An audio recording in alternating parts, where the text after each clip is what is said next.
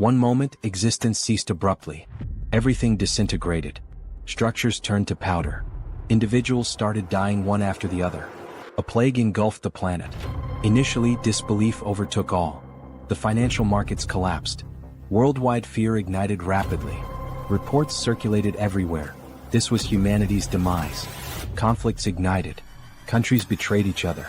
Economies fell apart. Hunger devastated the masses. In the midst of deprivation, turmoil escalated. Even a single packet of ramen cost millions of won. Crowds flooded the avenues. They begged. They rioted. It was an apocalypse of incomprehensible proportions. Yet humanity wasn't responsible. Abruptly, mythical beasts invaded Earth. And that marked the end of humanity. Like a fable, as soon as these beasts emerged, people began acquiring extraordinary talents. They transformed into superhumans. Digital alerts started materializing, providing resources to confront these entities. At first glance, it mirrored a recognizable scenario. But here was the deviation. Despite newfound skills, the creatures were pure nightmare fuel. The so-labeled superhuman abilities were nearly ineffectual. The beasts annihilated humans as if they were insignificant. In under 72 hours, the planet was nearly eradicated. 3 days after the beginning of the apocalypse, the scene shifts to the introduction of a building amidst destruction, surrounded by rubble but intact. The building stands out, a solitary structure amid the wasteland, bearing witness to the chaos that has unfolded. Inside this building there is a man, the protagonist, who is eating some snacks. He reflects while eating that the world has not completely ended, and that is the reason he is still living normally. The taste of the snacks is a small comfort, a semblance of the mundane in a world turned upside down. However, he also reflects that, despite being alive, he is alone in his apartment, without the company of any other survivor, locked in an environment of 100 square meters. The silence of the apartment is deafening, reminding him constantly of his isolation. His mother, father, grandfather, and grandmother are all outside, somewhere in the vast expanse of the destroyed world. He also thinks about the high cost of acquiring the building he is in, stating that it cost 200 million wons, arising from the bank account, and another family belongings totaling 200 million wons. The memories of the sacrifices made to secure this refuge weigh heavily on his mind. The reason he is in this apartment now and alone is explained as being the need for someone to live in the apartment for 2 years to benefit from the purchase taxes. This seemingly trivial bureaucratic requirement now feels like a cruel twist of fate. This is the reason he is living there and ended up being suddenly locked inside due to the apocalypse. While lamenting, he also realizes, to his greater sadness, that his internet connection is very weak. The weak connection is a frustrating barrier, cutting him off from what little interaction he could have had with the outside world. He takes a deep breath, trying to relax, but a strange noise catches his attention. The sudden sound is jarring, pulling him out of his thoughts and back into the harsh reality of his situation. When he looks, he sees a creature flying towards the building and making noises. The sight of the creature fills him with a mix of fear and curiosity. Then, as soon as it gets close to his apartment, the creature violently crashes into the window with enough force to knock down the protagonist even without hitting him. The impact shakes the building and he feels the vibrations through the floor. The creature soon attempts another strike against the structure, and the protagonist protects himself. He braces for impact, his heart pounding in his chest. While he tries to defend himself against a possible monster invasion, the system informs him that it has denied the entry of the creature trying to penetrate the demarcated area. The cold, mechanical sound of the system is a stark contrast to the chaos outside. Thus, the ultimate shut-in system is presented, showing the declaration of the house, stating that no one can enter without the permission of the owner and said perimeter rules. The protagonist, then relieved, remembers that this condition is not new to him. As he gets up, he recalls that this is the reason he is alive and safe. The ability protects him from any creature invasion. The sense of security, however, is fleeting. However, he also remembers, while trying to unlock the door, that not only is the entry blocked but also the exit of anyone within the perimeter of the apartment. The realization hits him like a ton of bricks. Enraged, he tries to open it with brute force, kicking the door. Each kick echoes in the empty apartment, a futile attempt to break free. On this third day, where the world succumbs to destruction, he is grateful for the ability protecting him but also laments being completely trapped inside the apartment. Sometime later, sitting and watching the system window, he continues to reflect on this condition of being trapped. The cold glow of the screen is his only company. Irritated, he laments not having the power to do anything about it. The feeling of helplessness is overwhelming. As he looks to the side, he notices that all his supplies are running out and that his refrigerator has lost power since the previous day. The ticking clock of his survival is a constant reminder of his predicament. His only source of energy is some food cooked in pans, which will not last much longer. The realization sets in, deepening his sense of urgency. Suddenly, the system shows a new notification.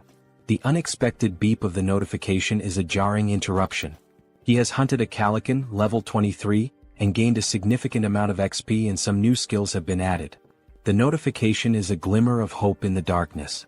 His attention is entirely focused on the system as he analyzes the reason for this unexpected notification. The details on the screen are a puzzle he needs to solve. Looking out the window, he sees the ground floor, where the bird that had hit his window is lying on the ground lifeless and being attacked by goblins.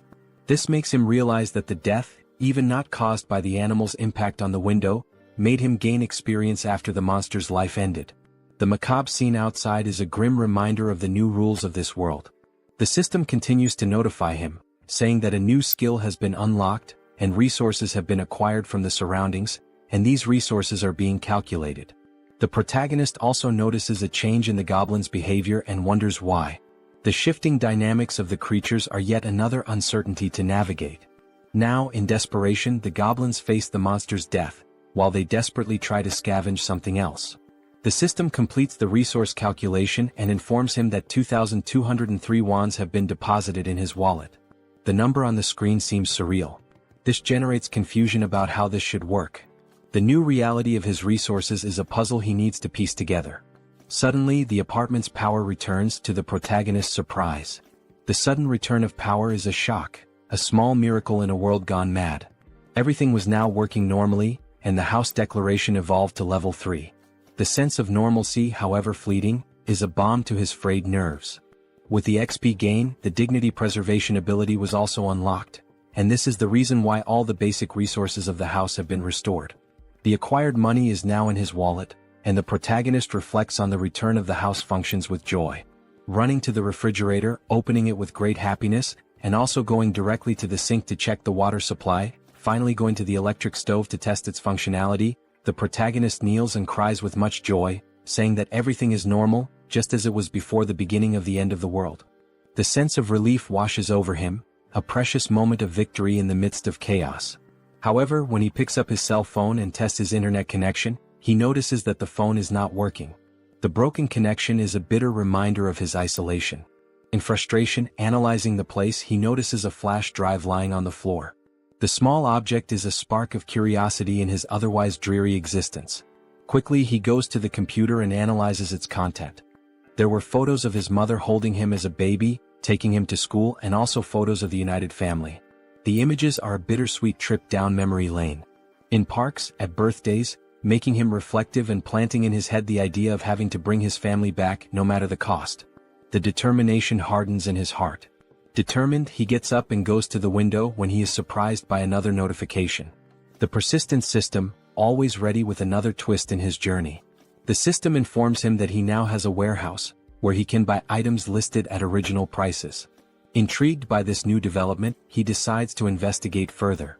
Going to check what this store is about, he sees the acquired values being made available and concludes that the confined wallet is directly linked to the values available for use in this store. This realization brings a glimmer of hope. Perhaps this store could offer a way out or at least provide better tools for survival. Thinking about some change in his condition, he goes to the window and laments that he is still confined within the apartment. The view outside, a constant reminder of his isolation, deepens his frustration. Nothing has changed regarding the permission to leave the perimeter, even though his skills and levels have increased. The invisible barrier remains as imposing as ever, a prison wall he cannot breach. However, one thing is certain, increasing levels can unlock skills that may help him get out of this condition. This thought fuels his determination. For that, he needs to hunt monsters. But then the question arises, how will he hunt these monsters? The memory of his past struggles makes him doubt. It will be very difficult for something like before to happen again, where simply a monster hitting the window, falling, and dying would allow him to gain experience and the rewards related to the monster's death. Looking once more at the bottom of the building through the window, he notices that there is a possibility of annihilating some goblins. This discovery ignites a spark of hope.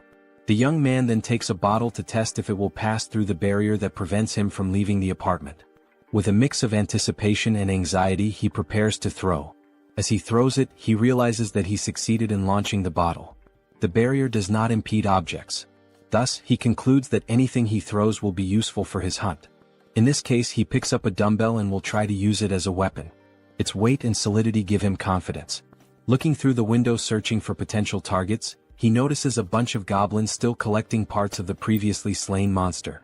Seeing that some are leaving with parts of the monster, he shouts for them not to go away. His voice is urgent, a command born of desperation. Seeing the urgency, he then throws the first dumbbell through the window. Throwing it and hoping it hits a monster, he watches as the dumbbell falls and accurately hits one of the goblins, killing it. The other goblins around, surprised, cannot comprehend what just happened. The goblins' perception of one of their companions being killed causes the young man to feel frightened, fearing possible retaliation. His heart races, the adrenaline pumping. Realizing that only one dumbbell remains, he reflects on other possible artifacts that can be used in his hunt. He needs to be creative. Artifacts that are strong enough to perform a kill when thrown, even considering throwing the TV or computer. His mind races with possibilities. The goblin screams on the ground floor of the building catch the protagonist's attention, who becomes scared as they howl more and more with the intention of making some kind of counterattack. With the goblins advancing against the building, the protagonist realizes that this may be a good opportunity, as they are now closer, and he will be able to hit his targets more easily. The proximity could be an advantage. To solve the shortage of throwable artifacts, he goes back to the store and activates the function to list items, picking up his last dumbbell and registering it in the store to test the functionality. While scanning the dumbbell, he receives a notification of the artifact's characteristics and also the price registered in the store for the item acquisition. Surprised, he compares the listed price with the price he paid to buy this item online previously, concluding that the price of the items he registers will indeed be the same as normal stores from the period before the end of the world. This realization reassures him. With the item ready and scanned, the system suggests buying the item he just registered. Confirming the purchase, the dumbbell is projected and materialized in front of the young man. He now shouts with joy, considering that everything worked as expected. His plan is coming together. Now the second part, testing the purchased items by throwing them through the window to hit more targets. In the first throw, there is already success as the dumbbell hits a goblin. The thrill of the successful hit fills him with confidence. The system confirms the hit by showing the EXP obtained and the ones from the goblin's death. Meanwhile, the group of goblins watch the lifeless body. Not having much time to lament, they are surprised by more dumbbells falling from the sky, literally, a rain of dumbbells.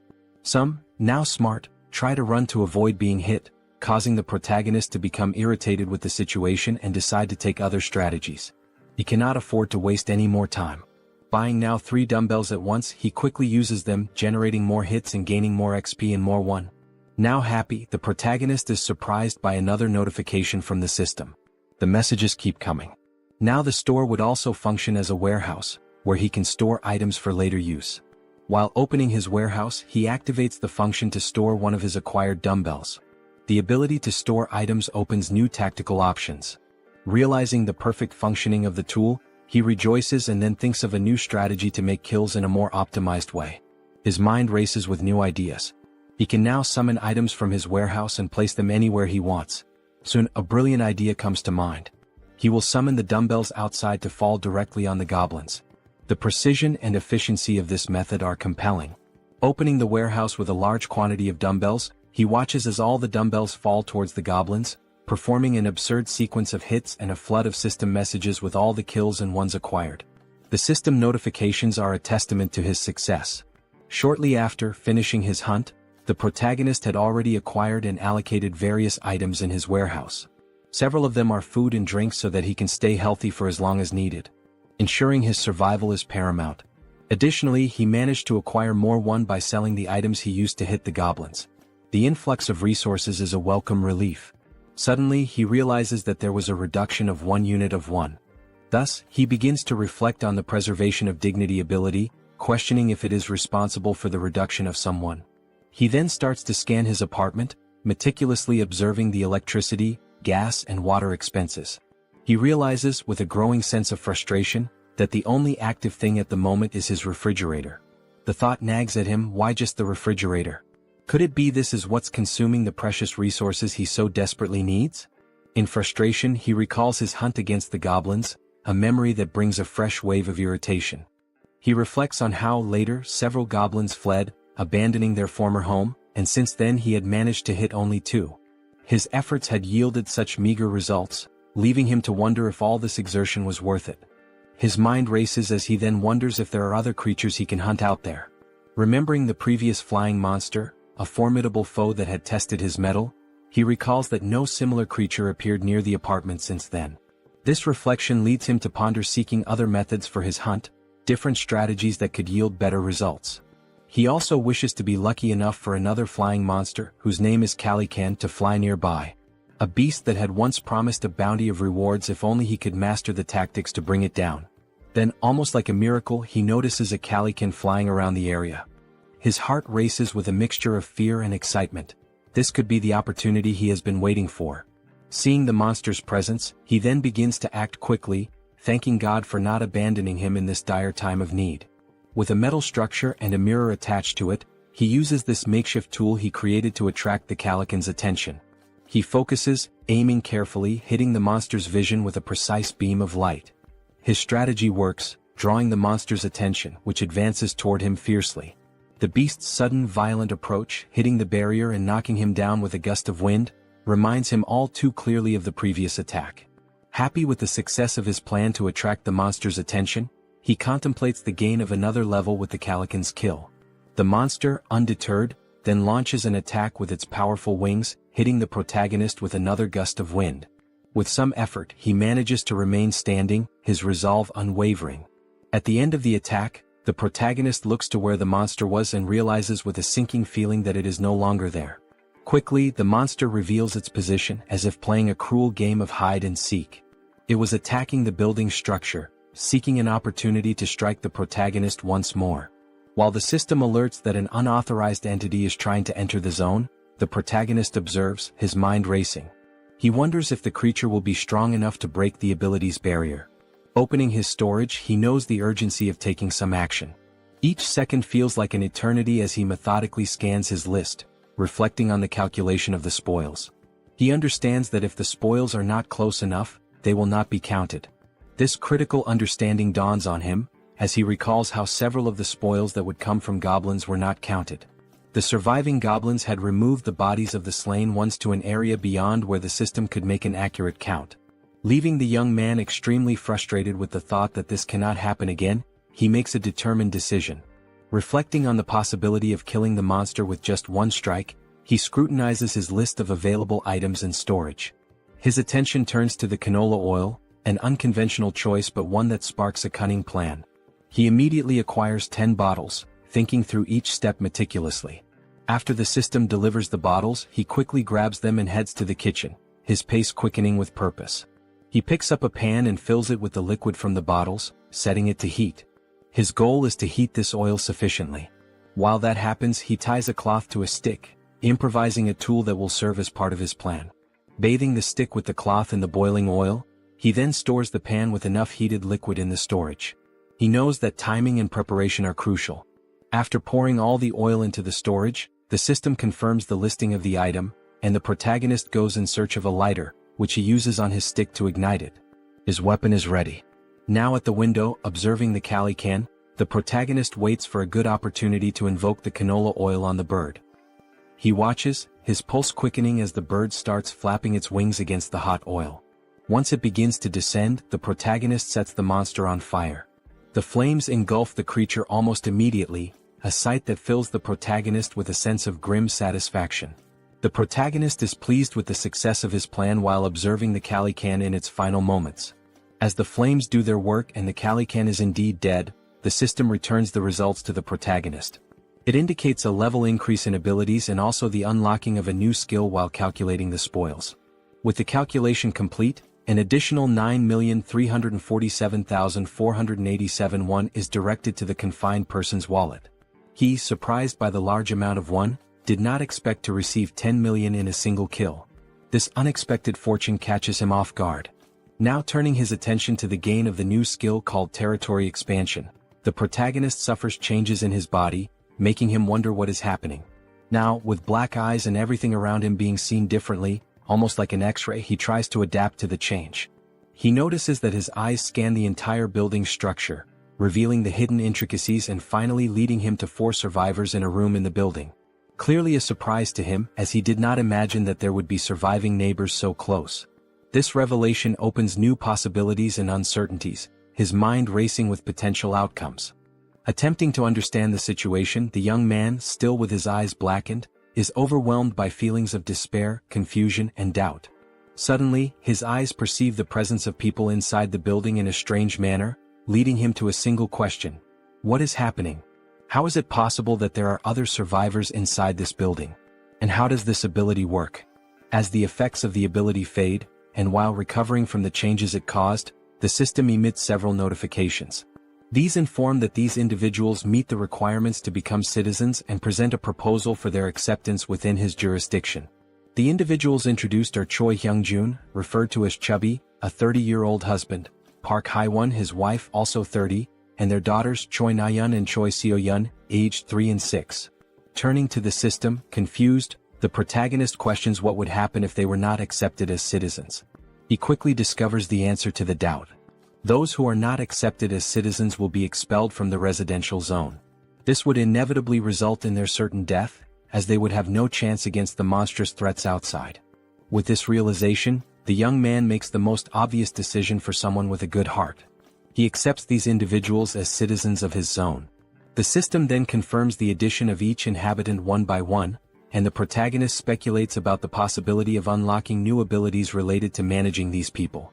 Consulting the system, more details are gathered, not only regarding these speculations but also about the ability that allowed the detection of the presence of these other beings. The ability is called Ultimate Eyes, and at level 1, it ensures that nothing within his home escapes detection. Learning about this ability, he explores skills related to citizens and finds an option within the system for citizen management. There, a list of all their names is displayed, alongside their current levels and trust scores. Below the list, a population counter shows 4 out of 600. The number is surprising. 600 people is a lot. Diving into the details about Chubby, information is found about awakened skills. Currently none, XP distribution at 0%, and money distribution also at 0%, with options to assign a mission to Chubby or remove him from the citizen list. Data such as XP and money distribution rates raise questions about the possibility of sharing gains with the host of the house, sparking curiosity about how much control there might be over these rates. Could this also be a way to grow stronger? Returning to the system, under the option to assign a mission to Chubby, the system presents a form requesting details such as description, time limit, mission rewards, and penalties for failure. This detail is surprising, especially the need to specify all these elements. In this case, the mission is described as Goblin Hunt, giving Chubby 168 hours to complete it. The reward is a small amount of XP with no penalties for failure. When confirming the mission, considerations are made to alter the form's details, balancing penalties for failure with the mission's complexity and its rewards, even contemplating imposing elimination as a failure penalty. However, back at the confirmation screen, the assignment is cancelled, deemed too dangerous and unfair to arbitrarily decide the lives of citizens. Reflective, the protagonist wonders what should be done with this ability. Then, an idea arises: use Ultimate Eyes again to check what is happening in the room where the citizens are. Observing everything, the family, sitting around a table, seemingly desolate, begins a dialogue with the wife questioning what they can do now. The reasoning behind her question soon becomes clear. Chubby intends to leave the safe zone to search for basic supplies such as water. Though he wishes to stay with his family and daughters, he knows the necessity of obtaining essentials for their survival. The wife shouts that he cannot do this, emphasizing the extreme danger involved. Chubby understands but, given their circumstances, fears they have no other choice. He wonders aloud if there might be any place with at least water. He answers that even if there isn't, it is necessary to try the nearby convenience stores, mentioning one particularly large store that will surely have something usable. Before much reflection, one of the daughters exclaims, "I'm thirsty."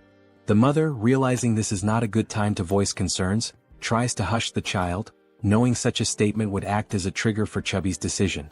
Confident, Chubby takes his wife's hand, asking if she trusts him and assuring her he will definitely return safely with something for their family. Saddened, the wife finds no further arguments to stop him. Back in his room, the protagonist ends the ability and reflects on the family's situation. The decision is then made to open the store and check the list of items. It appears that the maximum item storage capacity is limited, and it is wished that this could be expanded. While navigating the skill window, information is noticed showing storage at level 1, dignity preservation also at level 1, and the store at level 1 as well. Observing the levels of each item, there is a sense of relief. If there are levels, there must be a way to increase them and, consequently, enhance the capacities of these abilities. With points available for immediate upgrades, the store's level is raised to 2, increasing its capacity by 20 items. Additionally, the system applies a 10% discount to the total price of all used items. The protagonist, with enthusiasm, evaluates the given data and wonders what to do with the 2 remaining points. He considers investing in the shop or in the preservation of dignity, recognizing that these skills might help him encounter more citizens in the future. His shop, now at level 3 with a maximum capacity of 40, also has a new function: item recovery. This function enables him to restore old items and turn them into new ones. This was undoubtedly an excellent choice. Without further ado, he visits his shop again to acquire water and some fruits. With the remaining points, he decides to allocate them to other skills, particularly the preservation of dignity. Still at level 1, the choice to upgrade is based on the ability to request various things in return if he provides energy and water. With the preservation of dignity skill at level 2, he can now register vassals, leaving the protagonist puzzled about what vassals might be. The scene shifts to the living room where the family is gathered, and Chubby is seen preparing for his journey.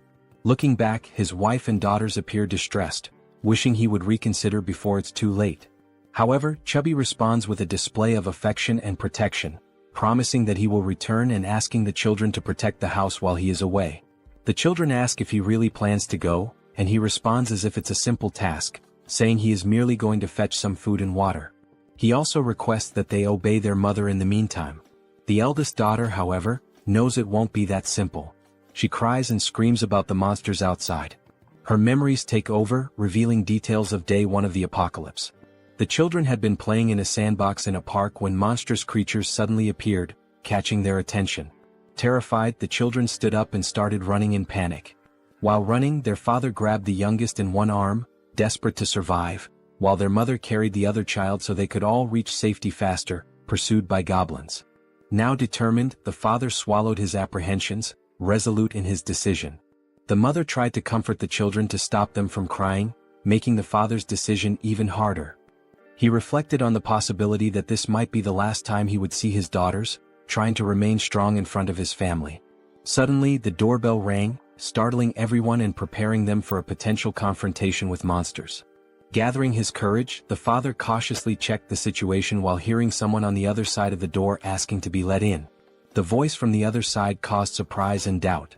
Could it really be a person? Chubby wondered, but he didn't rule out the possibility of a cunning monster. As the voice continued from the other side, he prepared for a potential confrontation, noticing a sudden silence. Pondering whether the monster had left, he was startled when the door suddenly opened. Quickly, he turned to his family, holding them in hopes of protecting them from a possible threat.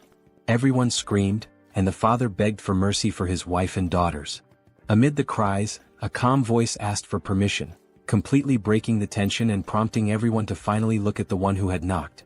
It was the protagonist, holding a bag of items, creating a pleasantly surprising moment for everyone. The question, "Who are you?" arose naturally. Then the protagonist's real name, Kim Jaehyeon, was revealed, although he would henceforth be known as June. After introducing himself, he explained that he lived nearby. Handing over the bag of items, he informed them it contained water and fruits, requesting a small conversation once everyone was settled. Both happy and apprehensive, the father looked at his family, seeing the worry in their eyes, and declared that there was no reason to refuse, given June's sincere demeanor. He then invited June into the house.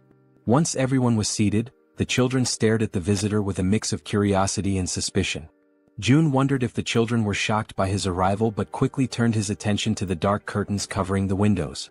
He considered this an intelligent choice, as it significantly reduced the risk of monster attacks. However, the darkness necessitated light. To address this, June activated his skill, restoring power to the room where they were conversing. While organizing items in his bag, the family, still in shock, was astonished by the return of power to their apartment. June then decided to interact with the family by offering water to everyone, starting with the children. Chubby expressed gratitude and distributed the water bottles to his daughters, who eagerly quenched their thirst. Shaun, the youngest, drank her bottle so quickly that she choked, briefly worrying her mother. June observed and promptly offered the little one a tangerine, which she accepted with slight hesitation. The mother stepped in, requesting that Shaun hand over the tangerine so she could peel it. Taking a piece of the fruit, the mother returned it to her daughter, who quickly devoured it, expressing immense joy as she savored it. The mother asked if it was good, and Shaun enthusiastically confirmed. The elder sister then asked the mother for a piece as well, which she also enjoyed, showing similar delight. For June, the system notified him that the citizens' trust levels had increased. It reported that Shaun's trust score had reached 50 points and her loyalty level had exceeded 30 points, meeting the requirements for her to become a vassal. Now at level 2, Shaun, with 57 trust points, no skills and no XP or money allocated, had new options available for missions to be assigned by June. He then reflects that this little girl has met the requirements. However, she is still too young to receive missions. Another thought that crosses June's mind is that the number of registrable vassals is highly limited compared to the number of citizens. Therefore, he needs to be very cautious in selecting vassals to avoid filling these slots carelessly. Looking at Chubby, whose trust level is at 31, June realizes that this score must be raised further. While contemplating, he is interrupted by Chubby, who asks if there is a way to repay June for his actions toward the family. June invites Chubby to talk in the hallway. Surprised, Chubby agrees and both move outside the room. Once outside, June asks Chubby if he received the invitation to become a citizen. Chubby checks his notification window and confirms that the entire family received this notification about 30 minutes ago. June then inquires if anything strange or unusual occurred during that time. Chubby confirms, explaining that they were immobilized for a short period.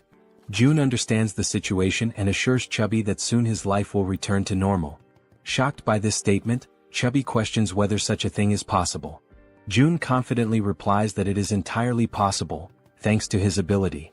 Chubby processes this information and then remarks that he knows such actions would never come without a cost. He asks what he should do.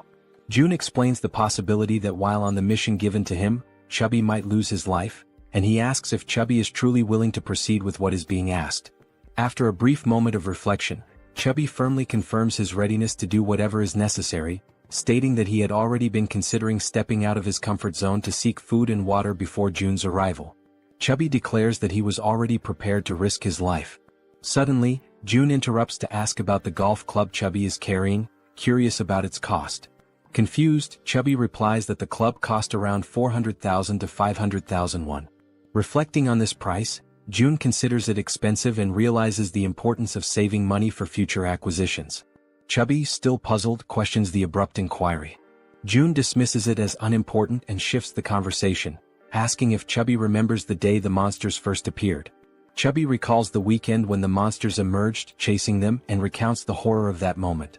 June reflects that those who stayed inside their homes might have survived the attack.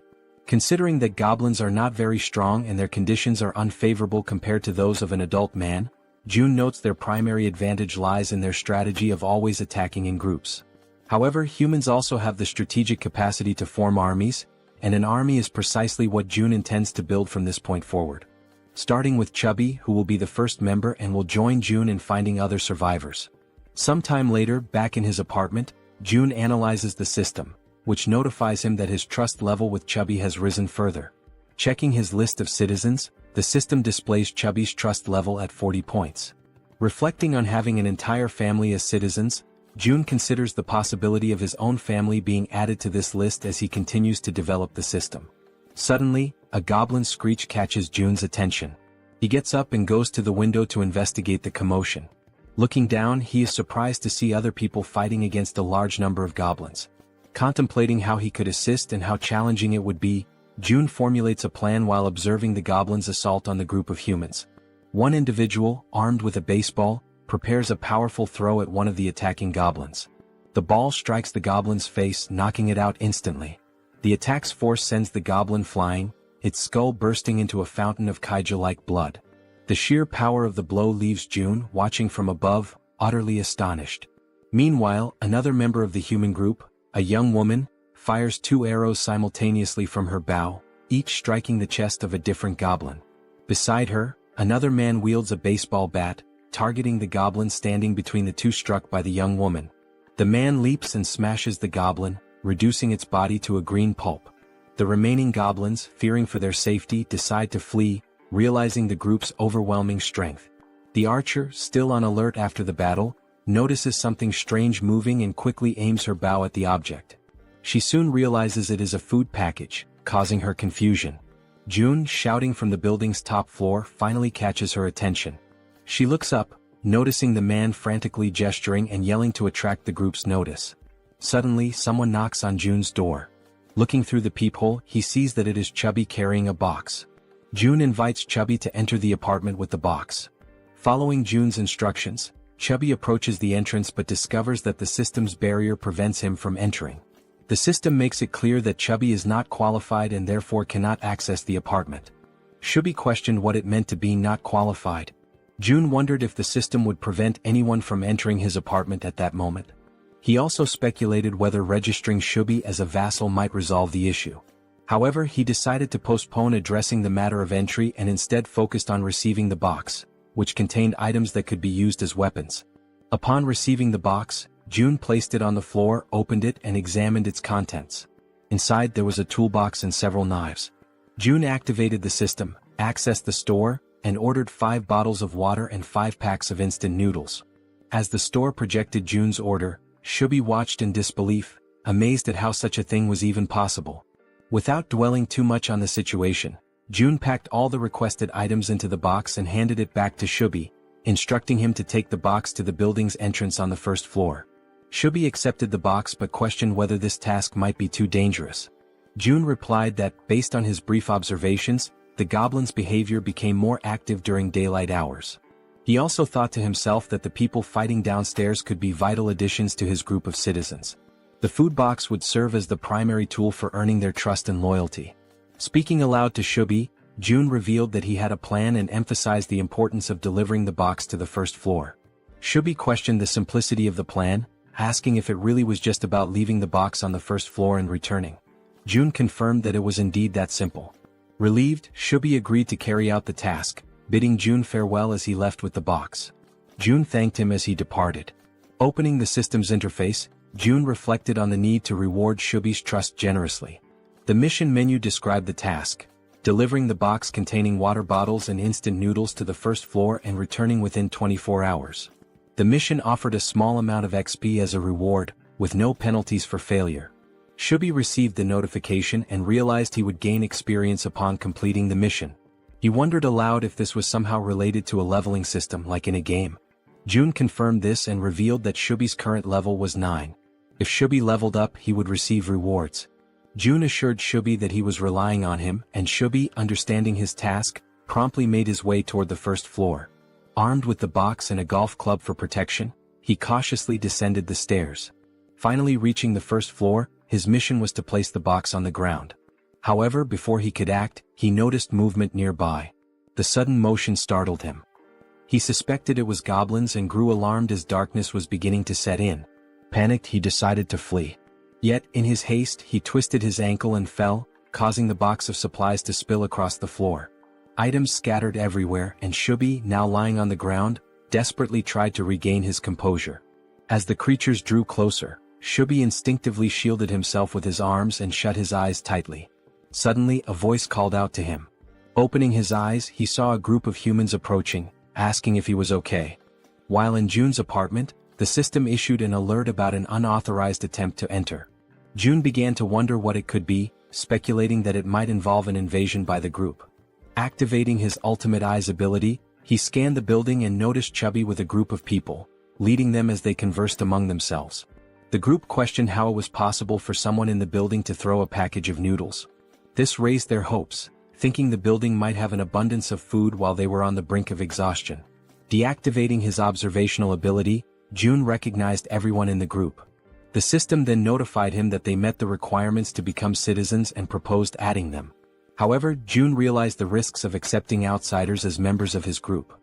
He also considered the possibility that these people might reject his offer to join, which made him anxious and stressed. While contemplating the best course of action, June was interrupted by Chubby's voice calling out from nearby, trying to communicate with him. Responding to Chubby, June received a system notification indicating that this citizen had an ongoing mission. The system suggested editing the current mission, which June confirmed. The updated mission now included delivering meals to the newcomers. After confirming the changes, June and Chubby exchanged updates on the situation.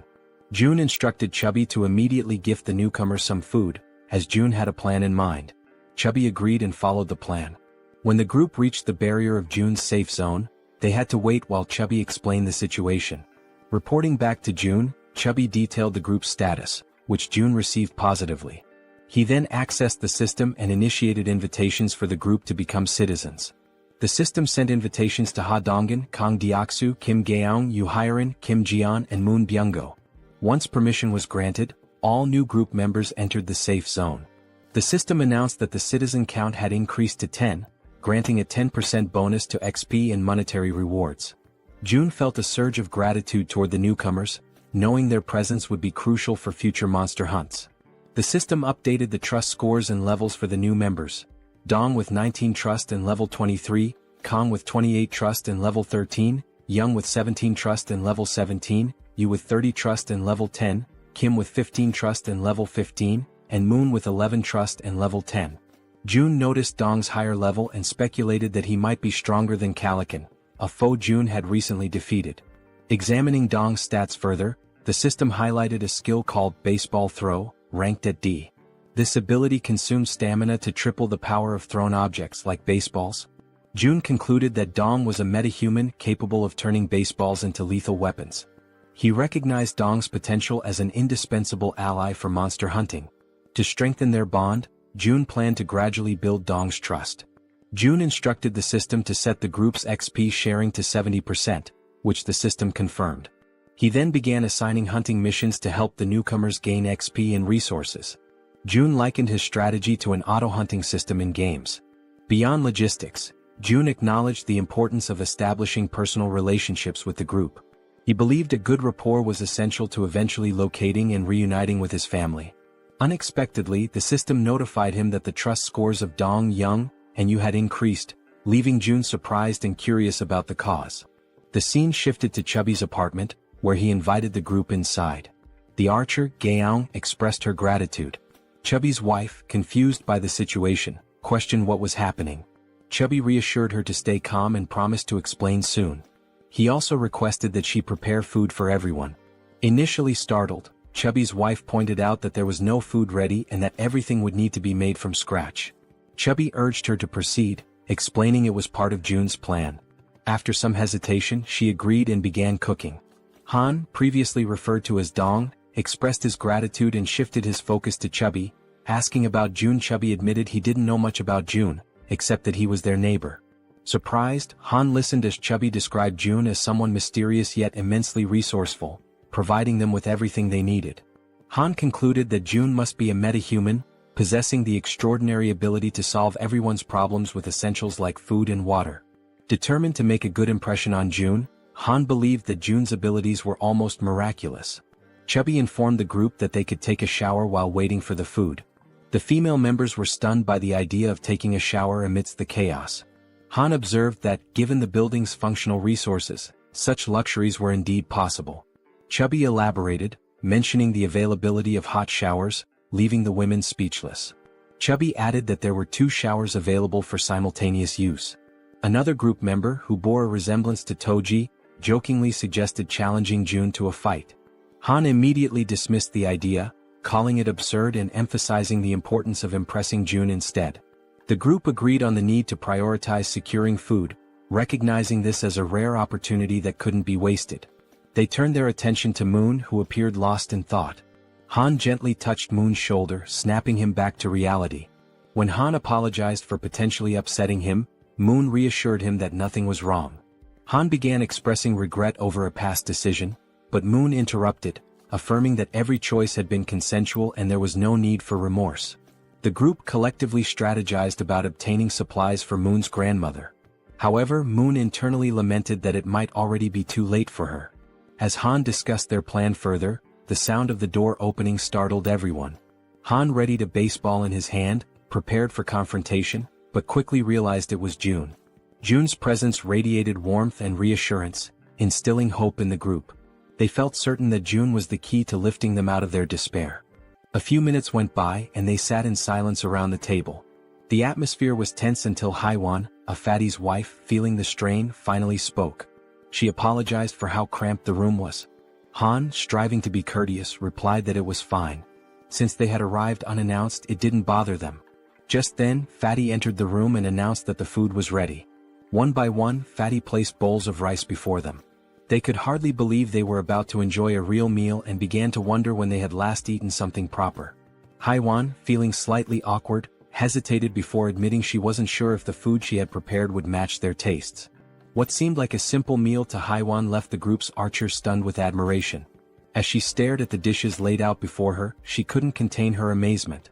She told Haiwan that the food was incredible, confessing it had been a long time since she had eaten something so delicious. Haiwan, shyly brushing off the compliments, explained that it was all thanks to the ingredients Seo Jun had provided. She admitted that, without Seo Jun's help, she would have only been able to serve rice and tangerines. Meanwhile, Seo Jun noticed that Haiwan's trust level had reached 50. He smiled quietly to himself, reminded of his mother, who always beamed with joy when guests praised her cooking. But as the thought lingered, he realized with some surprise that Haiwan's trust had surpassed Jun's. Later on, they all started eating, expressing their gratitude to Haiwan for the meal. Haiwan and Fatty watched as their guests eagerly enjoyed the food, eating as though they hadn't had a proper meal in ages. The archer couldn't stop complimenting the egg roll, while another girl remarked to Haiwan that the style of the egg seemed Japanese. Haiwan smiled warmly, agreeing and politely encouraging her to enjoy the meal. At that moment, Haiwan's youngest daughter called out to her, capturing her attention. The little girl wanted to eat the egg rolls too, but Haiwan gently explained that she would make more for her after the guests left. This made her daughter a bit sad. Noticing this, the archer asked Haiwan's daughter if she'd like to share the egg rolls with her. The child's face lit up immediately, her excitement brightening the room. She quickly ran over and climbed onto the archer's lap, her happiness obvious. The archer smiled warmly, delighted by the little girl's enthusiasm. The child eagerly announced she was ready, and the archer picked up a piece of egg roll, softly asking Seoyin to open her mouth. As the archer fed her, Seoyin beamed with joy, her smile lighting up the moment. Seo Jun then suggested that Fatty and Haiwan join them, assuring them there was enough food for everyone. The two exchanged a hesitant glance, unsure at first, but eventually smiled and agreed, happy to join the gathering. As they all shared the meal together, the room filled with laughter and cheerful conversation. Seo Jun took a quiet moment to reflect on the warmth of the scene. The lively noise reminded him of how long it had been since he had experienced something like this. His thoughts drifted to memories of his mother and the care she had always shown. A soft smile spread across his face as he silently hoped his family was safe and well. Time passed and soon the food was gone, leaving behind only empty dishes. Haiwan's youngest daughter, now tired, mentioned she wanted to rest. Haiwan gently lifted her and asked her eldest daughter to follow her to their room for bedtime before leaving the table. Moments later, Seo Jun decided it was the right time to get back to business. He turned to the guests and suggested they continue their earlier conversation, questioning why they couldn't reach the grandmother's house despite its close proximity. Han, his expression serious, explained that it was due to the goblins. Seo Jun raised an eyebrow, doubting whether it was truly goblins, recalling his own struggles when he had first encountered them. Han nodded, affirming it was true. He elaborated that the goblins had discovered an underground parking lot and had turned it into their base, hiding there. Seo Jun's curiosity deepened, and he asked if they had any idea how many goblins were down there. Han, with a somber look, answered that there were several thousand goblins in the underground area. Seo Jun paused, thinking carefully. He realized that his abilities only worked effectively from ground level to level 30, meaning they wouldn't be as useful in the underground parking lot beneath the building. Suddenly, it all made sense to him. This was how the goblins had infiltrated the area. Han continued, explaining that the underground parking lot was connected directly to the entrance of the apartment building they needed to reach. The goblins had turned it into their stronghold and rarely ventured outside. Seo Jun, remembering the nearby side roads, asked Han about them, recalling there were alternative paths they could have taken. Han nodded, admitting that their initial plan was to use the side roads to escape, but they had encountered something far worse than the goblins. Intrigued, Seo-jun pressed Han to explain what could possibly be more dangerous than an army of goblins. Han recounted seeing a massive shadow, describing it as resembling a bear. He explained that they had managed to escape the apartment building because the bear had been fighting the goblins, providing a brief window for their escape. Seo-jun, considering how to deal with such a large creature, asked Han for more details. Han confessed that he wasn't entirely sure it was a bear, as the darkness had obscured his view. Seo-jun stated decisively that eventually, they would have to face both the goblins and the shadowy figure. Han agreed but looked down, acknowledging that their group had limitations and wasn't equipped to handle both threats simultaneously. Seo-jun, curious about these limitations, asked for clarification. The archer spoke up, explaining that both she and Han relied on items like arrows and baseballs for combat, but they were running low and couldn't replenish their supplies easily. Despite the challenges, Han remained composed and suggested he could find a solution. He asked to inspect their current weapons, the arrow and baseball. Without hesitation, the archer handed over her equipment. The system then prompted Seo-jun, asking if he wanted to list the new items. Seo-jun agreed and the system began scanning them. Moments later, it displayed the cost to replicate the items. When asked if he was certain, Seo-jun confirmed. Seo-jun glanced around the table and asked if everyone could use the archer's weapon. The group nodded silently, understanding there was only one available. Seo-jun took their silence as agreement. Turning back to the system, he requested 5 sets of the archer's weapon and arrows. The newly created items appeared on the table, and Seo-jun addressed the group, encouraging anyone unfamiliar with weapons to take this opportunity to learn. "These will be your primary weapons from now on," he stated firmly. As the items materialized, the system notified Seo-jun that several members of Han's group had increased their trust in him. Meanwhile, Moon's gaze was fixed on the weapons. He couldn't help but marvel at Seo-jun's resourcefulness, realizing that with Seo-jun on their side, they might actually save his grandmother. The system confirmed that Moon's trust in Seo-jun had grown significantly. Han broke the silence, commenting that with Seo-jun's support, their hunting speed would improve dramatically. Another girl chimed in, noting that Seo-jun's assistance would make their tasks safer, as they wouldn't have to risk themselves to collect arrows anymore. Seo-jun then gathered everyone's attention and announced that before they could move forward, they needed to reduce the number of goblins in the area. Han agreed and asked when they would begin hunting. Seo-jun replied decisively, "Tomorrow?" Han seemed hesitant, questioning the urgency, but Seo-jun explained that the sooner they acted, the better their chances of success. Han eventually nodded, though he still appeared uncertain. Seo-jun turned to Moon and assured him, "Tomorrow we're going to rescue your grandmother." Moon's face lit up with hope and excitement at the thought of seeing his grandmother again. Han, still wary, voiced his concerns about how they would manage with so many obstacles in their way. Seo-jun smiled confidently and revealed his plan. "We'll use a bait strategy to lure the goblins out." After Seo-jun spoke, everyone at the table turned their attention to him, waiting for more details about his plan. Han and the archer girl remained pensive, wondering if the idea could truly work. The boy with glasses voiced his concern, saying the plan would only succeed if everything went exactly as planned. As they deliberated, the system notified Seo-jun, revealing that the mission previously assigned to Fatty had been completed. Along with the notification came a reward of 30,000 won.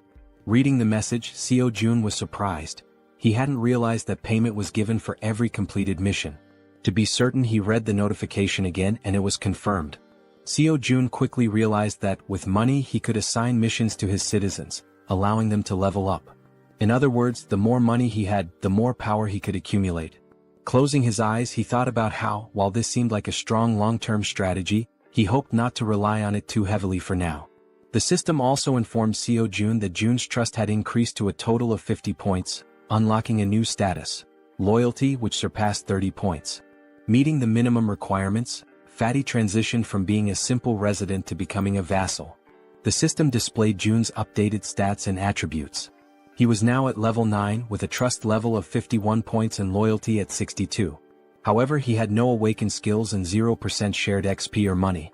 After carefully analyzing the information, Seo-jun decided to register Fatty as his first vassal.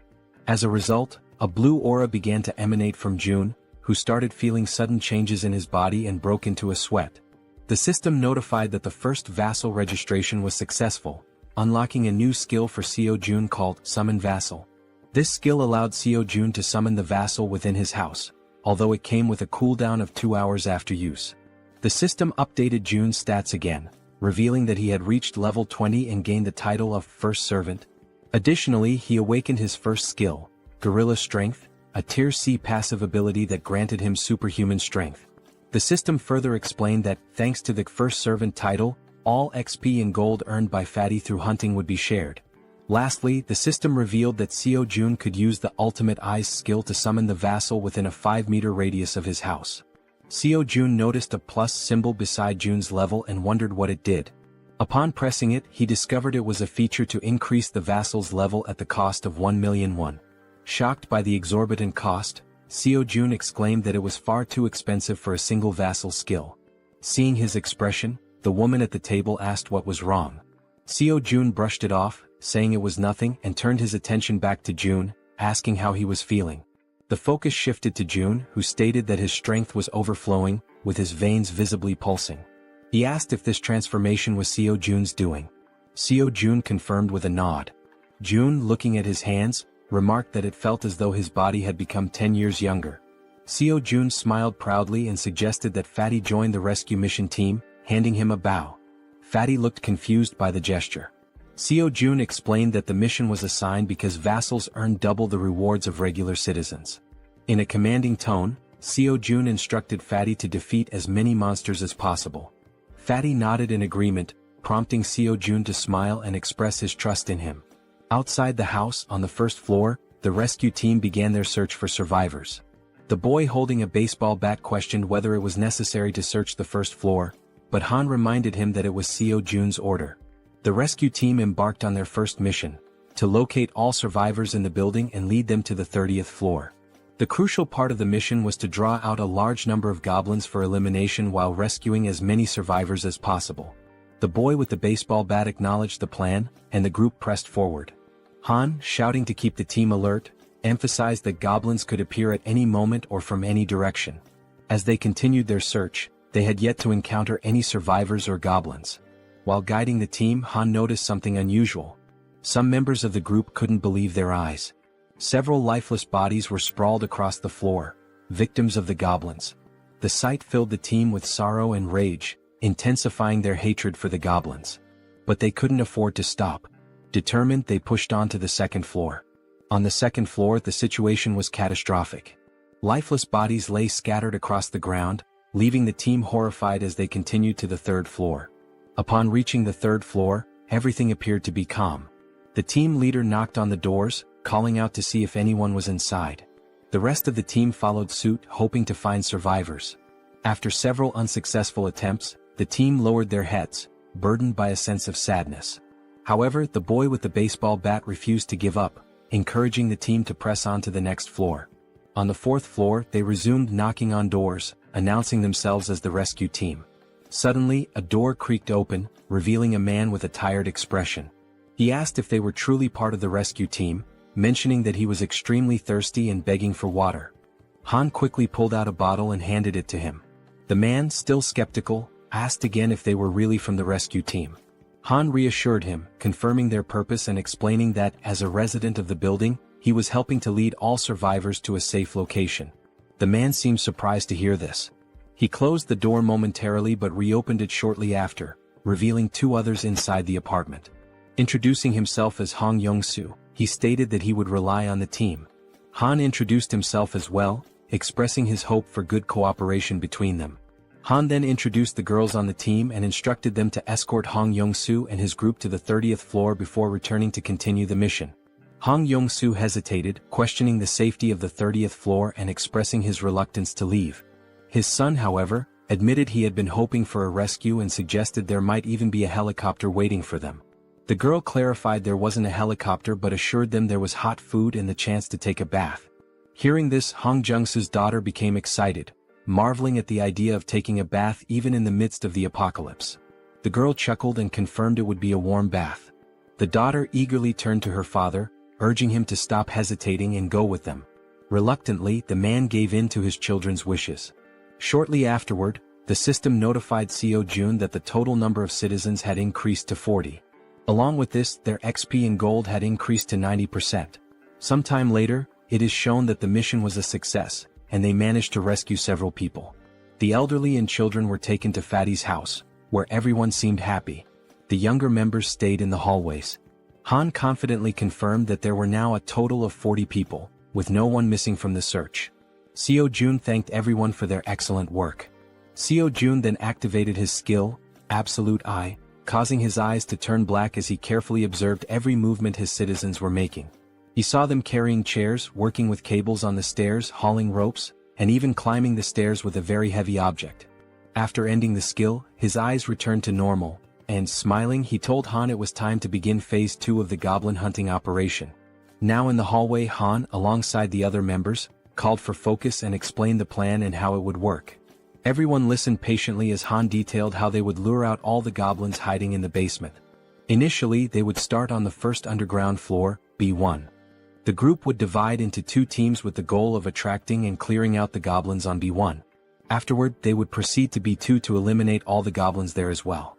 A boy with glasses raised his hand and voiced a question. He asked what they would do if more goblins appeared than anticipated. He also mentioned that if the goblins counterattacked, the bodies on the floor might obstruct their escape. The archer and Han, confident, assured him they could handle all the goblins on their own since they now had plenty of arrows, unlike before. The boy with glasses nodded in agreement and said he trusted them. Suddenly they heard a strange noise. Turning toward the source of the sound, they noticed a small group of 3 goblins ready to attack. Without giving the goblins a chance to make the first move, the archer drew her bow and with 2 quick shots hit the heads of 2 goblins, leaving only one alive. Without hesitation, the man with the bat charged forward and with a single blow, smashed the remaining goblin's head. The 3 goblins now lay lifeless on the ground. The boy with glasses questioned the man with the bat, asking why he was using the bat when he had previously said he would need a bow to defeat goblins. The senior admitted they were right. Meanwhile, the archer pointed to the goblin bodies, noting that they were disappearing shortly after being defeated. The newcomer wondered if this phenomenon was also a skill of Jaehyeon. Han declared the mission on that floor complete and announced they would now proceed to B1. The newcomer, still lost in thought, remarked that he had expected Jaehyeon to have a solution for dealing with the goblin bodies. The system then alerted the group that the citizens' trust was increasing. The scene shifted to Jaehyeon, sitting calmly and opening a bottle while a series of system windows appeared in front of him. He found the moment quite enjoyable. He remarked that it wasn't intentional but reassured himself that he was still keeping an eye on everyone. The system sent another notification showing that Moon's trust had reached 50, unlocking loyalty. The loyalty stat had surpassed 30, meeting the conditions for registration. Jaehyeon was surprised by how quickly he had achieved these stats. However, he noted that the faster this happened, the better it would be in the long run. Sitting on the floor and staring thoughtfully at the system window, Jaehyeon reviewed Moon's stats: 55 in trust and an impressive 88 in loyalty, along with other attributes. Jaehyeon was surprised by the 88 loyalty but remained calm, considering it a positive outcome. With an ironic smile, he pressed a button on the system window, declaring that the time for retention registration was complete. Back in the basement on B1, the entire group was fighting fiercely against the goblins. Suddenly, the newcomer began to emit a blue light, similar to what Fatty had done before. Holding his bow, Moon, the newcomer, was stunned as lightning surrounded him. The other group members were equally shocked, questioning what was happening. Even the goblins were confused, unable to see due to the intense glow radiating from Moon. After revealing his red eyes in the darkness, it was also shown that the goblins couldn't withstand the brightness emitted by the newcomer, leaving them momentarily blinded. Han shouted that he didn't know what was happening, but it was an opportunity they couldn't afford to miss.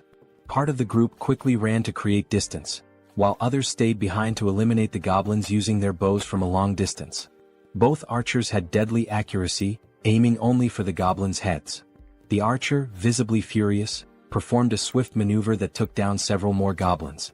Seeing what had just unfolded before them, the goblins became enraged and charged forward to attack. Despite the number of goblins they had already killed, their numbers only seemed to increase. While running, the group realized the sheer aggressiveness of their opponents and remarked how they hadn't expected them to be so relentless.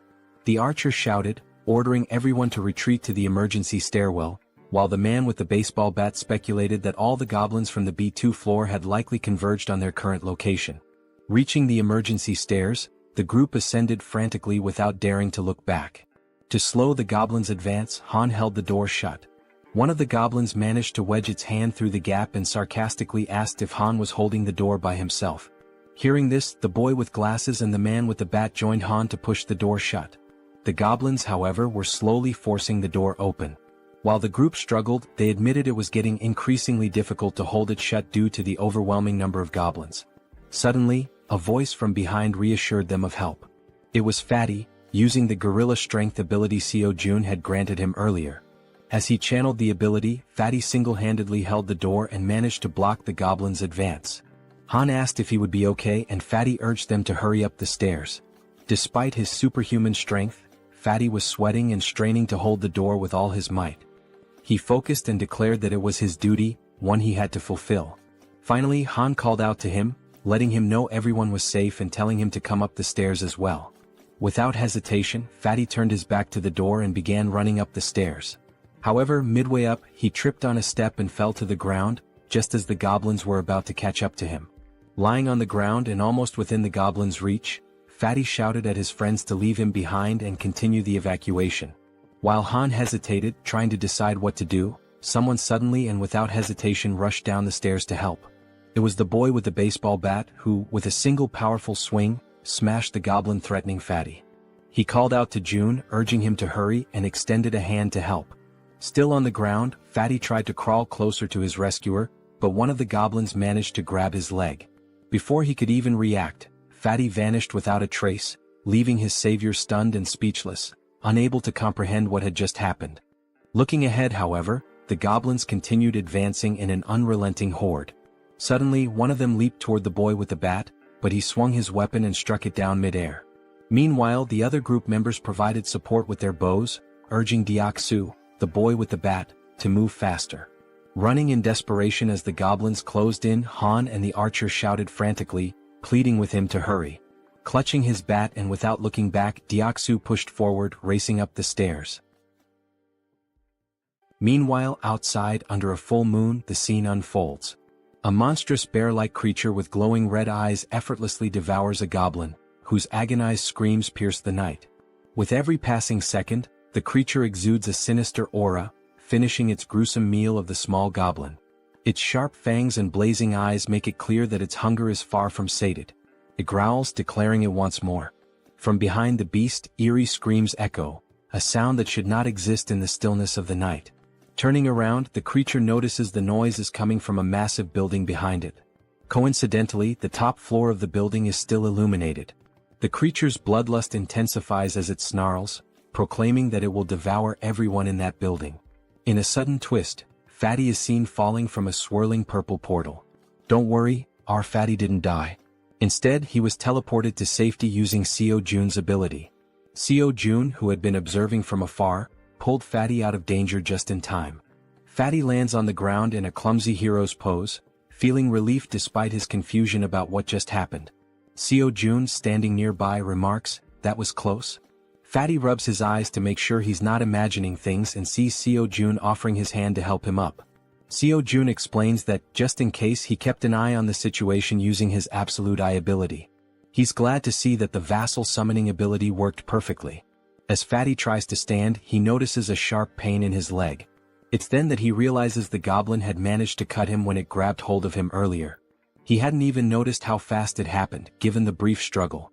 Jaehyeon immediately asks if Fatty is okay, but Fatty brushes off his concern, insisting that the wound will heal faster than he thinks. Jaehyeon, however, notices a shortage of medical supplies in his inventory and mentions that he should register some medicine to the system as well. He asks Fatty not to overexert himself and to wait for a moment. Though confused, Fatty agrees. Inside, Jaehyeon searches for medical supplies and finds a first aid kit. Looking at it, he recalls how essential medicine is in situations like this. The sight brings back memories of his childhood with his mother, leaving him momentarily deep in thought. Opening the kit, he discovers it contains far more than he expected. Sitting on the floor, he examines the items and mutters that his inventory has only 40 slots left, but there's still so much to register. After a brief moment, he has an idea. He decides to register the entire kit instead of the individual medicines. The system initiates the registration process, scanning the kit. A system notification pops up, confirming that it's a standard first aid kit valued at 77,331. Without hesitation, Seo-jun accepts. Back in the corridor, Seo-jun brings the first aid kit to Fatty, who notices Seo-jun's genuine concern for someone he barely knows. Kneeling down, Seo-jun asks to examine the goblin-inflicted wound. Fatty rolls up his pant leg, revealing a cut near his calf.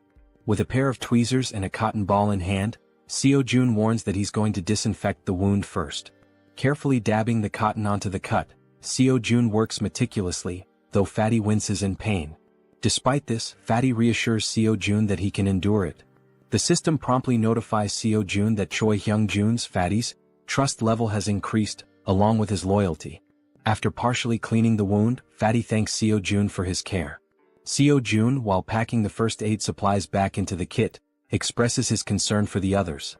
He stands and instructs Fatty to rest, explaining that he has something important to attend to. Fatty nods and agrees to follow his boss's orders. Seo-jun closes his eyes, focuses, and activates his ultimate eyes ability. His eyes darken as he scans the building, allowing him to see everything happening within. Back at the emergency stairs, Deoksu, also known as Toji the baseball bat wielder, is desperately fleeing from the relentless goblins. The archer, with her impeccable aim, provides support, taking out goblins with perfect headshots that would make anyone envious. Han and the guy with glasses try to help Deoksu create distance from the goblins but shout in frustration that they can only handle one goblin at a time, urging Deoksu to run faster. Toji sprints as fast as he can, but the goblins remain undeterred, chasing him with tireless persistence. From behind an improvised barricade, the support team fires arrows that was dangerously close to Deoksu, but every shot lands perfectly on the pursuing goblins. Deoksu finally reaches the end of the staircase and, with a leap, crosses the barricade. However, in a moment of carelessness, two goblins manage to jump and lunge at his back, catching him off guard. Instinctively, the rookie Moon charges forward with a shout, determined to protect his comrade.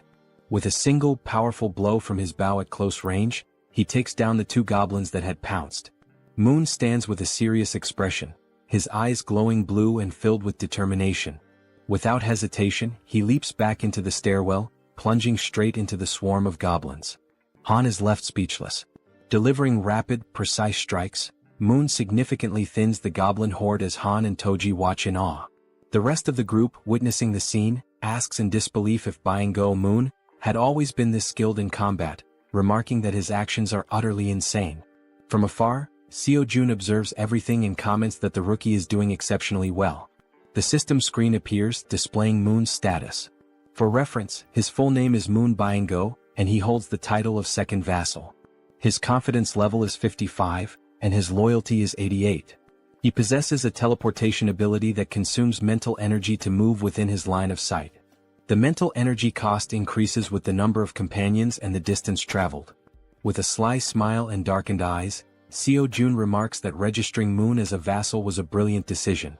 Back at the stairwell, goblins are being decimated by Moon, each of his blows striking their heads with deadly accuracy. Han asks Jiana, the guy with glasses, if the extension cord is ready. Jiana, holding it firmly, replies that it is. Han then checks if the water tank is prepared. The archer and the baseball bat wielder confirm its readiness. Moon, realizing he has to retreat, sprints toward the barricade as Han yells at him to hurry up. With a swift jump, Moon lands safely behind the barricade. For a brief moment, the goblins believe the group has simply fled. But moments later, a massive water tank appears above the barricade. The tank is tipped over, drenching the goblins and flooding the emergency stairwell with water. The goblins, initially confused, think it's merely a stalling tactic. Han shouts that this is the perfect opportunity, and Jiana flips the switch. An electrical surge travels down the now-soaked stairwell through the wires they had previously laid, electrocuting all the goblins that had been pursuing them. Seo-jun's system screen notifies him that he has hunted numerous goblins of varying levels, including some at levels 6 and 7. Another notification pops up, showing that Seo-jun has gained significant XP and earned a total of 334,464 won, which has been deposited into his account. Additionally, his skill level has increased, and a new ability has been unlocked. While using his ultimate eyes ability, Seo-jun suddenly feels a strange pressure. A sharp pain begins to spread through his body, causing him to writhe in agony. Upon closer inspection, a purple wave expands outward from him, covering an increasingly large area. The purple energy travels through the building, the stairwell, the parking lot, and even the goblins chasing his friends. The purple wave appears to function as a scanning mechanism because Seo Jun's ability screen indicates that hostile entities have been detected. After the scan, the system declares that the hostiles will be eliminated. As the energy wave dissipates, the goblins begin to deform, screaming in agony. In an instant, their bodies explode, vanishing in the blink of an eye.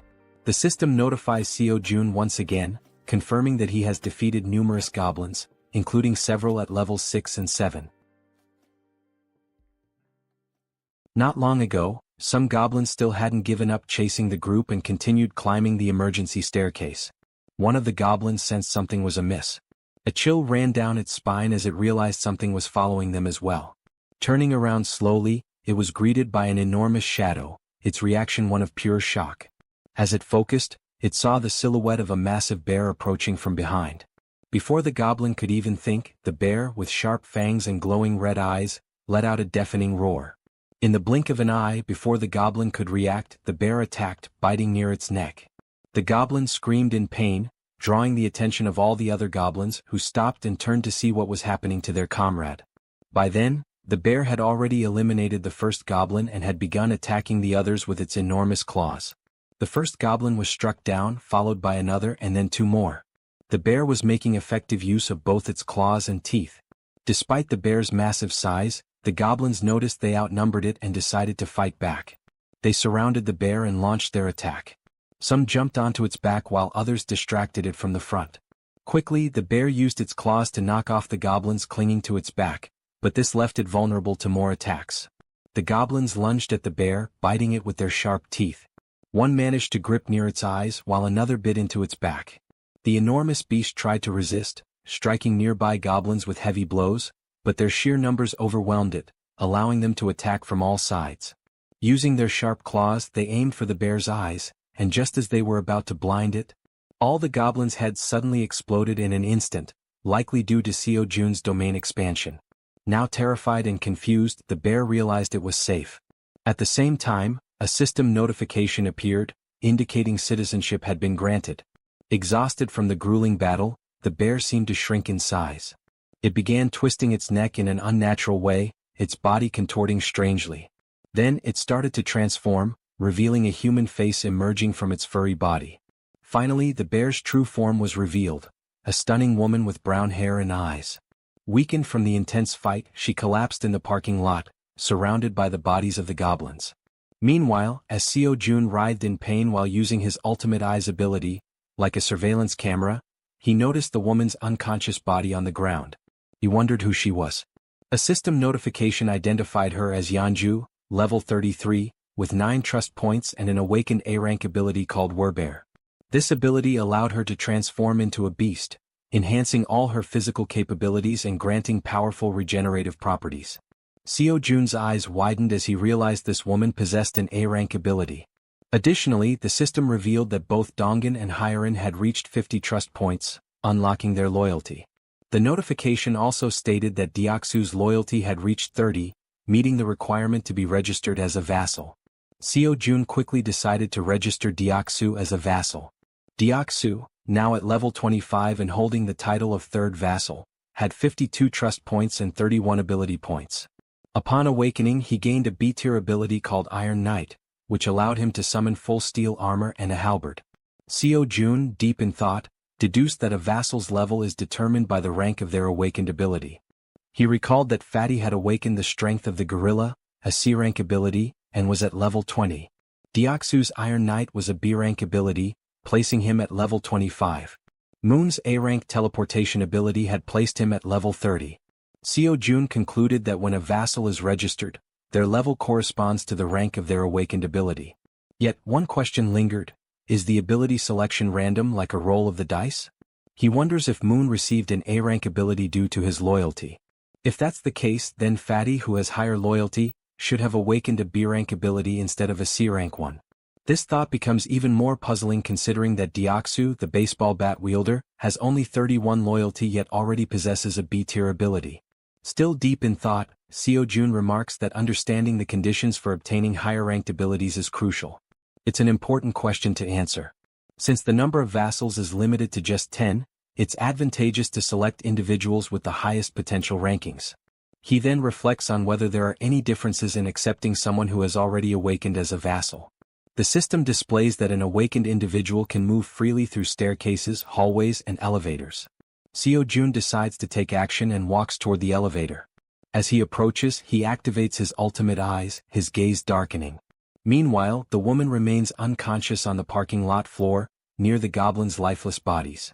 Seo-jun calls Fatty, who arrives quickly, and instructs him to head to the parking lot. He asks Fatty to bring the woman from the second level of the parking structure back to their floor. While this unfolds, the team on the emergency staircase is dismantling and recovering the materials used for the electric trap. Deoksu, feeling relieved by the goblins' sudden defeat, asks his friends if they know why the goblins exploded so suddenly. The bespectacled man speculates that it was likely someone's doing. Han, sweating nervously, realizes that such a powerful skill could only belong to one person. The way the goblins were dealt with so effortlessly leaves no doubt in his mind. It must have been Seo-jun. He recalls that when he first met Fatty, Fatty mentioned that Seo-jun was a bit of an enigma. Han also remembers Fatty talking about hot baths, which amazed the girls, and how the ingredients for their meals had also been thanks to Seo-jun's ability. Reflecting on all this, Han grows more unsettled by Seo-jun's overwhelming power, convinced that the mysterious skill must be his. As Han coils the wires around his arm, he glances at Moon and recalls how he used to be an introvert, someone who changed drastically after meeting Seo-jun. Realizing the terrifying scope of Seo-jun's abilities, Han thinks to himself that being saved by Seo-jun means being chosen by him. Back in the parking lot, as the elevator reaches the ground floor, Fatty dashes toward the unconscious woman. He quickly picks her up and heads to the 30th floor as instructed. All of this is observed by Seo-jun through the surveillance-like view of his ultimate eyes, while Han silently contemplates how being saved in this world seems to hinge on being favored by Seo-jun. A flashback is revealed, showing a small toy car. A child was playing with it in a park while being watched. The boy was filled with joy, calling out to his mother to watch what he could do. The woman from the parking lot, Yeonju, was his mother. She smiled at him genuinely, encouraging him. As the child stood up and waved to his mother, something appeared behind him. The genuine smile on the mother's face turned into an expression of horror. She froze, overcome with terror. A group of 3 vile goblins surrounded the poor boy, who was innocently waving at his mother. She tried to act, summoning all her strength, but she wasn't fast enough. The goblins attacked the boy, leaving her helpless to stop them. All she could do was weep as the sight of her son's final moments was burned into her memory. All that remained was the toy car the boy had been playing with. Trapped in a nightmare, Yeonju suddenly woke up, startled by the painful memories. She looked to her side and saw Seo-jun, who called her by name. He watched her lying down and she sat up on the bed, her head throbbing. Seo-jun extended his hand and introduced himself, saying it was a pleasure to meet her. Ignoring his introduction, she asked him if he was the one who did it. Surprised, Seo-jun hesitated, unsure what she was referring to. Quickly she clarified, saying he knew exactly what she meant, the thing that made the goblins' heads explode. Seo-jun froze in a moment of hesitation, and his hand began to tremble. Gripping his hand to steady himself, he admitted that, yes, he was the one who had done it. Yeonju started thinking, realizing how immensely powerful he must be. Someone with such a neutral expression could wipe out an entire horde of goblins in an instant. Fearful but hopeful, she thought that if he could do something so incredible, then maybe. She began trembling, her thoughts racing. Finally, she begged him, pleading for him to save her child. Through her tears, she cried out, asking him for just one day to bring her son back. As she finished her plea, Seo-jun looked at her, seeing her face soaked with tears, an expression of unbearable pain. It was the face of someone who had their child ripped away. Still crying, she said she missed her beloved son terribly. Seo-jun clenched his teeth, anger boiling within him as he realized she had lost her son to those wretched goblins. Yeonju sobbed so hard, trembling and unable to speak coherently through her hiccups. Seo-jun stood there, frozen, wondering if there was truly nothing he could do. He decided to try issuing a mission through the system. Hunt down 1,000 goblins with no time limit and no penalty for failure. The reward would be the resurrection of her child. Lost in thought, he wondered if such a thing was even possible. The idea filled him with apprehension. But then the system notified him that the mission couldn't be issued. Frustration surged through him as he realized resurrection was beyond his current capabilities, even with his powers. The system explained further, stating that a resurrection required a tremendous amount of power and resources. Then another notification appeared. There weren't enough funds to cover the resurrection mission's reward. It suggested trying again after increasing his funds. Seo-jun was stunned, his jaw dropping in disbelief as he read the message. Resurrecting someone might actually be possible if he had enough money. Overwhelmed with excitement, Seo-jun shouted at the system, demanding confirmation. Could he truly bring someone back to life if he had the funds? Returning to the room, he saw Yeonju still crying. He realized he had no idea how much it might cost to resurrect someone, nor could he even begin to guess.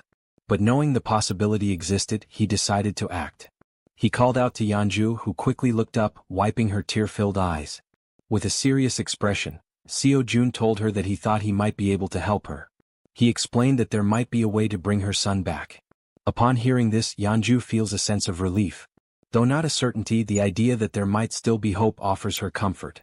Still crying, she grips the bedsheet tightly and asks if what he said is truly real or just a cruel joke. Seo-jun reassures her that he would never joke about something so serious. However, he explains that while it is possible, it cannot happen just yet, and she nods in understanding. He adds that he doesn't know exactly how long it will take, but there is definitely a way. Yeonju turns to him, saying she'll do whatever it takes and asks what she should do to make it possible. Seo-jun considers the situation. With Han's group, which now includes Moon, Toji and Fatty with their awakened abilities, they already have a strong team. Adding Yeonju, a level 33 fighter, would make them capable of handling most monsters. He thinks the best course of action is to transform all 7 of his minions. Changing his expression to a smile, he asks Yeonju to get up, saying he'll introduce her to some people. Shortly after, Han introduces himself, and Yeonju politely returns the greeting. She then asks if he's the one who was throwing baseballs to hunt goblins, which startles Han that she knows about that. Yeonju also turns to the archer, saying she recognizes her too since she was shooting arrows at the goblins, leaving the archer equally surprised. Nervous, the archer asks how Yeonju knows her. Yeonju, growling and mimicking claws with her hands and sharp teeth, asks if they really don't recognize her, saying they've met before. Toji, the archer, and Han look confused about her growling while cute bears appear in the background. Deciding to clarify, Yeonju begins transforming. Gradually, fur starts appearing on her body as she focuses. Her bear form becomes evident, complete with a snout and brown fur. The archer, shocked, points at her and asks if this is actually happening. Now a massive bear stands in the room before the group. Still pointing, the archer exclaims that it's the beast they saw in the alley earlier. Yeonju, laughing awkwardly, corrects her, saying it's actually a bear, not a beast, leaving the archer dumbfounded. The bear woman explains that she had helped them deal with the goblins a few times before, though they hadn't realized it until now. Looking at the giant bear in front of him, Han remarks that their meeting wasn't a coincidence after all. The bear woman confirms this, saying that anyone who opposes the goblins is a friend of hers. At that moment, Seo-jun arrives and interrupts their conversation, stating that it's good they're already acquainted. With a serious expression, he says he has something important to announce. Seo-jun explains that after thinking it through, they'll execute the plan to rescue Moon's grandmother tomorrow. The group listens intently as he informs them that the number of goblins has drastically decreased, making this the perfect opportunity for the mission. He adds that Fatty will sit out this mission due to his injuries and mentions that he borrowed Fatty's room, as Fatty lost his bed to the bear woman. Seo-jun then announces that Yeonju, the bear woman, will join them on the mission. She nervously thanks him for the opportunity and says it's a pleasure to meet everyone. Concluding the meeting, Seo-jun tells them to prepare for tomorrow morning. The group, filled with determination, agrees to the mission without question. Afterward, Seo-jun calls Toji and Moon aside for a private conversation in the hallway, leaving them feeling uneasy. He reassures them not to worry, saying it'll only take a moment. Under the full moon in the hallway, Seo-jun asks if they know why he called them there. Both Toji and Moon look startled, unsure of what he's referring to, though deep down they might have an idea. The two were caught off guard by the sudden question and visibly startled. Toji hesitated and admitted he wasn't sure, while Moon spoke up, asking if it had something to do with the powers they had recently acquired. June smirked sarcastically and replied, "Yes, it's about your powers." He went on to explain that both of them had awakened abilities this time, leaving them shocked at how perceptive their leader was. Seo Jun explained further, revealing that Moon's newly obtained ability was teleportation. This excited Moon, who was eager to learn how to use it. As for Toji, his ability was named Knight of Steel, which left him curious about what it could do. Jun's expression shifted to one of seriousness as he considered the situation. He realized he needed to understand how both their abilities worked before they embarked on the mission the next day. Deep in thought, he opened the system screen to analyze their progress. He issued a mission to both of them: demonstrate their newly awakened abilities within 1 hour. The reward for success was increased strength, while the penalty for failure was having to sleep in the corridor. The system confirmed the mission parameters, and Jun found himself intrigued by these team-oriented challenges. As Jun mulled over the situation, Toji, unable to contain his enthusiasm, called out, asking if it was true that he had awakened a new ability. Jun confirmed with a nod. Toji's excitement was palpable. Snorting with exhilaration, he exclaimed how great it was, but then asked about the Knight of Steel ability, curious about its specific capabilities. Jun explained that it allowed Toji to summon a steel suit of armor and a halberd. Before Toji could ask further questions, since he was used to wielding a baseball bat, a blue light suddenly materialized beside him. The light was Moon's teleportation ability activating. In an instant, Moon vanished, leaving Toji stunned by how quickly he had picked up the skill. For a few seconds, Jun and Toji exchanged wide-eyed, speechless glances, both trying to process what had just happened. Moments later, Moon reappeared in the corridor, slightly wobbly as he landed. Looking down at his hands, Moon's face lit up with excitement as he marveled at the functionality of his power. Clenching his fist, he declared, "With this power, rescuing my grandmother will be a breeze." The system notified Seo Jun that Moon's confidence had increased, along with a rise in his loyalty. Overcome with gratitude, Moon bowed deeply to Jun, thanking him for everything he was doing. The gesture took Jun by surprise. After a moment, Jun urged Moon to pause and carefully assess the situation. "Even though you've managed to use your powers," Jun explained, "going to your grandmother's house right now is impossible." Moon, puzzled, asked why that was the case. Jun patiently elaborated that there was no guarantee he could fully control his ability, even though it had worked once. "It's possible you just got lucky," Jun said, causing Moon to lower his head in disappointment at the realization that rescuing his grandmother would have to wait. Jun reassured him, saying, "For now, we'll figure out the maximum range of your teleportation and determine if there's any penalty for using it multiple times." Moon nodded silently in agreement. As the conversation continued, they noticed something unusual happening down the corridor. Turning to investigate, they saw a knight clad in gleaming steel armor wielding an enormous halberd. Toji's eyes widened in amazement as he realized the sheer magnitude of his power. Ecstatic, he couldn't help but comment on how well the ability suited him. The system then notified Jun that Toji's confidence and loyalty had also increased. While Toji celebrated, swinging the halberd to test its weight, Jun called Moon over. Pointing toward a nearby building, Jun asked if Moon could test his teleportation by attempting to reach it. Moon studied the building carefully, gauging the distance and calculating the effort it would take to make such a leap on only his second try. Finally, he turned to his leader and said, "I'm not sure I can make it, but I'll try." The system presented a new mission: teleport to the rooftop of Building 113 within 3 minutes. The reward was an improvement to Moon's teleportation ability, while the penalty for failure was having to sleep outside. While focusing intensely, Moon positioned his hands in a stance resembling a Kamehameha to channel his energy for teleportation. In the background, Toji cheered him on enthusiastically, offering words of encouragement and telling him he could do it. After aligning his thoughts and gathering his energy, Moon opened his eyes. In that instant he vanished once again, enveloped by a burst of blue light. The force of his ability was so intense that Toji instinctively shielded himself from the shockwave. Moon reappeared on the rooftop of the other building, landing in a dramatic superhero pose. However, his face contorted in pain, and his eyes turned completely white. From his new vantage point, Moon felt a wave of relief knowing the teleportation had worked. Looking across at his friends, he waved to ensure they saw him and shouted that everything went as planned. The system notified Jun, confirming that Moon had successfully completed the mission. Seo Jun let out a sigh of relief and smiled, praising Moon for his impressive and quick mastery of the ability. Moon, still waving happily, basked in the moment. But suddenly, without warning, Moon's strength gave out. His eyes rolled back and he collapsed unconscious on the rooftop, leaving him vulnerable. Both June and Toji froze in shock, their previous excitement quickly replaced by concern. Everything had been going so well, until it hadn't. Acting swiftly, June used his ability to summon a servant, bringing Moon's unconscious body back to their corridor.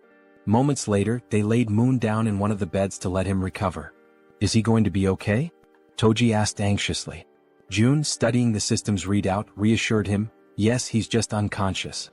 The teleportation ability took a lot out of him." He explained that with enough rest, Moon would be fine. The system confirmed that Moon was healthy and in a deep sleep. June added, "This probably happened because he's not used to using the ability yet." Relieved, Toji sighed and said he was glad to hear it. June then shifted the focus. "Now it's your turn," he said, surprising Toji with the sudden declaration. "Wait, my turn?" Toji asked, caught off guard. The system displayed Toji's mission: perform 100 push-ups and 100 squats while wearing the steel armor. The time limit was 10 minutes and the reward was increased strength. The penalty for failure? Sleeping outside. Without hesitation, Toji began the exercises, starting with the push-ups. Clad in his heavy steel armor, every movement required an incredible amount of effort. Sweat poured down his face and dripped onto the floor as he pushed himself to the limit. Determined, he moved on to the squats, completing the second half of the mission with gritted teeth and unwavering resolve. When he finished, Toji stood tall, exhausted but triumphant, shouting, "Mission accomplished. I did it." The system confirmed his success, notifying June that Kang Deoksu, Toji, had completed the mission. Breathing heavily, Toji leaned against the wall to catch his breath while June observed him, impressed. With a body like his, so athletic and resilient, it's no wonder he has such endurance, June thought to himself. Suddenly, the system displayed a new message, something June had never seen before.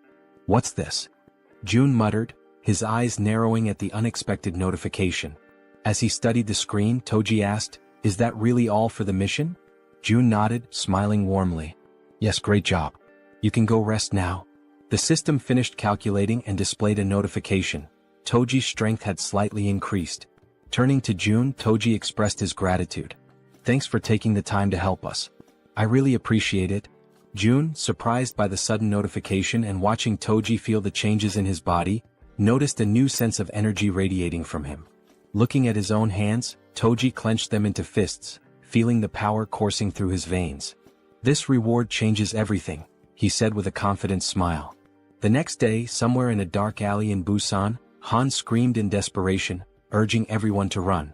The group scattered, fleeing for their lives as a ferocious horde of goblins pursued them. Toji, however, stopped running and turned around, his fury evident. Assessing the situation, he decided to act. The goblins, focused on their chase, were suddenly blinded by a brilliant light shining in front of them. As they adjusted their vision, they saw a towering figure clad in a steel suit of armor wielding a massive halberd. Without hesitation, Toji charged forward and struck the nearest goblin, impaling it with his halberd in one swift, powerful motion. Then Toji unleashed a flurry of diagonal strikes in rapid succession, cutting down goblins one after another. But the goblins, fueled by rage, refused to give up and surged forward with a determined attack. Expecting a direct assault, Toji braced himself, but the goblins cunningly outmaneuvered him, slipping past to target the more vulnerable backline. In an instant, arrows struck the goblins' heads in swift succession, ending their rampage permanently. Toji turned to see what had happened and spotted Moon wielding a bow and arrow. "Don't worry," Moon called out confidently. "I'll handle any goblins that get past you. Focus on the ones ahead." Gripping his halberd tightly, Toji turned back to the remaining goblins. A smirk spread across his face as he responded, "Got it?" Seeing Toji's renewed focus, the goblins froze, hesitating in their attack. One by one they began to retreat, turning back to where they came from. Frustrated, Toji yelled at them to come back and face him.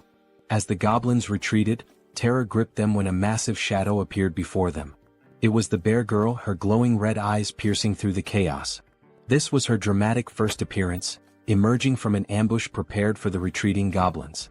The goblins had no choice but to surrender to their fate, collapsing in despair and lamenting their past misdeeds. The group showed no mercy. Moon's arrows flew with precision, Toji's halberd struck powerfully, and the bear girl slashed through the goblins with her razor-sharp claws. Together they defeated the goblins one by one. Seizing the opportunity, Han shouted to Moon, "Now's your chance. Go." Moon, understanding the urgency, broke into a sprint toward his grandmother's house. "Thank you, Han," he called back as he ran, grateful for the opening created by his comrades. Meanwhile, the system notified Jaehyeon that the citizen Moon had completed his mission. A pop-up appeared, stating that it was now evaluating the missions Moon had completed. Back in the comfort of his room, Jaehyeon sat with his ultimate eyes ability activated, observing the system screen while slurping on cup noodles. The system pinged again, declaring the evaluation complete and awarding him 132,966 won, which was deposited into his Shutin's wallet. June paused mid-bite, stunned by the reward. This time it was actual money. Returning to his meal, June reflected on the situation. When Toji completed his mission, the reward had been strength, suggesting that additional rewards were now randomized. It makes sense, June thought. The missions are getting harder, so the rewards should scale with the difficulty. The system chimed again, confirming that Moon had completed all the missions available to him for the day.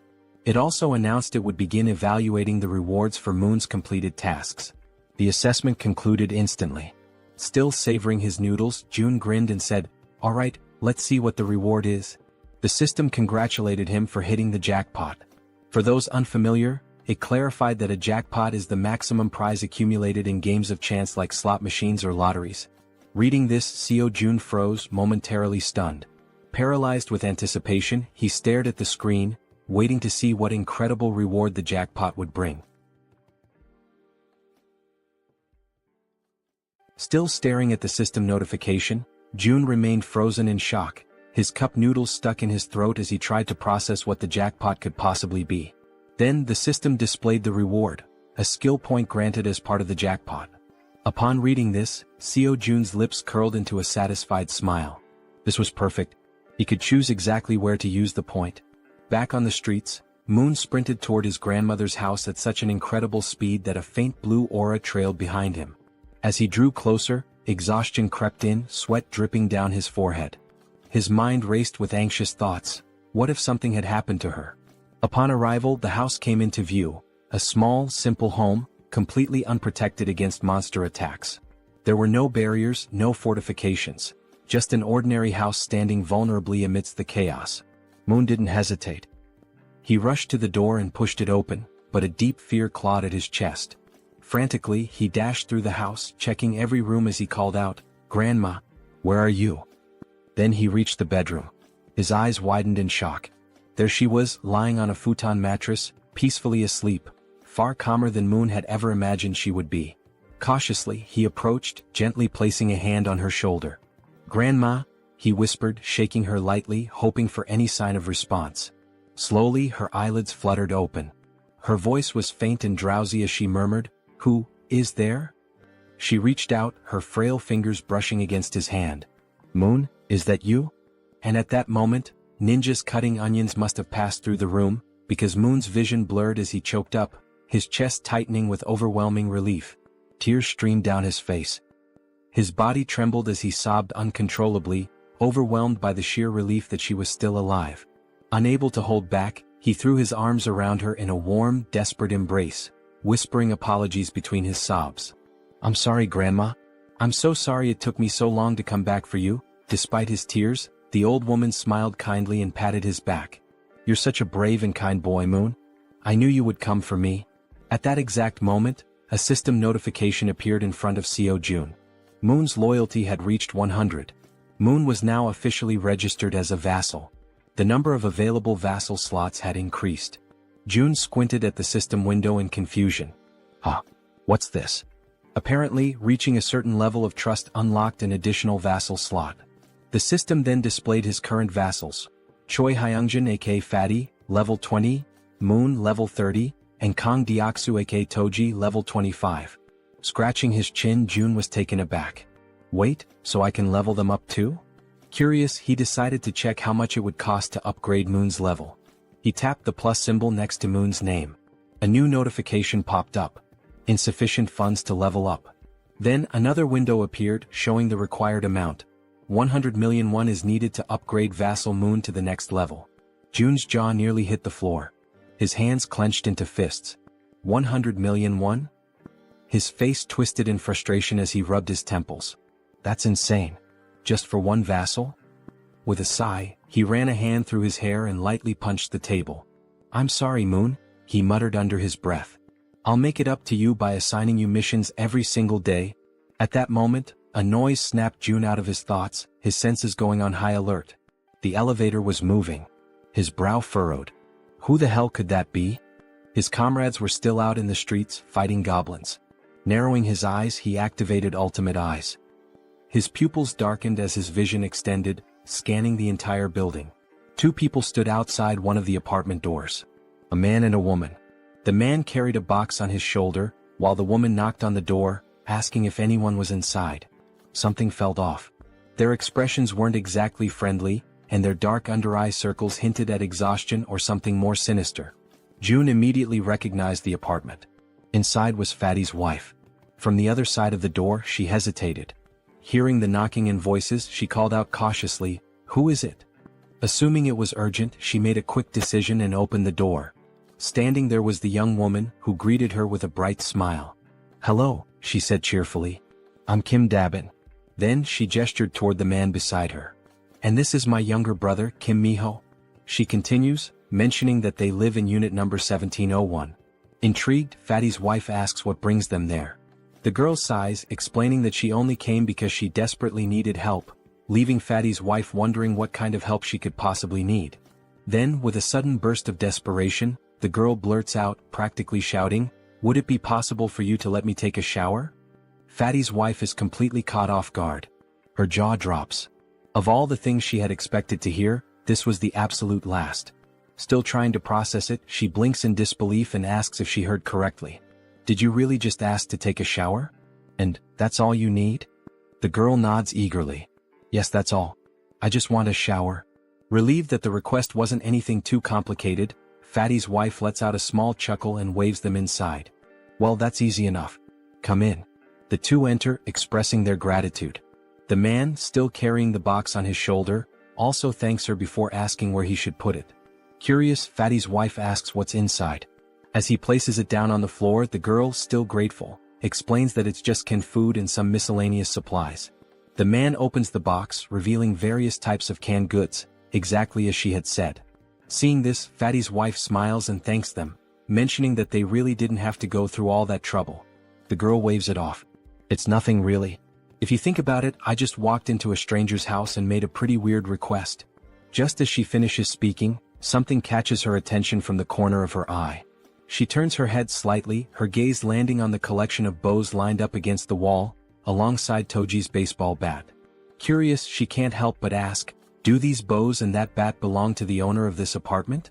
Fatty's wife wasn't expecting that question. Still, after a brief pause, she shakes her head. "No, actually. These don't belong to the apartment's owner. The real owners live in another unit, but it's kind of a complicated situation to explain in just a few words." The girl nods in understanding. "I see." Watching everything unfold, Seo Jun deactivates his ability and thinks to himself that so far they don't seem like bad people. He then shifts his gaze toward the window and murmurs to himself, "I'll go check it out later." After a brief moment of thought, he adds, "I also need to talk to them. I want to ask if they'd be willing to help rescue other survivors from the nearby apartments." Before he can dwell on it further, a sudden system notification pops up. June blinks in surprise as the message appears before him. "You have successfully hunted a red tiger."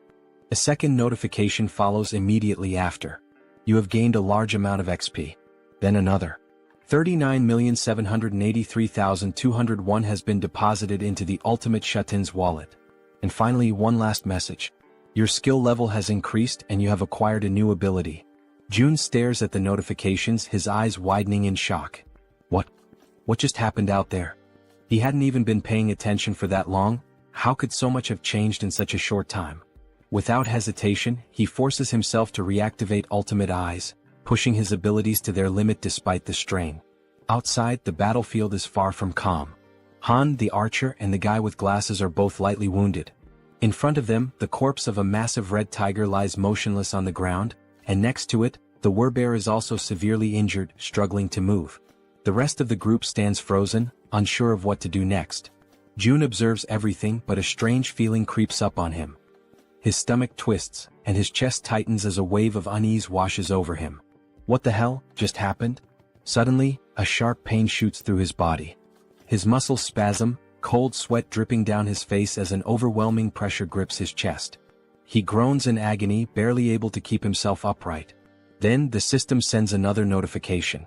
You have discovered individuals who are eligible to receive citizenship. Through the pain, June barely manages to process the message. There are still people who aren't citizens yet? His breathing is ragged, but he forces himself to speak. System, grant them citizenship. A new notification appears instantly. A list of names flashes across the screen. Citizenship has been granted.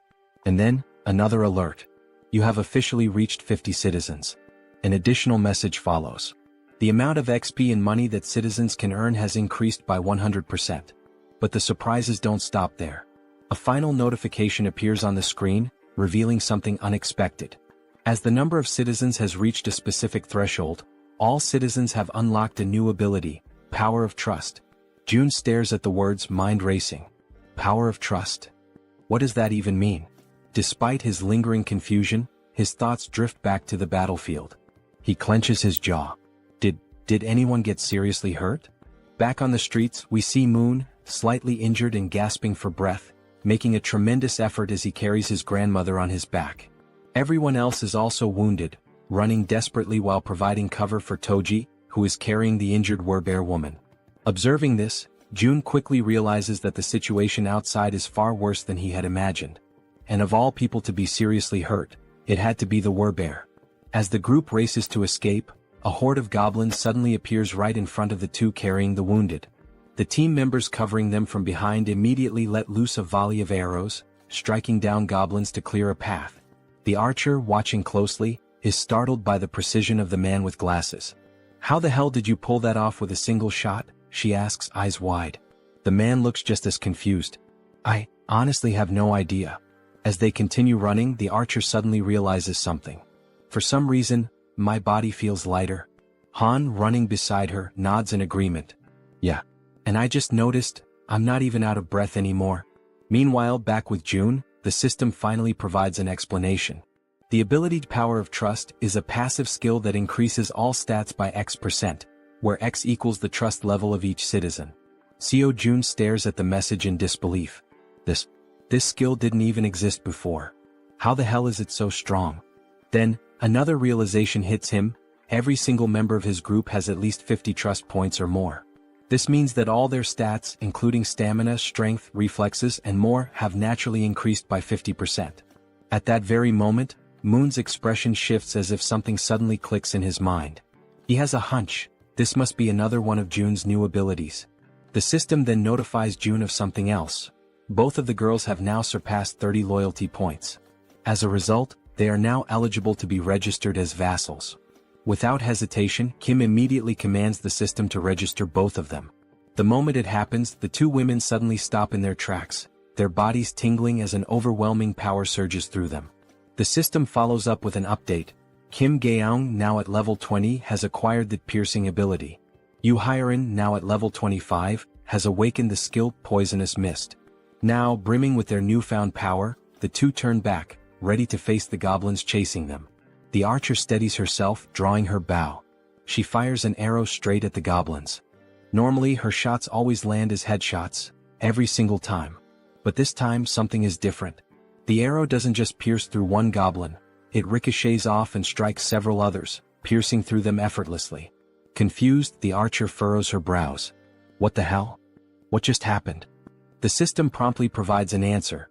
The ability Piercing is a Tier C skill that uses mental strength to fire a penetrating arrow. June, standing with his arms crossed, watches as the information unfolds before him. Now that he knows what the ability is, he immediately issues a command to the system. Create a mission. A new quest pops up. The archer must use Piercing to hunt 10 goblins within a 10-minute time limit. Reward: increased piercing proficiency. Penalty for failure: fatigue. As he processes this, June shifts his attention to the other ability. Unlike Piercing, this one seems far trickier. Poisonous Mist is a deadly attack, and while it's classified as a B-rank skill, using it incorrectly could endanger the entire team.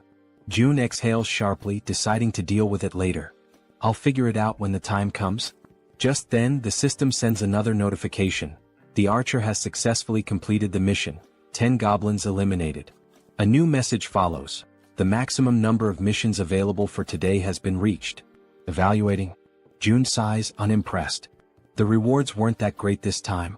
But now that the battle outside has settled, he decides it's time to check on the citizens living on the lower floors. Activating ultimate eyes, he scans the corridors. His gaze locks onto the silhouette of a man walking calmly through the halls, his hands tucked into his pockets. June watches as the man heads toward the bathroom, likely to collect water. Smart. June notes that this man has good survival instincts. He's gathering water before supplies run low. Shifting his focus elsewhere, June spots another pair, a man and a woman sitting together, preparing to eat. He observes them for a moment, realizing something important. They're already capable of gathering food and water on their own. Then, in another part of the building, something unexpected catches his eye. A woman. She's lying motionless on the floor inside a room. Without a second thought, June bolts toward her. The system immediately provides an update. Kim De-jung. Trust level, 18. Ability, healing, awakened. June's heart pounds in his chest. Healing? His eyes dart between the system message and the unconscious woman on the floor. He reads the ability description. She can heal wounds. A surge of urgency floods through him. She's the first healer they've found, and they desperately need her. Without hesitation, June sprints forward. He has to help her, no matter what. After sprinting through the hallways, June finally arrives in front of the door to the room where the woman had collapsed. His breathing is still heavy from the run, but he quickly composes himself and reaches for the doorknob. Slowly, he tries to turn it, hoping to gain access without any trouble. However, to his surprise, the door is locked from the inside. A deep frown settles on his face as he realizes there is no way for him to open it from the outside. The sudden obstacle causes his shoulders to slump slightly, and he takes a step back, frustration creeping into his thoughts. But just as he starts to contemplate another course of action, something unexpected happens. His eyes widen momentarily as a new notification from the system appears before him. By sheer coincidence, or perhaps fate itself, he has just acquired a new skill. The system promptly displays its details. The ability is called Invisible Hand, and it is currently at level 1. According to the description, it allows him to summon and control an invisible hand at will. Reading the notification, a surge of newfound determination fills his chest. His grip tightens into fists as he mentally acknowledges the absurd but undeniable reality of his newfound power. Silently, he expresses his gratitude for this sudden stroke of fortune. Closing his eyes for a brief moment, June focuses his thoughts entirely on the locked door before him. He visualizes himself breaking the lock, willing it to yield under his command. When he finally opens his eyes, he is met with an unexpected yet welcome sight. Right before him, materialized out of shut-in energy, is a lock-breaking tool, a sturdy bolt cutter formed entirely of the same strange energy he has come to rely on. Without hesitation, he reaches forward, taking hold of the newly formed tool. The cold sensation of the manifested object in his grip confirms its existence. Without wasting another second, he positions it against the lock and applies pressure. A sharp snap echoes through the quiet hallway as the lock gives way effortlessly. With a swift motion, he pushes the door open and rushes inside. The moment he steps into the dimly lit room, his gaze immediately lands on the unmoving woman lying on the floor. Now that he is seeing her up close, the eerie stillness of her body makes the entire scene feel unsettling. June quickly kneels beside her, concern evident in his expression. Reaching out, he gently nudges her shoulder, his voice calm yet firm as he speaks. He asks if she can hear him, if she is all right, urging her to wake up. There is no response. A deep sense of unease washes over him.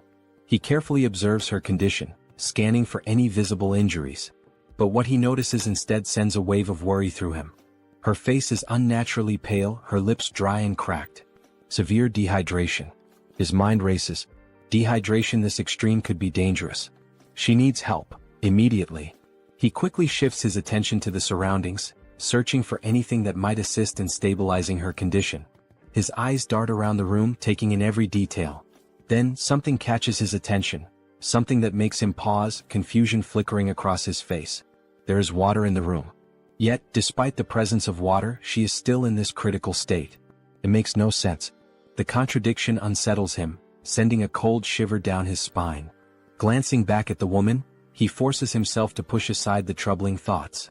Now is not the time to question the situation. The priority right now is saving her.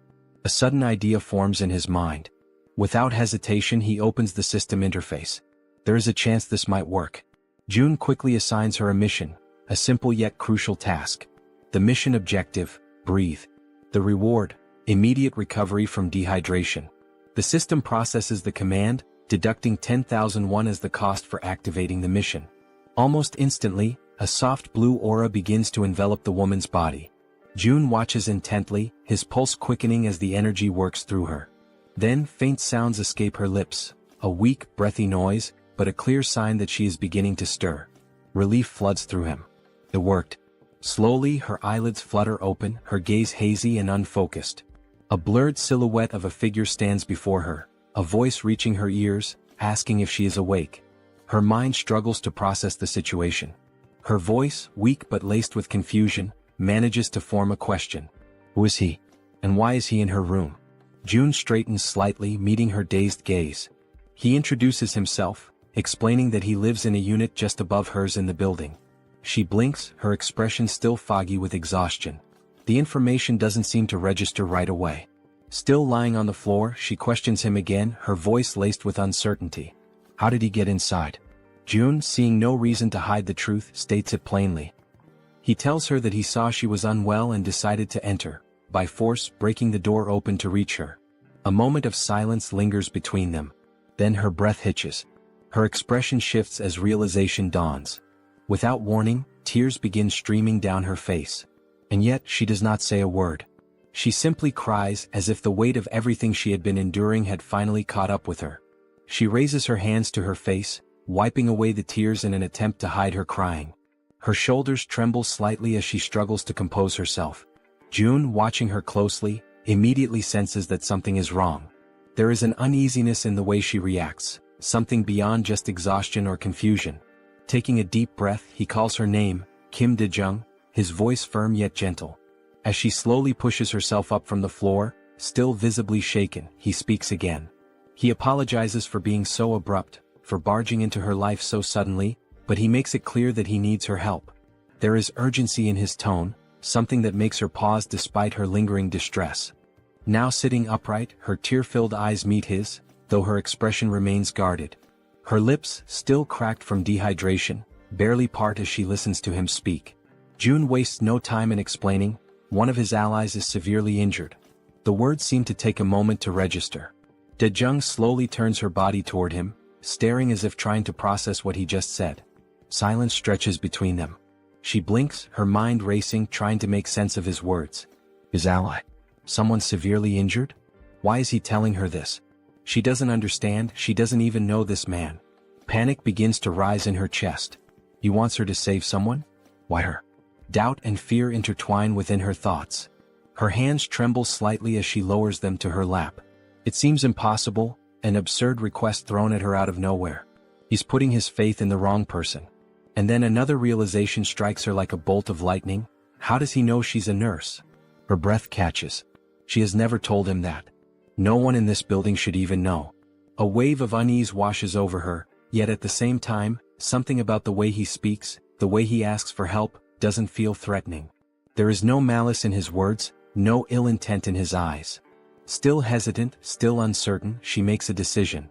She has to see for herself. Slowly she turns to face him completely. Though suspicion lingers in her gaze, she swallows down her doubts and agrees to help. Her voice, though weak, carries a firm resolve as she asks where exactly she is supposed to go. June doesn't answer right away. Instead, he opens the system interface, his fingers moving swiftly across the translucent screen in front of him. He asks her to wait just a moment. He assigns her a mission, one that instructs her to use healing magic to cure the wounded warbear.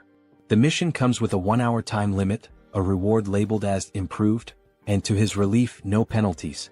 His eyes flicker with determination as he reads the details. He must save the warbear no matter what. Turning back to Dae-jung, he tells her that for now she should rest. He will personally bring the injured person to her. He then instructs her to find something to help with her own dehydration. But Dae-jung, already overwhelmed, barely has time to process his words before something utterly impossible happens. From seemingly nowhere, oranges begin to materialize in midair. Her eyes widen in pure shock, her breath hitching as she watches several bright oranges fall from the void and land in front of her. For a long moment she simply stares, her mouth slightly open, completely stunned.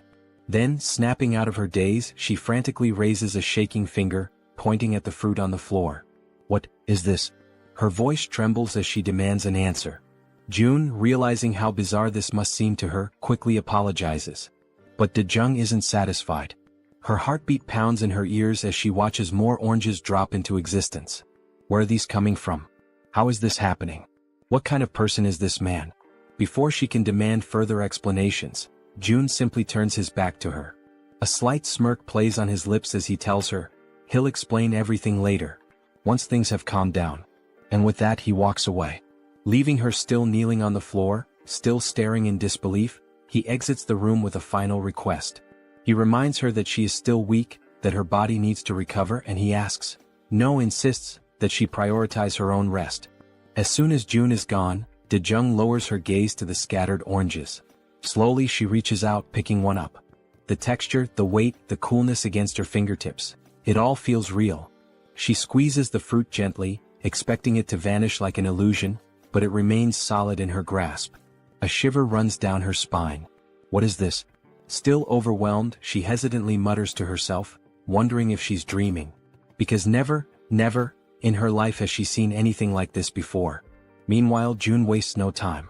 He rushes back to his shut-in apartment, moving with quick, determined strides.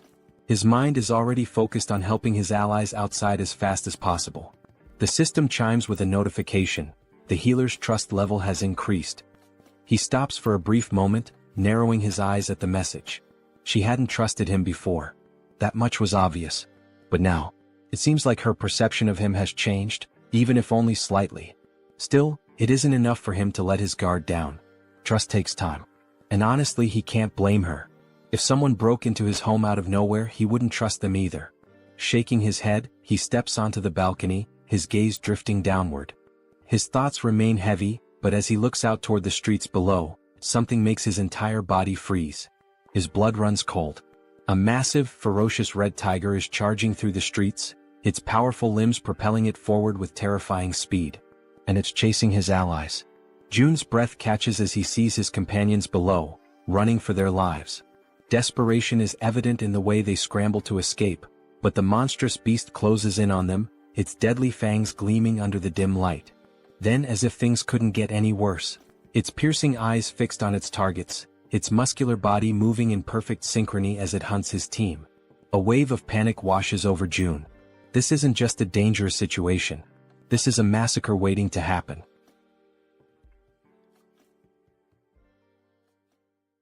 June stood frozen in shock as he took in the sight before him. There wasn't just one red tiger.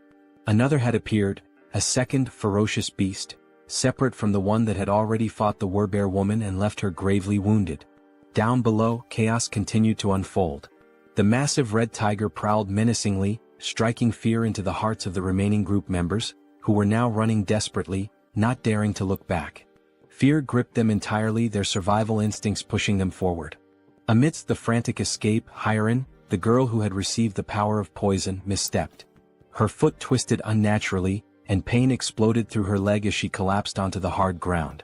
A sharp, involuntary cry of agony tore from her throat. Both the archer woman and Han immediately stopped in their tracks, their faces contorted with panic. Their eyes darted back to her, calling out her name with pure desperation. Gritting her teeth, Hyerin struggled to push herself up, trying to fight through the pain. But her body was already beyond exhaustion, her limbs heavy, refusing to obey her will. No matter how much she willed herself to move, she couldn't. The archer's voice rang out through the air, a raw scream of distress. Because the enormous red tiger was already preparing to strike. Its muscles coiled, eyes locked onto Hyerin like a predator savoring its helpless prey. It was ready to devour her, its powerful body lunging forward just as she finally managed to stagger back onto her feet. But she had yet to realize how dangerously close the beast truly was. Her mind was occupied by something else, perhaps a last-ditch plan or sheer disbelief at her predicament. Then at last she turned her head. And in that instant she understood. The beast was right there. The realization hit her like a tidal wave, crashing down and swallowing her whole. A cruel truth settled into her bones: there was no escape. For a brief, soul-crushing moment she stopped resisting. The fight drained from her eyes and she surrendered to the inevitable. She stood still, bracing for the end, waiting for the red tiger's jaws to clamp down and rip her apart. And then, in a sudden flash of light and violet smoke, she was gone. The tiger's gaping maw snapped shut on empty air. A growl rumbled deep in its throat, confusion flickering through its burning eyes. It didn't understand what had just happened. A heartbeat ago, its prey had been right there. And now, vanished. The frustration of the failed kill sent the beast into a deeper fury. At the same moment, Jaehyeon reappeared, disoriented, drenched in sweat, her breath ragged and uneven. Her mind reeled as she tried to comprehend what had just occurred. Had she died? Was this the afterlife? Pain surged through her limbs, sharp and unrelenting, reminding her that she was still very much alive. That was when she saw him. Jaehyeon. He was standing there watching her closely. It had been too close. A fraction of a second later and she wouldn't have survived. The weight of that realization pressed down on him. Jaehyeon, still trembling, looked up at him, but no words came. She was too exhausted, too overwhelmed to speak. Meanwhile, outside, the others were still running for their lives. Jaehyeon took a deep breath, his mind racing. At the very least, he had bought them some time. One less person in immediate danger meant the group below had a slightly better chance of escaping. Then his system screen flashed with a new notification. He had discovered individuals who met the criteria to be granted citizenship. The system prompted him: did he wish to approve their citizenship? Before he could process this, another sudden movement caught his eye. Moon appeared, using his teleportation ability to warp into the apartment, carrying his grandmother in his arms. As soon as he landed, he turned to Jaehyeon, his expression frantic. His breathing was unsteady, but his grip on the elderly woman remained firm as he pleaded for Jaehyeon to take care of her. Jaehyeon glanced at Moon, then at the frail woman in his arms. The concern in Moon's eyes was unmistakable, but Jaehyeon's mind was already occupied with something far more urgent. Raising a hand, he told Moon to wait. There was a bigger problem right now. Moon parted his lips, ready to argue, ready to demand an explanation. But then he looked at Jaehyeon's face, at the seriousness in his expression. And he understood. Whatever Jaehyeon was dealing with, it was far worse than he had realized. Without another word, Moon nodded. He could tell that, at this moment, his grandmother was not the priority. Down below, the relentless red tiger was still in pursuit, refusing to let up. It chased the remaining group members without mercy, its predatory instincts fully awakened. Jaehyeon clenched his fists, forcing himself to focus. He needed to act. Activating his new ability, Invisible Hand, he made a decision. That tiger needed to die, and he had to find a way to kill it. Down in the streets, the archer, Han, and Togi, who was still carrying the injured werbear, kept running. But no matter how hard they pushed themselves, the red tiger was catching up. Han risked a glance over his shoulder, his stomach twisting with dread. If this continued, they were all going to be devoured. He had to do something. Instinct took over. Without a second thought, Han skidded to a stop, planting his foot firmly on the ground. His fingers tightened around one of his baseballs. His heart pounded in his chest as he raised his arm, channeling everything he had into one throw. A faint blue glow began to radiate around him, intensifying with each passing second. He poured everything into it. Then, he hurled the ball with all the force he could muster. It soared through the air, cutting through the night like a bullet. For a moment, hope flickered. Maybe, just maybe, it would hit. But in the blink of an eye, the tiger dodged. The ball shot past it, colliding uselessly with the ground. A low, guttural growl rumbled through the air. Then, the red tiger threw back its head and roared, a deafening sound that reverberated through the city streets, a declaration of its dominance. The archer's voice rang out in terror as she screamed for Han, begging him to run. But it was too late. The red tiger, eyes gleaming with lethal intent, lunged at him. Teeth bared, claws outstretched. Han gritted his teeth, knowing he was out of time. There was nothing he could do to stop it. But there was one thing he could still do. A single desperate choice. He turned his head and shouted for his friends to keep running. Then, without hesitation, he broke into a full sprint in the opposite direction. If he could lead the tiger away, even if it cost him his life, then at least the others might make it out alive. His chest heaved. His legs burned. Every step was fueled by sheer willpower. But deep down he knew. This could be the end for him. And still he ran. As he approached a parking lot, hoping against all odds that goblins or some other kind of monster would appear to distract the red tiger. Han continued to run with all the strength he had left. But once again the relentless beast was far too close behind him. It was undeniable now, this was truly the end for him. While sprinting, he risked a glance over his shoulder, his breath catching in his throat as he took in the sight of the enormous glistening fangs of the red tiger. They were massive, sharp, and deadly, a testament to the inevitable doom that awaited him. At that moment, his gaze locked with the tiger's, and an unspoken understanding passed between them. This was it. There was no escape. His fate was sealed. Just when all hope seemed lost, when every fiber of his being prepared to accept his tragic demise, something unexpected happened. A strange, pulsating purple force suddenly materialized and coiled tightly around the red tiger's neck. It appeared out of nowhere, wrapping around the beast with a speed and intensity that defied comprehension. In an instant, the force pulled downward with such overwhelming strength that the tiger's head was violently slammed into the ground. The impact was so powerful that the very pavement beneath them cracked and shattered, sending debris flying in every direction. The tiger let out a guttural snarl of frustration, struggling against the mysterious force. Its powerful limbs instinctively clawed at the ground, attempting to regain stability, but the unseen energy was relentless. Slowly, its paws began to lift off the ground, its body suspended as if an invisible hand were hoisting it up. The purple force continued to constrict, tightening mercilessly around the tiger's throat, squeezing the life out of the monstrous creature. It was unmistakable. This wasn't a natural occurrence. This was someone's doing. And Han, still frozen in shock from witnessing the impossible, knew exactly whose work this was. There was no doubt in his mind, this was Jun's power. Moments later, the archer woman and the bespectacled man arrived at the scene, their breaths ragged from the exhausting chase. They had rushed there, fearing for Han's safety, but what they found left them momentarily speechless. Their eyes widened in disbelief as they beheld the red tiger, still writhing in agony, its body dangling helplessly as the mysterious force continued to choke the life out of it. As the archer took in the scene, a system screen suddenly appeared before her, glowing softly in the dim light. She hesitated for a brief moment before focusing her attention on the text displayed before her. Her expression shifted almost instantly. Her eyes widened in shock as she absorbed the information. Then, as though gaining a newfound sense of understanding, she took a deep breath, regaining her composure. With a newfound calmness, she turned to her companions and, without hesitation, stepped forward. High above, watching the events unfold from his vantage point, Jun observed everything with sharp, calculating eyes. There was no need for him to intervene any further. He had already done what was necessary. Now, as long as Jaehyeon, the archer, landed the final blow, he would receive 4 times the loot. Below, the red tiger, still trapped and gasping for air, thrashed desperately in a futile attempt to escape. But its fate was already sealed. The archer, understanding the significance of this moment, took her time, preparing what would be her most crucial shot yet. The tiger's fiery gaze turned to her, desperation evident in its glowing eyes. It was pleading for mercy, seeking even the faintest glimmer of hope for survival. But the woman standing before it held no sympathy.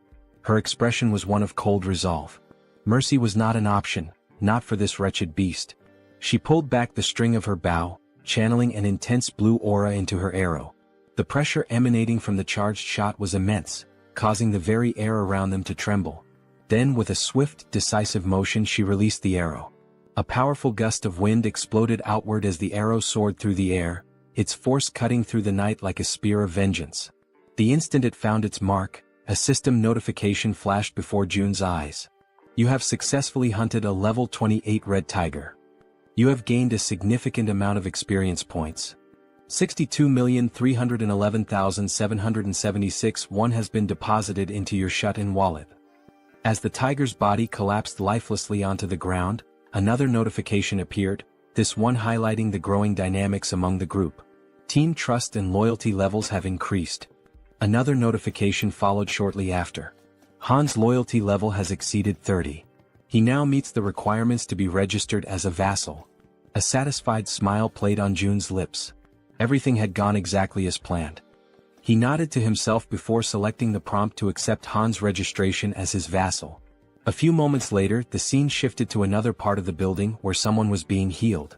It was the healer, the woman who had previously collapsed in exhaustion within one of the rooms. Now fully conscious, she focused her energy, her hands glowing faintly as she tended to the wounded. The injuries of the others faded rapidly under her care, not even leaving scars behind.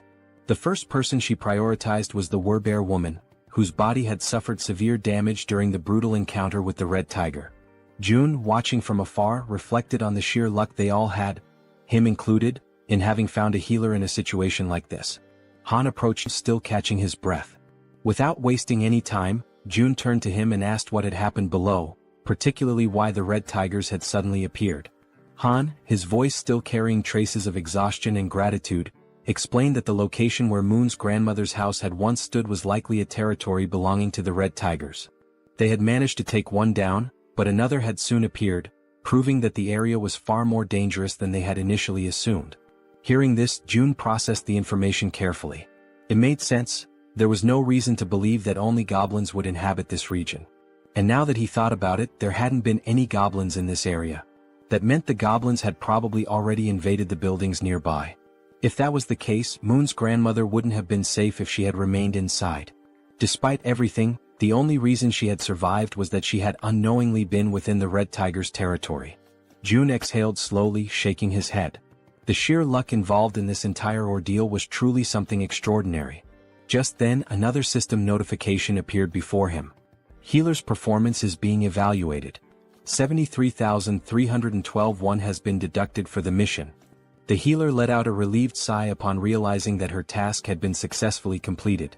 Seeing her reaction, June stepped forward and acknowledged her efforts, telling her that she had done a great job.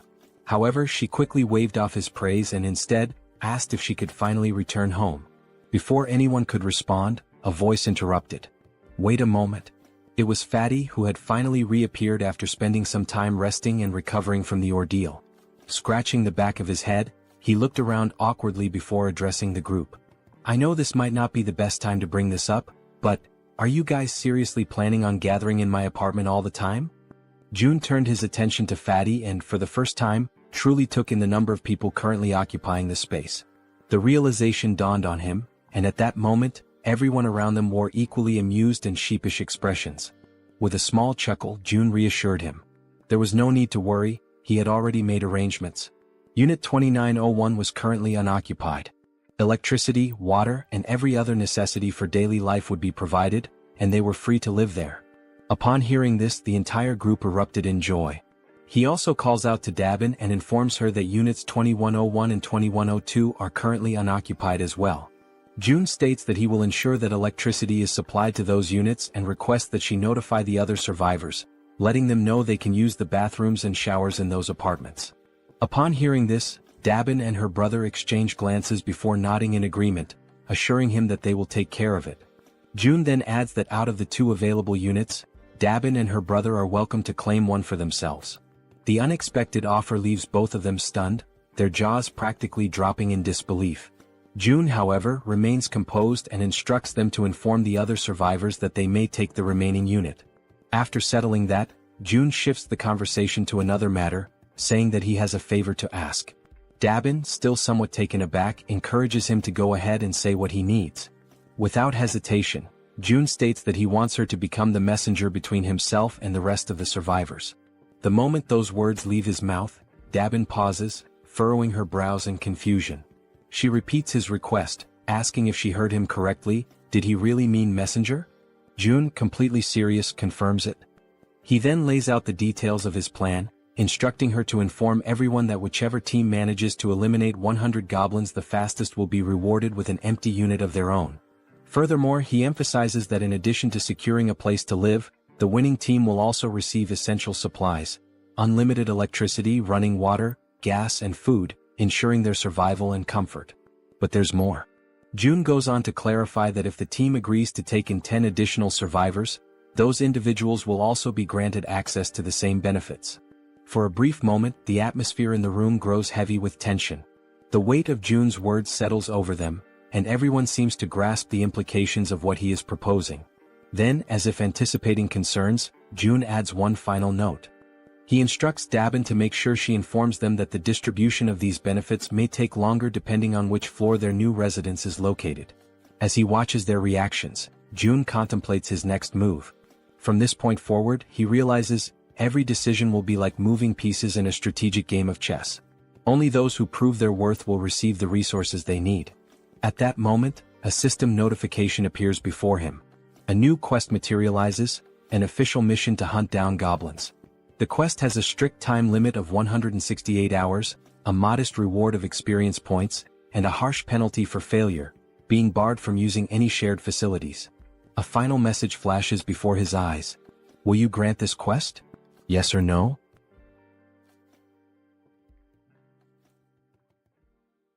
After that, all the residents that June had helped began hunting the goblins. Outside, one of them was desperately running for his life, being chased by an enormous horde of goblins. His breath was ragged and his legs burned with exhaustion, but he had no choice but to keep moving forward. The goblins were enraged, shrieking as they pursued him, their eyes glowing with a savage hunger. The young man in the red jacket was already drained from all the running, and regret started creeping in. He cursed himself for getting into this situation but kept repeating in his mind that he just needed to endure a little longer. As he continued sprinting, his eyes locked onto a door ahead, leading into the parking lot. His last hope of survival. Behind him, the goblins, with their sharp claws outstretched, were closing in rapidly, almost managing to grasp him.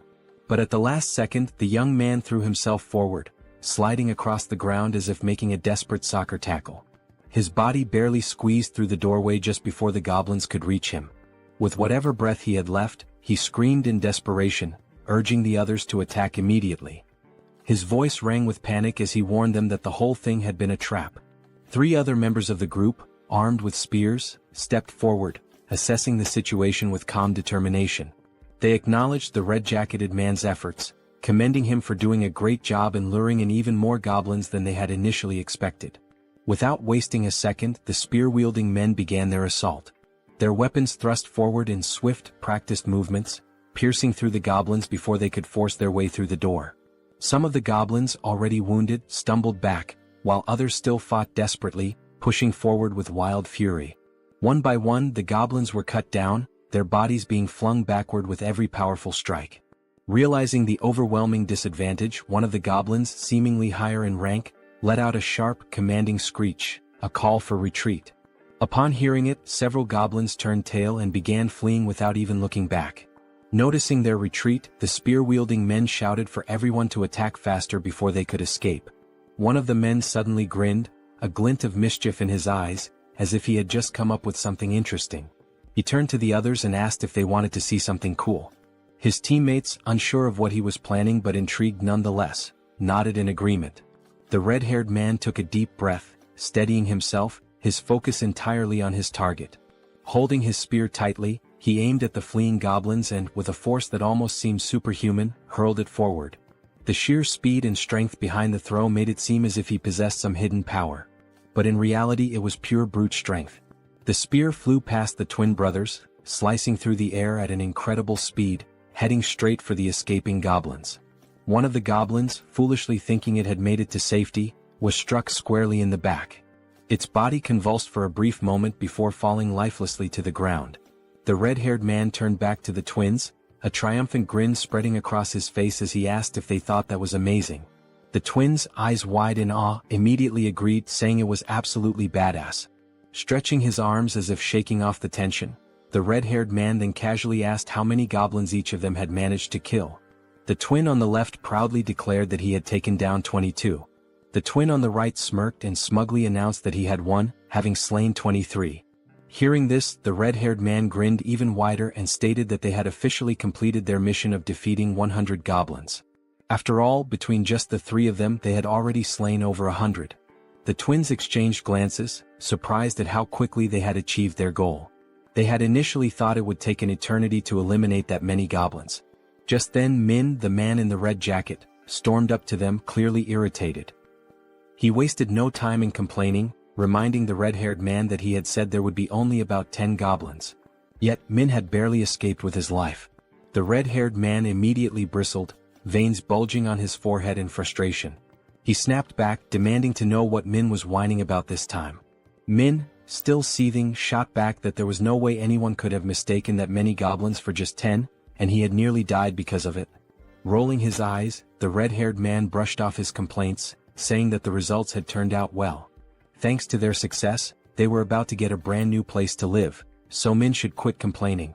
Irritated, he then told Min to pay attention and called him bro, which suggested they might actually be siblings. Then, with the veins on his face bulging even more, he reminded Min that he had come up with this hunting strategy himself, so there was never any chance of failure. He also pointed out that it was his idea to use the spears, which had been crafted by the twins. All Min had to do was run, something he was already confident in doing. With an exasperated sigh, the red-haired man then offered Min a way out. If he was that dissatisfied, he could simply leave the team. At this point, his presence wasn't even making much of a difference anymore. Sensing the tension between the two brothers, the twins quickly intervened to prevent the argument from escalating into an actual fight. One of the twins calmly asked the red-haired man to relax, reminding him that Min had put in effort as well. The other twin turned to Min and, with a playful grin, told him that he had done an excellent job acting as bait, pointing out that he had been running incredibly fast. The red-haired man clicked his tongue in irritation, saying that Min always managed to find a way to get on his nerves. He then demanded to know how Min dared to talk back to him like that. One of the twins, still grinning, urged Min to just apologize and get it over with. Realizing that arguing would get him nowhere, Min let out a sigh and begrudgingly muttered an apology. The red-haired man huffed in response, then turned his back on him. Dismissing the whole ordeal, he stated that it was time to move on, as they needed to head to the 21st floor to claim their new home. However, upon arriving at the 21st floor, ready to receive their reward, they were met with unexpected news.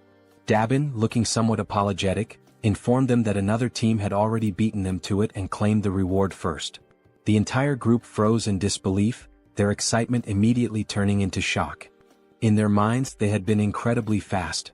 There was no way another team had completed the mission before them. The red-haired man's face darkened, his irritation flaring up again.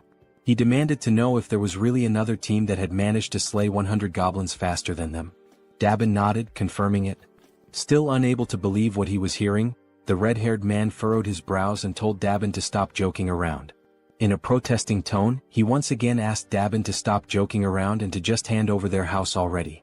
Dabin, maintaining a serious expression, insisted that it was no joke, she was telling the truth. Then she revealed that the group who had finished the hunt even faster had just arrived. The group that had killed the goblins first. Seeing who they were made the red-haired man even more irritated. The group consisted of Dabin's brother and an elderly couple, both of whom were smiling cheerfully as if nothing had happened. Dabin turned to her brother and asked how things went with June. In response, her brother explained that they had made a deal.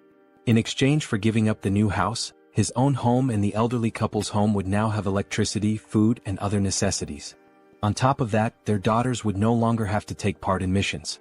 Upon hearing this, Dabin immediately pointed out that the elderly couple's daughters were minors, meaning they should have already been exempt from missions in the first place.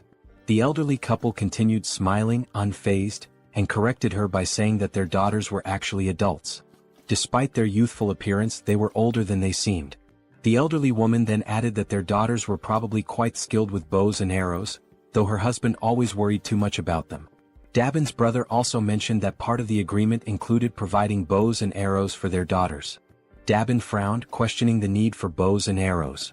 Were they planning to continue hunting goblins? Her brother nodded, confirming that they were, but specified that June had only requested the goblins in the surrounding areas. Since the goblins were relentless and kept coming no matter how many were killed, it was necessary to keep them under control. Hearing all of this, the red-haired man grew even more irritated and told them to stop with all the useless chatter. Then, in a firm voice, he questioned whether they were giving themselves special privileges simply because they were the ones in charge. Wasn't that unfair? To some extent, Dabin's brother agreed. That's why, to balance things out, he explained that June had ordered the second and third groups to kill 100 goblins and head to the 30th floor to receive their rewards. Upon hearing that, a genuine smile appeared on Dabin's face. She reassured them that everything had worked out and instructed them to head up to the 30th floor. Dabin then added that Seo Jun would be waiting for them there, while the red-haired man, still visibly irritated, remained bitter about not being the first group. As they ascended in the elevator, the red-haired man suddenly asked if the guy's name was really Jun, since he looked younger than all of them. Then, laughing with clear sarcasm, he commented on how ridiculous it had been to hear Dabin speak so respectfully about this June. One of the twins joined in on the sarcasm, joking that maybe Dabin saw June as some kind of god or something. The other twin laughed as well and scoffed, saying, "God my ass. At most he's just the leader of some cult." Then, as if pondering the idea, he questioned whether this Seo Jun guy was even sane in the first place. Min, who had been listening to all of this quietly, murmured under his breath that all of them were being protected thanks to Jun's abilities. Therefore he suggested that maybe they didn't have the right to speak about him like that. The moment those words left his mouth, the atmosphere inside the elevator changed. Everyone else became visibly irritated. The red-haired man, looking more annoyed than ever, questioned if all of them were just trying to get on Jun's good side. That single remark filled the elevator with a tense silence. Everyone was now staring at Min.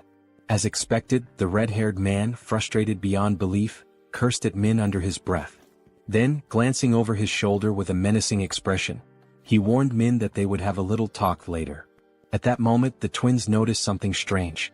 Jun was approaching, walking at a calm and leisurely pace, one hand tucked casually into his pocket.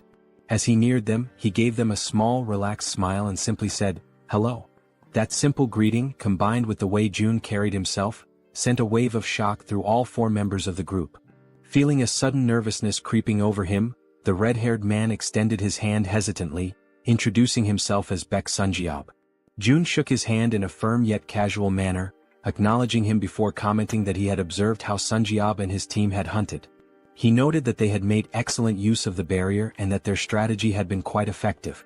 Hearing that sent another chill down Sunjeob's spine. His voice slightly unsteady, he asked how Jun could possibly know that. Jun completely ignored the question. Instead, he simply smiled and stated that from now on, he would be providing electricity, water and gas to units 1301 and 1502.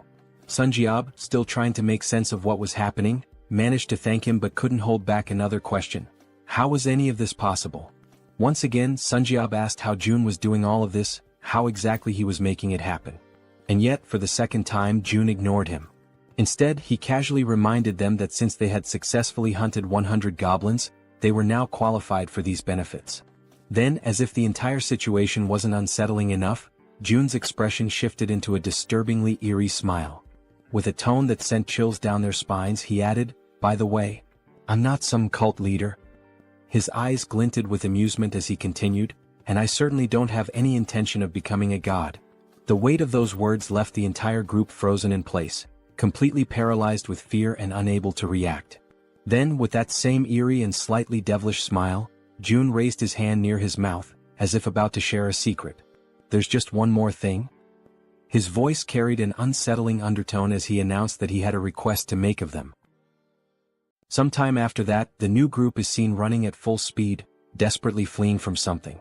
When the scene shifts to a front view, the four members are revealed to be escaping, but this time, it's not from goblins, it's from massive, bloodthirsty orcs. Their feet move swiftly as they turn a corner, frantically trying to put more distance between themselves and the monsters. As they round another street, they shout desperately for someone to hurry up and throw things at the orcs. Standing in front of them is Han, holding several spears in his hands. With a subtle smirk, Han tells them they did a good job.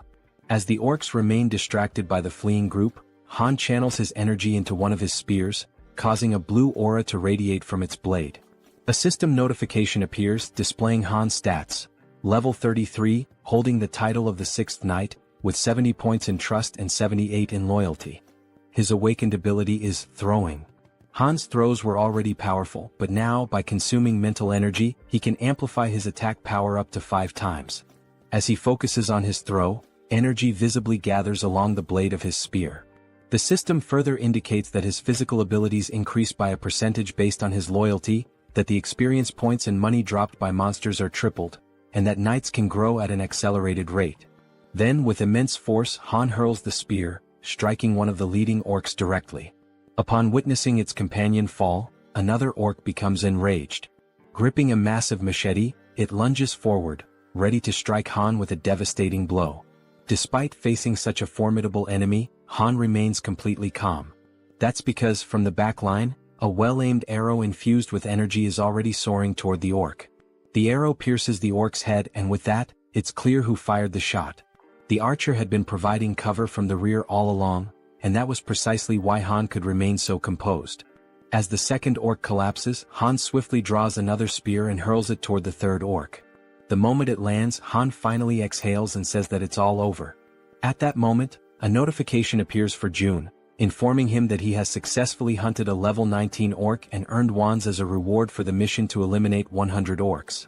With the mission now complete, 3 people who had been hiding from the orcs in that region are rescued. Han approaches them, reassuring them that there is a safe place they can go. As they move toward the main group, the system suddenly issues an alert. Unauthorized individuals are attempting to enter. The system then prompts Seo Jun, asking if he would like to grant them citizenship. Having just deactivated his Ultimate Eyes ability, Jun notices that this time, there are 3 new individuals. When he looks at the system's interface, he realizes that by accepting them, the total number of citizens under his care has now reached 200. A new system notification appears, confirming that citizenship has been granted to the 3 newcomers, bringing the total to 200. The system further reveals that as the number of citizens reaches certain thresholds, new abilities are unlocked. This time the ability Tax Collection has been activated. This newly unlocked ability allows him to collect 10% of all the money his citizens possess. However, it comes with a cooldown period of 30 days. Realizing this, Jun understands that the tax collection ability essentially returns a portion of the citizens' money to him. As he contemplates it, he notes that these kinds of actions are not something he can freely reverse whenever he wants. Biting his finger anxiously, he acknowledges that he will have to wait for a long time before he can actually benefit from it. But time is a luxury he does not have. He is running out of time to save his parents and must send Han's team to where they are as soon as possible. Scrolling through the system, Jun considers redistributing only 30% of the collected funds, seeing it as an investment.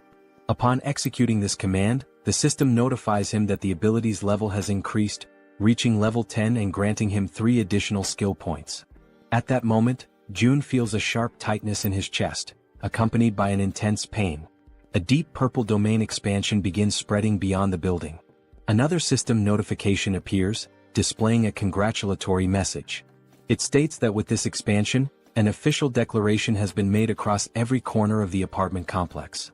Additionally, a fund of 1 billion wands has been deposited into his wallet. Furthermore, the construction function has been activated. Still clutching his chest from the lingering pain, Jun looks at the system screen, reading the new notification. His mind immediately starts racing, questioning what exactly this construction function entails.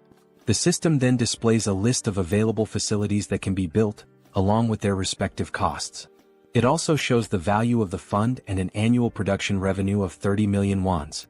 The available construction options include a solar power generator, a store, and a training facility. As he reads through the details, Jun is visibly shocked. The annual revenue is only 30 million wands, yet installing a solar generator alone costs 130 million wands. That means he would need to maintain the solar power system for nearly 5 years just to break even. Following this realization, the system asks if he would like to proceed with installing the solar generator. For now, Jun declines, stating that his current priority lies elsewhere. The money needs to be allocated toward more immediate necessities, such as increasing the levels of his vassals. At that moment, Jun notices something different, something unusual. The system displays the total amount in the fund, exactly 1 billion wands, the same amount he had received upon leveling up. After investigating further, the system clarifies that this amount is exclusively available for construction purposes. Trying to process what he was reading, it takes Jun a moment for everything to click. But when it finally does, he smiles, realizing just how significant this is. This money is entirely separate from the funds in his personal wallet.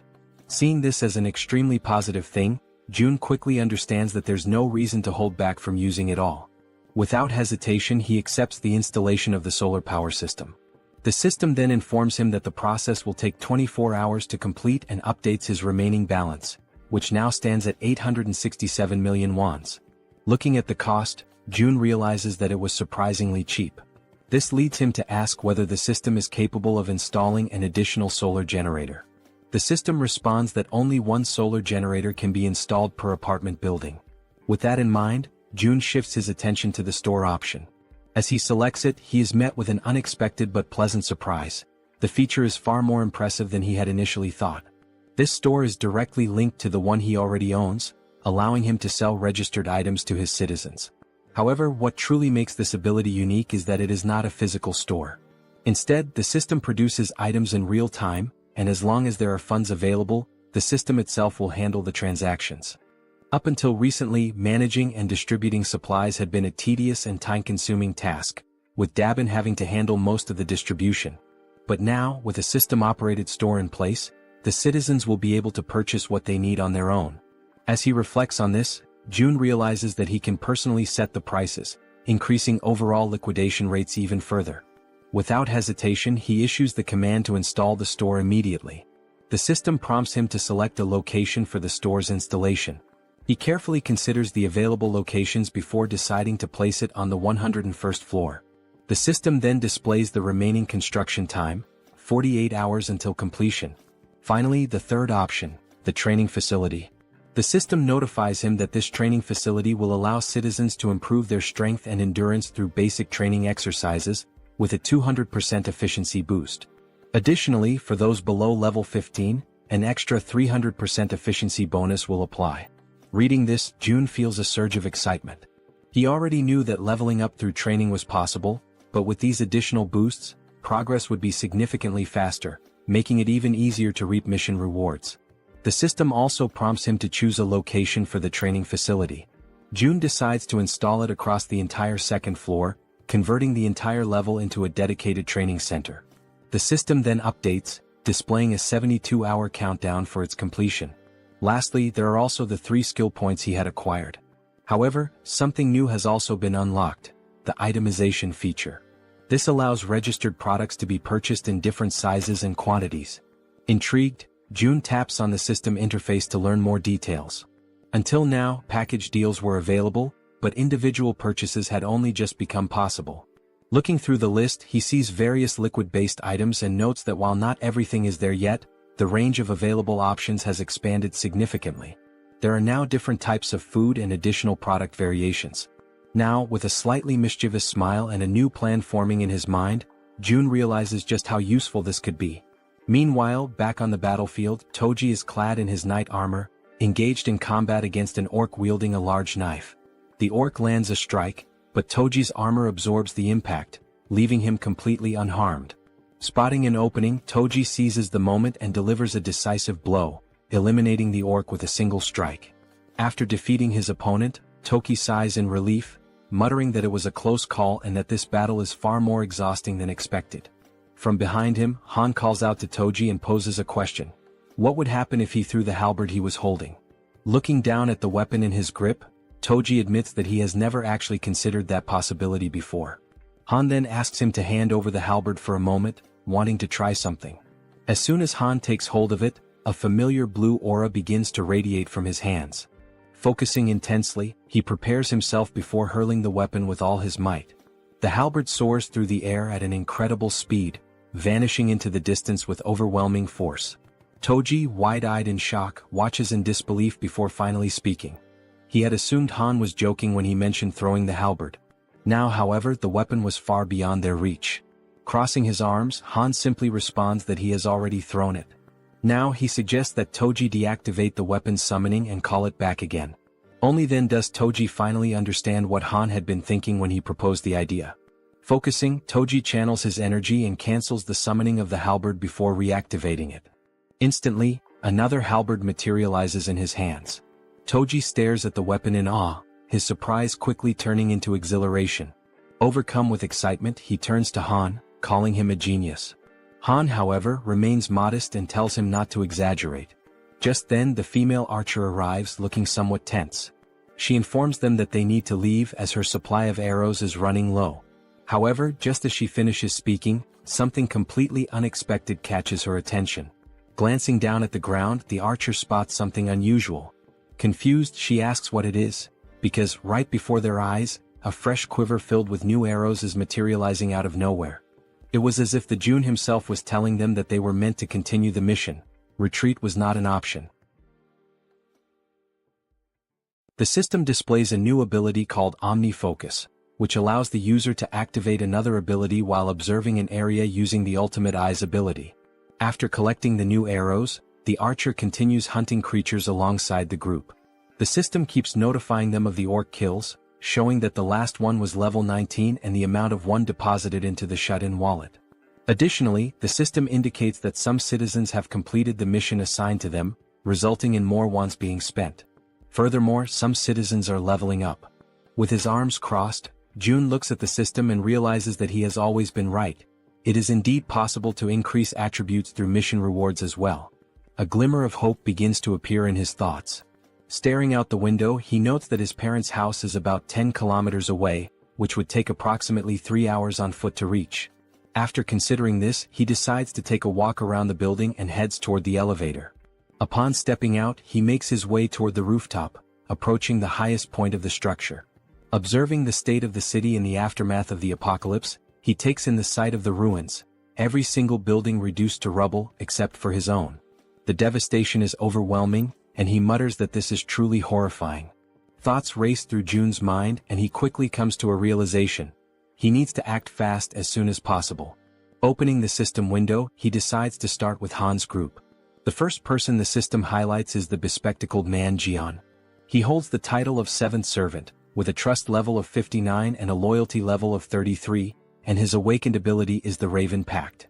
Seeing this, Jun realizes that as long as Jaehyeon's ability is being effectively utilized for reconnaissance, it would be best for him to team up with the Warbear and the healer. The Warbear, Yeonju, is at level 33 and has awakened the Warrior Bear ability, but her loyalty remains low at only 12. Meanwhile, the healer, Kim Dae-jung, is at level 30 and has the awakened abilities of healing, blessing, and magic armor. Examining the details, Jun notes that unlike the healer, who is already registered as a vassal, the Warbear does not yet possess the necessary trust to qualify for vassal status. Beyond her healing ability, the healer also possesses an A-tier blessing, which enhances physical abilities by 70%. Additionally, she has a B-tier magic armor, which generates a magical barrier that protects a chosen target. Kim recognizes that those who had an awakened ability from the beginning hold a tremendous advantage and begins to wonder how he could gain the Warbear woman's trust. Recalling her desperate goal of resurrecting her son, Jun questions whether that might be the only way. He opens the system's resurrection tab and immediately, the system informs him that he does not have enough money to grant the reward, instructing him to acquire more funds. Kim clenches his fists in frustration, irritated that he still lacks the necessary amount. An idea sparks in his mind, to drastically increase the difficulty of the missions to the highest level possible. He then declares that he will set up a mission to hunt a level 40 monster, knowing that such a monster must be incredibly powerful, which in turn would yield a far greater reward. With a serious expression, he sets the time limit to 24 hours. The penalty? Yet, once again the system notifies him that he does not have enough money to provide the resurrection reward. Despite the harsh penalty of death upon failure, Jun is infuriated that the system still deems it insufficient. Then, another notification appears, momentarily catching him off guard. The system announces that he has slain a level 18 orc. An idea suddenly takes root in his mind, perhaps a group mission might work. Without hesitation, he reopens the system and attempts to issue a mission to hunt a level 40 or higher monster, with the same 24-hour time limit and the same penalty of death upon failure. However, this time the reward is modified. The Werebear's son will be resurrected, but only for 1 day. Jun accepts the mission, determining that for now, he must ensure the Werebear woman fully commits to his cause. Back in his room, Seo Jun hears desperate knocking at his door. A frantic voice from the other side pleads for him to open it. Seo Jun moves toward the door, and as he cracks it open, he barely has time to react. The Werebear woman barges in without waiting for him to open it fully. She had already been informed of the mission's reward and the possibility of resurrecting her son, which explained why she looked completely exhausted. Her eyes brim with tears as she declares, with a trembling voice, that she will do anything, anything at all, and she is willing to start immediately. Jun tells her that it is indeed possible, but there is a strict time limit, 24 hours to complete the mission and 24 hours for the resurrection itself. Upon hearing this, the Werebear woman collapses into uncontrollable sobs, overwhelmed by the mere possibility of something she had long believed to be impossible. Tears stream down her face as she expresses her heartfelt gratitude to Jun, telling him that she is truly happy, ecstatic, to have even just 1 day with her son. With unwavering determination, she promises that she will do whatever it takes to make it happen. After that, the system notifies that she has surpassed 30 loyalty points and can now be registered as a vassal. Sometime later, Jun is seen lying in his room, staring at the ceiling. And with nothing but the power of his mind, he manages to turn on the light. Realizing that he succeeded, he shifts his focus to the faucet and attempts to do the same. He concentrates, directing his thoughts toward opening the faucet until water begins to flow. At first, only a few droplets trickle out, barely noticeable. He concentrates a little harder, and this time he manages to fully open the faucet, allowing water to gush out at maximum flow. Feeling somewhat relieved, June comments that this is pretty cool, but at the same time he has already grown somewhat accustomed to it. Now he feels as if he has become a mage, like something straight out of Harry Potter, wielding a wand and controlling electricity, water and gas with precise mastery. The system then displays an update, indicating that the store's earnings are being calculated. A total of 320,981 wons has been deposited into the shut-in wallet. Glancing at the system, June does some quick calculations and realizes that a profit of 320,000 wons suggests that today's total sales have exceeded 1.5 million won. He activates the ultimate eye's ability to check on the people within the building, observing what they are doing on the different floors. On another floor, a man asks how much they need to save. Another man, holding a bow, responds that the bow itself cost 150,000 won, and today they only earn 10,000 won, meaning it will take roughly 15 days. The first man calls the other an idiot, pointing out that he didn't even factor in the cost of water and food for the next 15 days. Frustrated, the man with the bow turns his back and says that since the other is so smart, he should calculate everything on his own. Observing the interactions and dynamics between the people, June notes how much the atmosphere has shifted ever since he started distributing the reward money. He also realizes that ever since the mysterious place known as the store appeared on the first floor of the building, the small amount of money earned from hunting goblins has begun to ignite a growing desire among the people to hunt even more. And now that there are no longer enough goblins left within the apartment complex, people are being forced to venture outside in search of prey. Looking at the system, he feels a certain satisfaction, as level-ups are progressing steadily, and the number of new citizens has grown significantly. The system shows that the current population is 789, with XP and money bonuses now at 100%. Fixated on the system screen, Seo Jun realizes that things are about to expand exponentially from this point forward. Then once again another notification appears. Another level 18 orc has been slain. Sometime later, down below, the Werbear woman, with her immense superhuman strength, is tearing through wave after wave of goblins, crushing them without hesitation. Now she is emitting a golden aura, striking fear into the goblins before they even have a chance to fight back.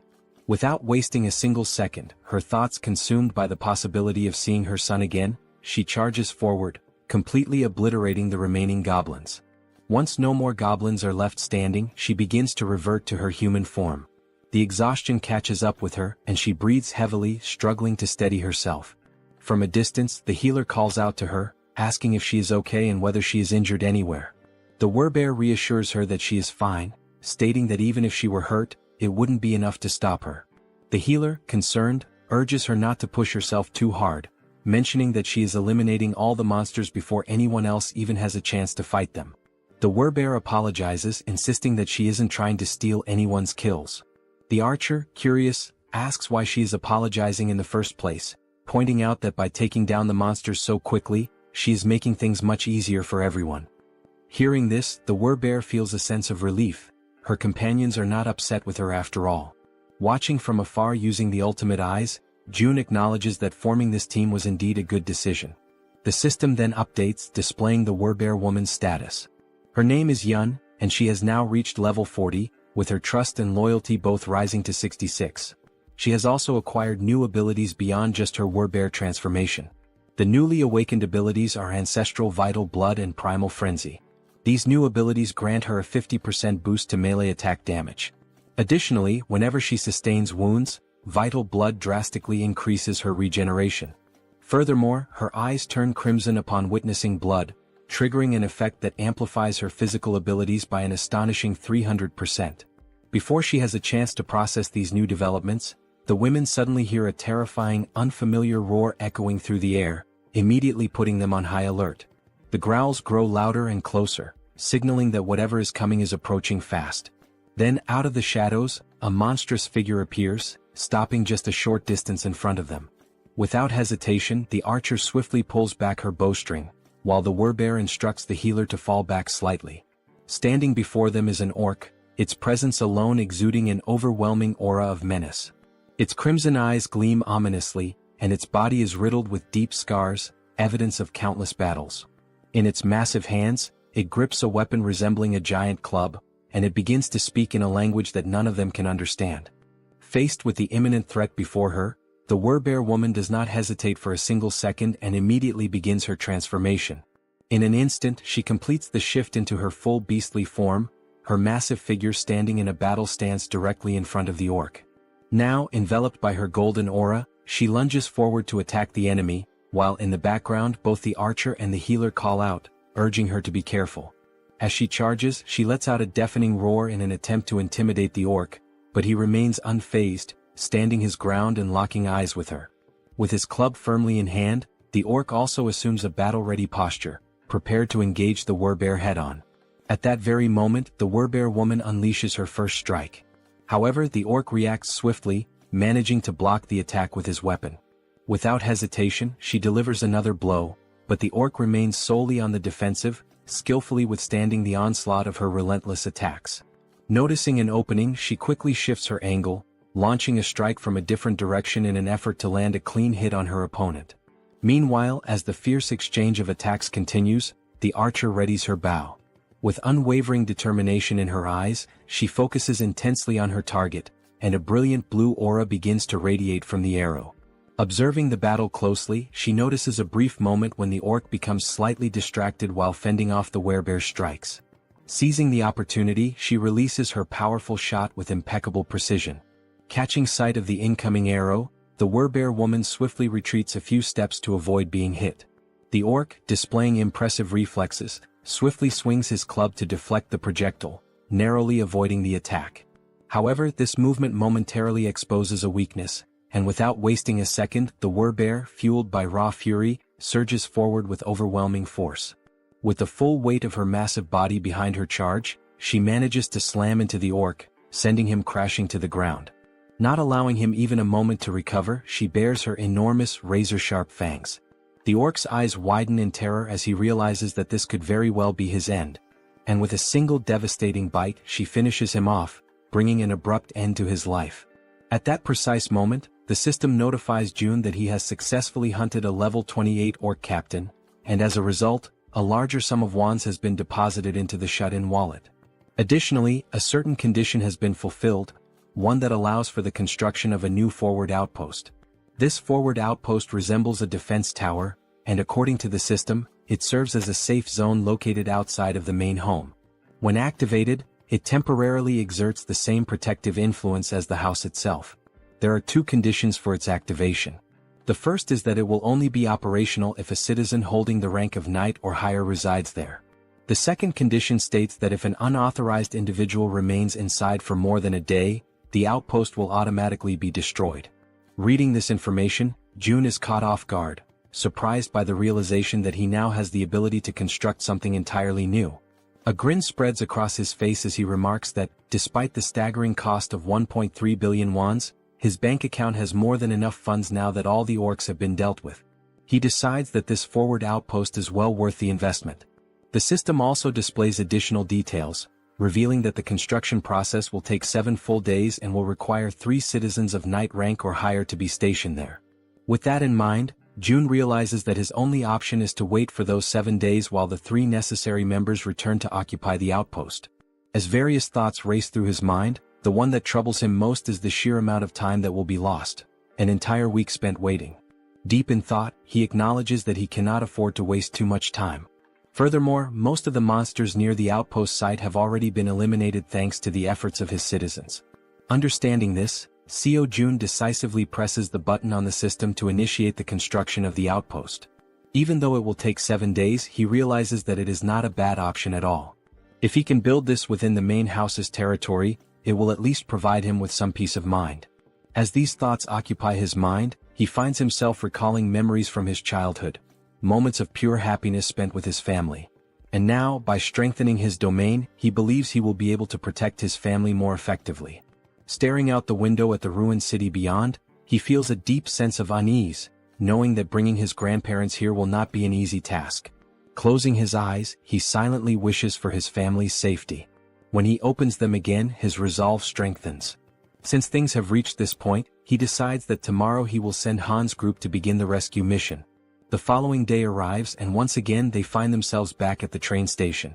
A bespectacled man watches the events unfolding before him in absolute disbelief. At the front lines, the Werbear woman is tearing through enemies, completely unstoppable, while he observes in utter shock from the sidelines. Witnessing her eliminate the monsters one by one, he struggles to comprehend how a single person could possibly be capable of taking down an orc with nothing but her bare hands. With every orc she slaughters, the realization dawns on him: she is no ordinary human. She is a Werbear. Even though he is still overwhelmed by everything happening before his eyes, he acknowledges that it all makes sense. After all, she was already incredibly powerful even before receiving Jun's blessing. As she continues her relentless rampage, crushing orcs with ease, one thought refuses to leave the bespectacled man's mind.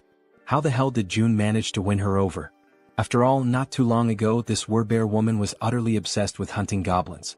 The bespectacled man then considers the possibility that she may have acquired new abilities, despite already being incredibly strong. At that moment, the system displays a notification indicating that there is a mission with a strict time limit of 1 hour. They must complete the mission and return home within this time frame, though there is no penalty in case of failure. Back at the station, the bespectacled man takes position at the front to scout the area, carefully scanning his surroundings. Not far from him, he spots the rest of the group who had accompanied him on this mission. Han calls out to him, suggesting that it would be best to head back home. The bespectacled man turns around, briefly considering the suggestion, and ultimately nods in agreement. As he waits, his raven, an extension of his newly acquired ability, returns from its reconnaissance flight. The bird lands gracefully on his arm, having completed its task, and the bespectacled man gazes at it with pride. Gently stroking the raven's sleek feathers, he decides to name it Black and expresses his gratitude for its good work. Han steps closer, placing a firm hand on his shoulder before asking if he can now take the lead in patrolling ahead, given his new ability. The bespectacled man turns to Black, instructing it to be cautious before sending it forward on a new scouting mission. The raven, its dark eyes filled with an eerie intelligence, silently observes its surroundings before taking flight once more. With a powerful beat of its wings, Black soars high above the station, climbing as high as possible among the towering buildings to gain a broad vantage point of the area. It moves in calculated circles, carefully surveying the entire perimeter. Thanks to the bespectacled man's new ability, he is able to access everything the raven sees as if their visions are linked, distance proving to be no obstacle to their connection. Once he fully processes the information relayed by Black, the bespectacled man turns to Han and reports that the area outside appears to be clear, confirming that it is safe to proceed. Han acknowledges the report with a nod and promptly signals the rest of the group. Upon receiving the order, everyone quickly moves into formation, positioning the strongest members at the outer edges while the healer remains securely in the center. As they march forward, the bespectacled man suddenly senses an unusual presence near his back. His instincts kick in and without hesitation he whirls around to check for any threats. A faint rustling sound reaches his ears and after a brief moment he identifies the source, a small rat scurrying along the path. Since he is positioned at the back line, the bespectacled man swiftly climbs onto the platform, stepping away from the train tracks to avoid obstructing the others. His companions continue moving ahead, yet an uneasy feeling lingers. Unable to shake it off, he turns once more to scan the area behind them, double-checking to ensure that they are not being followed. In the dimly lit tunnel, just beyond the tracks, something catches his attention, a pair of gleaming eyes watching from the shadows. The eyes belong to a rat. Without hesitation, the small creature leaps forward, mirroring the group's path with uncanny precision. Relentlessly, despite its diminutive size, the rat pursues them, its glowing eyes locked onto their trail. Carefully and persistently, it follows their every move, all the way to the station's exit.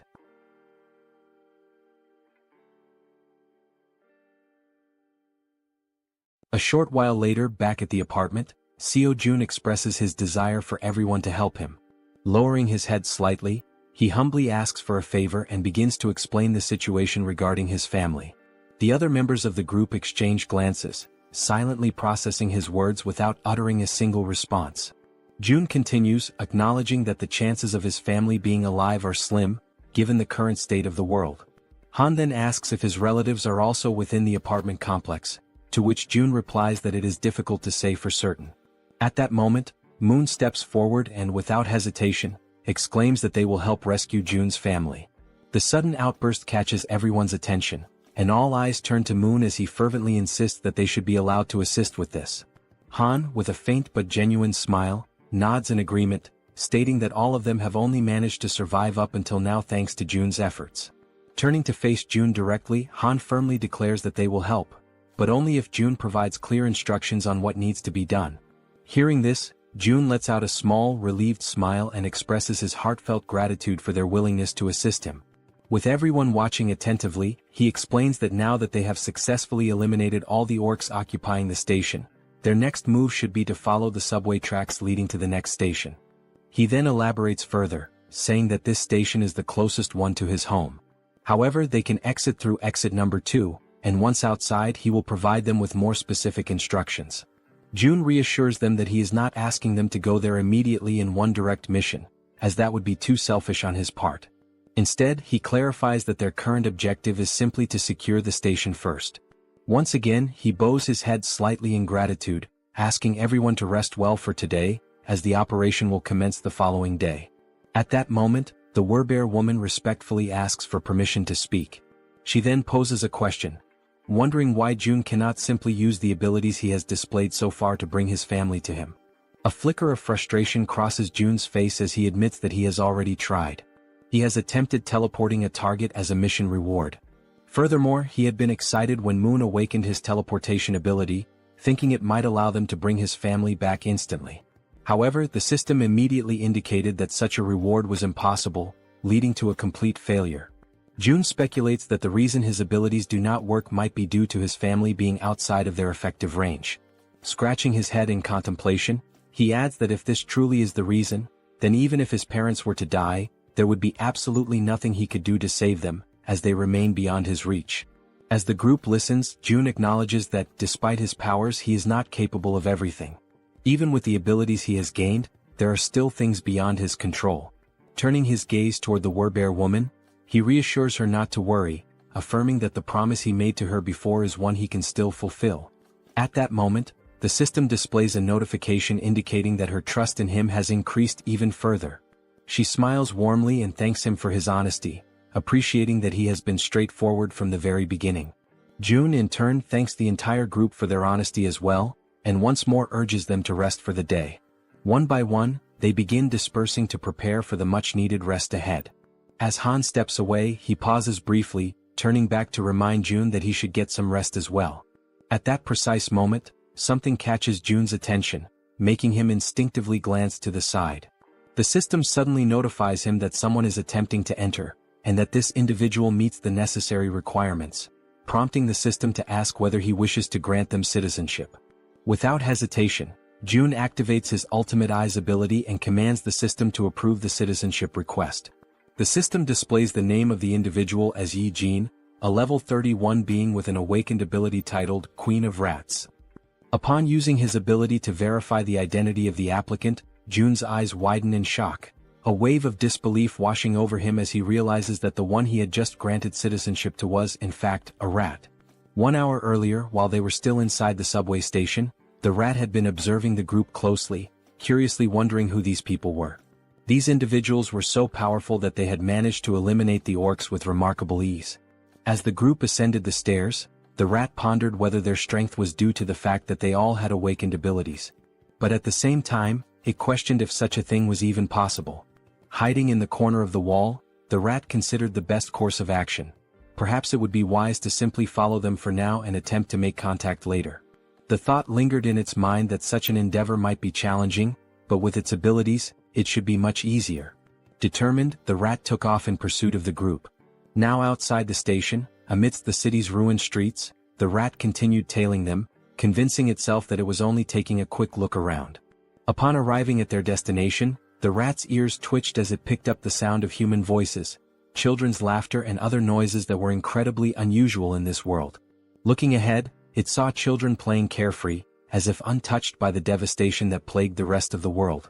The sight left the rat in complete shock. In a post-apocalyptic world, such a scene was simply unnatural. Turning its gaze to the other side, the rat found itself questioning why so many people were gathered inside that particular building. Fixating on the only structure that remained completely intact, it wondered what in the world that place was. With a deep sense of curiosity, it decided to take a closer look. However, as it attempted to leap up the steps and enter, it slammed its head into something invisible. A dull ache surged through its skull, and a large lump immediately began forming on its tiny head. The sudden pain caused the little rat to let out a pitiful cry. It had collided with a system-generated window that displayed a message stating that entry was prohibited. While rubbing its sore head and trying to make sense of what had just happened, another system window appeared before it, asking whether it wished to acquire citizenship.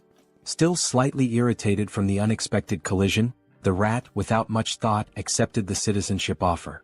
Yet, despite agreeing, the system window stubbornly remained in front of it.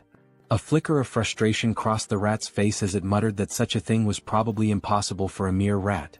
But in the very next instant, the system confirmed that citizenship had indeed been granted. Overwhelmed with excitement, the rat raised its tiny fist triumphantly, as if celebrating a great victory. A part of it still wondered if this had actually worked. Stepping forward, it entered the building, reassuring itself that everything was fine now. However, the moment it crossed the threshold, panic erupted. The sight of a rat inside sent the people into a frenzy. Instantly, several individuals reacted, attempting to stomp on the small creature to eliminate it.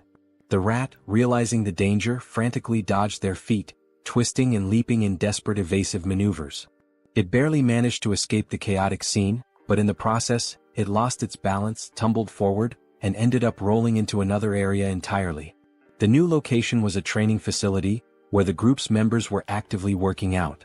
Han and Togi were lifting dumbbells, training their biceps. Moon and the glasses-wearing man were performing bench presses. The archer and the poison-wielding woman were working out on the other side of the room. Meanwhile, the healer and the werbear woman were taking turns using the lat pull-down machine. Observing the sheer intensity of the training, the little rat found itself in awe, its tiny mind racing as it marveled at the sight. What kind of place was this? At that very moment, elsewhere, a new figure appeared. A woman, clutching her head, muttered that she was experiencing pain. She had been inside that very subway station earlier, and now she was suffering from a splitting headache. Perhaps this pain was a lingering effect of when the rat had collided headfirst into the system's invisible barrier. Bringing her hand to her mouth, she let out a smile, one that gradually morphed into something filled with twisted excitement. She spoke softly to herself, claiming that now, at long last, an opportunity had presented itself. A low chuckle escaped her lips and soon she was grinning almost maniacally. She had finally found a way to survive.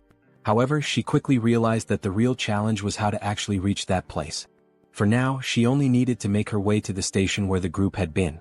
As she gnawed at her nails, she considered the possibilities. Perhaps the only viable method would be to traverse the subway tracks. But there was a major obstacle in the way, the monster that currently occupied the station, blocking the path forward. And yet, instead of despairing, she clenched her fists with determination. That was precisely why she still had a chance. There was nowhere in this world that she could not reach. At her command, a swarm of rats began to emerge, flooding the entire area. At that moment, a system notification appeared, indicating that he had hunted a trained level 2 rat and had gained a small amount of XP. The woman's ability was called Queen of Rats, a skill that compelled any rat she encountered to swear loyalty to her, allowing her to share their senses. Observing the notification, June, deep in thought, quickly realized that this woman was controlling the rat's spirit. Without hesitation, he activated his ability, Ultimate Eyes. Someone with an awakened Tirei ability had arrived on their own, so no matter the circumstances, he had to accept them. He carefully examined each room, searching for any sign of her, but there was nothing to be found. Turning his gaze outside, he scanned the surroundings, yet there was no trace of her there either. June then considered summoning her through a mission, as she had already been accepted as a citizen. The mission he devised was simple: visit the apartment within a 48-hour time limit, with a reward of cola and a choco bar. However, just before confirming the mission, June paused, realizing he was forgetting something. A memory resurfaced, the conversation he had with the werbear woman, where she had asked if he simply couldn't bring someone there using his abilities. June had tried multiple times before and had never succeeded. But perhaps that was because those people had been outside his sphere of influence at the time. Now, however, things were different. Everyone who had obtained citizenship was undoubtedly under his influence. No matter how far away they were, the system still registered the bodies of the monsters they hunted, calculating them accordingly. This proved Jun's theory. With this realization, he ordered the system to modify the mission. The new objective remained the same: visit the apartment. However, the time limit was now only 10 seconds, and the penalty for failure was immediate summoning to the location. After confirming the changes, Jun felt a hint of surprise that the system had allowed it to proceed without imposing any restrictions or additional penalties. Deep in thought, he considered that this was a worthwhile attempt. If he could successfully summon a citizen from the outside just once, then he could safely bring his own family there in the future. Once the forward base was activated, he would temporarily gain the same authority as his original territory. Only then would Han's group be dispatched. The forward base would be constructed, citizenship would be granted to his entire family, and using the mission system he would finally be able to summon them there. Jun realized that this plan had a real chance of working. However, the real issue was how much it would cost. But ultimately, the cost didn't matter as long as he could save his family. With unwavering determination, he declared that he would begin, pressing the button to start the mission. The countdown started, 10 seconds. The only thing on Jun's mind at that moment was that he hoped this wouldn't cost $1 billion. When the 10 seconds elapsed, the system notification appeared. Mission failed. However, to Jun's relief, the cost was nowhere near what he had feared. Feeling the weight lift off his chest, he placed a hand over his heart, relieved that it had only cost 30 million. But now, standing at the entrance of the apartment, was Jaehyeon, the Queen of Rats. She was on her knees, trembling, her face filled with terror as she frantically questioned where she was. Jun immediately deactivated Ultimate Eyes, confirming that the penalty had indeed worked as intended. Slowly, he began walking toward the woman. The sight of him approaching sent her into full panic mode, her entire body trembling with fear. The monarch of isolation finally spoke, calling her by name. Hearing her name from his lips only deepened her confusion. Without wasting a second, she hastily demanded to know who he was and how he knew her. Jun's response was simple: he was the one who had granted her citizenship. Jaehyeon took a moment to process this information, trying to make sense of the situation. Still in shock, she questioned whether this place was the same location where her little rat had been. Jun, retrieving a can of soda from the system, confirmed that yes, this was the top floor of the apartment she had previously seen through the rat's eyes. As he offered her a chocolate bar and a soda, he apologized for summoning her so suddenly, fully aware that she was overwhelmed and terrified. Then, in a calm and composed manner, Jun introduced himself, stating his name and expressing that it was a pleasure to meet her. Still wary, Jaehyeon hesitated for a moment before extending her hand to accept the chocolate and soda. She took a deep breath, gathering herself, before asking if he was the one who had summoned her here and if he was also the one responsible for that strange search at the subway station earlier. Jun confirmed both. Without warning, her expression shifted completely, excitement flashing across her face. Her sudden change in demeanor left Jun puzzled. Then, as if she had just remembered something urgent, Jaehyeon began to speak. She knew it was asking for a lot, but there were people under her care and she wanted to know if he could bring them here as well. Continuing, she explained that she had tried to do it herself, but it had been extremely difficult to bring everyone here. She had been so close to taking a huge gamble to make it happen. Jun, maintaining his composure, asked her how many people she needed him to bring. Without hesitation, Jaehyeon answered, 35 people. Realizing the high number of people involved, Jun hadn't expected that there would be so many others with her. He sighed and apologized, explaining that this would be difficult to accomplish. Jaehyeon, clearly distressed, immediately questioned why. Without hesitation, he stated plainly that with his current power, he simply couldn't bring that many people there. Hearing this, the girl panicked. She grabbed onto his clothes, her fingers trembling as she desperately pleaded with him. Her mother and younger sister were among those people, and she swore she would do anything to save them. Jun observed her carefully, realizing that she needed help too. After a moment of silence, he asked her to give him some time to think. As his mind raced for a solution, he recalled something. Jaehyeon hadn't needed to interact with him directly to receive citizenship. That meant the system had recognized her rat as an extension of herself. If that was the case, perhaps something similar could work again. A system window appeared before Jun, displaying Jaehyeon's current stats. Her trust level was at 37, and she was at level 31. Seeing this, he noted that her trust had already increased, and given her situation and everything she had just said, it was only natural for her to trust him even more. Still kneeling in front of him, her eyes full of desperation, she listened as he called her name. She immediately asked if she really could do anything. Without hesitation, Jaehyeon confirmed that she would. she would do absolutely anything. June took a deep breath before finally speaking. There was a way to make what she wanted possible. But first she had to trust him completely, 100%. He asked her if she understood. Then, speaking in a calm and steady voice, he told her that if she placed her absolute trust in him, he would undoubtedly save them. Hearing those words, the girl's eyes lit up with hope. She clasped her hands together, almost as if in prayer, and shouted that she truly trusted him. With unwavering determination, she declared once more that she would do anything if it meant saving her family. At that moment, the system notification appeared. Yi-jin's trust level had reached 50, and her loyalty had surpassed 30. This fulfilled the conditions for her to be registered as a vassal. June grinned. This was good, very good. And what came next would be even better. Without hesitation, he pressed the system window, selecting the option to register her as his vassal. At that exact moment, a blue aura surged forth, enveloping Yi-jin's entire body. For a brief instant, the unexpected sensation startled her. Then another system window appeared. Yi-jin was now officially recognized as 10th Seed, Knight and Tamer. Her awakened abilities were listed as Queen of Rats, Evolution. June read through the details carefully. The Tamer title granted her the ability to enhance the stats of her tamed creatures based on their loyalty. Additionally, their growth speed would accelerate according to her trust level. On top of that, the evolution ability was classified as Tier A+. It allowed her tamed creatures to continuously grow, and once they reached a certain threshold, they would evolve. As he watched the glowing energy flow through her body, June asked her a critical question. Were there tamed rats near where her family was located? Yi-jin, still feeling the power coursing through her, nodded quickly. June immediately issued an order. She was to send those rats to where her family was right now. Without hesitation, the Rat Queen confirmed she would do it.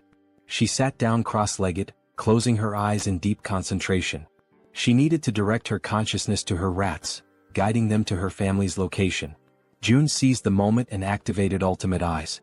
As soon as he did, his vision expanded and he was able to see through the eyes of the rat. The system recognized it as an extension of Yi-jin herself. A system window popped up, identifying the creature. Tame Mouse, Level 2. The small rat scurried forward, stopping in front of a group of people. They watched it carefully, recognizing it almost immediately. Whispers spread among them. Was this one of Yi-jin's rats? Then, to their surprise, a system window appeared above the rat. The unexpected sight made the people uneasy. And then, something even more shocking happened. One after another, various supplies began to materialize from the system. Food, water, necessities, all appearing out of thin air. The people stared in disbelief, struggling to comprehend what they were witnessing. Someone muttered a question. Was this Yi-jin's doing? With this, the system updated once more. Yi-jin's trust level skyrocketed, increasing several times over. From a distance, June observed it all. This was exactly what he had anticipated. He continued watching as the rats moved. A realization struck him.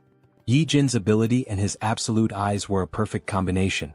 From this moment on, the tens of thousands of rats crawling through the sewers would now serve as his eyes. June couldn't help but smile. This was insane. And now he had acquired the ultimate scout. The Rat Queen politely asks for permission to speak, her voice calm but firm. She then inquires if the place June wants to know about is the one located near the beach. June nods in confirmation, stating that yes, that is indeed the place he is referring to. A realization dawns upon him. Coincidentally, Yi-jin had gone to Nambu-Mindong, which happens to be where his family's house is located. Naturally, this puts her in a far better position than Han's team, who are still unfamiliar with the area. On top of that, all she needs to do is send a single rat. Even just one rat alone makes it possible to confirm his family's survival, and now with her abilities, it will also be much easier to send supplies.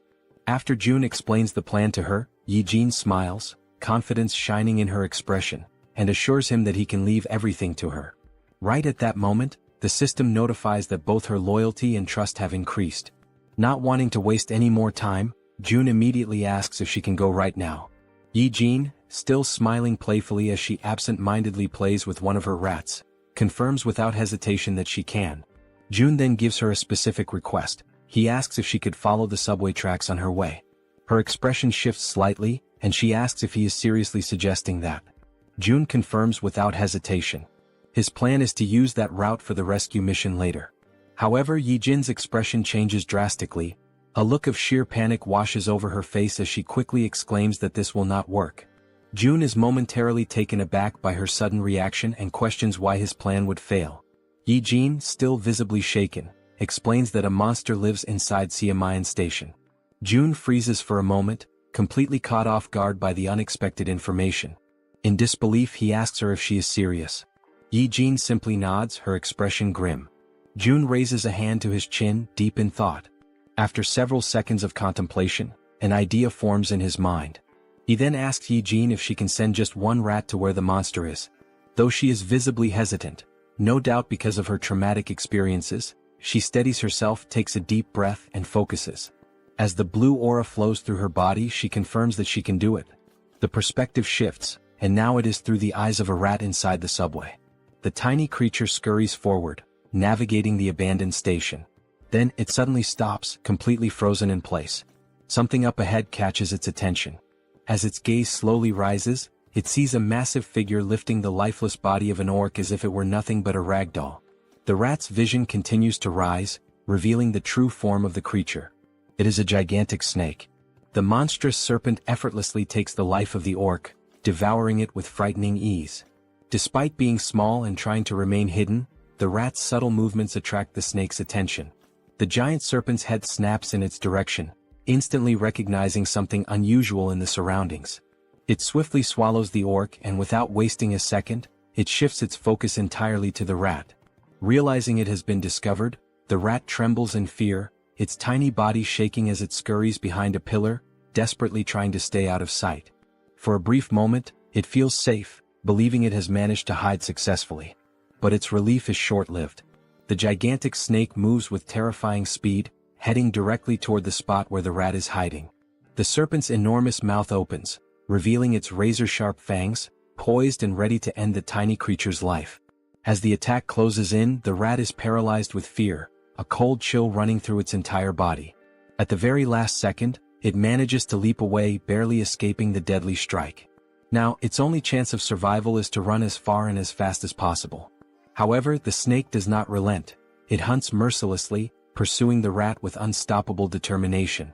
For a brief moment, the gigantic serpent appears to hesitate, and the rat uses that single opportunity to flee for its life.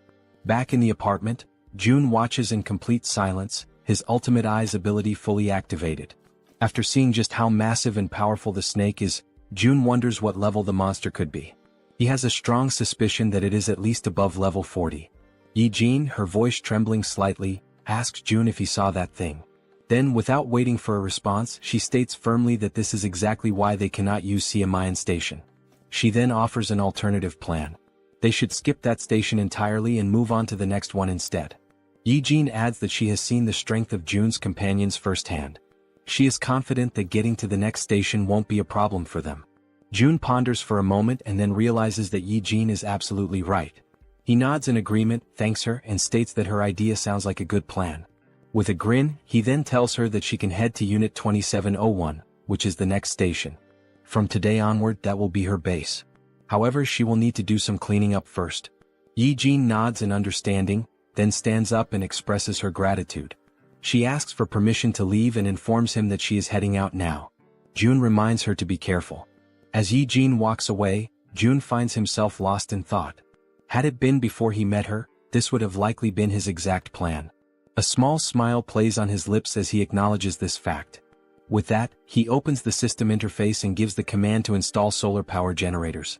The system confirms that the installation process will take 24 hours to complete. Outside, numerous photovoltaic panels begin automatically installing themselves on the rooftops, as the system efficiently carries out the task. Gazing out the window, June watches the progress. This system is impressively efficient, that much is clear. However, even with its current capabilities, it is still not enough to sustain the nearly 800 people under his care. And if they want to raise funds to install more facilities, they will need more people working. At the very least, they must establish a 3-shift system. The same applies to the new common facilities, which include solar energy, the store system, and the training center. Still standing and looking at the system, June says that now is when it truly begins. More hunts. The scene shifts to Han's group, who are running in fear from something chasing them. As they sprint forward, Han quickly glances back and realizes that their pursuers are closing in. Knowing they won't be able to outrun them forever, they decide to stop and prepare for battle. The creatures chasing them are massive bats, flying at incredibly high speeds. The entire group launches their attacks at once, unleashing powerful projectiles. Arrows soar through the air, and as everyone knows, they are infused with a brilliant blue mana. They pierce the bats in multiple places, causing the creatures to screech in agony. After a relentless barrage of attacks, they finally defeat all the bats that had been pursuing them. Once the battlefield falls silent, and none of the bats show any signs of movement, the archer turns to the group and asks if anyone is injured. The group reassures her that they are all unharmed. The poison-wielding woman then shifts the topic, asking the archer about the giant serpent that June mentioned residing in Siamayan Station. She questions whether they truly believe they can take it down on their own. The archer responds confidently, saying that everything should be fine since, if things go south, June can summon them back to the apartment at any moment. The poison-wielding woman nods in agreement, realizing that she is worrying too much. Listening to their conversation, Han grins and reassures her, saying that she doesn't need to overthink things since June is monitoring everything from afar. He then issues the order to move forward. After walking for some time, they finally arrive at the station where the giant serpent is lurking. The first sight before them fills them with horror and an overwhelming sense of dread. Scattered across the ground are the lifeless bodies of goblins and orcs, torn apart in a gruesome display. Among the carnage, a train car has been derailed, lying on its side off the tracks. The grotesque sight is enough to make the poison-wielding girl gag, barely able to hold back her nausea. Han orders the rest of the group to proceed while she takes a moment to recover. As they advance slowly, exercising extreme caution, Han suddenly senses something off, an eerie, unsettling feeling, accompanied by the distinct sound of a snake hissing. His instincts scream at him, and he immediately shouts for everyone to stop and be on high alert. The group tenses up, readying themselves for whatever might come next. Being at the front, Han is the first to see it, and his body freezes in terror. Emerging before them is the giant serpent. Its scales shimmer with a deep purple hue, and its golden eyes gleam with an insatiable thirst for blood. Faced with such an overwhelming presence, the entire group trembles in fear, unable to utter a single word as adrenaline surges through their veins. Toji is the first to break the silence, shouting in desperation, asking how they are supposed to fight a monster like this. At that moment, each of them frantically tries to think of a way to survive. Despite his own fear, Han instinctively pulls the archer into his arms as she, too, is frozen in place. With a firm voice, he yells for everyone to drop to the ground immediately. Without hesitation, the group obeys, crouching low as a series of devastatingly fast strikes slice through the air above them. The attacks are so rapid that they can only hear the sharp sound of the wind being cut, followed by the impact of the strikes smashing into the metro walls. At that moment, a system notification appears, revealing a new party quest. The objective: eliminate the giant serpent. Time limit: 10 minutes. The reward: a massive amount of XP. There is no penalty for failure, but everyone knows the truth. Failing this battle will cost them their lives.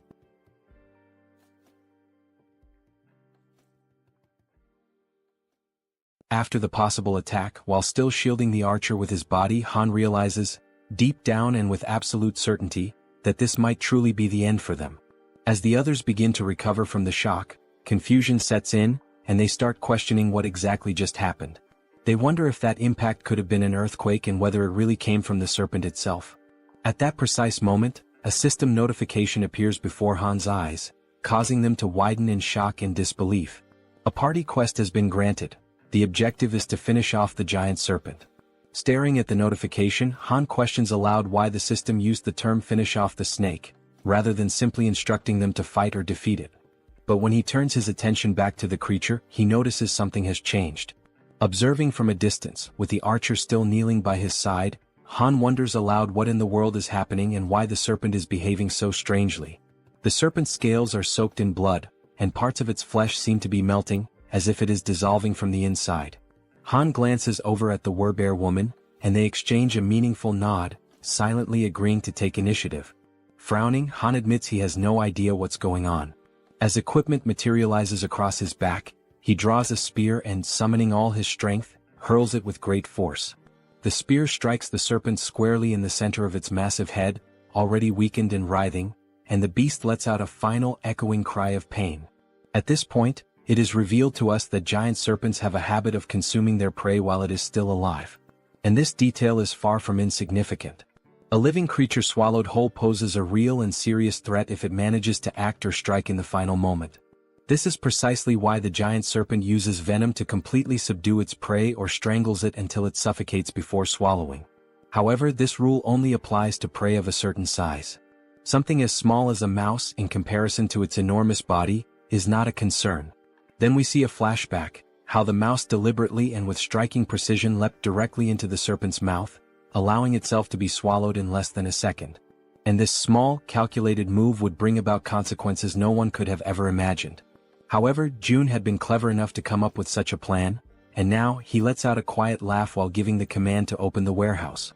Watching the little mouse with his ultimate eyes ability, he notices two skills that are now available: warehouse and shop. With the mouse already inside the serpent's body, June issues the command to summon gas, causing the serpent's belly to bloat and swell. On top of that, he also summons burning papers, already ignited. The combination of gas and fire results in a massive internal implosion. In other words, the serpent explodes from the inside out, unable to withstand the pain and pressure building within. After the blast, the Queen of Rats experiences a sharp discomfort, as if she is directly connected to the pain the little mouse suffered. June walks over to her, noticing her unease, and asks if she's all right. She responds that she is. It just startled her a bit. June acknowledges her efforts, saying she did a good job, and she exhales in relief, finally relaxing a little. With ultimate eyes still active, he shifts his attention back to the metro and reflects on the fact that he wasn't the one who delivered the final blow to the serpent. Rather, he wants this creature to be slain by his vassals who have earned the title of Knight, Han and the Werbear Woman. By doing this, he knows he will receive 6 times the amount of experience points and profit. We are brought back to the same scene from earlier, just after Han threw the spear at the serpent's head. The Werbear Woman, wasting no time, charges forward while her transformation nears completion. With her powerful claws, she delivers a series of fierce slashes against the serpent, who still struggles to fight back despite its injuries. Finally, the Werbear focuses her strength, leaps into the air, and strikes down with tremendous force, landing a blow directly to the serpent's head. The impact creates a large crater, and once she lands back on the ground, now almost fully transformed, she turns to look over her shoulder, just to confirm that the giant serpent has truly been defeated. Right then, the system notifies them that the king snake has been vanquished, and a substantial amount of experience has been granted. Additionally, since it was a level 40 monster, a large quantity of one has also been deposited into the Shutin's wallet. Now that Han and the Werbear Woman have defeated the boss of Siamayan Station, it becomes possible to construct an outpost at that very location. System messages continue to flood in, showing that multiple skills have leveled up. Among them, a domestic domain declaration has reached level 15, granting June 3 additional skill points. As always, after each evolution, June experiences that familiar sharp pain, a tightness in his chest that signals the price of his advancement.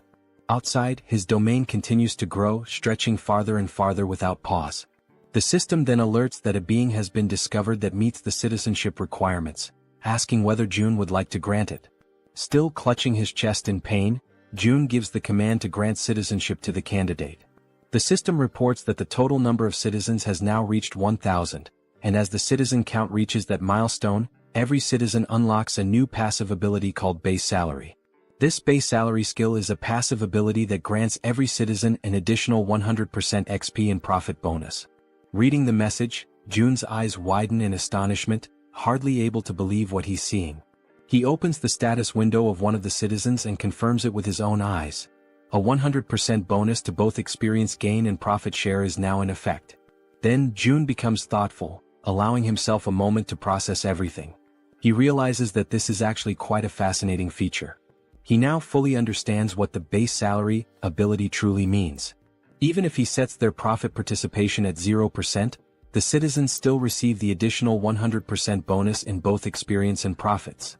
But before he can dwell on that thought any further, his concentration is broken. The Queen of Rats calls out to him, gently pulling him out of his reflections. He turns around and asks what she needs. She apologizes for asking this at such a moment but proceeds to make a request. She wants to know if it would be possible for him to bring her group to that place as well. June takes a moment to consider her words, going quiet for a few seconds as he thinks.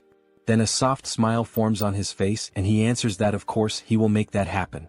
The Queen of Rats lights up with excitement the moment she hears his response. She lifts her hands near her mouth in a gesture of pure emotion, nearly blushing, while her eyes shine with a joy she cannot hide. June then asks her whether she is able to control another rat again at this point. Now full of energy and determination, she confidently answers that yes, she can absolutely do it without any problems. June says that he will inform the group to follow the rat while she guides them from here. Back at the metro station, the giant serpent's lifeless body still lies across the ground, unmoving. From within that very scene, a tiny mouse emerges, now acting as the guide for the group, leading them toward their new destination. The mouse scurries ahead, while the rest of the group follows closely, walking past the corpse of the giant snake and making sure not to stray too far behind their small guide. Han is once again left in shock by the sight unfolding before him. The Werbear woman urges him to compose himself and asks whether it was his group that defeated all of the orcs lying lifeless across the floor. He immediately denies it and turns the question back to her. But she also says that she didn't do it either. When she arrived, the orcs were already in that state. That leads them to conclude that this must be an orc territory, and whoever defeated them must be far more powerful than they are. As they keep walking, all the group can see are orc corpses and splashes of blood staining the ground, while they continue following the mouse that is showing them the way. Han points out that now that the giant serpent has been dealt with, the major threat is gone. However, he warns that they must not lower their guard just yet. The archer agrees with his assessment, noting that there could still be hidden groups of monsters lurking in the shadows nearby. At that moment, the little mouse turns back to the group, squeaks, and gestures with its tiny paws as if to say, "Come on, hurry up." Seeing this action, Toji comments that this mouse is actually pretty clever, and Moon asks whether the mouse is part of June's skill set. The group presses on, continuing forward while June watches from a distance. Observing everything from afar, he judges that for now there don't appear to be any major threats in the vicinity. He shifts his gaze slightly toward a system notification, which informs him that he currently has 3 available skill points. Looking at the system message with a bit of anticipation, June begins to wonder where he should invest those points. He reasons that since his territory has recently expanded, the highest priority should be the Ultimate Eyes skill, especially because it synergizes with the Queen of Rats' abilities. So he gives the command to upgrade Ultimate Eyes. Once again, as always, he feels the painful consequences of evolving his skill. But this time, unlike the usual sharp sensation in his chest, he experiences something far worse, an unbearable and splitting headache. And unlike the previous version of this skill, the new level now allows him to see the level of monsters displayed above their heads. In addition to level, he can now see other data as well, such as height, behavior, intelligence, and even specific attributes or traits that make each monster stand out. Realizing how much easier this will make things moving forward, he affirms to himself that he definitely needed this ability. Because first, he needs to identify monsters of the correct level in order to assign suitable quests to people. This way he can reduce the cost of resurrection. Already aware of how useful this tool will be, he decides to use his remaining points. The next skill he chooses is dignity maintenance because now that he is meeting and managing more people, trust and loyalty are becoming increasingly important. He gives the command to level up that skill as well. However, just at that moment, right in the middle of his planning, something interrupts Seo Jun, throwing him completely off balance and into a state of panic. A deafening sound crashes through the area, abruptly ending his moment of reflection. That's when he realizes that the noises he just heard were similar to gunshots, sharp, loud, and unmistakably threatening. Since June had his Ultimate Eyes skill activated at that moment, he was able to quickly realize that the gunshots had not originated from the apartment complex, but rather from the metro station. He immediately redirects his gaze back toward the metro and sees several goblins wielding revolvers in their hands. The goblins wear malicious, twisted smiles, clearly aware of the immense power they now hold with such weapons. Watching the scene unfold before him, the only question running through June's mind is why on earth goblins have firearms, and more importantly, how they managed to get their hands on them. Because it wasn't just one goblin with a gun, there were several of them, causing chaos and panic as they wildly fired their revolvers, spreading terror through the metro. Han and his group had already faced countless formidable enemies in the past, but never had they encountered a threat that escalated in danger so quickly and so unexpectedly. The suddenness of it put the entire group on high alert. Realizing the goblins were opening fire, Han immediately shouts out, commanding the group to run for cover and hide behind whatever protection they can find. The gunfire continued echoing throughout the metro station as the entire group managed to temporarily hide. From their cover, Han and the archer peek out cautiously, watching the scene unfold. Clearly frightened, the archer asks how the hell those damned goblins got their hands on firearms. Han responds grimly, saying the only thing he knows for certain is that it's not possible to fight them head-on under these conditions. But then Han allows a small smile to appear on his face, because he suddenly remembers, Moon is on their team. Without hesitation, Moon uses his teleportation ability, aiming to catch the goblins completely off guard and not give them a single second to react. His expression is fierce, filled with anger, and his eyes radiate pure determination. Without the slightest bit of remorse, he pierces the back of one of the armed goblins with his spear, driving it through the creature and silencing it with one final scream. That agonized cry is enough to alert the rest of the goblins, who immediately turn their attention to Moon, now fully aware that he's standing in the middle of them. But Moon is far from weak, certainly not as weak as the goblins had imagined. Using his close-range combat skills, he manages to decapitate every single goblin that tries to strike him, cutting them down one by one in rapid succession. Watching this from a distance, the goblins still wielding revolvers quickly realize that this is their best chance to shoot the boy before he closes in. But just as they prepare to pull the trigger, arrows suddenly strike their hands, forcing them to drop their guns in pain. The shots had come from the archer, who had been carefully observing the fight and saw the perfect opportunity to act. And she wasn't the only one. Toji, dressed in his heavy knight's armor, and the Werbear woman also launched themselves into the fray, charging forward to eliminate the remaining goblins. Both of them begin to attack fiercely, not giving the goblins a single moment to breathe or retaliate. From a distance, the man with glasses and the poison-wielding woman watch everything unfold in disbelief, clearly impressed by the strength and coordination of their companions. Toji and the Werbear continue pushing forward, relentlessly attacking the goblins, while in the background the archer and Moon provide cover from a distance to ensure their success. After the battle, Jun shifts his attention back to the revolver and ammunition, inspecting them carefully with the help of his ultimate eyes ability. He then gives the system the command to register both items. The system promptly displays a confirmation that the revolver and its specific ammunition have now been successfully registered. Realizing what he just did, Jun stands silent for a moment, stunned by the fact that he has now added a firearm to the system's inventory. He quickly recognizes that he cannot display this item in the store for the general public to purchase. On the other hand, offering firearms in the shop would come with clear advantages.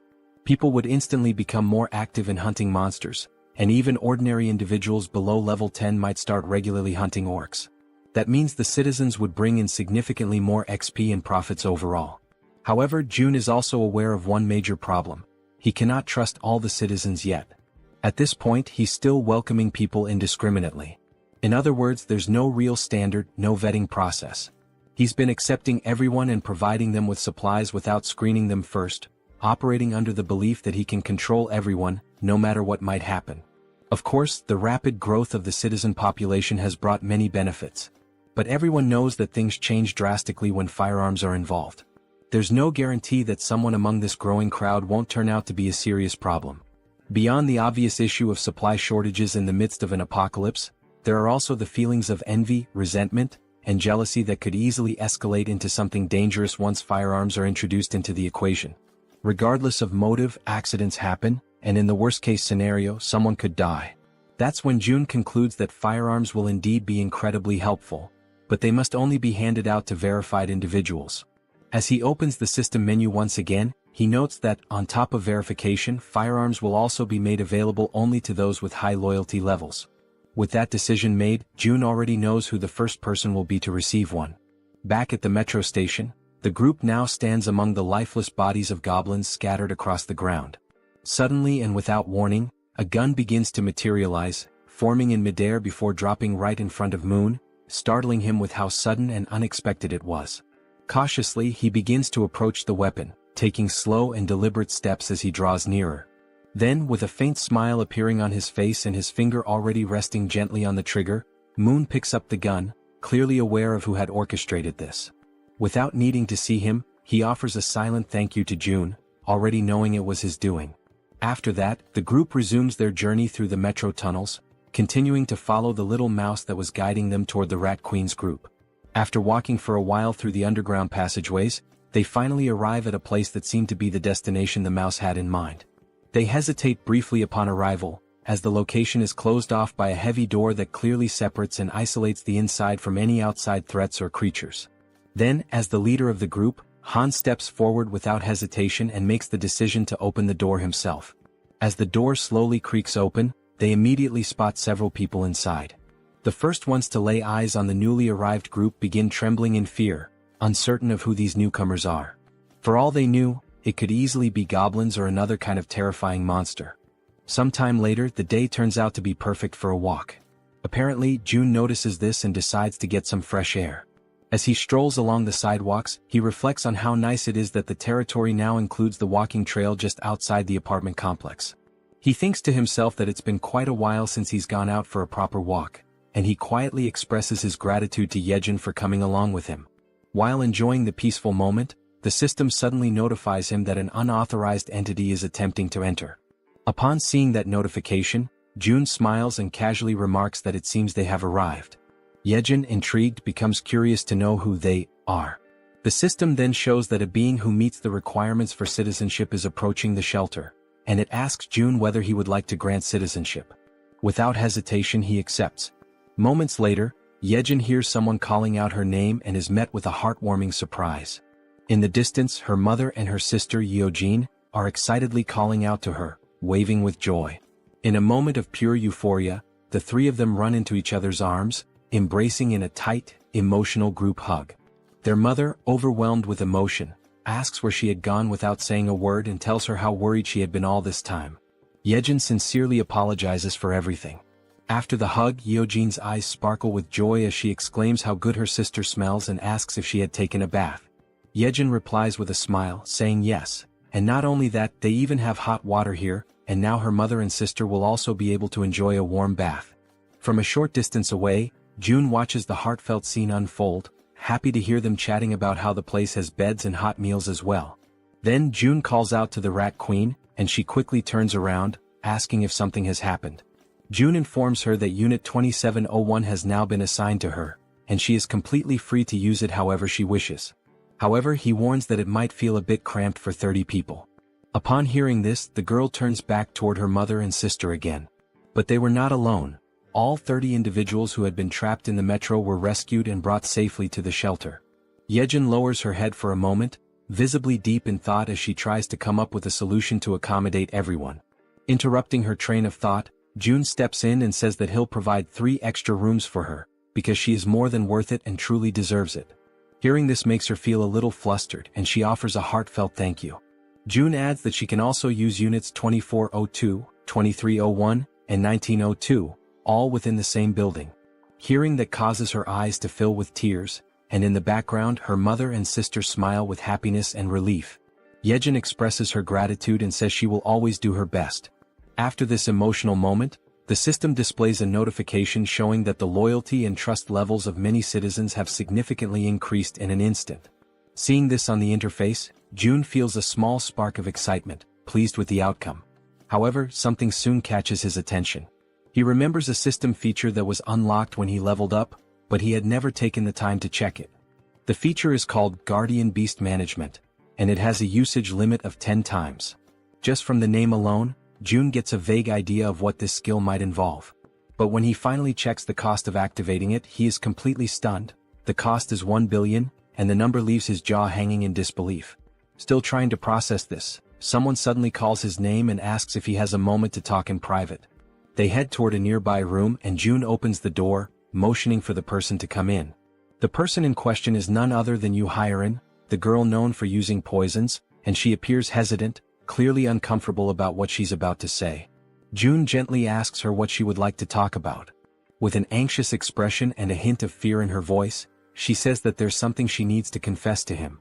Noticing her fear, June smiles softly and tells her to take a deep breath and feel free to speak comfortably, assuring her there's no pressure. Seeing his kind and calm reaction, Jaehyeon gathers the courage to finally speak her mind. She bows slightly and thanks him before saying, with visible difficulty, that she's truly sorry, but she wants to leave the team. Hearing that shocks June to the core. He had never experienced anything like this before. So, with disbelief he asks if she really just said what he thinks she said. With an expression filled with guilt, the poison girl once again says she is very sorry, but insists that she needs to leave the party. June hears her words, but remains silent for a moment, as it was all so sudden that he is still struggling to fully process the situation. The girl then begins to explain herself, saying that her ability is one of the reasons she feels so useless within the team. She confesses that she often thinks that her presence doesn't make any real difference. Whether she is there or not, things would likely remain the same. June gently tells her to stay calm and to speak freely, reassuring her that she can always be honest with him about anything. The girl then clenches her teeth tightly, as if she is bracing herself with fear and hesitation. Gathering her courage, she finally admits that she is afraid. The way she says it, the trembling in her voice, leaves June momentarily speechless. She goes on, repeating that she really is scared, truly terrified. The goblins were terrifying, the orcs were just as frightening, and the giant snake they faced had been utterly horrifying. She even recalls the terrifying moment when they were being chased by that red tiger. There were so many instances when she could have lost her life, that just thinking about it brings tears to her eyes and she starts to cry. Once again she apologizes to June, saying she knows he saved her many times, while she could only watch helplessly, remaining silent. Wiping the tears from her face with trembling hands, she continues, saying that she is nothing but a useless person, someone who has failed to live up to June's expectations. June, quietly listening, reflects that deep down, he had already started to notice this before. He remembers the time when they went to rescue Moon's grandmother. She had been clearly afraid then. He also recalls how fearful she was when they were hunting orcs, and especially during the confrontation with the giant snake. And he remembers vividly that during the chase involving the red tiger, she had nearly lost her life. June knows that, in truth, she hadn't had much impact on the group's overall efforts. But even so, he also understands that none of this is something she should be blamed for. After all, her ability, Poison Mist, is extremely risky to use. If handled incorrectly, it could harm her own teammates, making it difficult for her to use it effectively in battle. And despite not being able to use her ability to its full potential, she had still risked her life countless times alongside everyone else. When results turn out poorly, of course, disappointment can arise, but it doesn't diminish her bravery.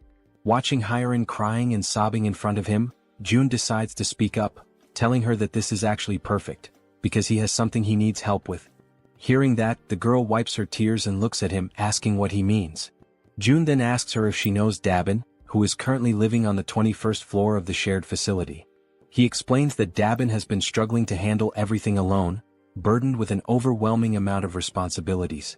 June further mentions that he plans to create and manage shared facilities on every floor, not just the 21st, and that he's looking for someone trustworthy to help manage them. Stepping closer, he asks if he can entrust this task to her, assuring her that she would be a huge help if she agrees to accept it. When he notices that no immediate answer comes from her, he simply scratches his cheek awkwardly. He then continues, saying that if someone is willing to move and help even in small ways, he could never see them as useless. Seeing that Hyeon is still looking downcast, June reflects internally on how powerful her ability actually is. And because it is a control-type poison ability, June feels certain that someday her true value will shine brightly. He tells her that if stepping outside the apartment complex is too overwhelming for her right now, there is absolutely no problem with her working indoors for a while. And when the day comes when her power is truly needed again. June leans forward slightly and tells her that when that moment arrives, he will absolutely count on her. This sudden show of trust and reassurance causes her to momentarily stop crying. Then she gives a small, timid smile. At that very moment, the system sends a notification showing that her loyalty has increased to 100. It also notes that she has now been officially registered as a retainer, and the retainer limit has been expanded as well. As Hyeon wipes her face once more, she apologizes again, her voice trembling. But now, she gives a genuine smile, saying that she showed him a weak side of herself, but promises that she will do her best to help from now on. Hearing this lifts June's spirits as well, as he realizes that she has been working hard all this time and that he can continue to count on her. Sometime later, still inside the room, June's attention is again drawn back to a lingering system notification. The option to summon a guardian beast, at the exorbitant cost of 1 billion won. Looking at this possible new ability, June thinks that maybe, just maybe, it's worth giving it a shot, no matter how ridiculously expensive it seems. So, throwing caution to the wind, he presses the confirmation button and requests the system to summon the guardian beast. The system promptly notifies him that 1 billion won has been deducted. Then at that very moment, a brilliant light bursts forth, startling June. The light emerges directly from the ground, which makes the whole situation feel even stranger and leaves him frozen in place. It quickly becomes clear that this light is coming from a magical circle, glowing with a powerful yellow hue. The magic was so intense that it forced June to close his eyes for a moment, just to avoid being blinded. And then, from the center of the magical circle, something unexpected appears. A large egg, leaving June wondering in amazement. What kind of guardian beast could possibly hatch from that? Even after the magical circle stops radiating light, the magical egg continues to emit a strong and vivid glow. Unlike the usual situation where a magic egg would take an eternity to hatch, this time the egg immediately begins to crack open. All the while, it continues to shine so brightly that June has to shield his eyes with his hand to protect his vision.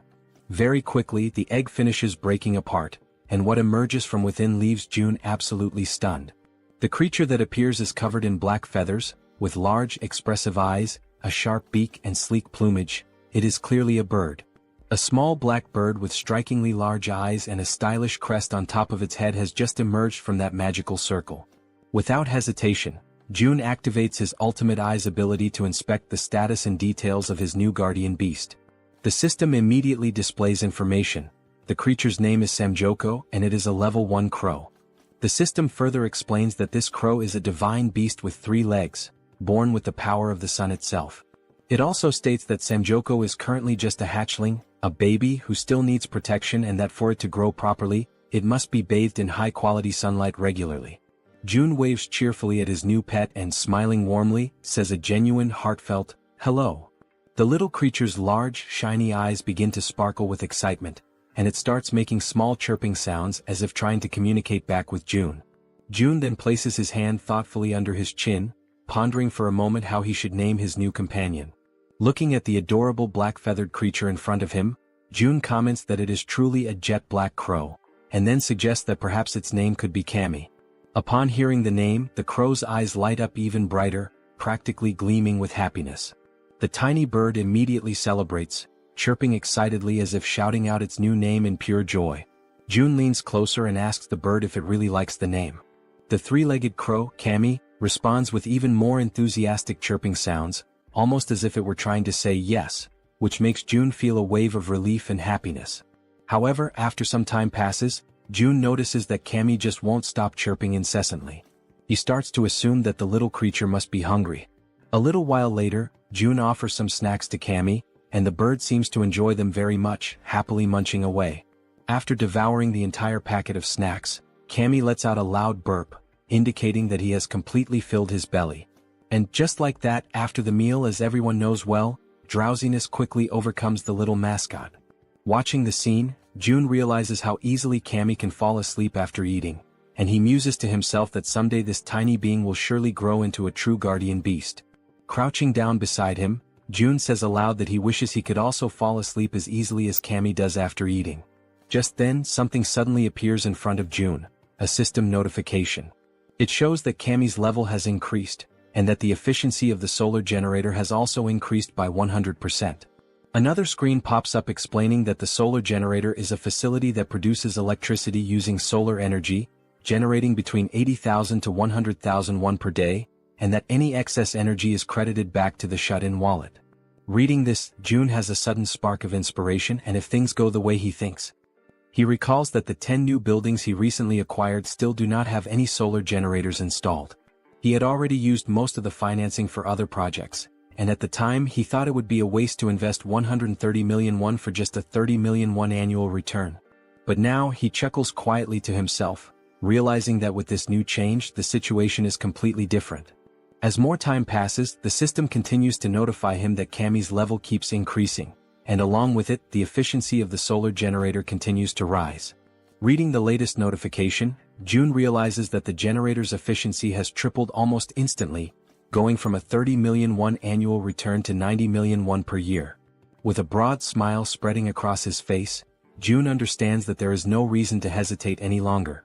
Without wasting a second, he gives the command to the system to install solar generators in all 10 of the new buildings. The system promptly displays that the installation will be completed within 24 hours.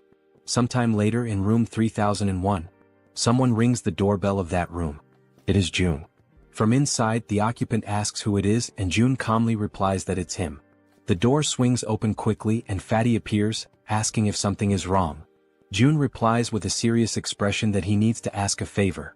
Still looking surprised, Fatty asks what kind of favor June could possibly need. With a stern, resolute face, June explains that he needs Fatty to safeguard his money. They exchange a few words that the narration doesn't reveal to us, and shortly after that, Fatty is left standing there, completely in shock by what he has just heard. Before all of that, the conclusion that June came to while thinking carefully about the tax collection ability was as follows. If he entrusts a sum of money to a trustworthy citizen and simply lets it sit idle, it will generate profit for him over time. There is an initial 10% tax fee when he donates the money for the first time, but after that, the money starts to produce a 10% profit every month. So, June began to consider carefully whom he could trust enough to handle that money. He went through the status screens of various citizens and then stopped when he reached Choi, also known as Fatty, and noticed the 89 points in trust and 98 points in loyalty. It became absolutely clear to June that it had to be Fatty. His level of trust and loyalty were on an entirely different scale, significantly higher than that of any other citizen. Immediately, the system notified June that he had successfully donated 1 billion won to Fatty, with a 10% fee deducted from the total amount. Right after the donation, the system also showed that Fatty's loyalty and trust had increased even further. Still visibly nervous but wanting to confirm, Fatty asked if he really was only supposed to hold on to the money, or if he could maybe use just a little bit of it. That had actually been June's original plan all along, but he had not expected Fatty's loyalty to reach 100, so in the end he replied that yes, Fatty has permission to use a small portion of the money. Still in shock over what he had just heard, Fatty bowed deeply in gratitude, offering a sincere thank you. June in turn told him to stop bowing and said that he trusted him completely. With that matter taken care of, it was now time to move on to the next thing he needed to handle. June went to talk with Dabin, and she asked if she was allowed to choose whoever she wanted. He replied that yes, it was fine, she could choose freely. Then he introduced her to Hyerin, the so-called poison girl, and said she could include her in the team. He added that now that Dabin would be the team leader, he would be paying her double the regular weekly salary. At that moment, Dabin's loyalty increased a bit more. Excited by the sudden raise, Dabin pulled Hyerin close to her and gratefully said she would do her best. Overflowing with energy, she then dashed off with the poison girl, calling out to her and saying they were about to go on their first delivery. Hyerin, trying to keep up, asked Dabin to slow down a little. Watching the whole scene unfold, June felt glad, knowing that the two of them would likely get along very well. And then he realized it was time for a difficult conversation. Over at apartment 2109, June arrived and told everyone that he knew they had all worked hard today, and he asked how they were feeling. Everyone came out to greet June, and Han spoke up to say that they were all doing completely fine, then asked what had brought June to visit them. June explained that, thanks to the monster at Siamayan Station, the surrounding area was now considered a monster-free zone, especially the subway tracks. Everyone listened as June said that from Siamayan to the next station, there were almost no monsters, and that this was their opportunity, before another monster appears and claims the area. He told them they would have to act first. There was one thing June realized, especially after witnessing Hyerin begging with tears in her eyes. Looking at these people now, he saw that they were risking their lives to fulfill the tasks he gave them. And thanks to Jaehyeon, the queen of rats, they had been able to identify the giant snake at the station ahead of time. If they hadn't, the situation would have been unimaginably dangerous. In a world where death at any moment is a constant possibility, June understood that wanting to keep his family safe, wanting to protect them, could be seen as selfish. But even so, he gave the order. Han's group would go to Jigalki station tomorrow, because he could not give up. The next morning, Cammy was stretching after waking up, and June was having his breakfast. The system displayed that the efficiency of the solar generator had increased, and that Cammy's level had also gone up. As he ate, June felt excited to see that Cammy had already reached level 5. The system then displayed that Cammy was now releasing part of the sun's power, inheriting a portion of the divine beast's abilities, and that June had awakened basic elemental fire magic. The idea of having magical powers caught June a bit off guard, leaving him slightly surprised. Raising one of his fingers, he quietly wondered to himself how he was supposed to use this fire magic. Then, a small flame suddenly appears at the tip of his finger, and he immediately realizes that it actually works. While the flame continues flowing gently from his fingertip, he notices that the sensation feels oddly familiar, and it doesn't take long for him to remember. It is quite similar to the feeling he experiences when he uses the dignity maintenance ability. And if that's really the case, Jun decides to go for a walk outside to test things more freely. As he walks around, he notices that there's no one nearby, and the area is completely quiet. He closes his eyes slowly and begins to use his imagination. He starts to picture a massive flame, one so powerful that it could engulf and burn the entire area around him. Soon, a flame begins to form and grow in the palm of his hand. The flame starts expanding and he can feel the power coursing through his body, spreading from his hand to the rest of him. Then, with a determined movement, he throws the fireball forward. However, this action leaves him disappointed, to the point that all of Jun's earlier enthusiasm seems to vanish in an instant. He stares at the tiny, underwhelming fireball floating in the air, and still feeling let down, he questions to himself whether this small result is really his current limit. It becomes clear to him that this is not a particularly powerful ability, at least not at this stage. But even so, he acknowledges that some things can already be done with it. He summons his gas and then it hits him. If he combines this fire ability with the gas produced by the dignity maintenance skill, it could become a truly threatening force. For now, that is the current level of what he can do, but the potential is absolutely limitless. With this, he can now fuel everything he needs, still have electricity left over, and eventually this surplus can be converted into money, which will then be deposited directly into his shut-in wallet.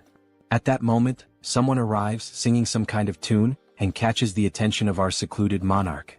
It's Jaehyeon, the Queen of Rats, and she's expressing her gratitude for the rest period he allowed her. She says that thanks to him she was able to rest well. Jun replies that he simply gave her the treatment her ability deserved. And besides that, thanks to her help, the range of his own abilities had expanded significantly. Of course he should support her. Smiling, he says that he'll be counting on her again today.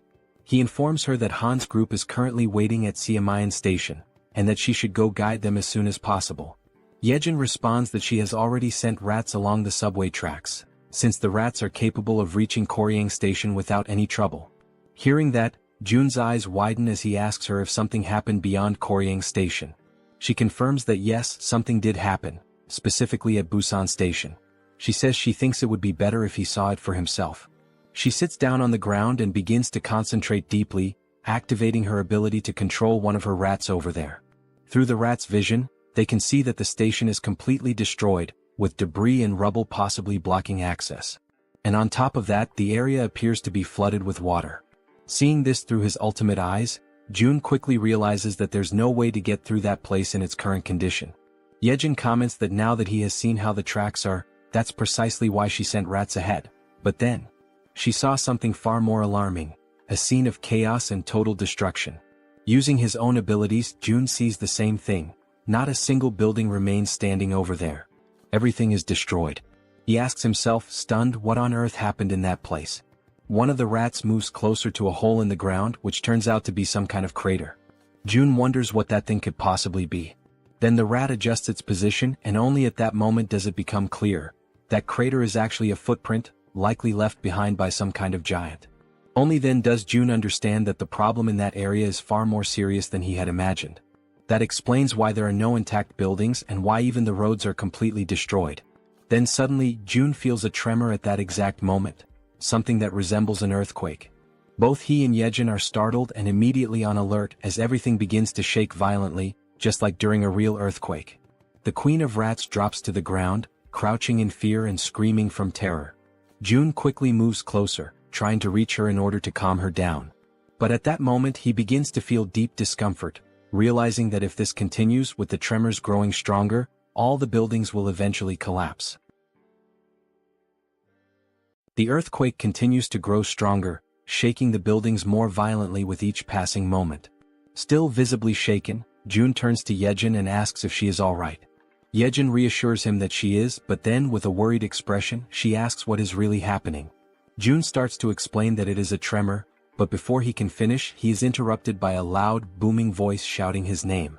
Both Jun and Jaehyeon, still caught in a state of panic, hear that they need to go check what is going on. After a moment, Jaehyeon glances at her companion, and he gestures for her to follow him outside. Meanwhile, Fatty, visibly shaken and fearful, mutters in disbelief, questioning what all this chaos could be about. He adds that June needs to head to his house first. Without a second thought, both of them dash towards Fatty's house, despite the obvious danger all around. As they run, Fatty explains that from his place in Siamayan, they can get a clear view of the station area and assess the situation better. As they move swiftly through the quaking streets, June can't help but recall the loud crash from earlier, wondering why Fatty is dragging him to his place with such urgency. After some time they finally reach the destination. Upon opening the door, June is met with the sight of Fatty and his wife, both overwhelmed with fear and anxiety. Fatty quickly points towards the balcony, urging June to take a look. As June steps out onto the balcony and takes in the view, he becomes utterly shocked and paralyzed, his mind racing as he wonders why it always has to be some kind of madness. Outside, a gigantic, fearsome cyclops looms over the city, with sharp fangs and imposing horns, mercilessly destroying everything in its path. As the monstrous creature continues to demolish buildings with sheer brute force, June, still in a state of disbelief, summons everyone back to regroup. The group, now gathered, looks at one another in confusion, uncertain about the reason behind June's sudden call. When they reach Fatty's house, Han and Moon speculate about whether the earthquake from earlier might be linked to what's happening now. But suddenly when they glance ahead, they are all left frozen in terror as they spot the terrifying Cyclops approaching. While they helplessly watch the giant creature crush and topple massive buildings, the group can only question in disbelief what that monstrous being in front of them could possibly be. The Cyclops, consumed by unbridled rage, continues to smash and pulverize everything in its vicinity with its powerful fists. Then Han shouts out, desperately wondering what on earth is going on, while Fatty points out that the Cyclops is moving closer to their location, urging June to take a look. Feeling overwhelmed, June, in a state of panic, acknowledges that they have to do something, but he has no idea where to even begin. From the balcony, June glances down at his hands, unsure whether his abilities would be enough to withstand the Cyclops' attack. Nervous and trembling, June clenches his teeth, trying to keep his composure despite the dread creeping in. Suddenly, June hears someone calling his name and he freezes. Turning around, he sees the Werbear woman, her expression resolute and unwavering. With fierce determination, she requests a chance to take on the Cyclops. Hearing her words, June is initially taken aback and a bit fearful, unsure of what to think. However, the Werbear woman remains focused, her fiery resolve to battle the gigantic beast evident in her eyes. June, still anxious, manages to muster a faint smile after hearing her confident plea. Then he turns to her and asks if she is truly willing to confront the Cyclops. With unwavering courage, the Werbear woman firmly declares that she will make it happen right away. Just then, the system interface pops up, displaying that a mission has been granted. The objective is to hunt the Cyclops within a 24-hour time limit. If the mission succeeds, the reward will be 1 day of resurrection for the sun. However, if they fail, the penalty will be a full day of excruciating pain. June immediately calls for the group to assemble, stating that he will give a quick rundown of the plan. Standing before them, June asks everyone to pay close attention. To begin, he divides the group into 3 teams. The first team consists of Han, the Werbear woman, the healer, and Toji. The second team includes Moon, the archer woman, and Jaehyeon, the guy with glasses. The third team consists of June himself and Jaehyeon. June states that he will take charge of their current area, while the others must quickly move to their designated positions, emphasizing that he is counting on their effort and bravery. Following this, the group members race through the streets, each heading to their respective locations with a determined focus. Somewhere else, June hears his name being called again. When he turns around, he sees Jaehyeon, who, after surveying the area, confirms that June was right. The individuals with military experience are positioned at the main gate, while the other residents are gathered in the underground parking lot. Smiling in relief, June thanks her for the efficient work and suggests that she move to the underground parking lot as well to continue assisting the others. However, Jaehyeon, with her gaze fixed firmly on June, states that she wants to contribute more, despite her body, especially her trembling hands, clearly revealing her fear and nervousness.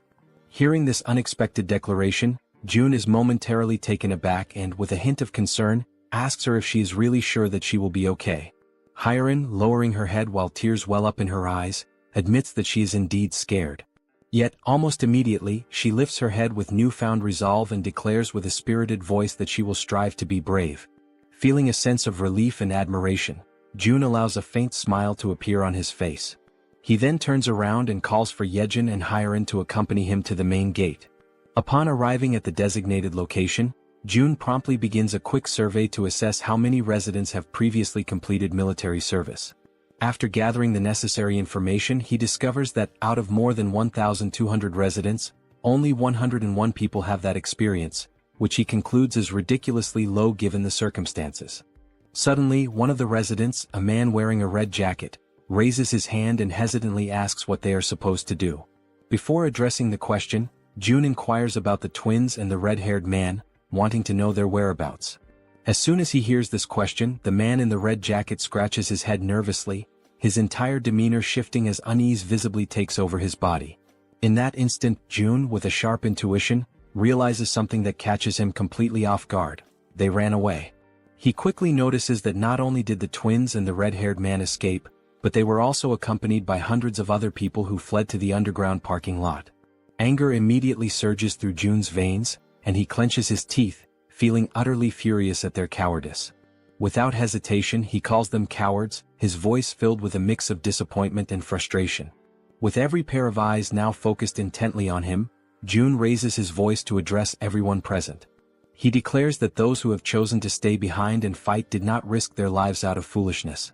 They made this choice because they know that if they do not stand their ground and fight, everyone will die. He emphasizes that each one of them is not only protecting themselves but, more importantly, defending their precious families.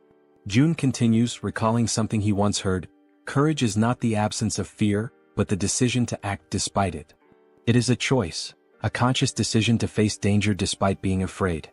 He then concludes by stating that in a world overtaken by fear, survival depends on the brave. And these people standing here today are precisely those brave individuals. Finally, he thanks everyone for their presence and willingness to stand their ground. After finishing his speech, June opens the system window and proceeds to purchase 101 weapons and ammunition. As soon as the transaction is completed, the weapons and ammo begin to materialize right in front of everyone, leaving the crowd stunned and wide-eyed with disbelief. At that moment, the system promptly notifies that XP and participation in the liquefaction process have increased by 100%, indicating that their efforts and willingness to fight have been recognized. June instructs the residents to pick up the weapons and ammunition that have appeared before them. One by one, they cautiously reach out and take the weapons, their expressions reflecting a mix of shock and awe as they hold the newly acquired firearms in their hands. Then, with a firm and resolute tone, June assures them that those who have chosen to face their fears will be duly rewarded. Turning around sharply, he activates his absolute eyes ability, his gaze now burning with unwavering determination. In a calm yet commanding voice, he declares that the chaos is only just beginning.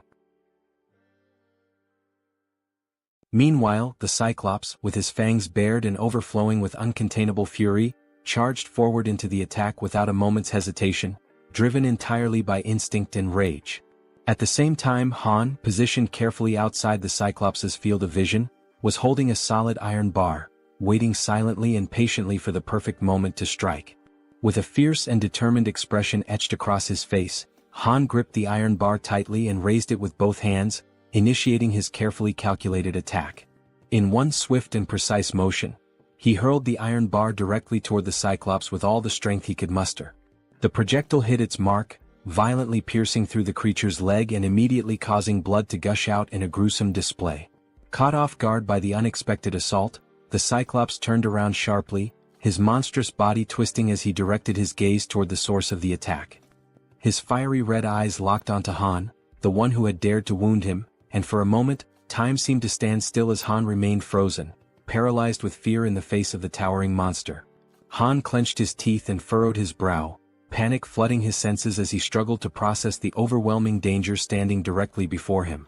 Despite the deep wound in his leg and the blood dripping down, the Cyclops began marching forward with a steady and terrifying resolve, determined to make Han suffer the most excruciating pain of all, death. But at that very instant, unexpectedly, the Werbear woman came rushing in, already fully transformed into her fierce beast form. She was driven by her mission, resolute in her goal to stop the Cyclops at any cost and earn the reward that awaited her. With her razor-sharp claws extended, she lunged at the Cyclops and slashed through his thick flesh, unleashing a brutal impact that sent her hurtling backward, crashing to the ground with crushing force. However, the attack wasn't nearly enough to bring the Cyclops down. He remained upright, completely consumed by rage, his fury only intensifying with every passing second. With a cruel and merciless grin spreading across his monstrous face, the Cyclops lifted the same leg Han had wounded. Summoning all his wrath, he delivered a savage and hate-filled kick straight at the Werbear woman.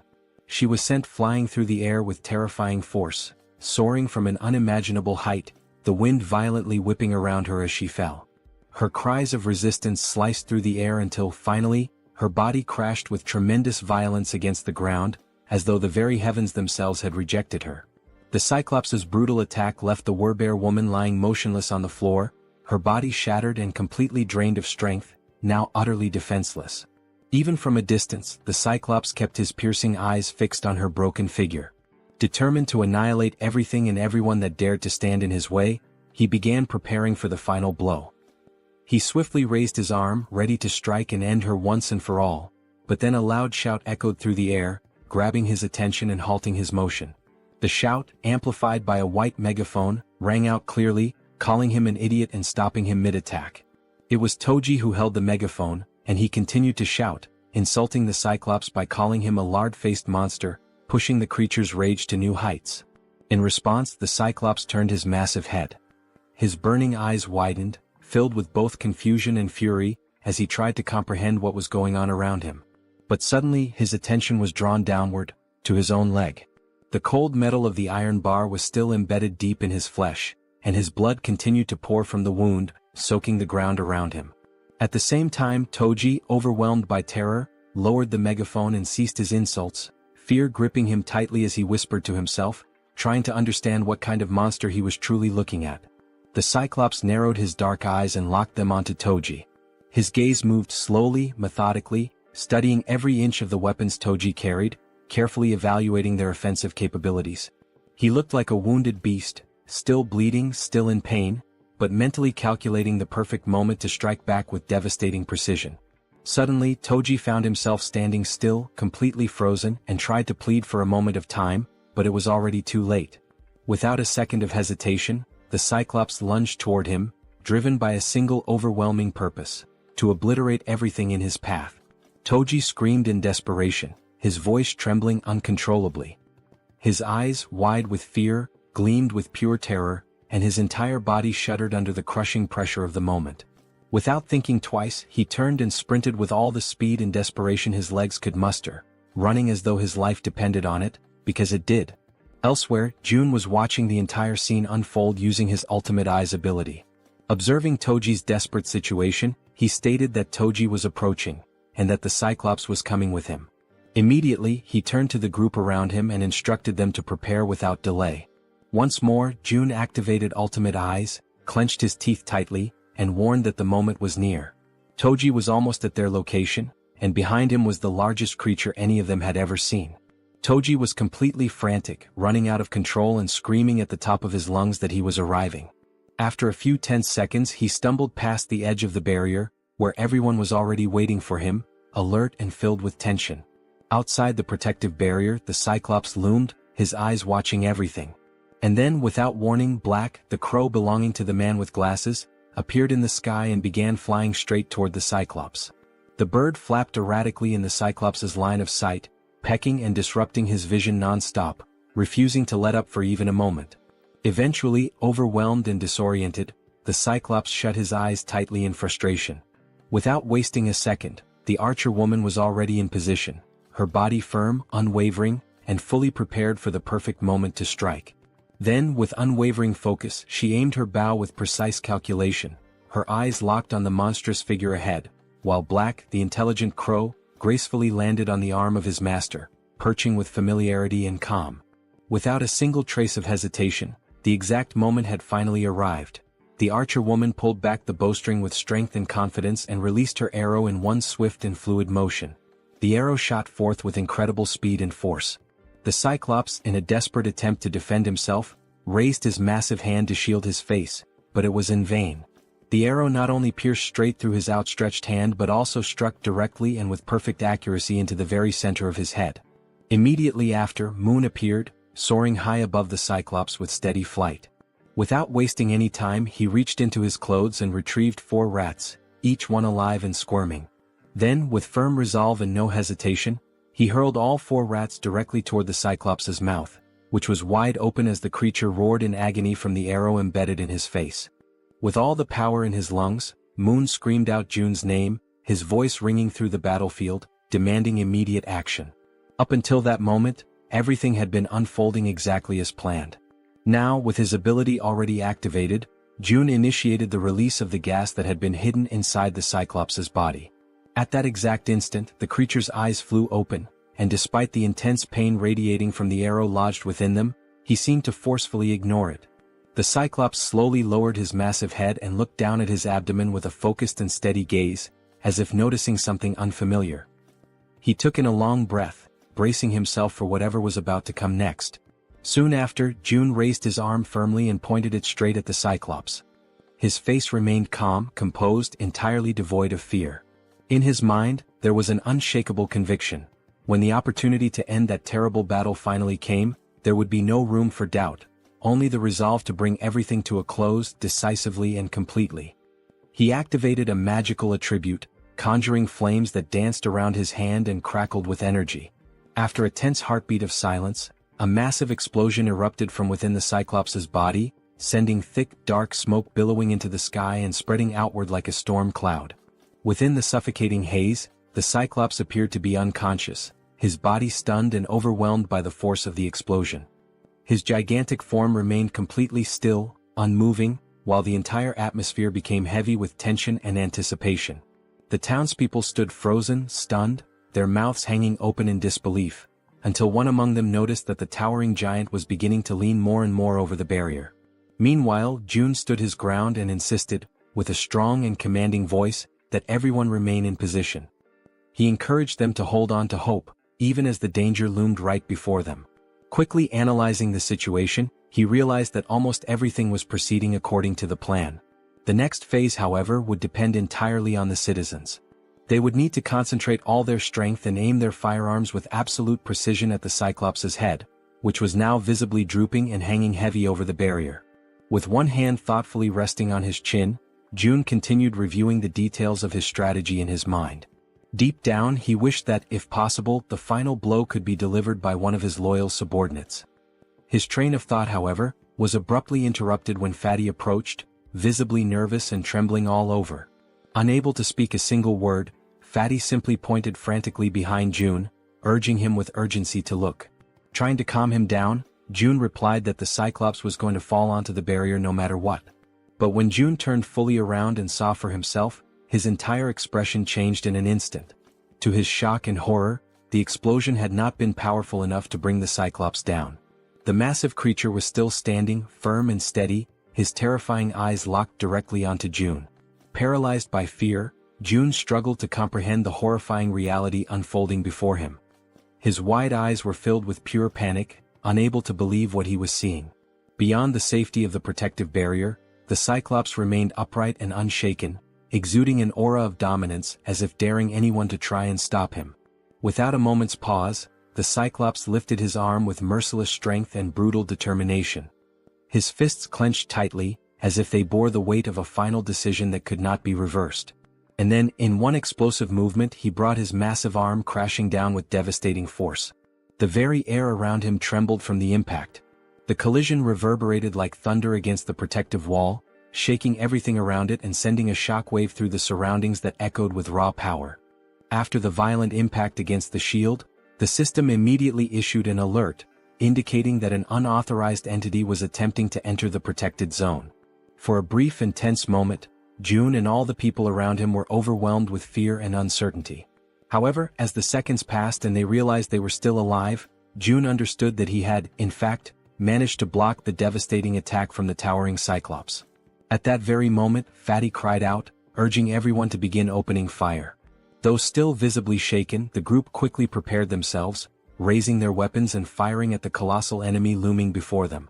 Most of the gunfire struck the Cyclops directly in the eye, causing him to howl in unbearable pain. Meanwhile, Jun began to sense that although he had successfully blocked this latest attack, they would not be able to withstand repeated blows of the same magnitude. He knew all too well that even a single unblocked strike could prove to be fatal. Realizing this, he also decided it was time to act.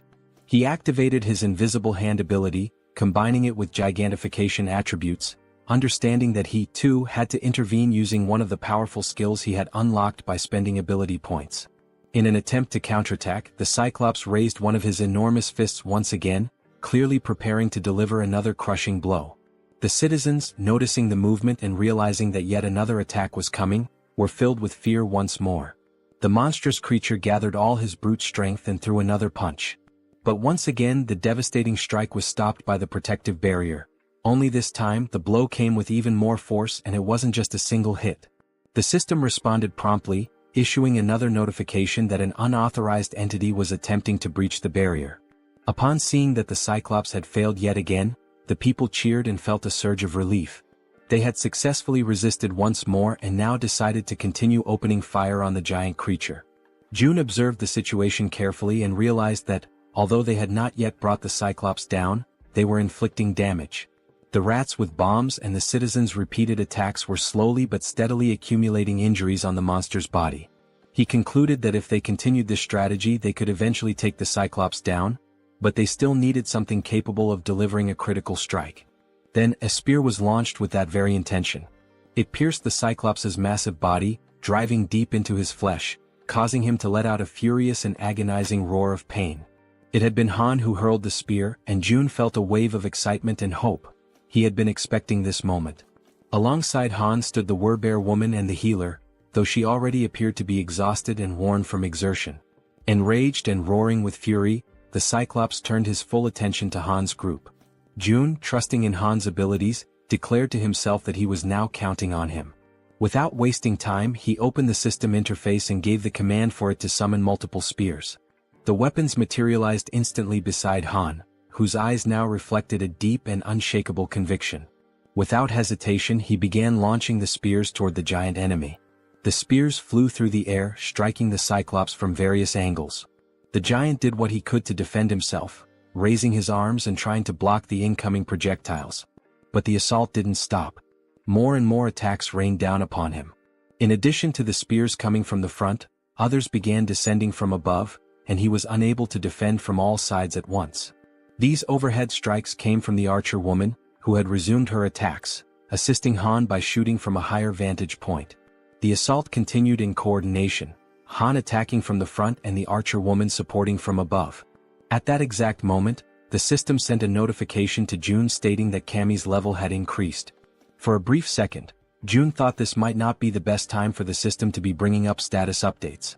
Yet the system continued, revealing that Cammy had partially unlocked the power of the sun, inheriting a portion of the guardian beast's strength. Furthermore, Cammy's basic fire magic had evolved into intermediate level fire magic. The system also reported that Cammy had detected an intruder trying to enter the territory and was requesting energy release. Reading this, June paused, reflecting deeply on the energy release request. He was almost certain that the intruder being referenced was the Cyclops. Now he wondered what Cammy would be able to do with the energy. Despite his uncertainty, June gave the command to authorize the energy release, and just like that, 300 million won were consumed. Cammy then began drawing in power from the solar generators. All June could think about at that moment was how extremely expensive that decision had just been. The energy kept flowing steadily from the generators, and June noticed that it was being funneled toward his room, where Cammy had been stationed. After a moment, the transfer of energy finally stopped. And when June turned to look behind him, he saw something he hadn't expected. It was Cammy, his three-legged crow. But the creature no longer looked the same. This time, Cammy appeared transformed, with a sharper beak, larger wings, and a presence that radiated power and majesty. He was no longer the small, cute bird he used to be. Now he was larger, had 3 glowing eyes, and emitted an aura of a true guardian. Then Cammy began to concentrate a powerful fire attack in his beak. The Cyclops, focused entirely on his current opponents, had not yet noticed the bird's presence, until he finally sensed something emitting light directly behind his back. With no further delay, Cammy unleashed his fiery attack, and the sheer power of it left all the citizens, including June, completely stunned and amazed by the incredible magnitude and strength of the blast. The powerful blast unleashed by Cammy strikes the Cyclops directly in the back, and with immense force, it pierces through the creature's thick body. Immediately after the impact, the enormous Cyclops begins to collapse, crashing heavily onto the ground. He lets out a guttural scream of agony as blood starts pouring from his mouth, a sign of just how fatal the attack had been. While Han stands still, watching everything unfold without any visible reaction, someone else takes the initiative and moves forward without hesitation. The Werbear woman leaps toward the fallen Cyclops, aiming to deliver the final blow and end the creature once and for all. From the Cyclops' limited point of view, all he can see is an enormous, furious bear charging at him with full speed and fury. In just a matter of seconds, the Werbear woman successfully finishes the Cyclops, ensuring that the threat is completely eliminated. The system then sends out a notification: a level 51 Cyclops has been hunted down. As a result, a massive amount of experience points and a large sum of one have been awarded. Additionally, the system displays that several skill levels have also increased as a consequence of the battle. Seeing this, Jun is immediately reminded of what always happens to him whenever his skill levels increase like this. As expected, he begins to feel the familiar and agonizing pain that always accompanies the evolution of his abilities. The effective range of his skills expands even further, now reaching much farther than it did before, giving him more influence and control. The system then flashes another message on the screen, congratulating Jun for successfully declaring the entire apartment complex as a unified refuge, and confirming that a large deposit of one has been transferred to his account. Unable to bear the overwhelming pain, Jun falls to his knees on the ground, clutching his body as the surge of new power courses through him. At that moment, Cammy lands right beside him, having returned to his normal, small form. The three-legged crow begins to emit a series of proud, chirping sounds, clearly boasting about his role in defeating such a ferocious enemy. Jun, still kneeling and catching his breath, mentions that it cost him 300 million won for that outcome, prompting Cammy to fall silent, now visibly embarrassed that the price for his attack had been so high. Despite the expense, Jun feels genuinely happy and grateful that Cammy's strike was so decisive. It had been a critical and essential blow in taking the enemy down. With a soft smile, Jun gently strokes the top of Cammy's head and acknowledges that he did a great job. Although the summoning of the guardian beast seems to be unavailable within the refuge, Jun reflects on the outcome. He had spent 300 million won, but in return he profited 30 billion. This makes him start to wonder if it might be time to consider summoning all 10 guardian beasts, because if their performance is anything like Cammy's, there's really no reason to hold back. Then the system displays a new update. The current cost to summon a guardian beast has increased to 10 billion won. Seeing that, Jun immediately questions why the cost had skyrocketed so dramatically. But before he has time to fully process the situation, he hears the sound of someone's voice. It sounds faint and emotional, like someone crying. What he sees next brings back a delicate and emotionally complex memory for him. Both he and Cammy turn to look toward the source of the sound. It's Yeonju, the Werbear woman. And at that very moment, Jun realizes something unexpected. Just for a brief instant, the faint alert sound from the system window transforms into something else entirely, the very sound that Yeonju had long been wishing to hear. A little while before all of that unfolded, inside a certain abandoned building, someone was quietly using his special ability to fill a small bottle with water. The people around him were deeply grateful, genuinely thankful, to finally have clean water to drink. The man with the ability stood there, silently thinking to himself, troubled by the fact that they were now completely out of food. He had carefully formed a line, allowing the people to come forward and receive the precious water he was able to generate, but there was no denying it. Their food supply was nearly gone. And that, he understood clearly, was the absolute limit of what they could achieve with just these few resources they had managed to gather. The man felt a deep, growing sense of unease because at the end of the day, it seemed they would have no choice but to leave that place. A place that had seemed, until now, relatively safe. Then, at that very exact moment, he and everyone else inside the building felt the entire structure tremble. Like anyone would in that situation, he immediately asked those around him whether that had been an earthquake. Right then, another man came rushing in, shouting frantically and begging everyone to come see something that was happening up above. When the man mentioned the word monster, the one with the water ability was stunned, completely frozen for a second. Without wasting any more time, he began running, dashing up the staircase to reach the top floor and see what was going on with his own eyes. Once he arrived at the rooftop, what he saw left him breathless. The enormous Cyclops was still standing tall, radiating overwhelming fury and power. While the white-haired man trembled beside him, anxiously asking what they were supposed to do now, the one with purple hair, Jun Hyuk, was already thinking ahead, telling the other to go and hide everyone else in the basement to keep them safe. Jun Hyuk, overwhelmed and desperate, ran his hands through his hair in frustration, desperately trying to think of a plan. But the truth was undeniable: facing off against the Cyclops was utterly impossible. He tried to offer a bit of comfort to the other man, explaining that there was nothing they could do against something like that. In the background, without them realizing, the powerful light of Cammy's upcoming attack had begun to form. The men could only speak in hushed, fearful tones, saying that all they could do now was pray that the monster wouldn't find its way to them. And in the background once again the Cyclops was being obliterated. That moment caught them completely off guard. They had no idea what had just happened, what kind of power had been unleashed. But when Hyuk saw it, when his eyes truly grasped the scene in front of him, he knew right then and there that this power, it too came from an awakened but someone on a level far beyond his own. Hyuk then called out to the silver-haired man, addressing him as Hyun, and told him to gather the people. Hyun, utterly shocked, asked him if he had lost his mind. Was he really suggesting they go toward that? But Hyuk was certain. Even though he didn't know who the awakened one was, he had no doubt about what needed to be done. If they truly wanted to survive in this wretched, merciless world, they had to stand beside the person who possessed the kind of power capable of bringing down a creature like that Cyclops. As they began walking toward Jun's location, the people silently hoped, prayed, that whoever they were going to meet would be someone good-hearted, because they had no other options left. Their fate was entirely in the hands of chance now. They eventually arrived at the apartment complex and immediately suspected that this must be the place. After all, the buildings were still intact, completely untouched in a world otherwise devastated. Hyun, walking ahead of the group, remarked with disbelief, wondering how such buildings could remain standing in a world that had fallen apart. But then he suddenly smacked right into some kind of invisible barrier. Right after that, a message appeared in front of them from the system, declaring that entry was prohibited. Another message followed immediately, asking them whether they would like to obtain citizenship. They confirmed the prompt, and the system quickly responded, showing that they had been successfully granted citizenship. However, along with their new status came an initial quest. They were instructed to proceed to Jun's apartment on the 30th floor. Once they arrived there, Jun was already waiting to receive them. Strangely, he was already calling them by their names, despite the fact that they had never met before. Jun introduced himself as well, calmly stating his own name. At that moment, Hyuk felt something deep within, an instinctual certainty that this man standing before them was the one responsible for forcing the towering Cyclops to its knees. And now that he was face to face with him, his instincts were screaming louder than ever. Without hesitation, Hyuk reached out, took Jun's hand in his own, and introduced himself, earnestly asking Jun to take care of them. Because in his heart, he knew this was a moment he must never let slip away.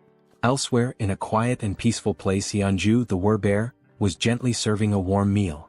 This time, a bright and genuine happiness could be seen in her eyes as she cheerfully called out the name of Siwoo. Siwoo was her little boy, her beloved child, who was happily eating, and she lovingly asked him if the food tasted good.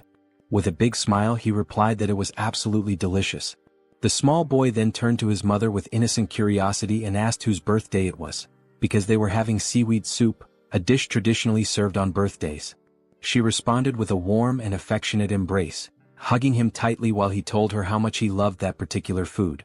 At that very moment someone opened the door. It was Jun. Upon seeing him, the little boy excitedly called him Wizard Uncle. Yeonju asked Jun whether everything went smoothly with the new residents, and he confirmed that it did. He had already provided them with food and a place to stay. Then Jun apologized for something and Yeonju, curious, asked why he was suddenly saying sorry. He explained that the newcomers wouldn't be able to leave the house, and that he hadn't expected that restriction to be in place. However, Yeonju didn't seem the least bit concerned about that detail. She calmly replied that just being there, together like that with her little boy, was more than enough for her. Holding her son even more tightly in her arms, she said with sincerity that she was truly content now. Right after that, the system displayed a message stating that her loyalty had increased significantly, officially registering her as a retainer. But even if the system had said nothing, Jun could already tell, through her expression, her voice and her gentle actions, that her heart was full. He could feel Yeonju's emotions clearly, without any need for confirmation. More time passed in peace. Mother and son continued enjoying their time together, now watching television side by side, smiling and sharing laughter. And during that simple, tranquil moment, Jun found himself reflecting deeply on his own family, on how long it had been since he had last seen them. He wondered how they were doing, if they were eating well or if they were possibly sick.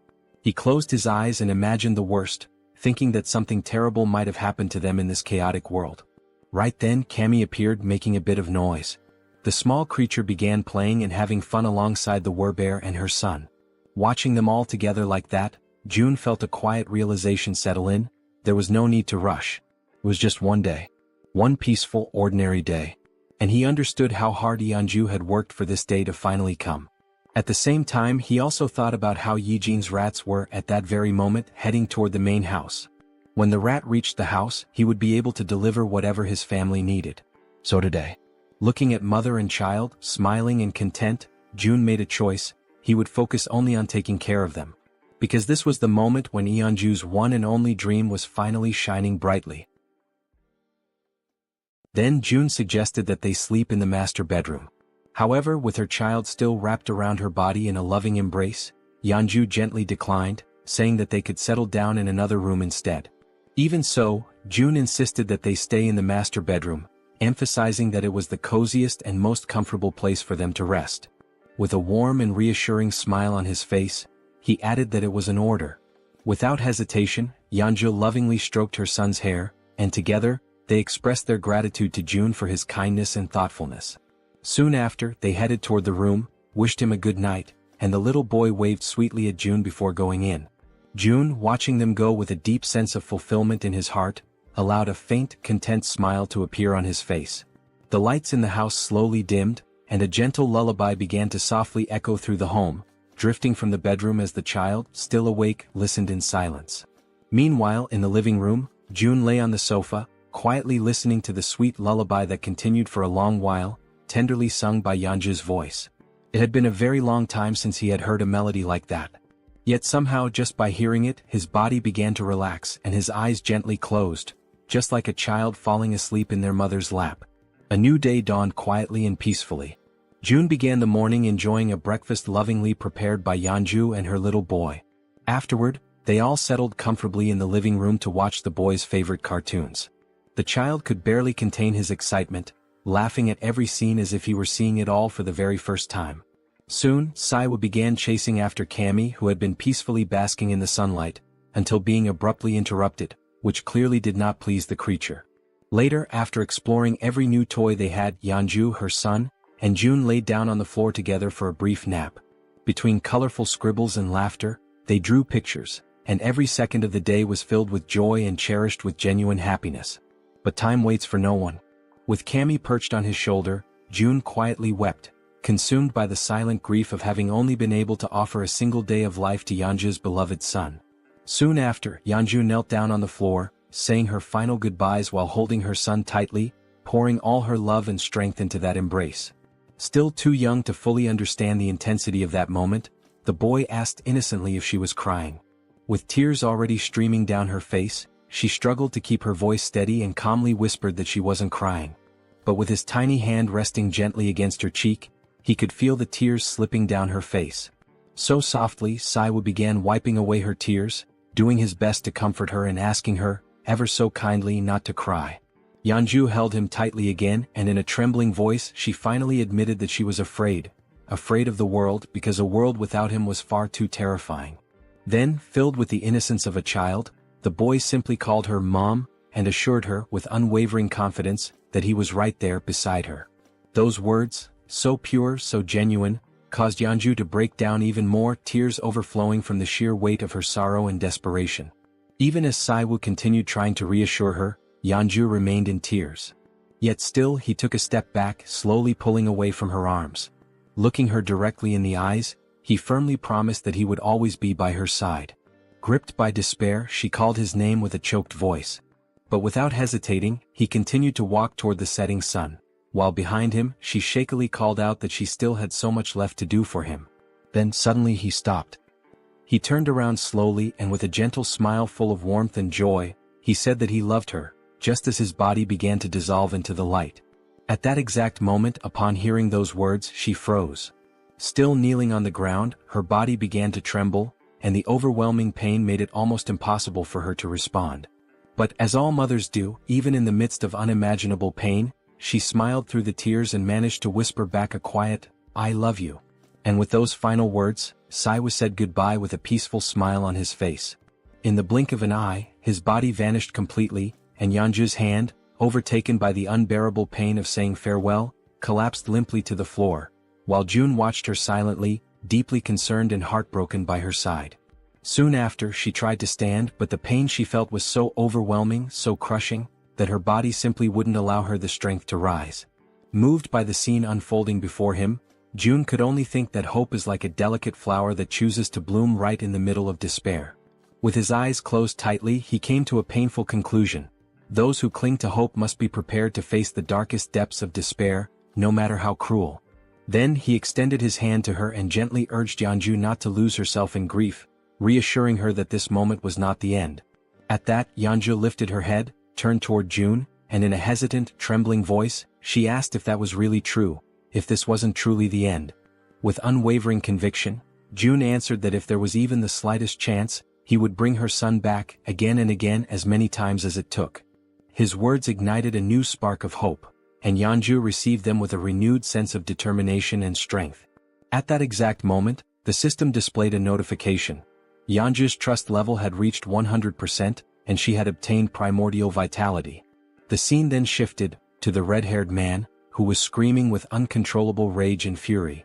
The twins, who had been silently listening to everything that was being said, became visibly frustrated when they realized that the standard spear, the orc spear, and all the money the red-haired man had painstakingly saved had vanished completely without a trace, leaving him utterly disoriented and at a loss for what to do.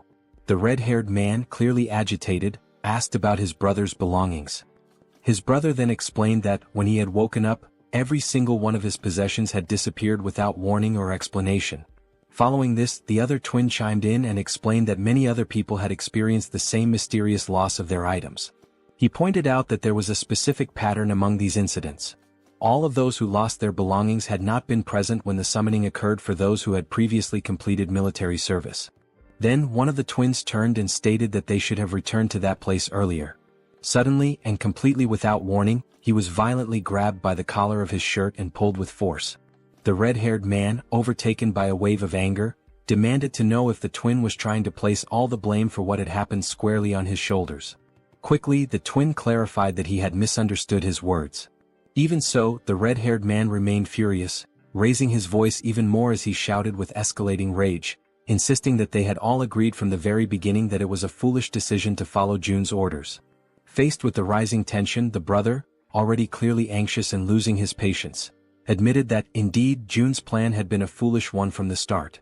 Hearing this, the red-haired man finally released his grip on his brother's shirt. It was only then that it dawned on him. He might have been expelled because of his own actions. Now tense and nervous, he remembered that there had been only one similar case in the past. He began to recall the story of a man who had tried to get involved with an underage girl. That man had been caught in the act and was immediately expelled, only to be found dead in the middle of the street shortly afterward. As he continued reflecting on the situation, he came to the unsettling conclusion that even now, with the appearance of that giant and all the surrounding chaos, the survivors still gathered in abandoned apartments. So, it was highly likely that there were enough people who would be more than willing to make sure he became the next one to be expelled. He was completely consumed by the hatred he felt for the situation he had ended up in. The image of the man in the red jacket reappeared vividly in his mind, calling him a bastard, and he imagined just how satisfied that bastard must have felt when he managed to get his hands on a weapon. Soon after, the red-haired man scratched his head, restless and agitated, trying to understand how everything had spiraled so far out of control. Elsewhere, June observed everything, the tension surrounding the red-haired man, and remarked to himself that this was only the beginning of the punishment he had meticulously prepared for him. Back with the red-haired man, a system window suddenly appeared behind him, displaying a new mission, catching him completely off guard. Startled and disbelieving, he immediately turned around to see the notification for himself. The system window revealed a new mission: hunt 20 goblins within 24 hours. If successful, the reward would be a small amount of experience. However, if they failed, they would suffer 1 minute of extreme, unbearable pain. Returning now to Yeonju's most recent and impressive achievement, the dreaded primordial vitality. A rare and highly coveted ability which June now also possesses, it is known for amplifying regeneration to absurd levels, always in direct proportion to the severity of the injuries sustained. June could barely process what he had just witnessed. Not even for a moment had he imagined that, upon reaching 100 trust points, Yeonju would awaken precisely that ability. Still deep in thought, June soon realized that, at least for now, this ability wouldn't have much practical use. With his gaze locked on the system window, he continued following his own line of reasoning. After all, he wouldn't be the one doing the fighting. Even if he were to leave the building, the chances of sustaining any real injuries were practically non-existent. Even so, the fact that such a powerful skill had been granted as a reward for reaching 100 trust points was undeniably noteworthy. His thoughts then began to drift toward Moon, who was also dangerously close to reaching that same 100-point threshold. The idea of what might happen next began to take shape in his mind. If Moon were to awaken an ability upon hitting 100 trust points, and if, as a result, June were also to acquire that same skill, one that would allow him to instantly teleport to any location he could see, then the possibilities would expand dramatically. Taking his speculations even further, June began to envision a future where this teleportation ability could be combined with the absolute one's eye, along with the support of an activated advanced base. Right at that moment, the system displayed a notification about the advanced base, a safe zone that could be deployed outside of Haven.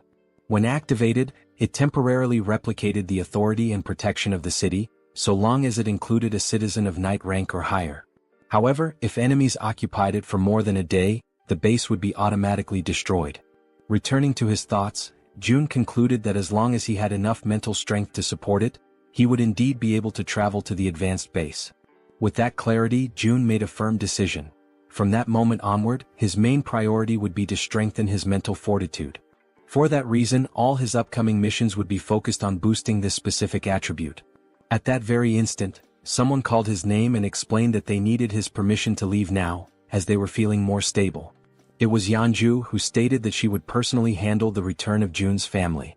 Upon hearing this, June realized that the mission should have started the previous day, but he acknowledged that the delay had been entirely his fault. Yeonju expressed her gratitude for his valuable time and his understanding. She then assured him that she would find a way to repay the kindness he had shown her. Without displaying any particular expression, June couldn't help but think that she had read his thoughts precisely. He made a light-hearted comment, asking if he really seemed like the impatient type, and confessed that although he was thankful, he also felt slightly embarrassed by her words. Yeonju responded gently, saying that he definitely didn't seem like someone who lacked patience, and admitted that, had she been in his place, she probably would have acted the same way. With a soft smile, she confessed that, in the end, everyone values their own family the most, and that she fully understood how precious that single day was that June had offered her and her son. Once again, she thanked him sincerely for what he had done. June smiled modestly and expressed his own appreciation for her understanding. He then asked her to head to Unit 2901, where a group of people was already waiting for her, assuring her that he would join them there shortly. Yeonju gave a respectful bow and, with a quiet yes, walked toward the designated location. Sometime later, it was explained why June had not sent the group directly to Siamayan Station. Due to the Cyclops attack, a large portion of the tracks near the station had collapsed. Not only the tracks, but the station itself had suffered massive damage and had been rendered almost entirely unusable. Faced with this situation, June declared that new routes would need to be opened. To that end, it had already been 24 hours since Jaehyeon had begun sending her rats to search for a viable path. Apparently, it seemed she had finally managed to find a new route of access. June activated his absolute one's eye skill, seeking full control and awareness of the situation. At that very moment, something unexpected caught his attention. The system displayed a notification about a level 7 tamed giant rat. Immediately, a wave of nervousness surged through June's body as he grasped what this meant. Jaehyeon had evolved. Still stunned, June wondered if this was the result of the new ability Jaehyeon had unlocked after being officially registered as his retainer. In addition to this, June noticed that something was following the rat, but no matter how hard he tried, he couldn't identify exactly what it was. Suddenly, his vision picked up something even more alarming: a swarm of zombies of varying levels, level 9, level 11, and level 13, emerging right behind. A jolt of dread ran through June's entire body as, through the lens of his powerful ability, he watched this disturbing scene begin to unfold before his eyes.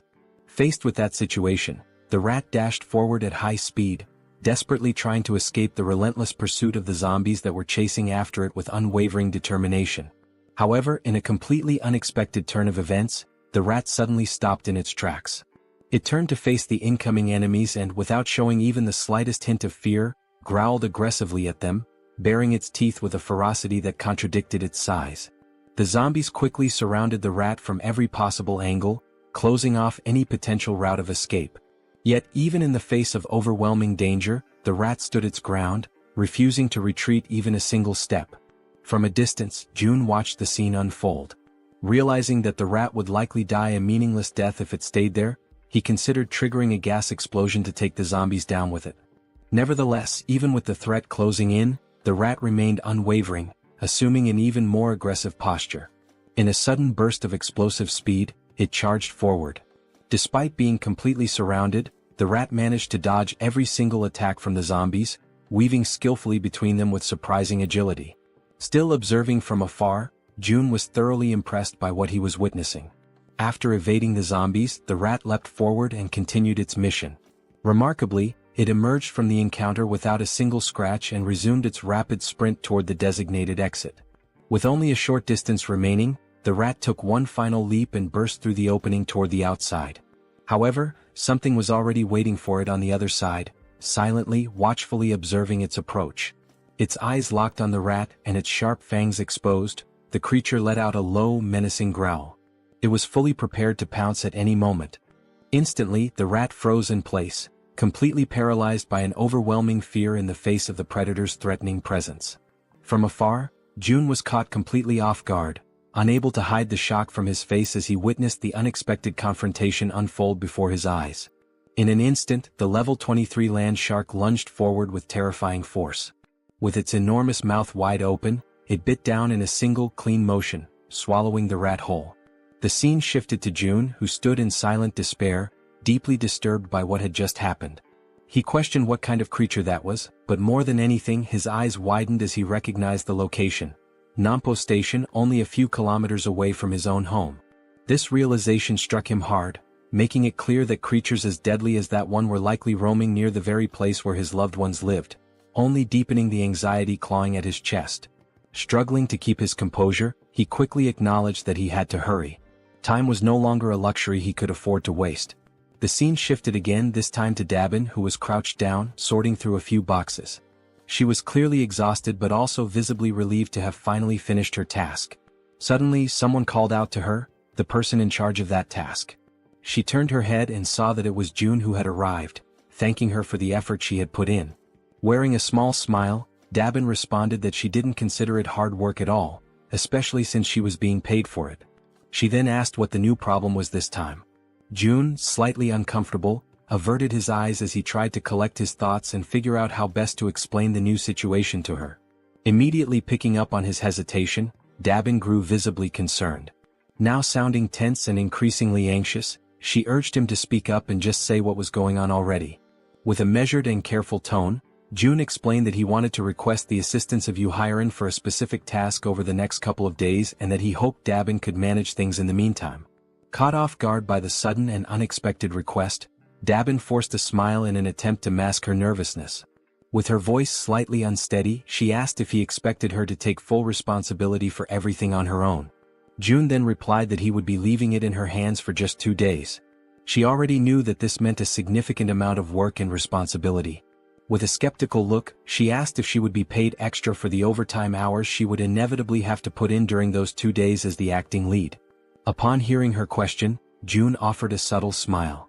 Then, with an enthusiastic tone, he confirmed that he would pay her double for the overtime. The moment he gave his answer, Dabin's face lit up with joy.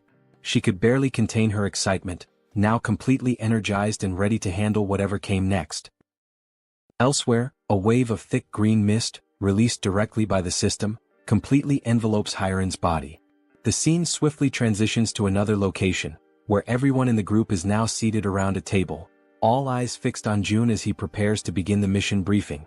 June begins by explaining that, due to the appearance of the massive Cyclops, navigating through Jaehyeon Station had become significantly more difficult. He expresses regret, saying it would be a shame to abandon the use of the subway line altogether. Soon after, Jaehyeon steps in to clarify that the section between Jaehyeon Station and Byumnaegol, all the way through to Koryang Station, is still fully intact. According to her, there are no monsters positioned along that part of the route, so the group can cross it without much concern. She then places a sheet of paper on the table, which outlines the first main objective of the mission: to secure the route to Byumnagal Station. The man with glasses, visibly uneasy, starts thinking that the best way to get through the current route would be by flying over it. Suddenly and somewhat unexpectedly, Toji interrupts the discussion, not to contribute anything urgent, but merely to compliment Jaehyeon on her impressive talent for drawing maps.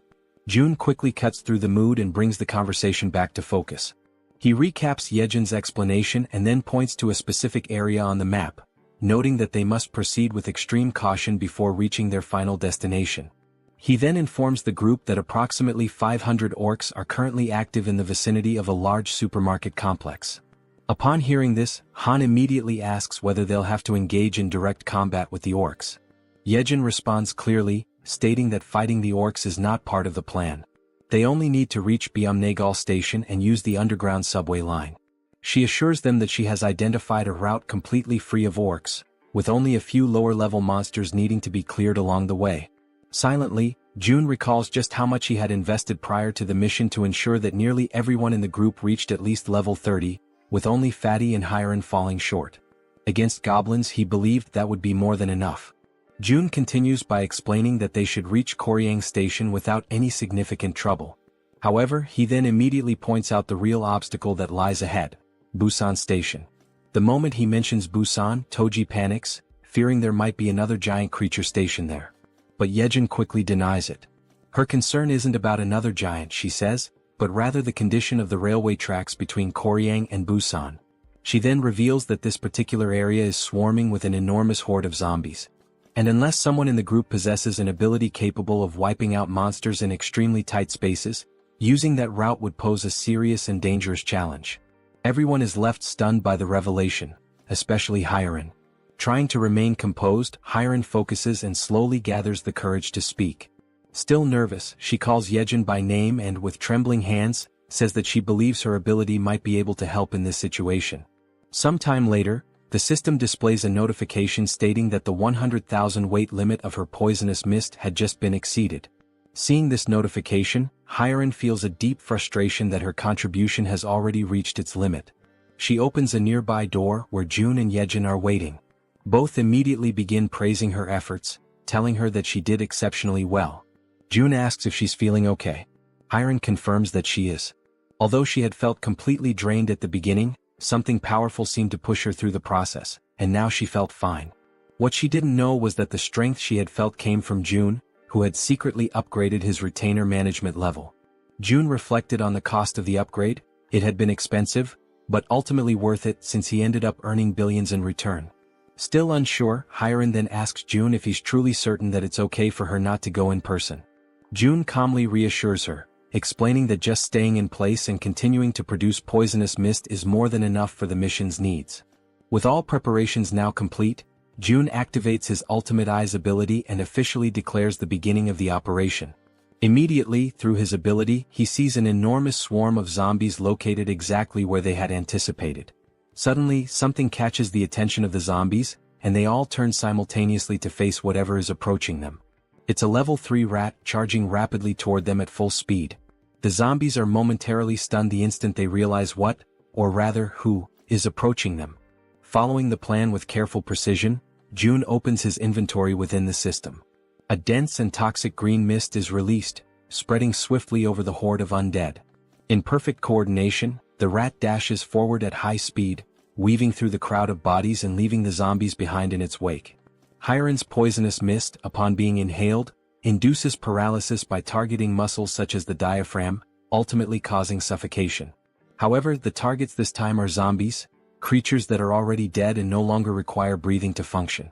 That is why June had already anticipated this limitation and had prepared a contingency, Plan B. He had instructed Jaehyeon in advance to take over the operation when necessary. Soon, amid the group of undead, several rats waited patiently, alert for Jaehyeon's command. As soon as the order was given, one of the rats lunged toward a fallen zombie. Through the reflection in the zombie's still open eye, the system captured the exact moment the rat bared its fangs and sank them mercilessly into the creature. At that precise instant, a system notification appeared. A level 11 zombie had been successfully hunted. Along with the experience gained, a deposit of 120,085 won was transferred directly to the digital wallet. But the momentum is quickly interrupted when Jaehyeon suddenly calls out to June in distress. With urgency in her voice, she informs him that something seems to be wrong with the rats. In that exact moment, the system displays a troubling notification. A rat has reached level 9. This revelation sets June instantly on edge. He quickly realizes the potential danger. If that rat were to come into contact with zombie blood, it might become infected and transform into one of them. Even more alarming is a far more terrifying thought. Jaehyeon herself may have been exposed to contamination through bites or claw wounds during the battle. In response, June immediately asks whether the rats are still obeying her commands. Jaehyeon confirms that they are, although she notes they have become noticeably more aggressive. Relieved, June lets out a soft breath and remarks that everything seems to be going well, at least for now. Internally, he begins to reflect on what's ahead. If they can make it safely to Jaehyeon Station, then maybe, just maybe, he'll finally have the chance to reunite with his family. But just as this thought forms in his mind, it is abruptly interrupted by a system notification. An unauthorized individual is attempting to access the shelter through the main entrance. Baffled and alarmed, June stares at the message, struggling to grasp what is happening. Before he has time to act, a second notification appears. The system states that a group of 157 individuals meets the requirements for citizenship and asks if he wishes to grant it. Relying on his instincts, June gives his confirmation. Immediately, another system message is displayed. The total population has now reached 3,000 residents. As a result, a new ability has been unlocked, Economic Activity Subsidy. Reading this new development, June feels a brief moment of apprehension, uncertain of what the implications might be. But then gradually, a small smile forms on his lips. After all, this might actually turn out to be a good thing. The system continues to display new information, this time announcing that salaries will now be paid to citizens, with the amount determined by the titles or positions they hold. The wages will be disbursed separately from the chief's wallet, depending solely on the person's assigned role within the community. Reading this update carefully, June realizes that this would be the perfect opportunity to assign official titles to Dabin and the entire team responsible for managing public facilities. After all, a weekly salary of 700,000 won neatly aligns with a daily wage of 100,000 won, making the accounting straightforward.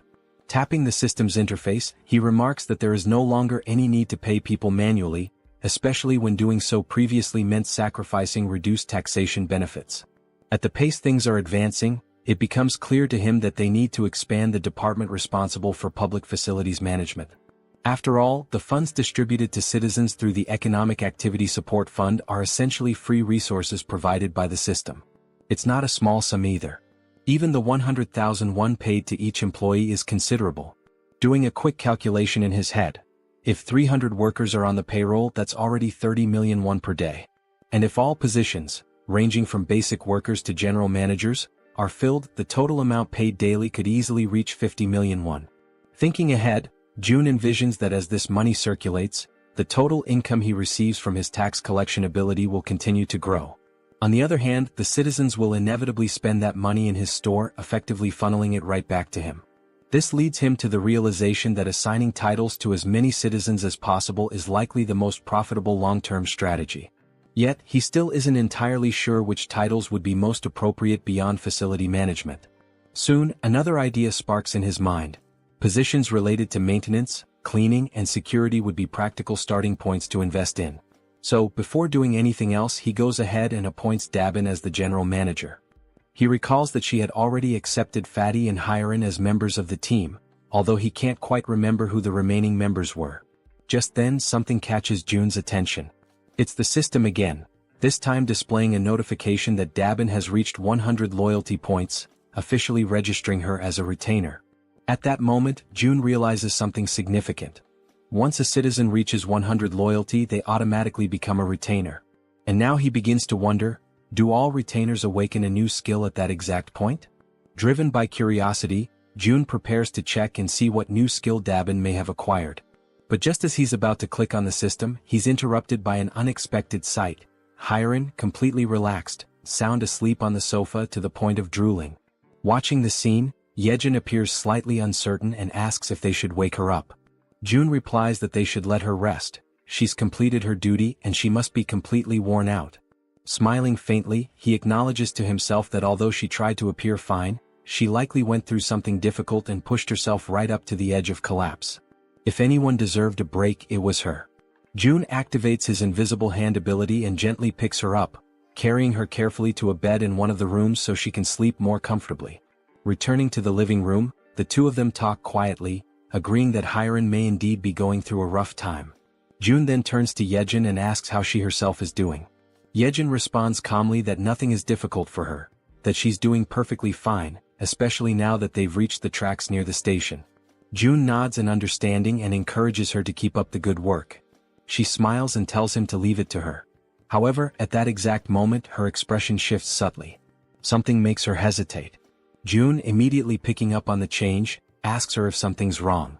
She stammers slightly and replies that all of a sudden the link isn't connecting anymore. June, caught off guard, asks what she means by that and she tells him to give her a moment. Closing her eyes, she tries to reconnect with the link. But apparently it's no use. She then explains that it's probably the distance. It seems to be just too far this time. June asks whether the link had been working properly before. She responds that it's possible to go a little beyond the maximum range if the link was already established beforehand. However, the reach of the link currently only extends as far as the central station. She then turns to him and asks what they're supposed to do now. Without an immediate answer, June falls into thought.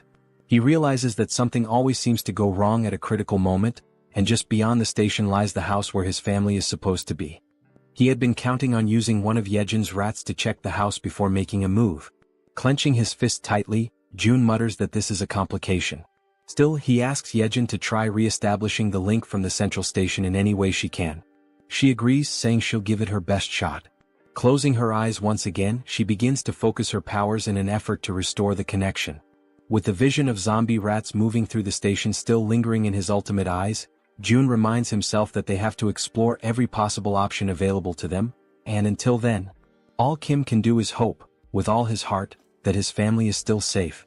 The system now displays the current locations of everyone participating in the mission. Jaehyeon's rats are moving ahead to scout the path, while Han's group remains further back, following at a safer distance. The scene then shifts to the station where Han's group has just arrived. Everyone stands frozen, completely overwhelmed by what they see before them. The entire area is a scene of utter devastation. All the surrounding buildings have been reduced to rubble, and massive footprints, far larger than anything human, are deeply embedded in the ground, scattered across the terrain. Jaehyeon, the bespectacled man, stares at the destruction in disbelief and finally mutters that the sight is incredible. The archer, noticing that he's distracted and not focused on their task, prompts him to begin scouting the area immediately. Obeying her prompt, Jaehyeon commands his raven, named Black, to begin aerial reconnaissance of the area. After some time observing through the raven's vision as it flies overhead, he reports that there appear to be no monsters nearby. Toji then speaks up, saying that the station itself also seems to be clear of any goblins, and that thanks to the massive avalanche that occurred earlier, they should be able to move through the area with little resistance. Jaehyeon agrees and comments that it's likely the case because no sane person, or creature, would dare approach a place marked by such overwhelming destruction. With a hint of concern in her voice, the healer mentions that night is falling fast and that they should find somewhere safe to stay until morning. The archer quickly reassures her, explaining that, based on known goblin behavior patterns, nighttime is actually the safest period, since goblins tend to hide away or go dormant once darkness sets in. At this point, Han appears deep in thought. After a moment of silence, he speaks, saying that they should keep moving. If anything truly dangerous happens, there's a high chance June will summon them back right away.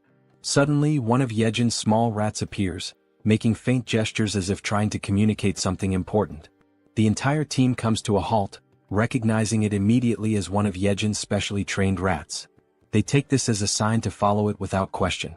Quietly and cautiously, they begin to trail the rat as it scurries ahead, guiding them through the eerily silent night in the ruined city.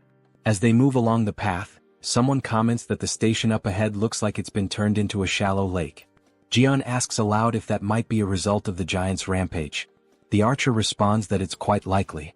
The terrain had shifted significantly when the buildings collapsed, which could have easily led to the formation of sunken, water-filled areas. While they continue walking near the edge of the water, something begins to stir beneath the surface of the lake. Slowly, almost imperceptibly at first, something large begins to rise, emerging completely from the water before their eyes. Both Jaehyeon and Toji immediately sense that something is wrong.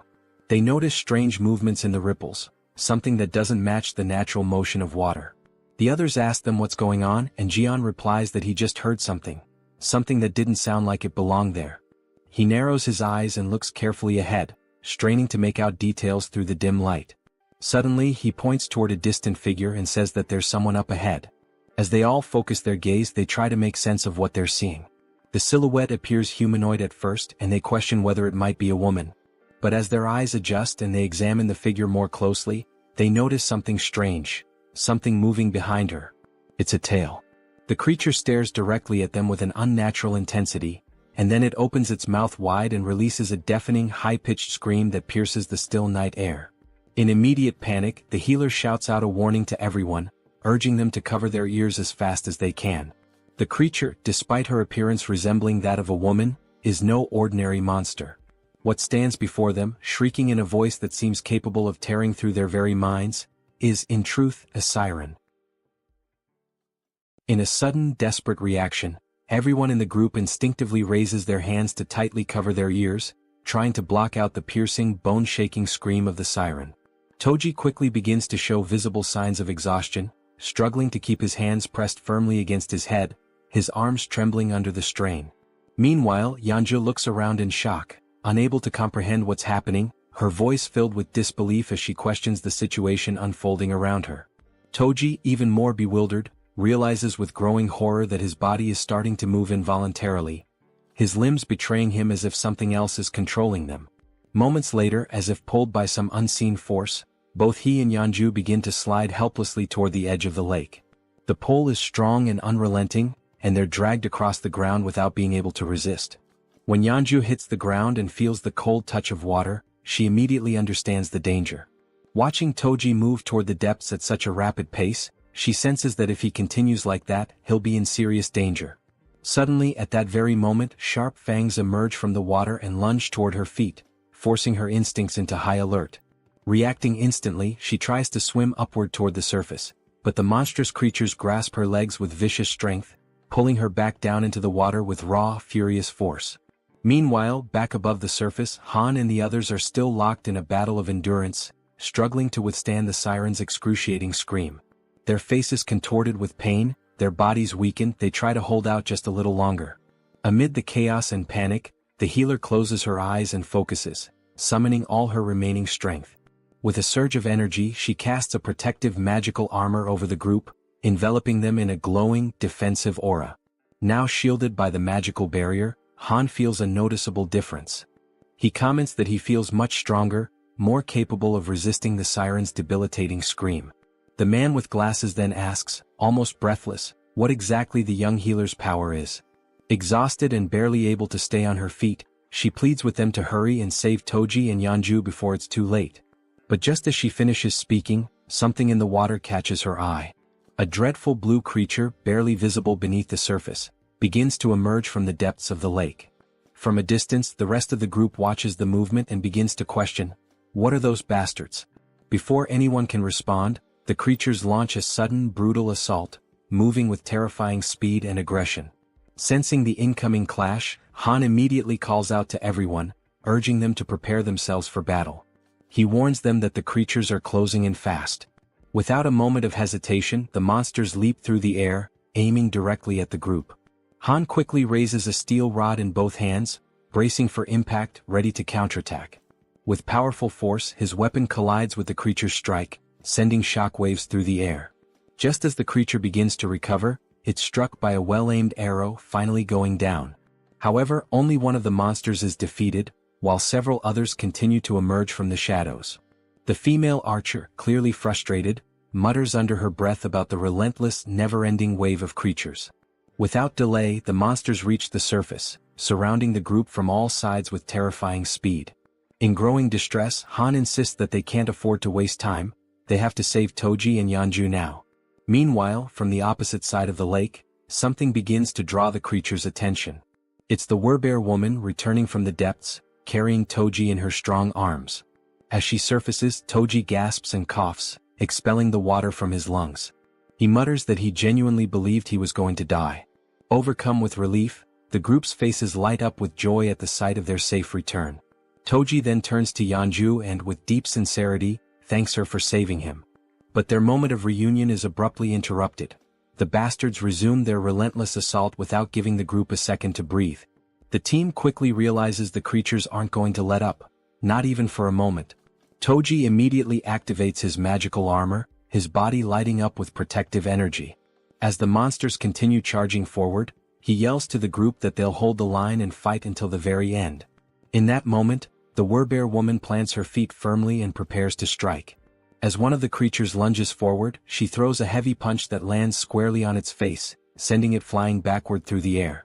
The creature crashes violently into a thick wooden pillar, splintering it with the force of impact. Atop that very pillar, a goblin's body had been suspended, tied in place. At that instant, both Han and Toji glance upward and shout for everyone to move away quickly. Without hesitation, the group leaps back just in time as the place they had been standing is struck. Moon immediately turns and asks Han if he's okay. Han replies that he's fine and asks what just happened. As he sees the wreckage more clearly, Toji freezes in place, unable to speak. It was the body of the goblin, still tied to the broken pillar, that had fallen from above. As the group stares at the unsettling sight, the man with glasses urges everyone to look up. When they do, they are horrified by what they see: numerous goblins, their bodies bound and suspended high above, arranged in the shape of a massive cross. Han comments that the group had been so focused on the danger below that they hadn't even noticed what was above them. And in that moment he comes to a terrifying realization. These bastards don't care whether their victims are monsters or humans. Just then the female archer's bow slips from her hand and falls to the ground.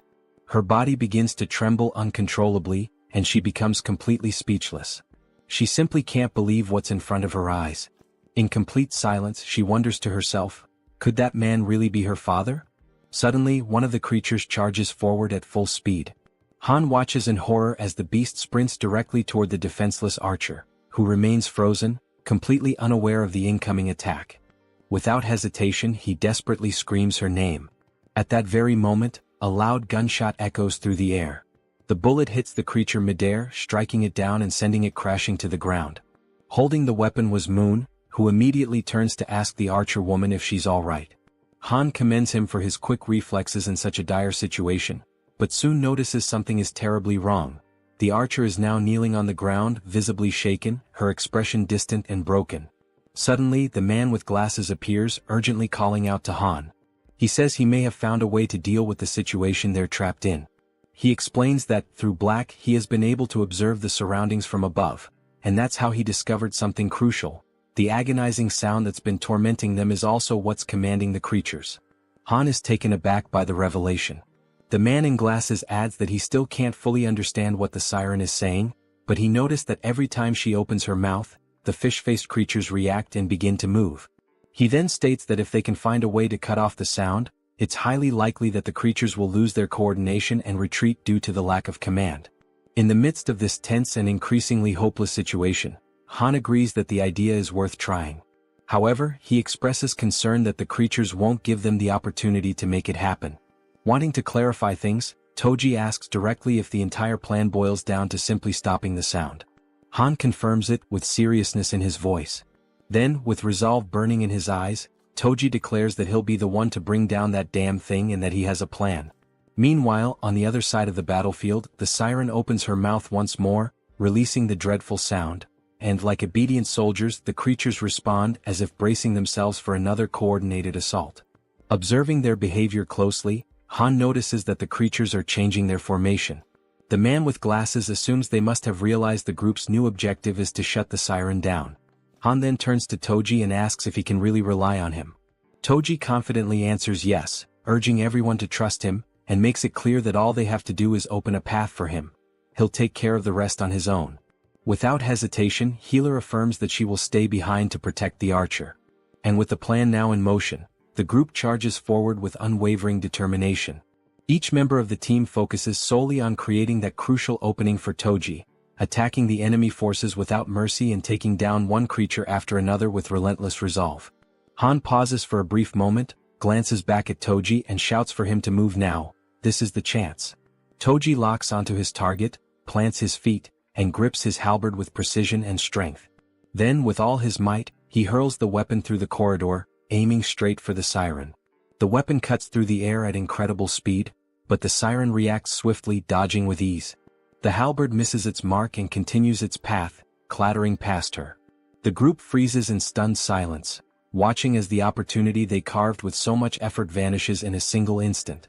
Yet Toji remains completely unfazed.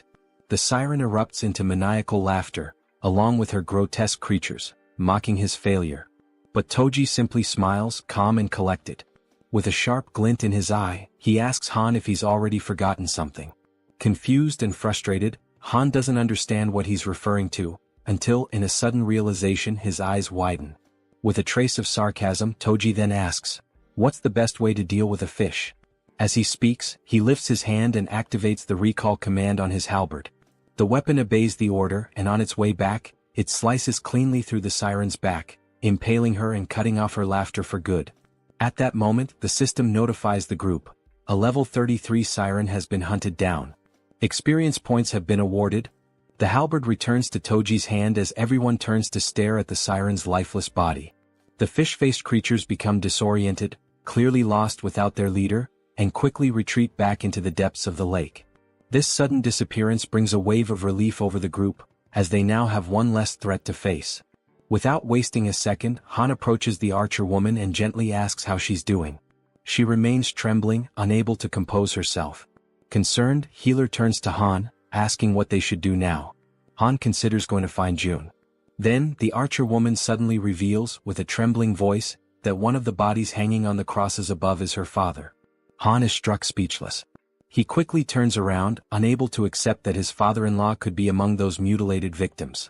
Overwhelmed by a deep, unbearable grief, the archer collapses into uncontrollable tears, mourning the fate of her father. Beside her, Han falls to his knees, consumed by panic and disbelief. The entire group around them feels the weight of her sorrow as if it were their own. And right there before their eyes, hanging from a cross in an appalling state, was her father's body, a heartbreaking sight that pierced the soul of every witness. At that very moment, the system displays a mission reconstruction screen, this time with the archer as the target. The reward, to bring her father back to life. However, the system clearly warns that resurrection is only possible within the boundaries of the absolute domain. Staring at the screen in a mixture of urgency and desperation, June taps rapidly on the system window, trying to complete the reconstruction process. Jaehyeon, seeing him in such a state of despair, is left absolutely stunned by his behavior. But then all of a sudden June stops.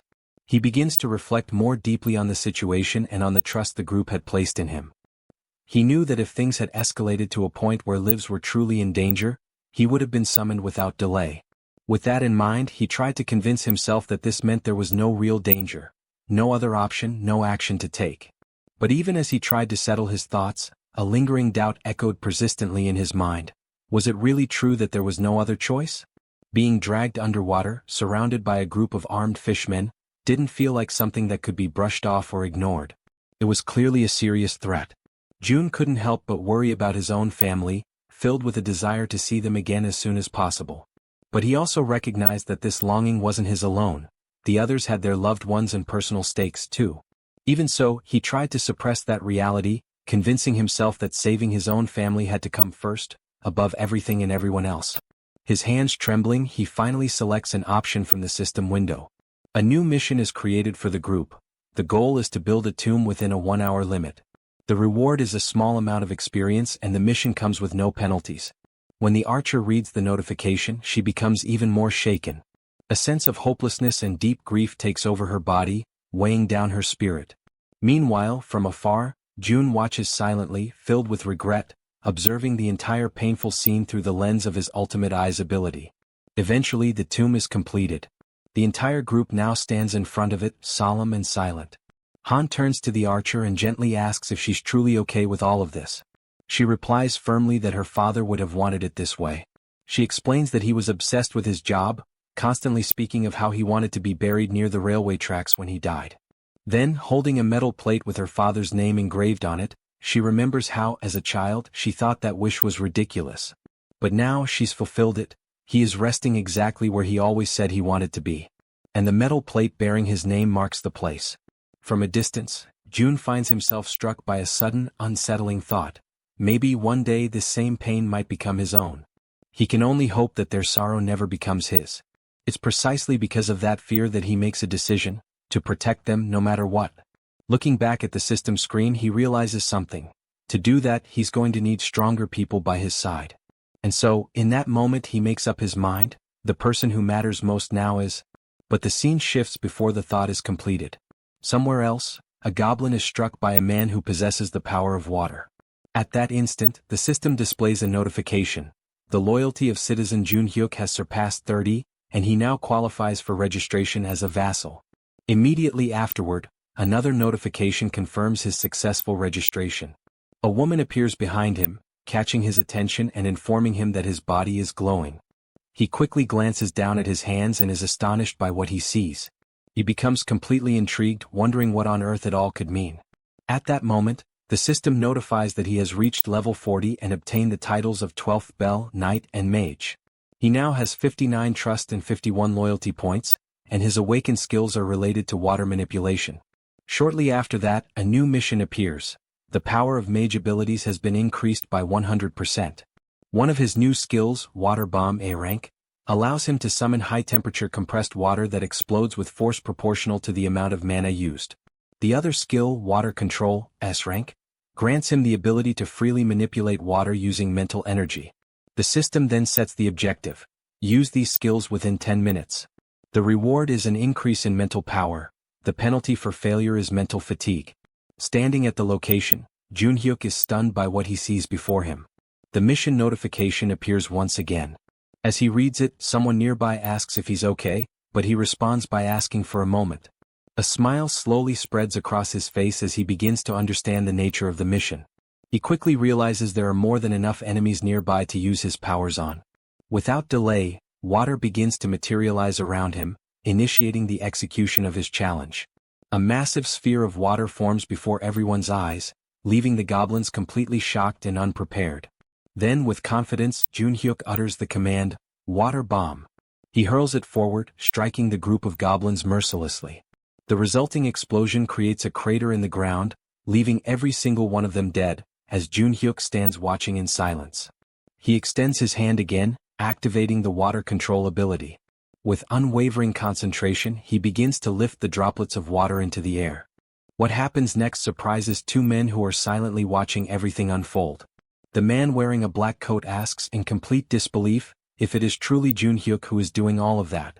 The other man confirms it, emphasizing that what they are witnessing is indeed Jun Hyuk's power. With a smile on his face, Jun Hyuk lets the tiny droplets fall slowly, like gentle rain, still under his full control. Immediately after, he falls to his knees on the ground, lifts his arms upward, and begins to give thanks for the kindness he just experienced. The two men, now even more confused, begin to wonder aloud whether he might be losing control of himself. At that exact moment, the system displays a notification stating that both his trust and loyalty have increased, that the mission has been successfully completed, and that 70,251 won have been consumed. Witnessing all of this, Jun is completely taken aback. He truly didn't expect a skill of rank S to be awakened in that way. With this event, Jun Hyuk becomes the second person to hold a rank S skill, following after Yeonju. Jun begins to reflect, considering how surprising it is, especially given that Jun Hyuk's original ability was merely rank B, a skill that used mental energy to produce water. He hadn't imagined it would develop so impressively. Now he wonders if this significant growth is because of Jun Hyuk's high level. Standing in front of the system window, he admits to himself that this outcome was unexpected, but he feels content with the result he has achieved. Internally he recalls that, back when the ability was still at rank B, he would use mental energy to generate water in any form. Now he questions how this type of use fits into the overall strategy, the metaphorical board of pieces. He notes that in Han's group, there's no need to add a new piece, since the team is already well balanced. As he considers what his next move should be, Jun continues to stare at the system window. The screen now displays a notification about a goblin hunt. Level 6 goblins are being eliminated one by one, and both experience points and one are being accumulated into the account. Reading this message leaves Jun in shock.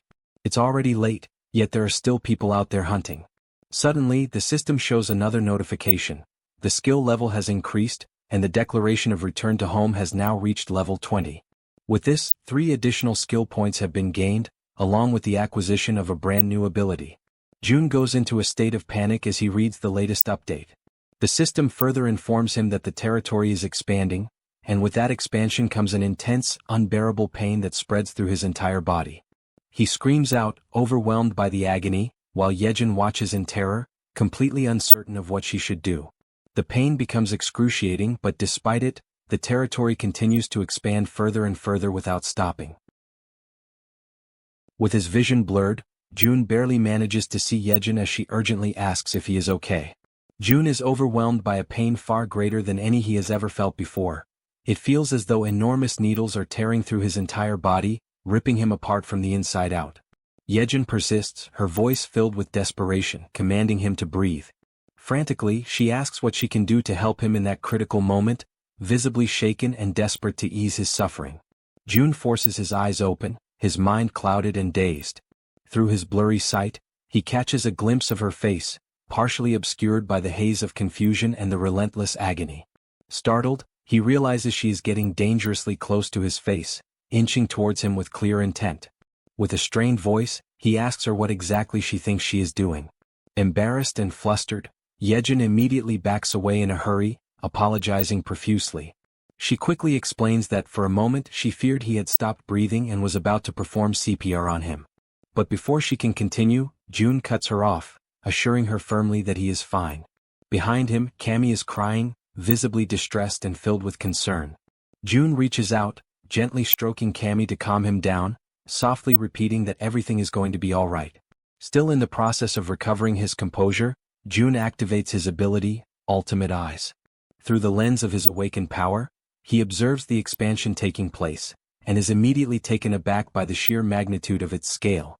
The zone has spread both to the west and to the north, engulfing streets within a full kilometer radius surrounding the complex. Lying on the ground, he finally understands the true cause behind the overwhelming pain he just endured. The territory has expanded to its largest size yet. Turning his attention to the system screen, Jun reflects that no matter how exhausted and drained he feels, now is certainly not the time to rest. The system displays a message indicating he has earned 3 skill points for reaching level 20. Jun has already decided which ability he will upgrade next. He chooses to enhance the skill he considers the most vital for the current operation, Ultimate Eyes. Immediately after making his selection, the system notifies him that Ultimate Eyes has reached level 4.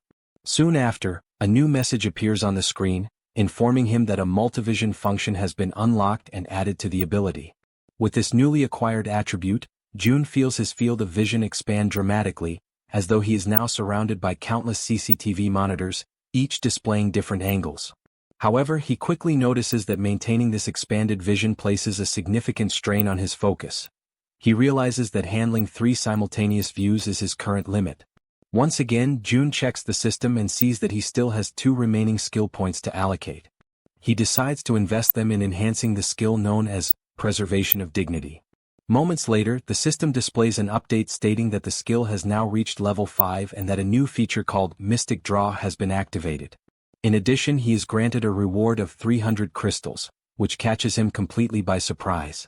Shortly after, the system clarifies that it was through this Mystic Draw feature that he has received those 300 crystals. Jun finds no reason to reject the unexpected gift, so he clicks on the notification to accept them. As soon as he does, a bright circle forms on the ground beneath him. The circle emits a radiant light so intense that it causes discomfort to Jaehyeon, Cammy, and even Jun himself, forcing them to shield their eyes. After a few moments, the circle of light vanishes, yet a concentrated, powerful glow remains suspended in the air. From within this brilliant light, an object begins to materialize. It is a ring. The system promptly notifies him that this is a communication ring, designed specifically to transmit Jun's voice directly to his vassals. Jun slides the ring onto his finger, still uncertain about its practical use. As he considers its function, it becomes clear to him that its ability to project his voice could be perfectly suited for Dabin. But then he remembers that Dabin has already been officially registered as one of his vassals. He accesses the vassal management interface within the system, which displays detailed information about Dabin. Level 25, holding the title of 11th servant, trust at 77, loyalty at 100, and a newly awakened skill, telepathy. Astounded by Dabin's awakened ability, June acknowledges to himself that telepathy is indeed the perfect skill for someone tasked with such communication-driven responsibilities. Suddenly, through the multivision function of his ability, June sees a disturbing scene. 50 people are crammed together, sharing a single housing unit to sleep in. Inside that crowded unit, Dabin tries to explain to the agitated group that the situation is only temporary. However, her words are met with anger and indignation, as if she were treating them like they were insignificant, like they were nothing.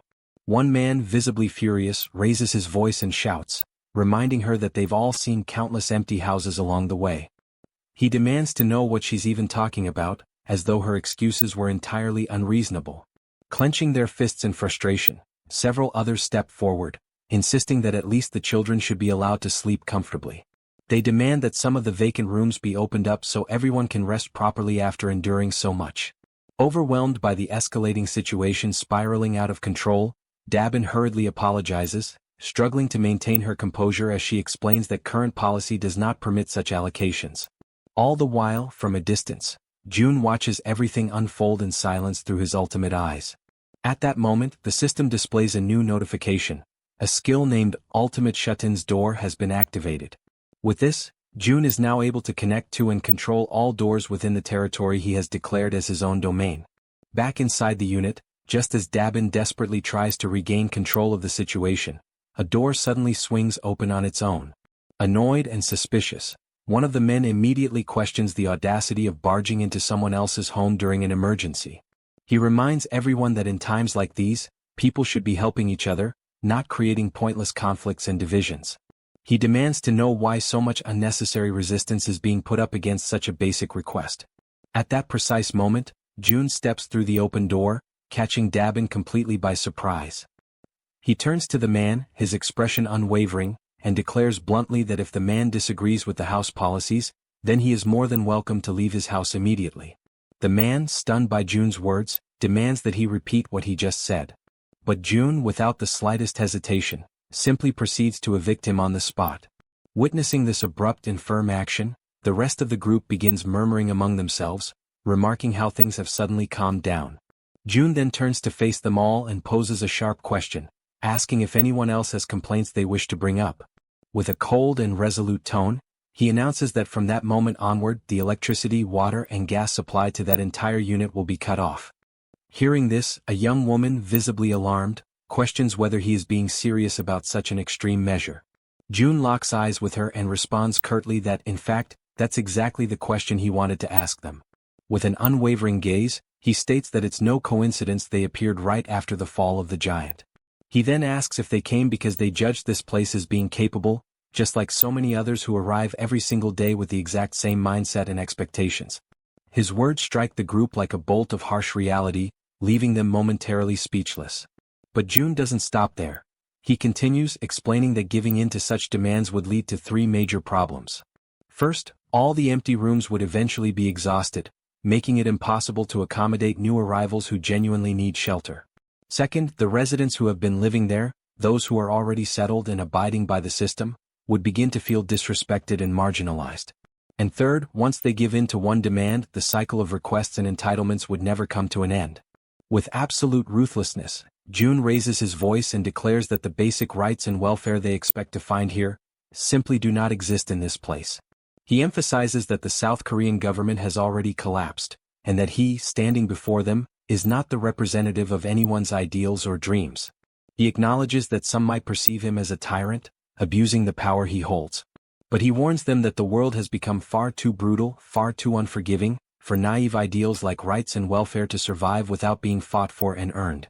He points out that if they wish to enjoy such privileges, they must first prove themselves worthy of them. He goes on to explain that the other survivors, those who arrived before them, are enduring extremely harsh conditions, organizing rotating shifts just to catch some rest. And despite all the discomfort and hardship, these people are still making sure to care for the children and the weakest among them, choosing to fight for survival as a community. Finally, June delivers a firm and non-negotiable order. They are to return immediately to the accommodations that have been designated for them. He warns them that if they refuse to comply, they will be paving their own path to lose even more than what has already been taken from them. Upon hearing those words, the group immediately stepped back. Dabin, feeling a wave of relief, let out a soft sigh and expressed her gratitude to June for helping her in that situation. However, he replied that there was no need for thanks. In fact, he insisted that he was the one who should be grateful to her. His unexpected response left Dabin momentarily taken aback, trying to understand what he truly meant by that remark. It was then that June pointed out that perhaps she, too, might be capable of doing something similar to what he had just done.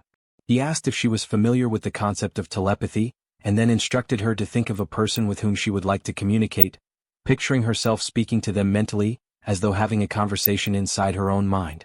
Dabin closed her eyes, focusing all her concentration. A short while later, a faint aura began to surround her body.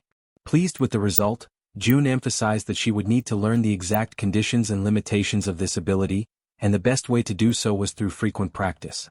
At that moment, someone with trembling hands gave a small wave and called out for June. Both he and Dabin turned to see a figure who appeared nervous, standing with his head lowered. June asked if the man still had something he wished to say.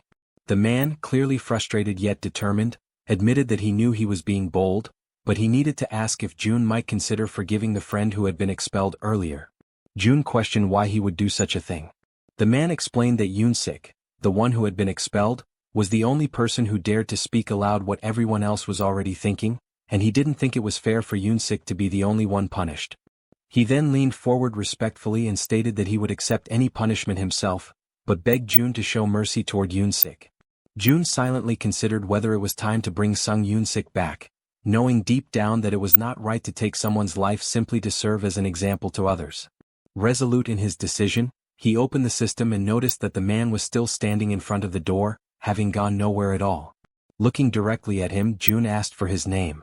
The man answered that he was called Kyung-hoon. June then informed him that he would grant Yoon-sik his citizenship back.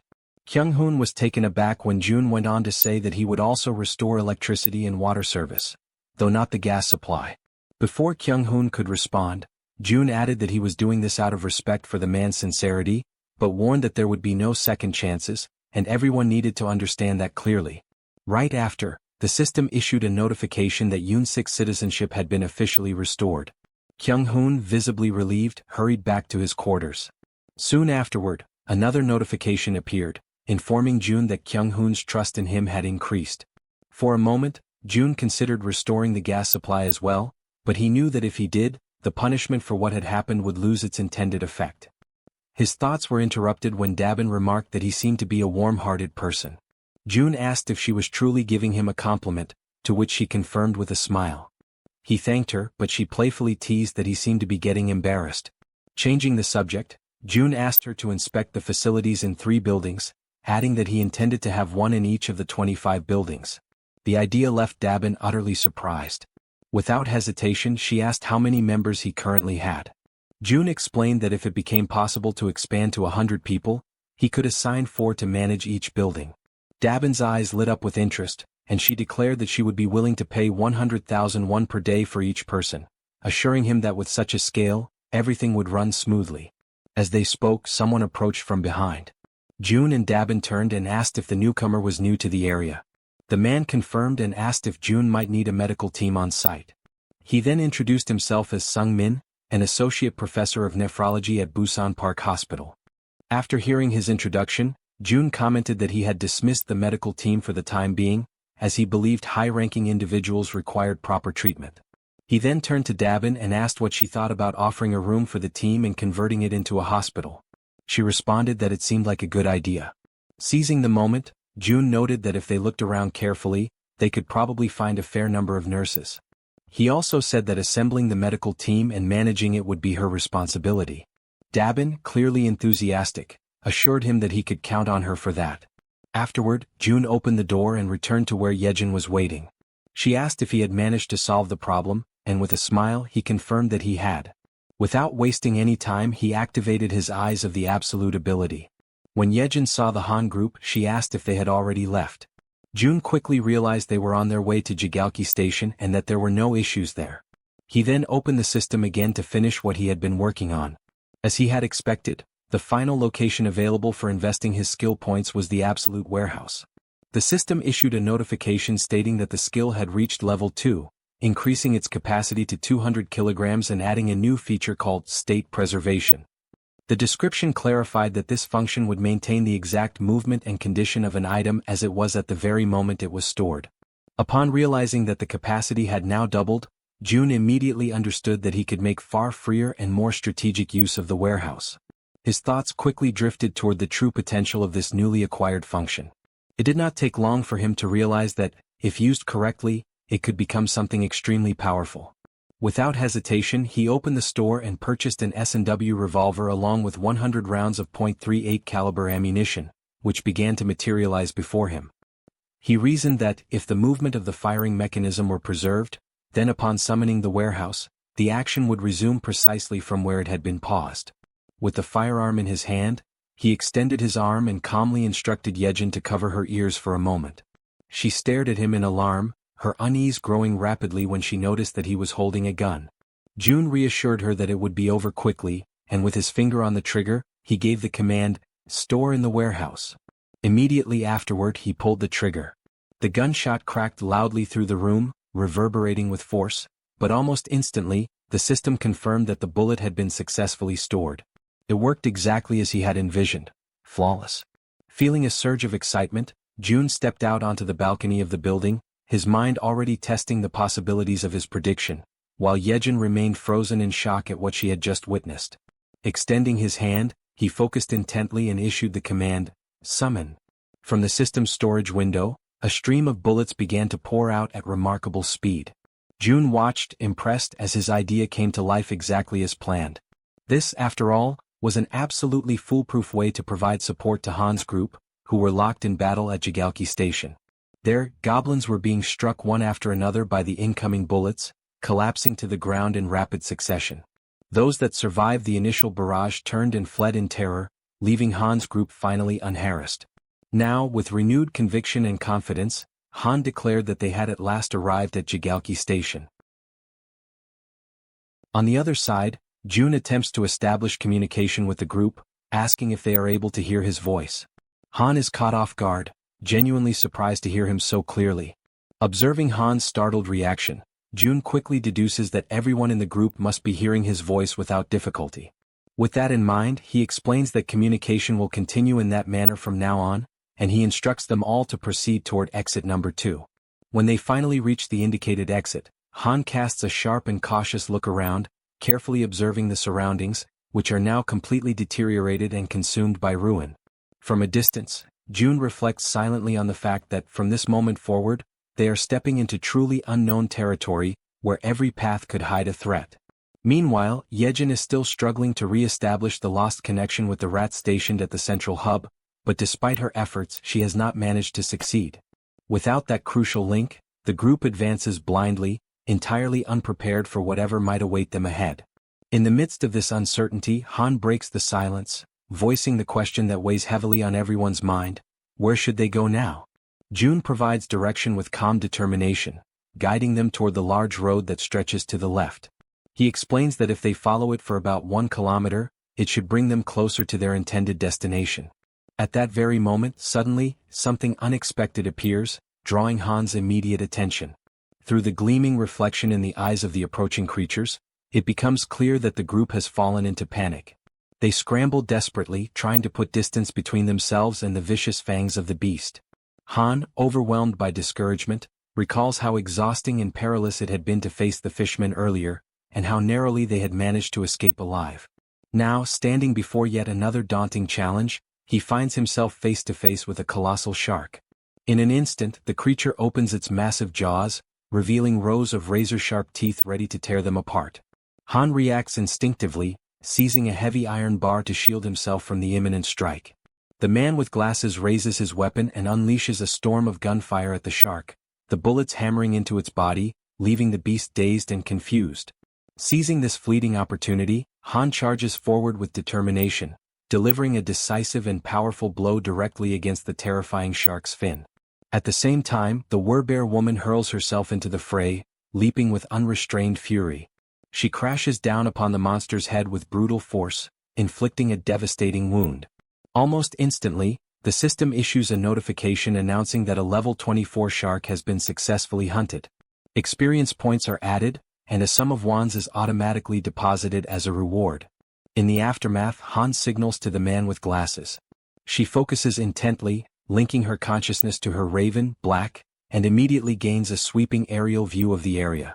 The man with glasses freezes, stunned by what he witnesses through the shared vision. Without hesitation, he alerts the group that the entire surrounding area seems to be overrun by fish.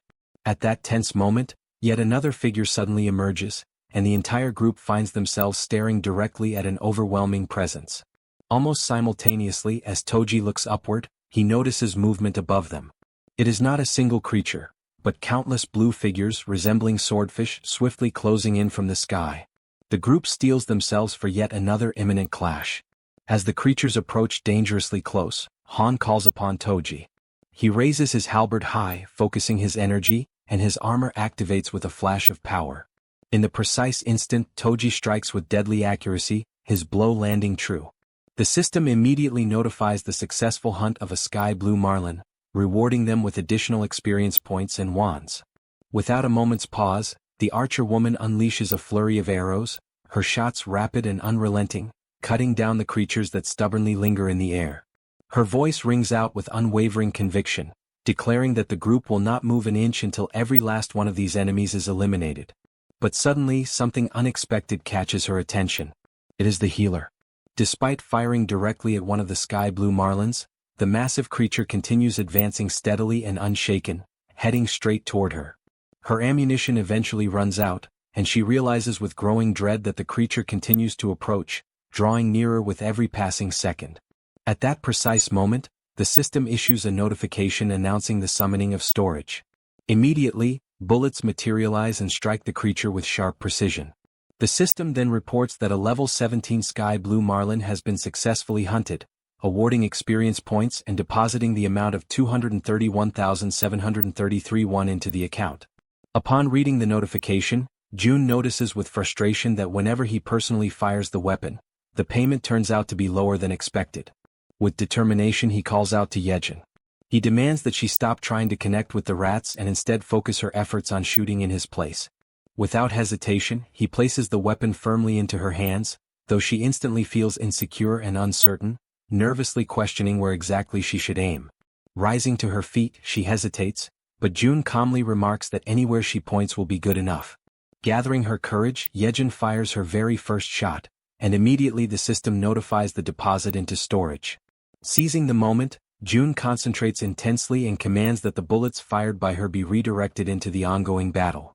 Right after his command, countless system windows open before them, acting as gateways through which the bullets travel, passing directly into the battlefield and striking their intended targets.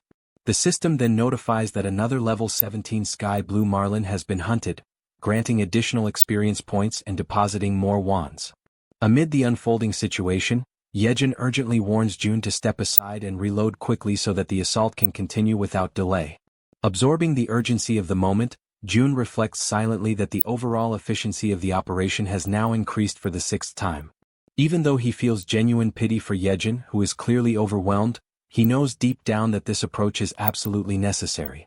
At that instant the door swings open. Hyerin, known as the Poison Girl, enters the scene, her expression filled with intrigue as she takes in the chaotic sight before her.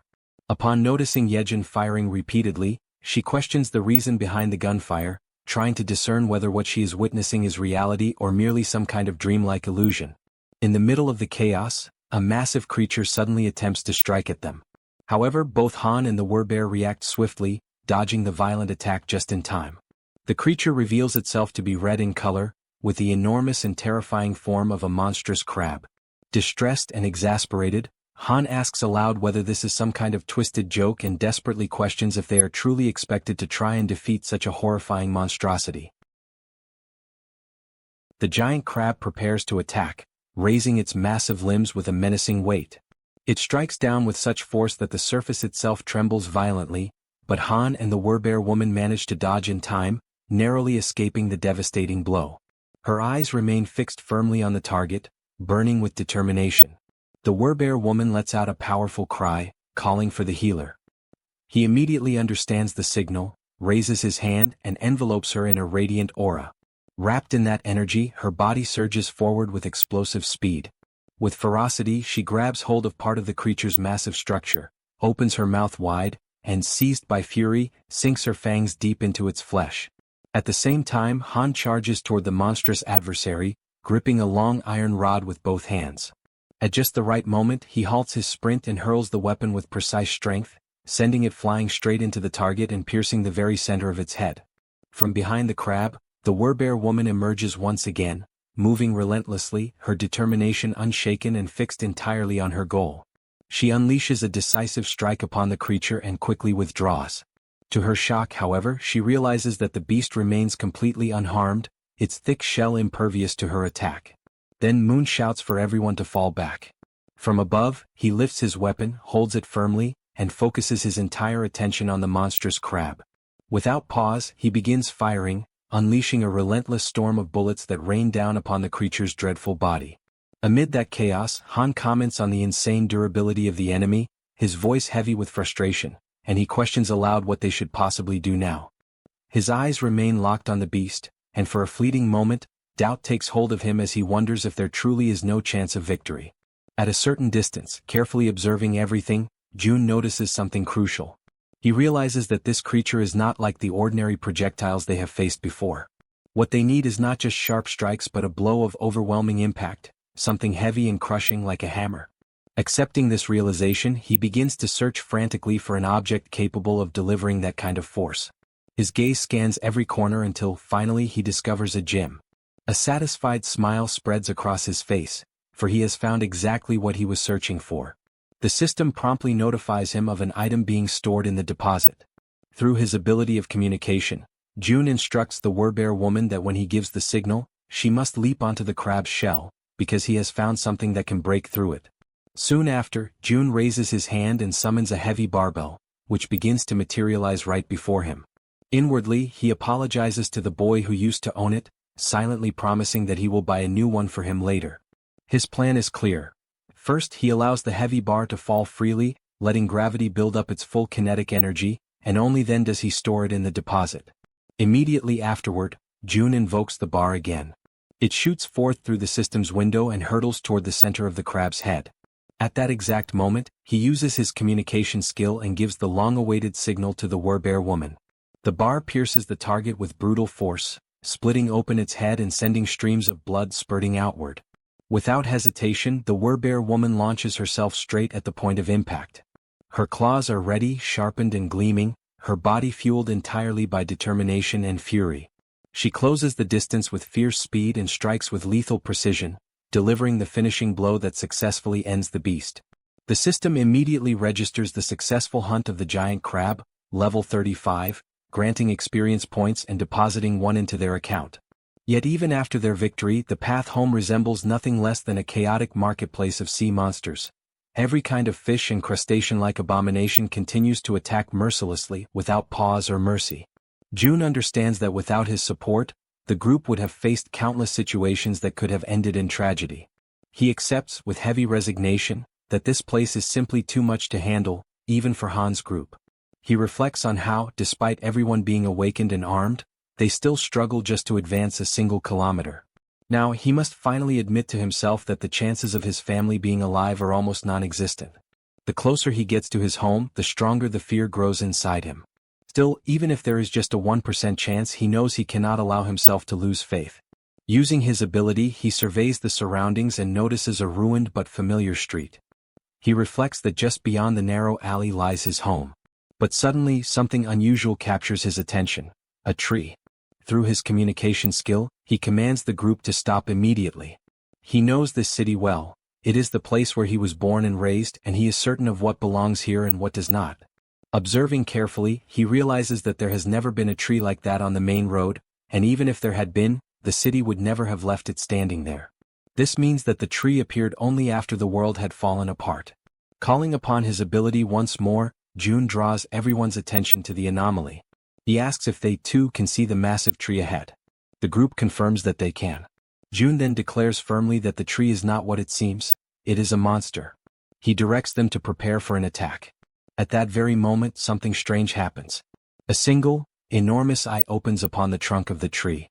Before the group, the figure awakens and everything around them begins to tremble as if the world itself recoils from its presence. The archer remained firm, her gaze fixed upward. A shot was released, flying toward the monster and piercing part of its trunk. Yet that was not enough to stop it.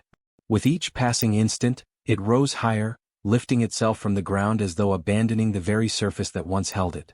Faced with that overwhelming threat, Han, gathering all his focus, hurled an iron bar against the tree, striking the target with perfect precision. But even then the colossal creature endured, resisting the blows and continuing to advance, drawing ever closer. Its extraordinary resilience astonished Han, who could hardly believe what he was witnessing. Meanwhile, Moon teleported behind the tree and swiftly raised his weapon, unleashing a barrage of shots that struck the monster in rapid succession. At that same moment, the Werbear woman charged forward, throwing herself into the fray against the creature in the midst of its relentless attacks. Her sharp claws tore into the wood, ripping away splinters and peeling its bark with raw violence. The tree, however, responded by summoning from its depths a living mass of trunks and roots, twisting and writhing as they surged toward the Werbear. The branches coiled around her body, lifting her into the air and immobilizing her with a crushing force. Han and the others, horrified by the dreadful sight, cried out to her. But the tree held her fast, suspended high above them all, like a living trophy captured within its dominion. Without hesitation, it began to release branches sharpened like spears, twisting menacingly as they thrust toward the Werbear. Overcome with despair, she let out a cry, her voice laden with anguish. At that instant, Moon appeared before her, placing himself as a shield in her defense. The Werbear woman begged him to step back, pleading for him not to endanger himself. Yet he stood his ground, unwavering, prepared to face the piercing tip of the branch that drew ever nearer. But to his surprise the monster stopped. Its branches retracted, pulling back into the surface. On the other side, June too was taken aback by the tree's sudden withdrawal. The unexpected pause forced him to reflect on what could have provoked such a change. Through his ability of communication, June ordered Han to have Yeonju retreat, while the others pressed forward against the creature. Han hesitated, questioning if it truly should be only Yeonju who withdrew, but June confirmed without faltering. Thus Han relayed the command. While the companions readied themselves to resume the attack, she obeyed and stepped back as instructed. From a distance, June observed carefully, analyzing the scene and wondering if the reason behind the creature's withdrawal was indeed what he suspected. Toji, on his side, prepared himself, double-checking that everything remained under control. At that moment, the great tree began to move once more, and as everyone braced for combat, confusion spread among them as they asked themselves what was truly happening. Then, the monster slowly returned to its original place as though nothing had occurred. June, watchful, began to contemplate, could it be that the creature did not attack humans at all? He noticed that ever since Jaehyeon had taken on her Werbear form, the monster had directed its aggression solely at her. Gradually, the conclusion took shape in his mind. Perhaps it was specifically the form of the Werbear that stirred the creature's wrath. June continued to observe closely, but suddenly the massive tree rose once again. From the other side, a shark appeared, charging fiercely toward the tree with its teeth bared wide. The branches erupted once more, striking the shark deep. From this, June felt certain, the tree did not attack humans. With this realization, he commanded the group to ignore the creature and continue advancing, since it showed no hostility toward them. Han accepted the order and the group moved on, step by step, until something halted their progress. Han immediately signaled June, who silently prayed that the exact location of the tree would not be revealed. The group stood before the gigantic tree, questioning whether they had arrived at the wrong place. With trembling hands, June confirmed there was no mistake. This was indeed the place where his father, mother, grandfather and grandmother were meant to be. Rage overtook him, and he became convinced that this monstrous tree had no right to occupy that sacred space. Resolute, he decided it had to be destroyed immediately. His plan was to surround it with gasoline and set it ablaze, certain that only by reducing it to ashes would he find satisfaction. He realized that Han's group could be summoned not only by his own hand but also through his vassals, which meant the destruction could proceed without delay. At that moment, a system notification revealed the presence of one of June's blood relatives nearby. Suddenly, a voice rang out, shouting to know who was there. A blinding light shone upon the group, forcing them to shield their eyes. An old man emerged, scrutinizing each of them carefully, accompanied by two other figures. With stern authority, he demanded to understand how they dared to intimidate his little proppy. The elders approached the tree and begin to wonder what they should do about the deep holes that had been inflicted upon it. They start speaking to the tree itself, commenting that such a wound must have been terribly painful, and they even ask if the proppy, the tree, is doing well after enduring such harm. Han's group feels awkward and somewhat embarrassed when the elders remark that if the leader were to hear about this, his heart would surely break from sorrow. Then one of the elders suddenly raises his voice, demanding to know if this was their doing, and the group immediately admits that it was. The elder presses further, questioning how they could bring themselves to commit such an act against a defenseless child, leaving everyone in Han's group apologizing profusely for their mistake. At that moment, another man arrives and calls for everyone to look over there.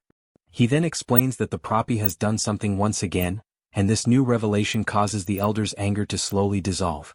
The men then begin walking toward the location being pointed out. When they arrive, they see the shark that the tree had previously defeated, and several of the men are already busy cutting it apart in order to secure meat from its body. Astonished by the sight, one of the elders remarks that the flesh of the shark has grown plump, although he admits that the taste of shark meat is not particularly delicious. Immediately, another elder retorts that this is no time to be picky about food, stating bluntly that if someone does not like it, then they simply should not eat it. This pragmatic reaction surprises Han's group even more, leaving them somewhat speechless. From a distance, June quietly observes everything, and he feels as though his perception is sharpening, as if a veil has been lifted and everything suddenly makes sense. The existence of a monstrous tree that does not attack humans, combined with the enormous tree that continued to grow right where their home once stood, begins to form a clear picture in his mind. June recalls that ever since he was very young, their house had always been filled with plants. In the garden, the flowers would change beautifully with the seasons, and on the rooftop, several fruit trees would bear harvests at different times of the year. All of this had started after his grandfather retired, when he built a rooftop garden, and at times those very vegetables would appear on the dinner table, much to young June's delight. Piecing together these memories with the present reality, June concludes that the tree's refusal to harm humans and the giant tree occupying the place of their former house could not be a coincidence. He becomes convinced that these phenomena are the awakened abilities of someone, very likely powers on the same level as his own. An idea strikes him with sudden clarity. His grandfather must have finally awakened. In that moment, June feels an immense sense of relief, one he had not experienced in a long time, because under normal circumstances, everyone should already have been dead. After all, monsters roam freely through the streets, and in the skies above, other monsters move in organized groups, threatening humans from every direction. He cannot help but wonder how ordinary people have managed to survive in such an environment. Overwhelmed by this sudden realization, he begins to laugh, not with mockery but with pure relief. Jaehyeon approaches him, concerned by his unexpected reaction, and asks if something is wrong. June turns to her, still smiling, and reassures her that nothing is wrong at all, emphasizing instead that everyone is safe. Yet even as he says this, he realizes that he still needs to confirm a few things. Back at the location of the tree, pieces of shark meat are scattered about while one of the men comments on how wonderful youth truly is. Han, who is in the process of cutting up sections of the shark, asks if the amount they have gathered will be enough. A mustached elder replies affirmatively and expresses gratitude for their efforts. At that point, June sends a telepathic message to Han, instructing him to ask the elders for the name of the village chief. Han turns to the mustached elder, politely asks for permission, and inquires about the chief's name. The elder immediately responds by asking if Han is an acquaintance of their leader, before revealing that their chief's name is Lee Bangja. Upon hearing this, June affirms with certainty that he already knew, and explains that, indeed, Lee Bangja is his grandfather. After some time, the group follows the mustached elder, who informs them that before they go to meet the chief, they should stop at a certain place. It is an area where everyone works together to prepare meals and distribute the meat from the fish. The presence of such an organized communal space leaves Han's group impressed and a little taken aback. Observing from a distance, June notices that the place is crowded, filled with a large number of people, around 100 in total. Giving the impression that the entire marketplace of the city had relocated to that place, the mustached man called over a bald-headed fellow who was busy slicing the meat from Old Park's catch. The bald man stopped cutting for a moment and remarked that he had heard a rumor saying that Poppy had pulled off something once again. The mustached man confirmed with a nod, replying that this was exactly what had happened, and that the shark had been so enormous that the young ones had been forced to step in and lend their strength to help. The mustached man then urged the bald fellow to cut quickly, explaining that he wanted to serve several plates of sashimi to the youngsters. Without wasting a moment, the bald man set to work with practiced efficiency, his hands moving with remarkable speed as he sliced and prepared the fish. Soon enough, he presented an exquisite platter of sashimi for Han's group, the glistening cuts of fresh fish arranged so beautifully that it immediately left everyone in awe, their mouths watering and their stomachs growling with anticipation. The archer, unable to hold back her curiosity, asked the bald man if they had chopsticks available. He replied that they had no need for chopsticks and could simply use their hands. Yet in that very instant, a set of chopsticks materialized in front of them, manifesting out of thin air. The bald man blinked in astonishment and, realizing what had just happened, offered his gratitude to June for this miraculous gesture.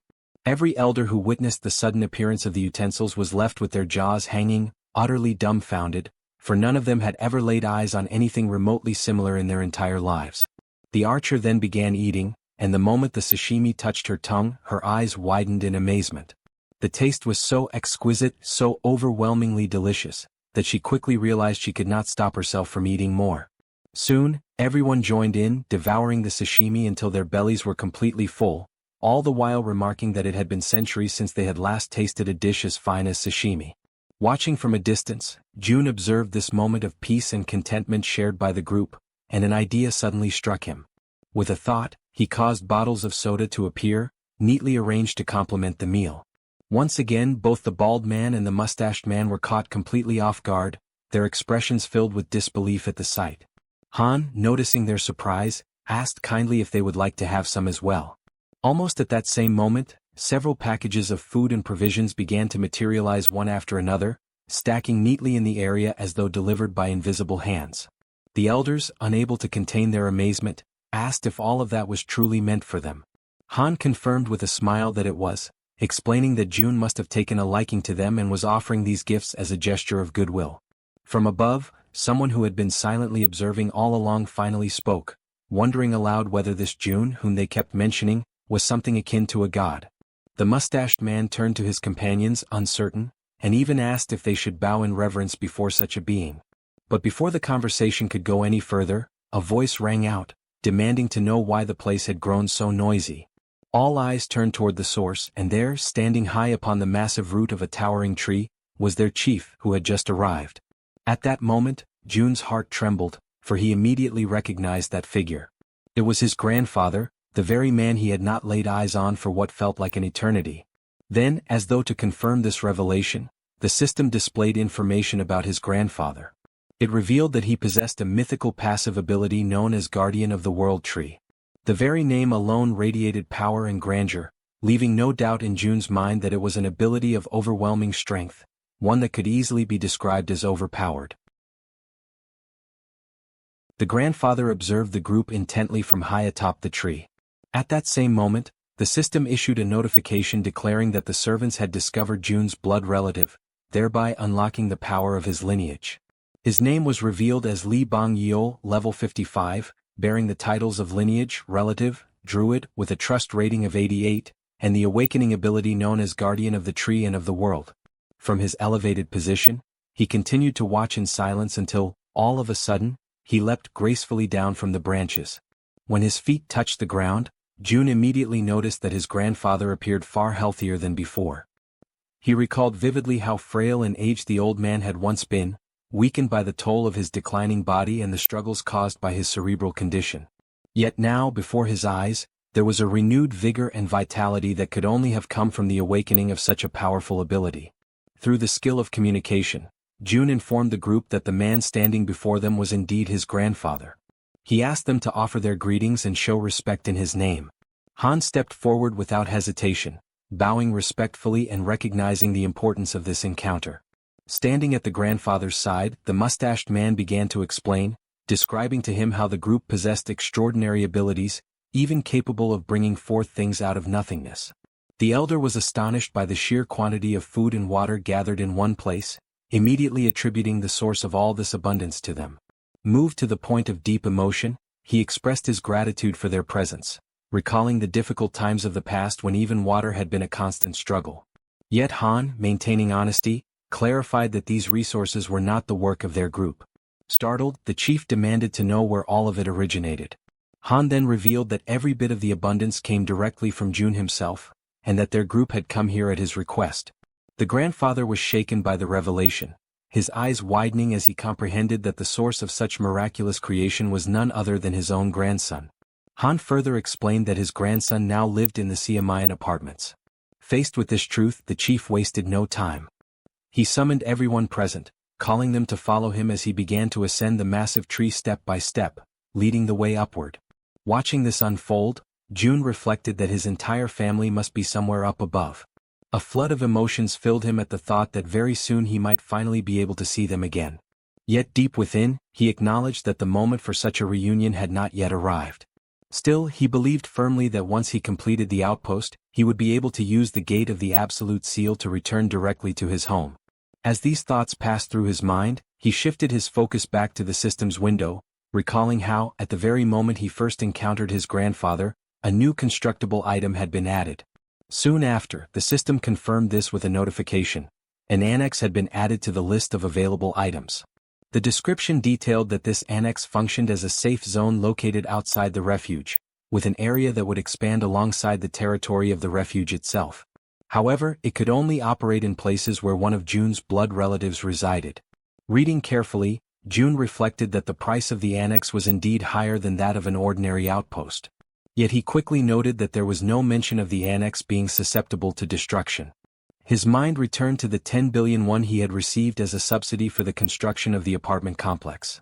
Even after equipping every building with solar generators, more than 7 billion still remained. The decision became obvious. He calculated that investing only 3 billion in the installation would be sufficient, and compared to the vast sum he had at his disposal, that expense no longer seemed significant. Without hesitation, he issued the command to initiate construction. Immediately, the ground beneath his feet began to shift, and a structure started to take form. Watching the process with keen eyes, Jun wondered if the system was showing him a preview of what the annex would ultimately become, for its size and shape seemed to mirror almost exactly the space where he was now standing. He concluded that the annex's expansion must directly follow the growth of the territory itself. When comparing the overall cost, he realized that the 10 billion price tag made the annex far more advantageous than a simple outpost with its limited reach. Then, another notification appeared. The annex required the presence of a blood relative for a duration of 7 full days. Jun confirmed and authorized the construction, prompting the system to update the timeline. The projected completion was set at 167 hours and 11 minutes. Quietly, Jun reflected that while the annex was being built, he should ask his grandfather not to leave the country. Yet before he could dwell on the thought for long, his focus was abruptly pulled away by another system notification. Another blood relative of Jun was revealed. The name disclosed was Kim In-sim, level 21, bearing the title of lineage with a trust rating of 99, but without any sign of an awakening ability.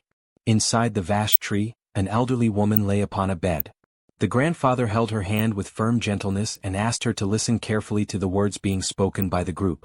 A faint aura spread over the connection formed by their joined hands, and he softly informed her that their grandson Jun was still alive, and that these people had been sent there directly by him. At that very moment, Jun communicated with his companions and instructed them to ask his grandfather what had happened to his grandmother.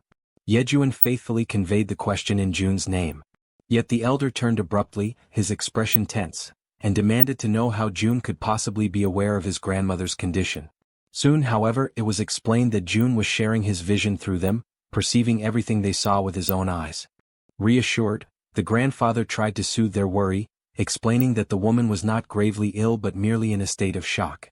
Still, they pressed him further, asking since when the grandmother had failed to awaken. With a heavy and sorrowful face, he recalled that it had been since the very day the monsters appeared and the world itself began to collapse into chaos. From that moment onward, she had remained in a deep, unbroken sleep. Jun, watching through their perspective, noticed the expression etched onto his grandfather's face. It struck him powerfully, for it was the first time he had ever seen his grandfather like that, so burdened, so utterly weighed down by grief. The sight pierced him with an even deeper sense of the gravity of their situation. Tears welled up in his heart as he reflected that, despite everything, he felt an immense relief knowing his grandmother still lived, even though she had been in a coma for nearly a month. Outwardly, she appeared perfectly healthy as if peacefully asleep, and June concluded that this stability could only be maintained by his grandfather's awakened ability, which was undoubtedly sustaining her. Inwardly, however, he lamented that the system did not allow him to assign missions to blood relatives. If it had, perhaps he could have devised some way to improve her condition. Even if he tried to apply the power of a healer, he knew deep down that his own skill was insufficient for such a task. As his thoughts swirled in silence, he began to grow uneasy. It was strange. 7 people had entered the house and yet no one else had stepped out to investigate. The oddity gnawed at him, and so, through his group, he asked his grandfather about the fate of his parents. The old man, acknowledging that June was following everything closely, chose to speak as though addressing his grandson directly. He explained that, on that fateful day, June's mother had left for work, while his father also departed to earn money for the household. He expressed his belief that they had probably found refuge in some hidden, secure place, emphasizing firmly that June's father would never abandon his wife under any circumstances. Yet June recognized, in the undertones of his grandfather's words, that the man did not truly believe in the survival of his parents. And within himself, June felt the same grim certainty. Without a transcendent ability like the one his grandfather possessed, the chances that his parents had survived were almost non-existent. But still he refused to let go of hope. Through his ability, June issued a new order. The next target must be the Wawang Nursing Hospital, even if the chances of finding them there were small. Acknowledging the efforts of his group, he decided that they should rest for the night. He made it clear, however, that when dawn came, nothing else would matter. Tomorrow they would all go after them. At that instant, the system interrupted his stream of thoughts with yet another notification. To his shock, the message declared that a blood relative of the Absolute had been detected in the vicinity. Without hesitation, June issued a command to Jaehyeon, who quickly relayed his orders to the rats. The young woman asked what precisely she should convey, and June instructed that every single nearby survivor was to be located without delay. Then he noticed something crucial. The alert was not pointing toward Dongjeon's, but rather toward his very own location. Conviction settled deep within him. The ones approaching could only be his mother and father. The scene shifts to a street where people are hard at work, cutting apart and stripping the hides of the animals and strange creatures they have captured. One man comments that the work is still far from over, even at such a late hour, while another replies that this only means there will be an abundance of food for everyone. Suddenly, something unusual catches the attention of one of them, and immediately all turn their eyes upward. High above in the sky, countless dreadful creatures are flying, each with a terrifying and distinct appearance, none resembling the other. Without warning, a bell begins to ring frantically, its rapid toll echoing like an urgent alarm across the area. From the top of a watchtower, a man spots the approaching swarm and shouts to announce the arrival of monsters. Chaos quickly spreads. People begin running in every direction, rushing to move everything into the seafood storage house and to close the shutters with haste. The order is unmistakably clear. Everyone must move as fast as possible. The panic intensifies when one of the men shouts for the village chief to come out immediately. The group accompanying June's grandfather turns toward him for guidance, and he promptly informs them that a massive horde of monsters is approaching. From a distance, the grandfather and the group gaze upon the advancing scene, watching in silence as the creatures flood across the horizon. Han, overwhelmed by the sight, questions aloud whether all those beings can truly be considered monsters. The grandfather raises his hand and confirms, his voice grave, while simultaneously giving the command for the trees to move. The command is obeyed without hesitation, the forest itself responding to his will. Meanwhile, Han recognizes the gravity of the situation and volunteers to join the fight. However, the grandfather firmly instructs them to stay back, explaining that the monsters are not targeting humans. He adds, with a grim tone, that everything suggests these creatures are actually fleeing from something far greater and far more dangerous than themselves. Yet he warns that even so, they will not pass without leaving destruction in their wake. A radiant green aura begins to envelop his body, spreading outward in waves of power. At that moment he connects with the surrounding forest, and numerous trees shift together, intertwining and forming a massive living barrier meant to shield them from harm. Inside the protective wall of trees, the group watches in astonishment as the winged creatures soar above them, passing over without striking. It becomes clear that the group was never their intended target. Still, those advancing by land charge relentlessly toward the barrier, forced to confront the trees that now stand as their obstacle. The pressure mounts, and once again Han offers his assistance, but the elder sternly refuses, demanding that they remain within the safety of the barrier. At that instant, the old man lifts his leg and at his command, countless trees surge forward, their sharp branches piercing through the creatures on the ground. The entire group is shaken, overwhelmed with shock, as they witness the overwhelming display of the grandfather's power. The creatures, impaled by the trees, are lifted mercilessly into the air, suspended and displayed like gruesome trophies of the living forest. Yet more monsters appear, hurling themselves at the barrier, biting and tearing savagely at the trunks. But the grandfather remains steadfast, his control unyielding, forcing the trees to strike again and again, driving their sharpened limbs into the new enemies without pause. The system begins to flood with notifications, marking each victory. A message appears, declaring that a level 24 land shark has been hunted. Shortly after, another states that a level 23 saw ray has been slain. Then comes a level 29 blue crab. The list continues endlessly, with each notification announcing new experience points and rewards. Another message informs that all attributes of the group increase in trust. Their gained experience is multiplied tenfold and evenly shared, although the ascent rewards remain monopolized by the hunter himself. Inside the building, June observes the entire scene with his mouth agape, stunned by the cascade of notifications piling up before his eyes. He realizes that the level of power displayed is comparable to someone at level 55. His grandfather, too, receives the notifications, though he does not fully comprehend their meaning. June reflects that, in the beginning, he believed his grandfather was merely being reckless, acting without thought for the danger. Yet with a single strike, hundreds of monsters are wiped out in an instant. Faced with such overwhelming power, he concludes that the best thing they can possibly do is to stay out of the way and avoid becoming a hindrance. In June's eyes, his grandfather transforms into a monster in his own right, a being so powerful that he could no longer be compared to ordinary humans. The notifications continue to flood in without pause. The system announces the successful hunt of a level 31 giant crab, followed shortly by a level 29 giant lobster, and then a level 30 sawtooth crab. Each message also confirms increases in skills and abilities. Suddenly, June realizes that he himself has just leveled up, but before he can process it, an intense and suffocating pain overwhelms his body. The agony spreads through every nerve, as though each part of him were being broken apart and reduced to dust, all while the school in the city continues to grow in influence and power. Amid this torment, a new notification appears before his eyes. The system announces that beings capable of receiving citizenship have been discovered, and the question is posed: grant it or not? June's mind clings desperately to a single crucial thought: whether among those names his parents might be included. He scrolls through the long list, painfully aware that the sheer number of new inhabitants is so vast it would be impossible to check each one individually. Yet even as he does, he reasons that if his parents were truly among them, the message would not have been one of citizenship. Instead, it would have been a notification of alignment. This realization strikes him like a heavy weight. It means that his parents are outside the reach of those people now registered by the system.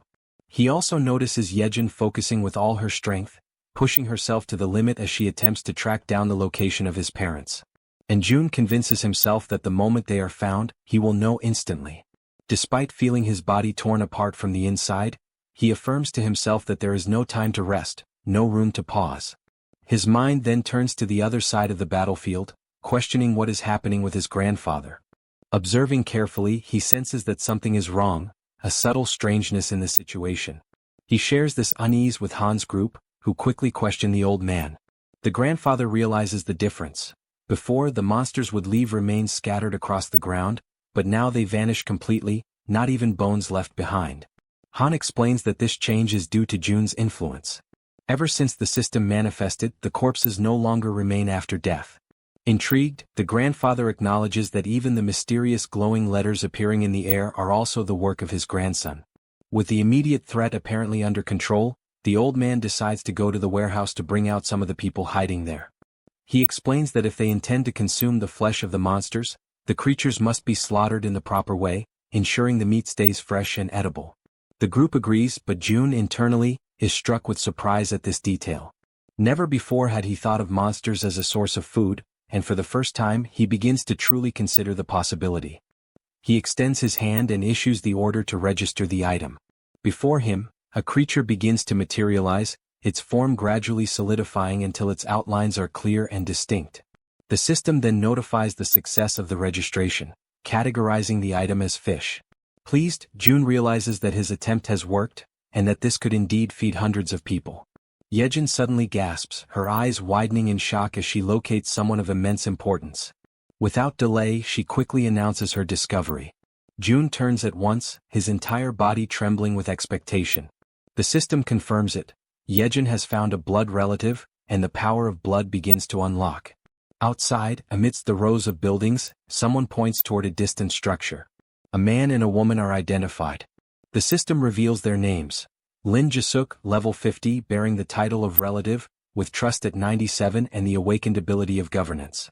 Beside her stands Kim Donghyuk, level 42, also carrying the title of relative, with trust at 93 and the awakened ability of enhanced defensive aura. June recognizes them instantly, and his vision blurs with tears. After all this time, there can be no mistake, they are his father and his mother. The system notifies that citizenship has been granted to 23 individuals connected to the blood relative Lee. The announcement causes a wave of astonishment, yet June feels a surge of joy as he realizes that his parents are now very close to the newly expanded territory. By observing their movements, he concludes that it is only a matter of time before they step fully into the protected zone. Since the power of the bloodline has already been unlocked, he firmly believes that they will not be stopped by the invisible barrier that holds others back. After such a long and painful wait, his eyes finally fall upon his parents once again. The long-awaited reunion radiates through his smile, overflowing into every part of his being. At that very moment, his parents catch sight of him, and shock flashes across their faces as they recognize him. From the other side, June raises his hand in greeting, his heart pounding. The mother and father rush toward him without hesitation, embracing him tightly as though afraid to ever let him go again. His mother clings to him, checking desperately to make sure it is truly him, asking if he is well, while June responds with quiet firmness that nothing has happened to him. The joy of reunion is quickly mixed with surprise as he notices that all 23 who arrived with his parents possess awakened abilities of their own. These are people connected to the hospital where his mother once worked. At that moment, however, something else catches June's attention. Dogs gathered at the barrier, unable to cross. Internally, June reflects that they cannot pass through because animals cannot receive citizenship. Almost immediately, the system issues a new notification, revealing that there exists an option for a subordination contract capable of awakening abilities in up to 100 individuals. June ponders the implications of such a condition, recognizing that his mother's awakened ability is astonishingly powerful, and that through her, even his father has had his own power awakened. The system then reveals the ability granted to his father, Protective Aura, classified as S rank. This ability consumes mental energy to generate a complete defense around the body, and while active, it triples all physical abilities. June quickly grasps the magnitude of this revelation. Multipliers that once stacked linearly now increase exponentially. The result is devastating. His father reaches an efficiency so overwhelming that he could easily overcome level differences that would normally be insurmountable. He also notices that even the 23 newly awakened, though classified only within ranks B and C, already stand far above the average of the unawakened. Yet, in June's mind, what matters most at this moment is not their classifications, but that everyone can finally rest. He raises his hand and allocates 5 units of resources to the group, ensuring they have food and everything else they may need. He instructs them to take warm baths and rest in heated rooms, guaranteeing them comfort after their exhausting and dangerous journey. Still, his mother remains troubled, convinced that her son may be hiding his pain or perhaps is deeply traumatized by the apocalyptic events. His father too reflects silently, wondering if the shock of survival has been too great for him to bear. Perceiving their concern, June seeks to reassure them. He reminds his mother that she herself had seen the lights burning in the apartment. Then he asks how such a thing could be possible in a world where electricity and water have long ceased to exist. To make his point undeniable, he snaps his fingers, drawing their attention. At the sound, every light in the surrounding buildings flares to life at once, piercing the darkness and leaving his parents utterly speechless, unable to believe what they are witnessing. At that same instant, a Coca-Cola materializes in his hand, cold and real. He raises the drink and, with a calm smile, asks if anyone happens to be thirsty. A young girl rushes forward almost immediately, clutching the bottle with trembling hands, asking in disbelief if it is truly real and whether she can actually drink something so rare. June then conjures a drink for each person present and invites them all to follow him, guiding them toward what will become their future homes. After some time, using the gate of the ultimate shut-in, he leads them across into the apartment complex. There, June personally escorts his mother's subordinates to the residences they are to occupy. In each home he provides rice, ramen, eggs, milk and every item they request. As they walk together down the hallways of the building, his mother cannot hold back her worry and finally asks if it is truly acceptable for them to occupy residences that once belonged to other people. With a calm smile, he explains that if any resident eventually returns, they will immediately return the property, but for now no one has come back. He gently asks his mother not to worry, and then opens the door of one of the apartments, inviting them to step inside quickly.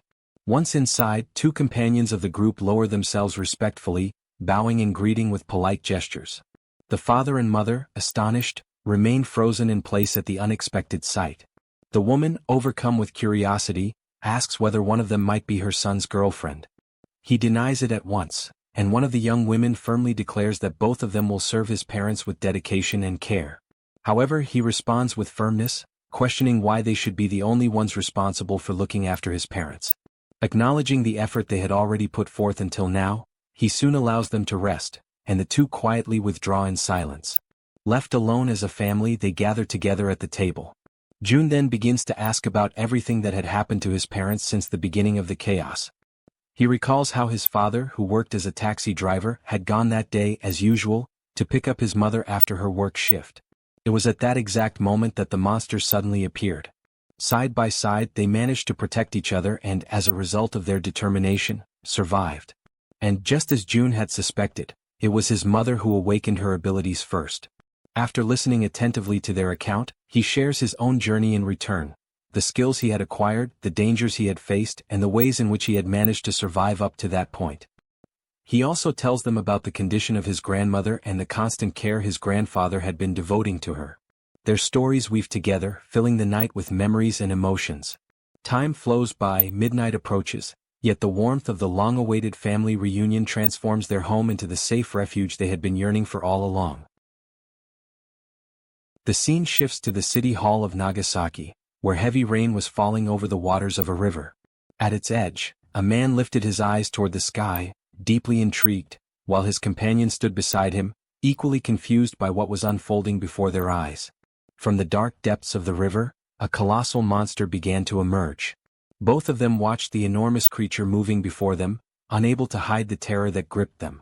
One of the men shouted in a mixture of ecstasy and fear, repeating over and over again that the monster was passing by. The sheer size of the beast made it clear that wherever it went, only destruction and ruin would remain in its wake. The scene then shifts to the following day. June immediately shares with his grandfather the astonishing news that he had found his parents, recording a quick video to show them. On the other side, through the screen of a phone, the grandfather beamed with radiant joy at the sight of them, while showing them to the grandmother at his side.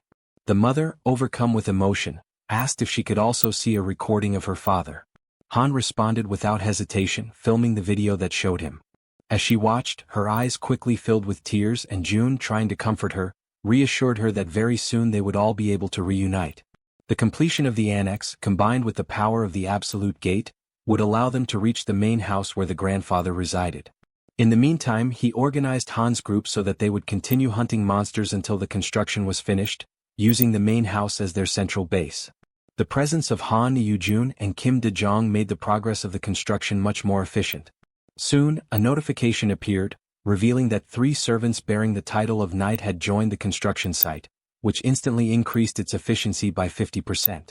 However, the wave of monsters from the previous night had significantly raised their numbers in the surroundings of the main house. Hunting in that region was proving to be far more profitable, since the monsters were now everywhere.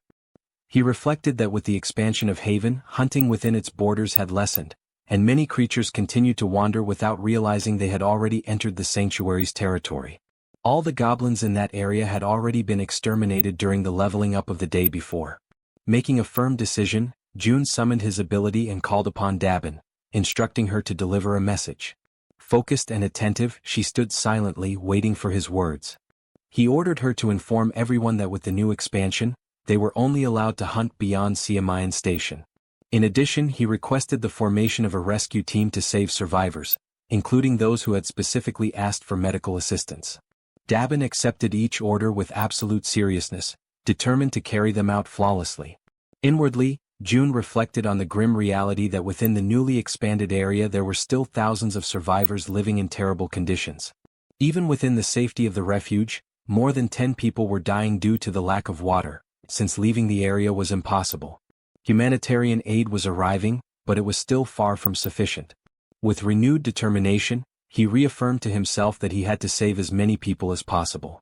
He emphasized inwardly that if necessary the absolute gate must be used to reach them directly, or if not, other means must be found to heal and sustain them. The mother noticed the serious expression on her son's face, and even before he could explain the reason behind it, she immediately understood the situation. She offered her help without hesitation, a gesture that left him surprised. Among the people she had brought, some possessed healing abilities, particularly effective against dehydration, fainting, and poisoning. Because of this, she believed that by establishing subordination contracts with the team, they might be able to awaken proper healing abilities. Her intuition soon proved correct. More than 80% of the new subordinates manifested healing gifts, even if only at a basic or low level. Although they lacked significant offensive power, the rescue team quickly calmed the chaos, stabilizing those in distress with remarkable efficiency. For 3 full days and 3 long nights of continuous effort, they moved tirelessly from house to house, saving countless lives in the process. Only after this relentless work was completed did he finally throw himself onto the sofa, utterly exhausted, reflecting on how each day had been so overwhelming and filled with urgent demands that there was hardly even time to breathe.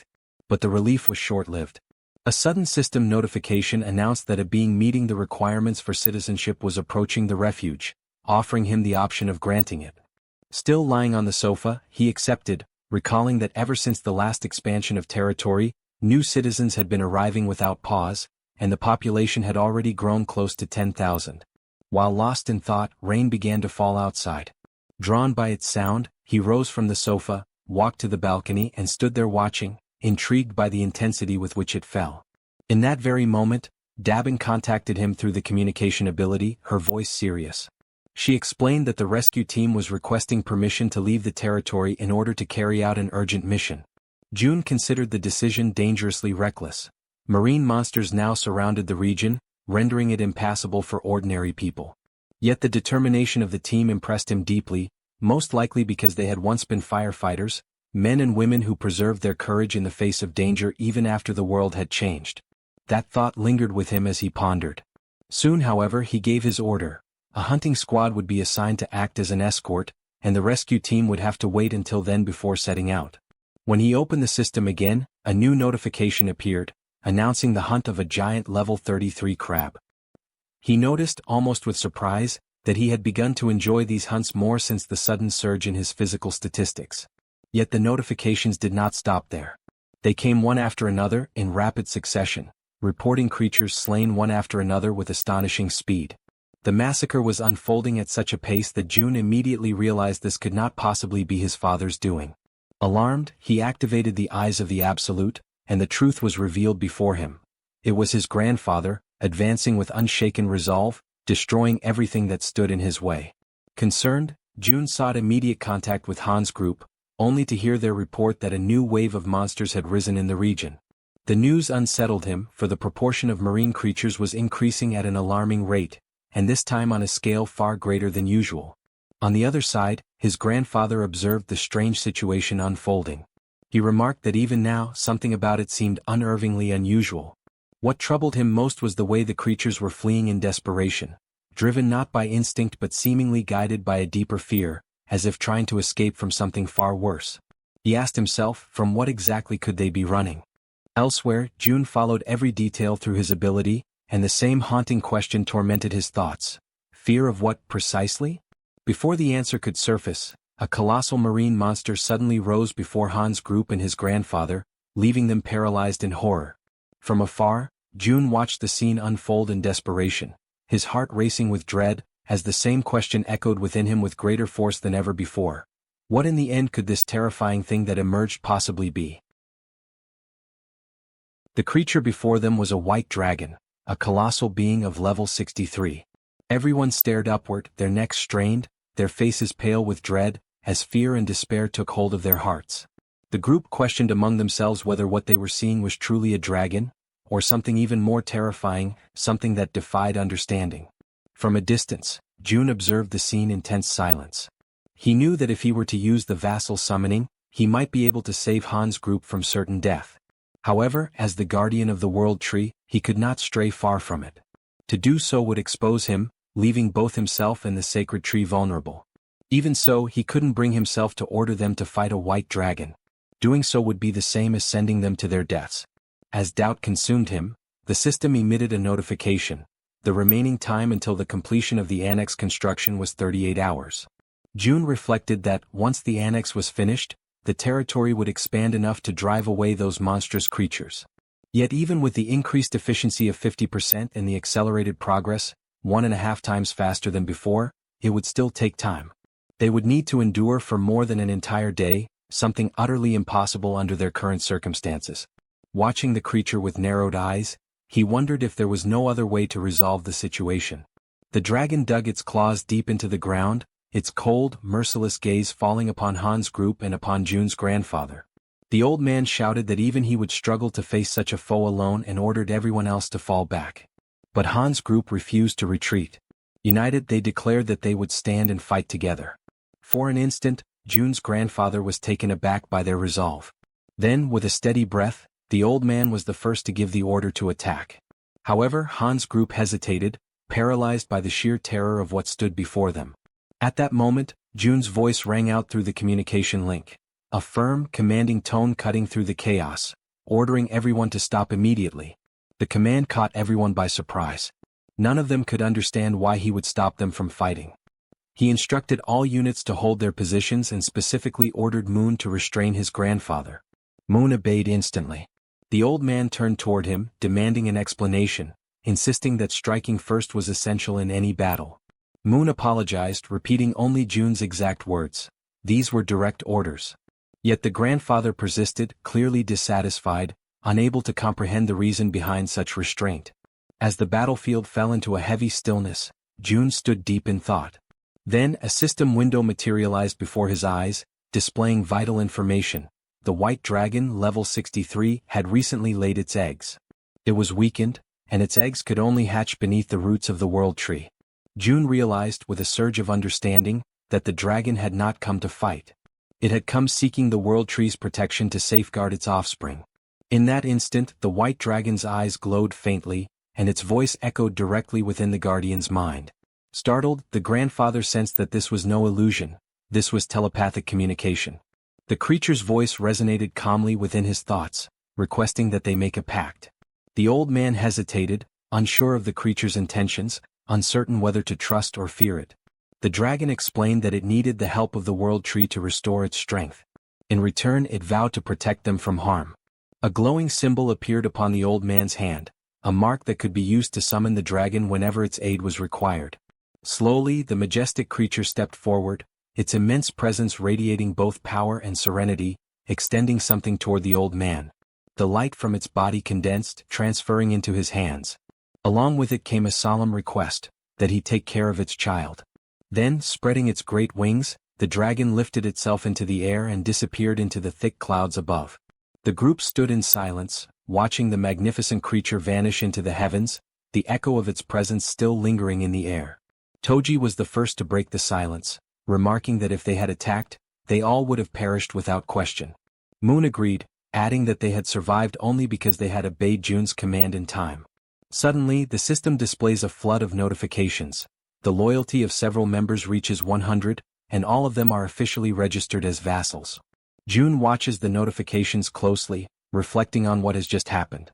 With Kang Deoksu and Kim Gaeong both reaching the maximum level of loyalty at the same time, his total vassal capacity instantly triples.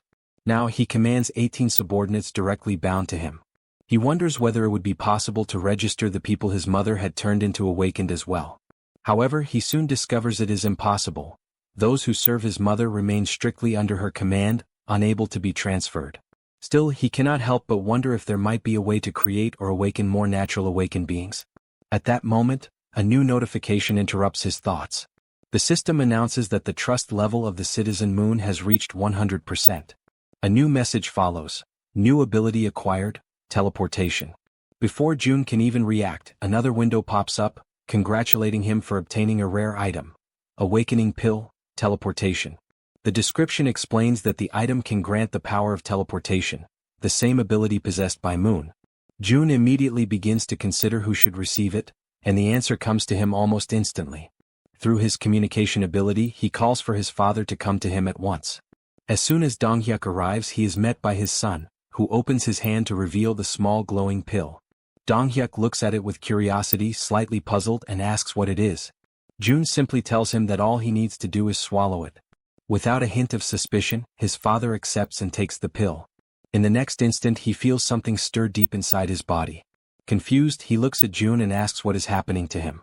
With a faint, almost teasing smile, June replies in an enigmatic tone, suggesting that he imagine what it would be like if he could teleport. Donghyuk repeats the word softly under his breath, trying to process it. Then, almost by instinct, his body reacts. In a blink, he vanishes, and reappears several meters away. He stands there, completely stunned, unable to believe what just happened. June watches in silence, thinking that for someone like his father, a warrior who relies entirely on his physical body and raw strength, gaining the power of teleportation is like granting wings to a tiger. Amid his quiet awe, the system flashes another notification before his eyes. Trust level of Donghyuk has reached 100%. New ability acquired, enhanced protective energy. June reads the message in disbelief, realizing that even the abilities of close relatives can be obtained once their trust reaches full capacity. A new idea begins to take form in his mind. If he could raise his mother's trust to 100%, he might be able to gain her ability as well. He quickly checks the system data. His mother's trust level stands at 97%. A faint smile crosses his lips. He decides there's no need to rush. After all, he still has a secret method to raise trust much faster when the time comes. The next morning, the construction of the annex is finally completed. Shortly after, the system emits a notification, alerting June to the detection of hostile entities in the surrounding area. It then reports that several sea creatures, including sharks and swordfish, have been successfully hunted down. With this increase in activity, the territory begins to expand once more, and a sharp, excruciating pain surges through June's entire body as the process unfolds. Completely exhausted, he realizes that even though he now gains less experience for victories achieved under his leadership, the total accumulated value remains immense. At that exact moment, something unexpected catches his attention. The system notifies him that an entity compatible with the requirements for citizenship has been detected. Without hesitation, June decides to accept it. Moments later, another notification appears, announcing that the total number of citizens has officially reached 10,000. As a result, the system unlocks a new feature, the Institute of Professions, allowing the inhabitants to finally obtain jobs and specialize in their respective fields. Although every one of these messages holds great importance, June feels that something even more urgent requires his attention. He opens the door to his room and calls for his mother. Concerned, she immediately appears and asks what happened, wondering if her son has something important to tell her. June thanks her for her patience and announces, with a warm and emotional tone, that they will finally be able to visit his grandfather together. The words strike deeply within her heart. Overcome with emotion, Jae-suk's eyes fill with tears. She can barely believe what she has just heard. At that moment, from the trunk of the great tree, where his grandparents reside, a door begins to glow with a radiant, golden light. June approaches it, places his hand gently on the handle and opens it. Beyond the threshold, he sees his grandfather sitting beside his grandmother, as if they had been waiting for him all this time.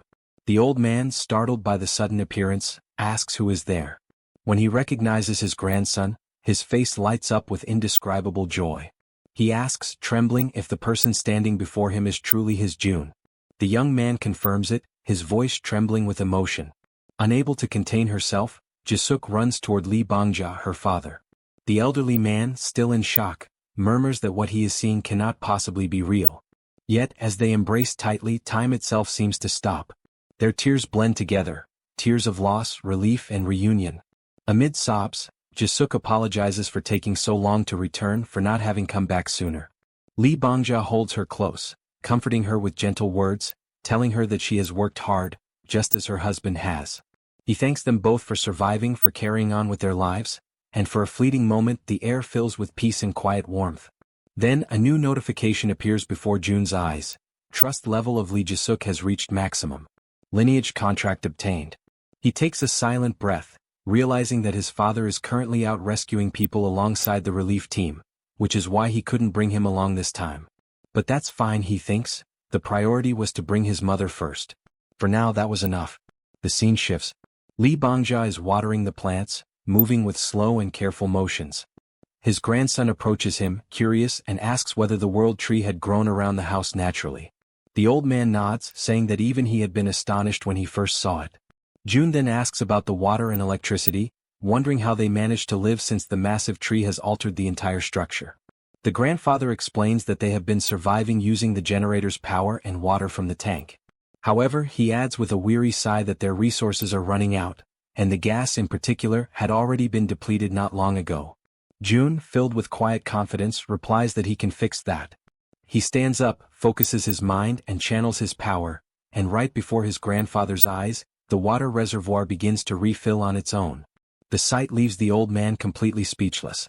Jun calmly tells him that he personally restored the water supply and also recharged both the generator and the gas system. Lee Bangja, still struggling to comprehend what he just witnessed, praises his grandson's extraordinary ability, his voice trembling with admiration. Jun considers explaining the complex system of skills and vassal contracts to him but realizes that it would be too overwhelming to understand all at once. He decides instead that he will teach him little by little.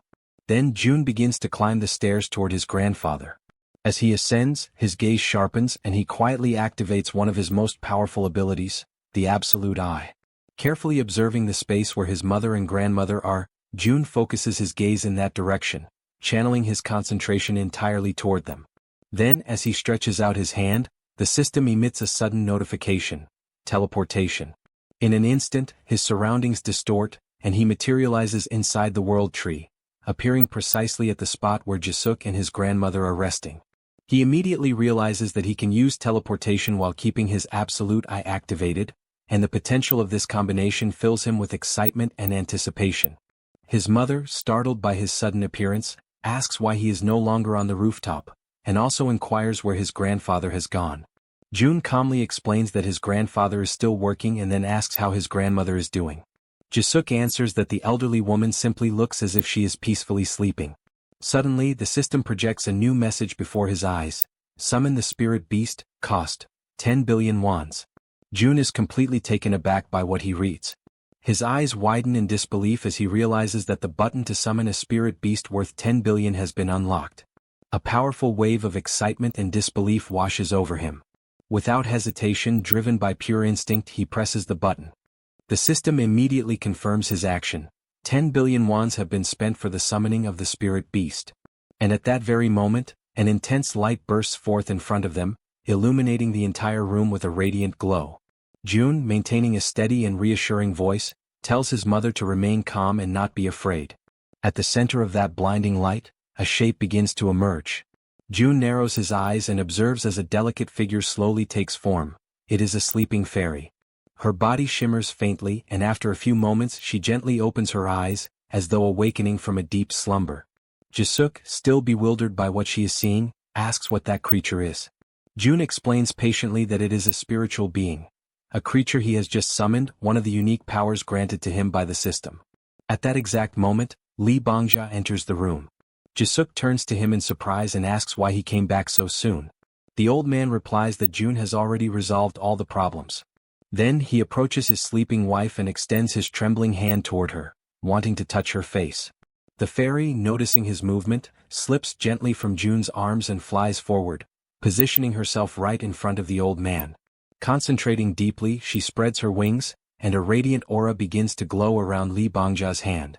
The light expands, surrounding the fairy's small body, as if drawing the old man's power into her own. A new notification immediately appears before Jun. Fairy's level has increased. Natural regeneration rate of the territory, plus 100%. Lee Bangja, however, is overcome with anger when he realizes that the creature has absorbed part of his energy. He clenches his fists, his voice trembling with frustration. But before he can speak, something extraordinary happens. His wife begins to stir. Slowly, the grandmother opens her eyes. The old man freezes completely, his anger dissolving into sheer disbelief. He stands motionless, unable to comprehend what he is witnessing. Yet, the elderly woman gazes at him with calmness and warmth. With a faint, gentle smile, she asks why he is looking at her as if he has just seen a ghost. The grandmother raises a trembling hand to her mouth, utterly confused and unable to comprehend what is happening around her. Exhaustion quickly overtakes her frail body, and she lies back down upon the bed, her eyes fluttering as her strength fades once more. The grandfather, overwhelmed by panic and despair, cries out her name in disbelief, his voice breaking as he pleads for her to regain consciousness. Convinced that the little fairy is somehow responsible for what has just happened, he turns his gaze toward the small creature and demands that she try again, that she use her power to reverse whatever she has done. The tiny fairy, however, closes her eyes in silence, unmoving, her glowing wings dimming slightly. Her quiet refusal only deepens his desperation, and he shouts once more, ordering her to attempt it again. At that moment, June steps forward and intervenes, speaking in a calm but firm tone as he asks his grandfather to steady himself. The old man takes a deep breath, lowers his head and after a brief pause, admits that he lost control of his emotions. With a trembling voice he apologizes. June approaches him slowly and explains that the fairy's energy level is still very low. He advises his grandfather to provide her with vitality regularly so that as she continues to absorb energy, she will gradually evolve and her power will increase over time. The stronger she becomes, the longer his grandmother will be able to remain awake and conscious. The old man listens attentively, his face softening as relief slowly replaces his anguish. As June observes the scene, his thoughts drift. He begins to reflect that the summoning of magical creatures might not be entirely random. After all, the fairy seems deeply connected to the world tree. If that connection truly exists, then each summoning must serve a specific purpose and follow its own hidden conditions. Even though he cannot yet discern what those conditions are, he finds comfort in knowing that for now the important thing is that his grandmother can awaken again, even if only for short periods. Soon after, he grows restless and tells his grandfather that he is going to rest for a while in his room. The old man simply nods in understanding, asking him to call if he needs anything. June walks away quietly and once inside his room, he sits down and opens the system interface. A new notification materializes before his eyes. Citizen Shim Take Jaehyeon has died. June's expression darkens. He immediately assumes that the message refers to one of the citizens recently relocated to the new annex built near the apartment complexes.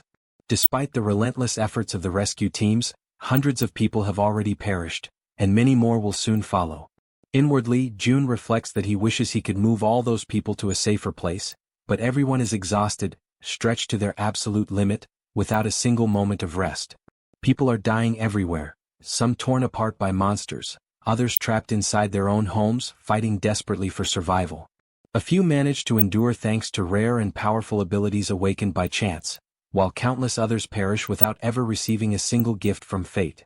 He wonders if the old saying is true, that great power truly does come with great responsibility. June doesn't know why the monsters appeared, nor why only his family was granted such immense strength. The world has never offered him any explanations, so he resolves to find them himself. In that moment of solitude, he reaches his own conclusion. Responsibility belongs to those who possess power. And he decides to embrace it fully. He silently vows that he will save his country, at least as much of it as he possibly can. As he reviews the system data, he notices that the total number of people to whom he can grant citizenship reaches 220,000, yet only 10 have been officially registered so far. Sitting cross-legged on the floor, June makes a quiet but determined decision.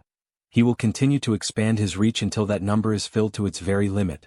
And while he contemplates all of this, he recalls that the negotiations had been halted once the number of citizens reached 10,000.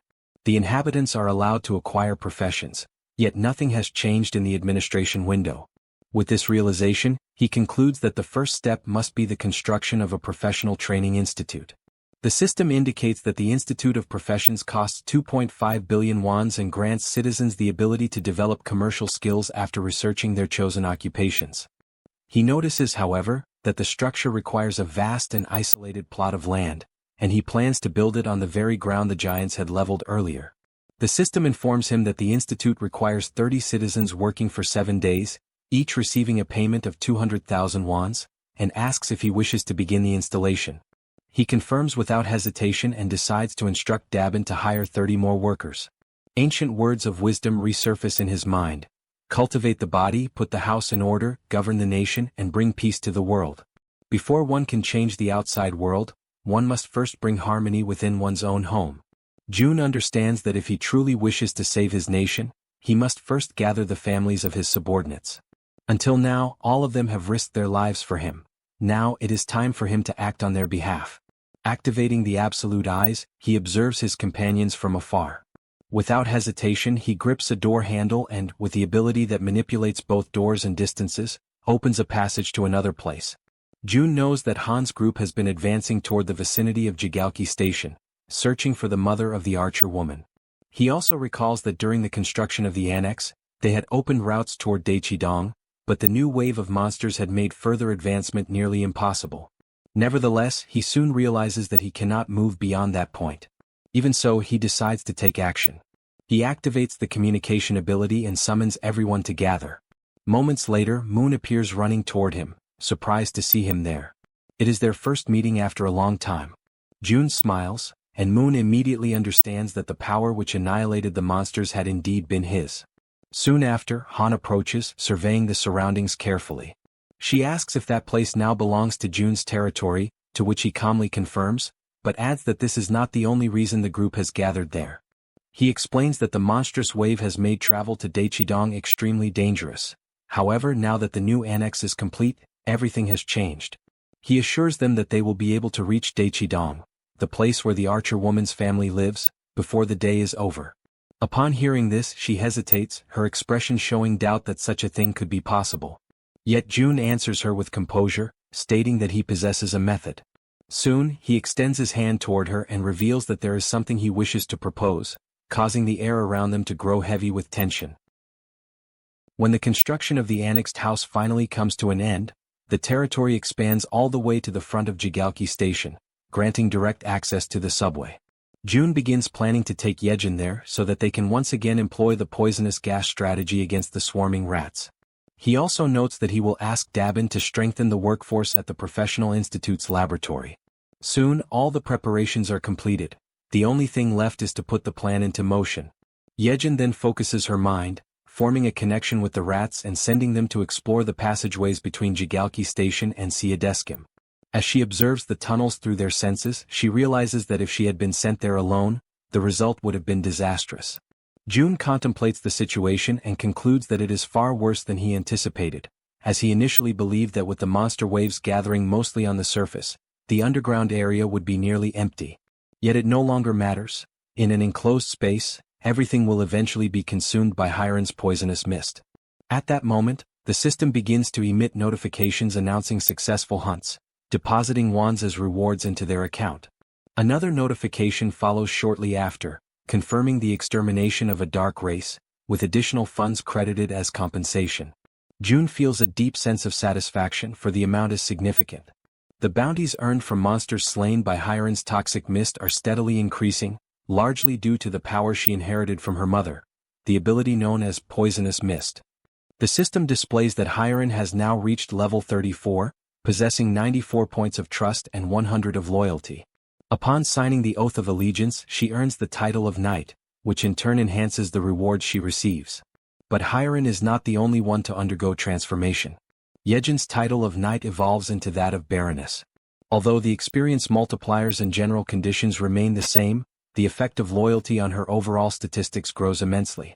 What once influenced only her physical strength now extends to all attributes, and with twice the magnitude. Moreover, Jaehyeon acquires a new ability called Enhancement, through which her improved rats now move at a much faster pace and become significantly harder to destroy.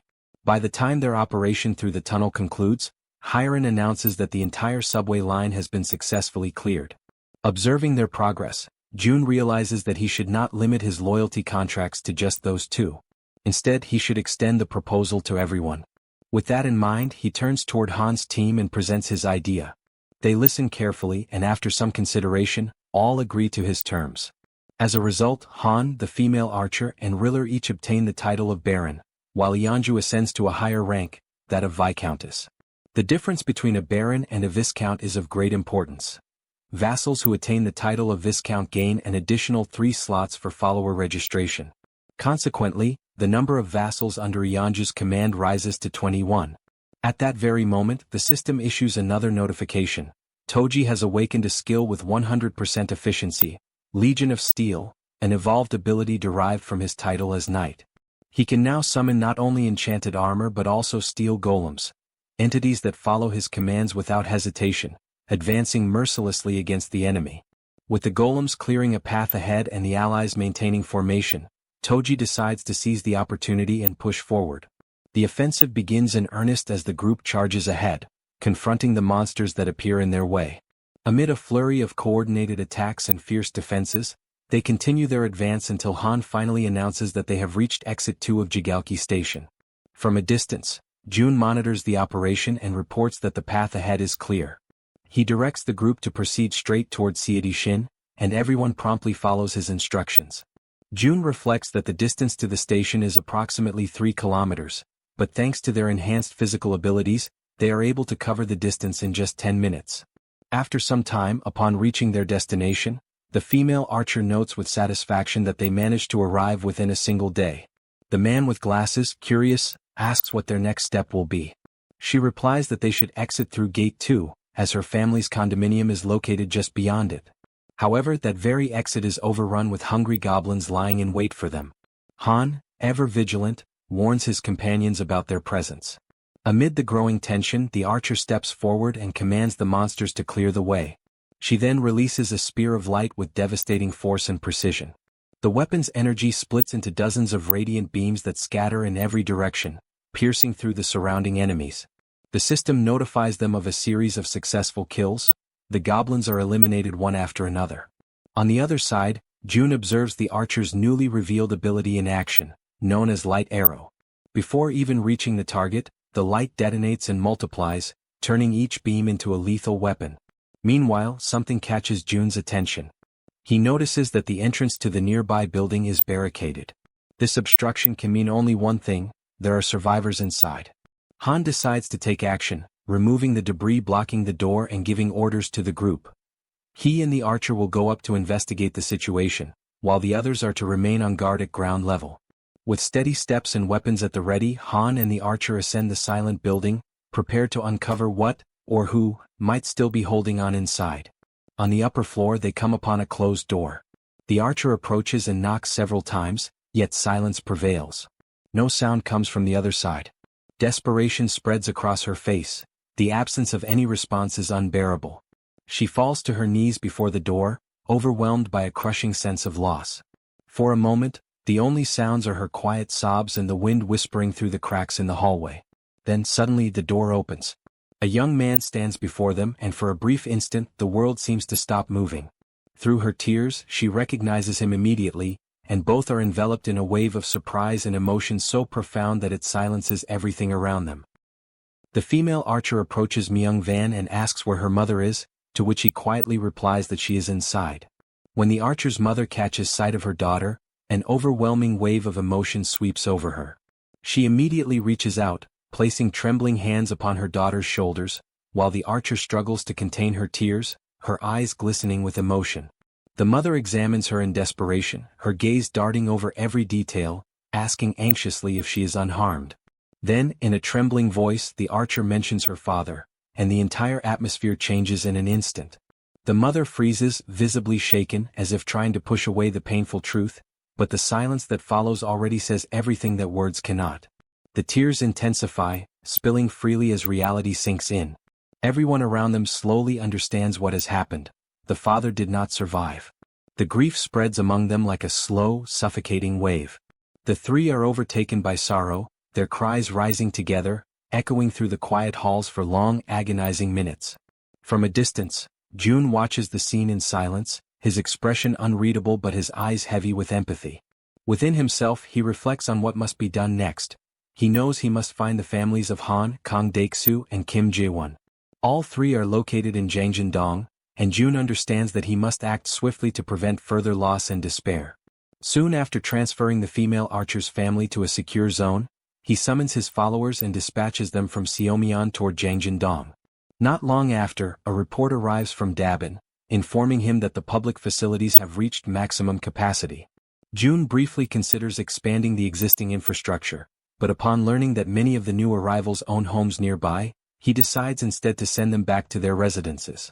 At the same time, he begins planning the construction of new spaces beyond the main complex, including community centers, offices, and shops, to provide greater comfort and autonomy for everyone. In his thoughts, he admits that he had already anticipated this kind of limitation. The expansion had inevitably brought nearby houses into reach, and several of them now stand vacant. By redistributing the residents, they would have more room and balance overall. He also decides to establish new bases around the perimeter, designed for the hunting teams, and to develop strategic commercial points that can support their growing operations. Using his communication ability, he reaches out to Dabin and instructs her to coordinate the organization of these new external bases. A system notification soon appears before him, asking whether he wishes to construct new shops and activate essential services, electricity, water, and gas. June authorizes all of it without hesitation, then pauses to reflect on the progress of the other groups.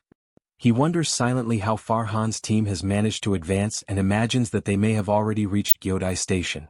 By his estimation, the path up to that point should have been relatively smooth, although he knows well that Hiren's poisonous mist tactic only works effectively up to that station. Beyond it, they will need to find their own way as the route from Jaehyeon to Dongni rises back to the surface midway through the journey. At that very moment, the man with glasses releases Black and instructs the creature to attack the goblins blocking the group's path. The female archer fires her arrows with unwavering precision, while Moon, now wielding his pistol, takes advantage of his newly acquired invisibility skill. Kim Jeons demonstrates his new power of rapid growth, his body expanding in both size and strength, towering over the battlefield as the group pushes forward. Han's group now proves to be many times more powerful than before. Under Toji's precise and tactical leadership, they move with coordinated purpose, maintaining formation as they advance. Han instructs everyone to make use of the terrain's natural cover, moving forward while minimizing unnecessary confrontations and conserving their strength for what lies ahead. After some time, the group gradually slows its pace until it comes to a complete halt. Before them stretches the site of a ruined city, a desolate landscape where collapsed structures and massive chunks of debris block what once was a road. Han kneels, examining the obstacle closely. The pile of wreckage rises to the height of a 3-story building, forming a barrier that seems almost insurmountable at first glance. From a distance, June watches through his surveillance system, quietly reflecting on the scene. For a group whose average age is around 35, such an obstacle should not present an impossible challenge, he reasons. The real concern lies not in climbing over it, but in understanding what, or who, could have caused such catastrophic destruction in the first place. He questions silently what kind of creature could have torn apart a concrete bridge with such raw force. The absence of enormous footprints rules out the presence of a cyclops, yet the pattern of destruction clearly indicates that something immensely powerful had passed through the area. Proceeding with caution, June activates his communication ability and transmits a calm but firm directive to Han's team, advising them to move forward carefully and stay alert for any disturbances. As Han's group descends toward the lower area, June checks their progress, calculating the remaining distance to their destination, Jangjindong, estimating that only about 4 kilometers remain before they complete the journey. He reviews the data on his monitor and concludes that if all the nearby apartment complexes share similar layouts, the arrival should proceed without major complications. However, just as he finishes that thought, a sudden sound interrupts his calculations, a chime, faint yet distinct, echoing like a doorbell. But in that abandoned region, there shouldn't be any functional doorbells at all. Instantly alert, June activates his multiple vision ability, splitting his perception across various points within the safe zone to identify the source of the noise. He frowns in confusion. Since Dabin had taken over operational control, no incidents of this nature had been reported. Despite that, a sense of unease compels him to investigate personally. He establishes contact with Yejin through the system, informing her that he will conduct a quick inspection of the apartment sector. Upon arriving at the site, June carefully surveys the surroundings and soon notices a small group of people gathered outside one of the buildings. The newcomers seem to be engaged in a cautious conversation, murmuring among themselves as they try to confirm whether they have arrived at the correct residence. Moments later, the door opens, and the group freezes in surprise as June himself steps into view. At that instant, the system issues a notification. The trust levels of the citizens have increased. June's curiosity deepens at the sight of this unexpected message. The mere act of seeing him has somehow strengthened their confidence. A tense silence lingers for several seconds before one of the men steps forward hesitantly. With a respectful yet urgent tone, he makes a request, one that, while simple, catches June completely off guard. The man asks if June could lend them weapons. Dressed in black, he explains that they do not intend to stay within the so-called safe zone. His group, he says, plans to leave soon and needs the armaments to defend themselves on their journey. The man tells June that the group intends to leave. June, uncertain, asks if they plan to hunt monsters, but the man denies it. He clarifies that their goal is different. They want to go out in order to try to rescue their families, and they ask if June can help them in any way. June pauses for a moment. Inside, he recognizes that these men are just like him. Men who spend their nights awake, haunted by worry for their families, going over every possible scenario again and again until the moment they finally decide that they must take action on their own. Driven by desperation, they come to him. June then says that he cannot help them with everything. The man nods, resigned to that reality. However, June extends his hand and summons an item. He explains that he can at least give them weapons because if the group intends to rescue their families, they will need them. The weapons begin to materialize in front of the men, forming slowly out of thin light. The man expresses his gratitude, saying he has no idea how he could ever repay the favor. June responds that he has a proposal for the group. The man asks what it is. June reveals that he wishes to form a subordination contract, an ability that seems almost ridiculous at first glance, yet it allows him to select 100 awakened followers without requesting anything in return. However, the ability comes with a particularly troublesome requirement. The man asks what they must do. June explains that the reason his mother never filled all 100 slots, even with such a powerful ability, is simple. With a tone heavy with authority, he declares that they all must kneel. The men are startled, shocked by how authoritative June suddenly seems. Even so, they obey, lowering themselves to the ground and asking if that position is correct. June confirms that it is. He asks for a moment, places his hand over the man's head, and states that from that moment on, the man must obey him. June explains that all the man needs to do is express his intention to submit clearly. The man does so, declaring his submission. The system immediately notifies that the man, named Jang Sungjun, possesses a trust level of 48 and awakens the ability of teleportation, a ranking-type teleportation that consumes mental strength in order to generate physical force. The man feels the energy coursing through his body and becomes unsettled by the light that begins to spread around him. June is also surprised by the phenomenon. The ability and the rank he receives are an extraordinary reward, far greater than anything June imagined could appear.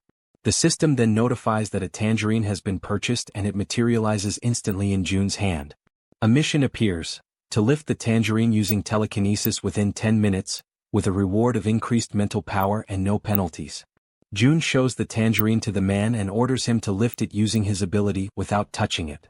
The man agrees, focuses deeply, and a thin aura begins to form around the fruit.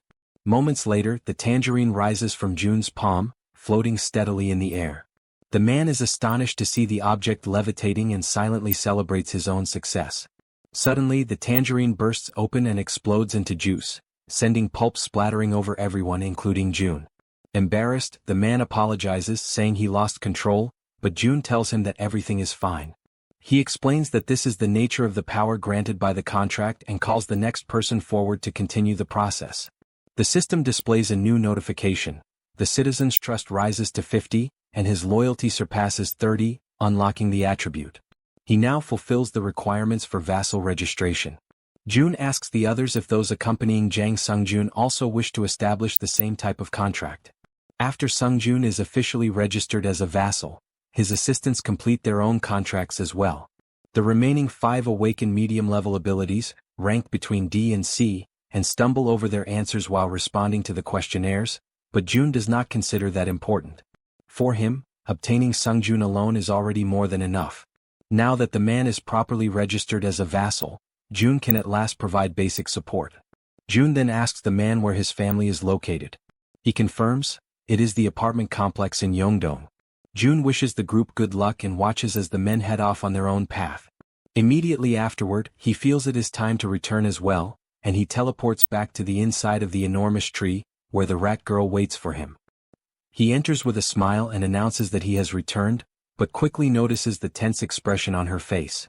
The girl tells him that the situation has turned bad. At the exact moment June comes back, she explains that at the location where Han currently is, a gigantic monster has just appeared, a two-headed ogre level 45, emerging right in front of the group. June immediately activates his long-range vision ability and sees the colossal creature. He recognizes instantly that this is the monster responsible for destroying the bridge, a mystery no one had been able to solve until now. Han's group attempts to resist. Black, the young man with glasses, launches direct attacks against the ogre. Moon teleports around the enemy, using his invisibility as well, firing his pistol at the monster's face with precision and cold focus. Toji summons his army of obedient marionettes, ordering them to strike the ogre at its feet without hesitation. However, the ogre responds with sheer brutality. With a single powerful kick, it sends all of Toji's marionettes flying. Even after receiving so many attacks, the monster remains practically unharmed. Toji realizes that the creature barely reacts to any of the blows. Han watches the scene, understanding the difficulty they face, and concludes that they must somehow create even a small opening. At that moment, the system notifies a command for a summoning. Barbel is called. The summoned creature crashes into the ogre with overwhelming force, knocking it down and pinning it to the ground. The strike comes directly from June's intervention. Using his communication ability, June sends a message to the group, apologizing for taking so long to act. The group, relieved and encouraged as they see the ogre finally brought down, reacts with renewed hope. June then declares, through the same ability, that from this moment on he will provide full support to all of them. Everyone watches the ogre kneeling on the ground, its massive frame trembling as dust settles around it. Togi remains frozen in disbelief, repeating inwardly the same question over and over, whether they truly managed to bring the creature down. Although their attack struck the monster directly and with overwhelming force, the system still has not displayed any notification confirming its defeat. That single missing message makes everything clear. The battle is far from finished. From a distance, June warns the entire group, urging everyone to remain fully alert, because the ogre is still alive and continues resisting with terrifying endurance. June then turns toward the Werbear woman, asking if she has the ability to slow the creature's movements even for a moment. She hesitates, uncertain whether she can manage such a feat in her current state, but ultimately she decides to try. With determination, she rushes toward the ogre and activates the healer. A warm, golden aura immediately envelopes her entire body, reinforcing her strength and vitality. June observes every detail with sharp focus and summons another item. A barrage of bullets materializes and begins striking the ogre repeatedly. The continuous impacts batter the creature's senses, leaving it disoriented. Seizing that crucial opening, the Werbear woman pushes forward with all her strength and manages to unbalance the monster, forcing it down to its knees once again. Recognizing the perfect opportunity, June signals to the archer. The archer raises his bow, aiming carefully, and channels all of his focus into a single attempt, concentrating intensely to achieve maximum accuracy. Sensing danger, the ogre reacts violently. It grabs a car with only one hand and lifts it as if it weighed nothing. In a sudden burst of motion, the monster hurls the vehicle toward the group with tremendous force. The abrupt attack catches the archer off guard for an instant, but his arrow is already in flight. Both the car and the projectile race forward, one propelled by brute strength, the other by precision. The arrow collides with the incoming vehicle, triggering a massive explosion that sends other nearby cars flying through the air in all directions. In that chaotic moment, June gives the command for the Werbear to attack. She quickly positions herself behind the ogre, but the monster turns with startling speed, dodging the archer's second arrow. The sudden shift alters the arrow's path, sending it off course, straight toward the Werbear woman. The archer watches in shock as the projectile strikes her directly, despair overwhelming him. From afar, June witnesses everything with horror, feeling the same cold dread he felt the last time he nearly lost someone important to him. He forces his mind to search frantically for any solution. He begs the system inwardly, pleading for any method, any possibility, to save the injured woman. The golden light surrounding the Werbear intensifies, glowing brighter and brighter as everyone watches anxiously, especially the archer, who appears on the verge of breaking. Suddenly, a presence manifests behind the group. A hand emerges, engulfed in swirling black flames, Han's hand. He steps forward with unshakable determination, declaring that he will end the ogre himself. The sight strikes June so deeply that he collapses to the ground, unable to comprehend what is happening. The rat girl approaches him and gently asks whether he is all right. June insists that he is, explaining that he simply relaxed for a moment before reactivating his long-distance vision. However, he cannot shake the alarm in his mind. This is not supposed to be the time for Han's awakening. He asks himself what exactly could have triggered such a sudden surge of power. Meanwhile, the ogre faces Han. Han grips the metal rod, now entirely wrapped in dark, swirling flames that pulse with unnatural intensity. He focuses all of his strength and hurls the rod with immense precision. It pierces through the air like a spear and strikes the ogre with devastating force. At last, the system displays the long-awaited notification. A level 45 ogre has been eliminated. The group reacts with a mixture of relief and astonishment. The werbear signals that she is alright despite everything that happened. At that moment, Moon looks at Han, curiosity overtaking his surprise as he asks about the ability Han just used. Still shaken, Han admits he is not entirely certain how it happened and wonders aloud whether June might have somehow helped trigger it. June, still lying on the ground, contemplates the black flames. He reflects on the nature of that power, questioning whether the ability activates only under certain conditions and whether it truly belongs to Han, or perhaps to himself. Even so, this mystery is not the most urgent matter. A familiar and intense pain begins creeping over him. The system notifies an increase in skill level, and once again, it becomes time for June to endure the searing agony that seems to stretch on without end. After enduring the pain, which as always had been present in the same familiar way, he gradually regains his composure. His companion shows clear concern, asking whether he is all right, and he assures her that he is. Within the territory, the monsters are completely converted into experience, while the people who manage to survive are officially granted citizenship, marking the definitive conclusion of that cycle of conflict. This time, however, something is different. The system releases a new notification, informing him that a dungeon has been discovered. Because he is the first to find it, June receives 100 crystals as a reward. He is taken aback as he reads the message. If crystals are being awarded as a prize, then the location is very likely connected to that resource in some way. The indicated location lies behind the apartment complex, roughly halfway up the mountainside.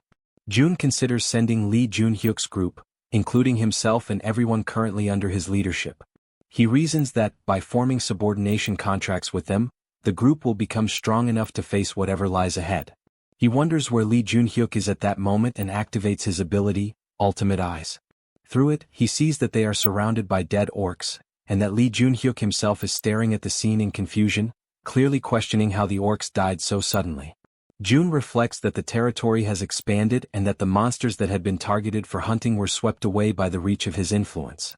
Soon after, he contacts the group through his communication ability, calling them back. They are confused, unable to fully grasp what is happening. Even so, June asks them to bring their guests and return to his home, explaining that there is something important he needs to request. After issuing the call, Jaehyeon and June also return to the apartment using the absolute gate. Since Han's group is close to reaching its destination, Jaehyeon's role finally comes to an end. June acknowledges how hard she has worked and tells her that she can finally rest, as everything within her reach has already been accomplished.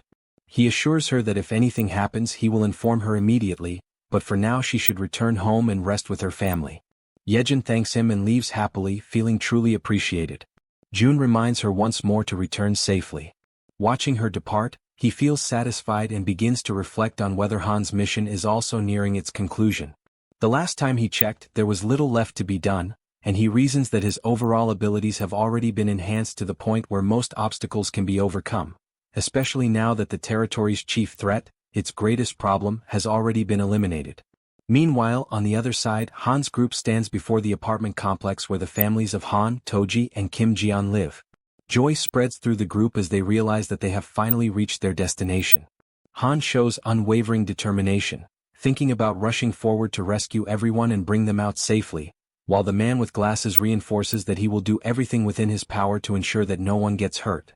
With that resolve, Toji encourages the group, and they begin running toward their objective. In their thoughts, the same words repeat over and over. Just a little more, only a little more, and they will finally be reunited with the people they are trying so desperately to protect. Toji imagines that after this, they will all head to the safe zone and be able to live in peace at last. However, suddenly the run comes to a halt. The group stops abruptly. Han senses that something is wrong and looks toward Toji, who freezes completely, his body stiffening in shock. Moments later, everyone begins to see the same thing he does. Toji starts to tremble, overtaken by raw nervousness. Filled with terror, he comes to the conclusion that perhaps they arrived too late. Inside the complex, several armed figures occupy the area. There are black orcs of level 3, and another of level 35, along with many others.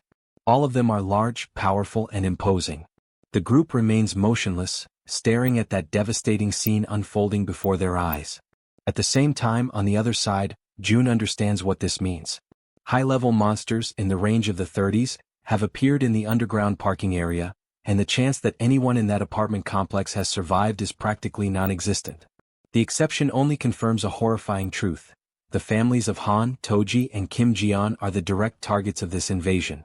Overcome by rage and anguish, June reacts without hesitation. He issues a clear command for all enemies ahead to be eliminated.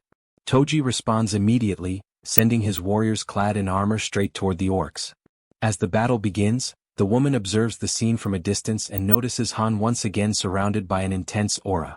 His new ability, now further refined and strengthened, manifests with its full force. While Toji's warriors engage the orcs in direct combat, Han's energy begins to take shape, drawing the enemy's attention. That energy spreads violently, striking the orcs without the slightest mercy. Han becomes completely engulfed by that overwhelming power. For him, that moment clearly marks the true beginning of the battle. Everyone prepares to attack. Han is the most visibly tense. He grips the iron bar tightly, his body steady, his mind filled with determination and absolute confidence in what he is doing. Ahead, the orcs watch the group attentively, but their reaction is abruptly interrupted by two precise gunshots, fired from the weapon of the man with glasses, while Toji follows everything at very close range. Without any hesitation, Toji also advances. His blows strike the orcs in front of him with direct brutality, without mercy and without leaving any room for retreat. From a distance, June summons an artifact. The artifact projects itself rapidly into the center of the conflict and begins to strike the orcs continuously. While maintaining control over the summoning, June analyzes the situation. The ranks of the common black orcs are no match for Han's group, which has grown stronger over time. The real danger lies with the black orcs of the warrior class. They are different from the enemies of the plains, tougher, stronger, and more lethal. June communicates with the group, asking them to maintain formation and to be extra cautious with the armored orcs. At that same moment, one of the enemies raises an arrow and aims it toward someone in the rear line. Upon noticing this, June is struck with shock.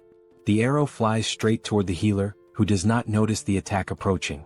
June tries to warn her, but it is already too late. The arrow pierces straight through the center of the healer's body before she can react. The impact paralyzes her. The entire group turns to watch the scene, unable to look away from that sudden disaster. The arrow has deeply pierced the healer's body, causing such intense pain that it steals her breath. Han loses his concentration. The shock of seeing his companion in that state breaks his focus for an instant. Now June quickly analyzes the situation. The enemy has struck exactly at the team's weakest point. He understands the severity of the blow, knowing that even if healing is applied, its effect will be limited, and that from that moment on, the group can no longer fully rely on the support of Kim De-jong. He reflects that the Werbear woman possesses high regeneration and can endure for a while, but if the fight drags on, the battle will soon turn against the group. The battle has already begun, and its outcome is starting to take shape. Escape is still a possibility, perhaps the last chance. However, June's thoughts are interrupted when he realizes that Han is completely unfocused and an orc is preparing to attack him. June tries to warn him, but at that exact moment, another arrow cuts through the air. What happens next surprises him. The healer reacts, stating that she is still fine, and the arrow is removed from her body. Witnessing that scene, Han's determination solidifies. He understands that they will only discover the ending if they continue fighting. Driven by this feeling, he advances once more. He grips the iron bar with all his strength and attacks without mercy. From a distance, June reflects that the correct procedure would be to order the group's immediate retreat. However, he decides to let himself be carried away by the moment. Overcome by rage, he demands that the status window be opened. He decides to act for everyone in the group, for Han, for Toji, and for the man with glasses. He demands from the system that all of them reach level 40. The notification appears immediately, informing him that to reach level 40, 1 billion is required for each level acquired. June accepts the cost without hesitation. The system confirms the elevation of everyone to level 40. At that same instant, a new energy runs through the bodies of the combatants. They are quickly informed by June that the group's level has been increased. From afar, June maintains control over everything within his reach, coordinating the situation. Without delay, everyone charges into the attack once more. More than 10 million are consumed just to strengthen them in that moment, but that does not matter. The orcs continue advancing with terrifying resilience, seeming almost unbeatable. The entities that obey Toji spring into action. One of them reaches an orc, and the blow is decisive, severing its head in a single motion. June quickly reflects that, up to that point, with the accumulated money, they have managed to reclaim the territories that had been expanded. The resources are sufficient to cover personal consumption of electricity, gas, and water, in addition to the construction of new facilities. At that same moment, June issues a new command to the system, demanding that everyone's level be raised to 45. The notification confirms that Han Yeonju and Kang Dae-soo have reached level 45. June accepts the cost without remorse. For him, this amount is not a problem when it is used to strengthen Han's team in the face of an enemy that shows no sign of retreat. The battle continues for a long period of time. June causes the female archer Moon and Kim Dae-jung to raise their levels. The system notifies that all three reach level 40.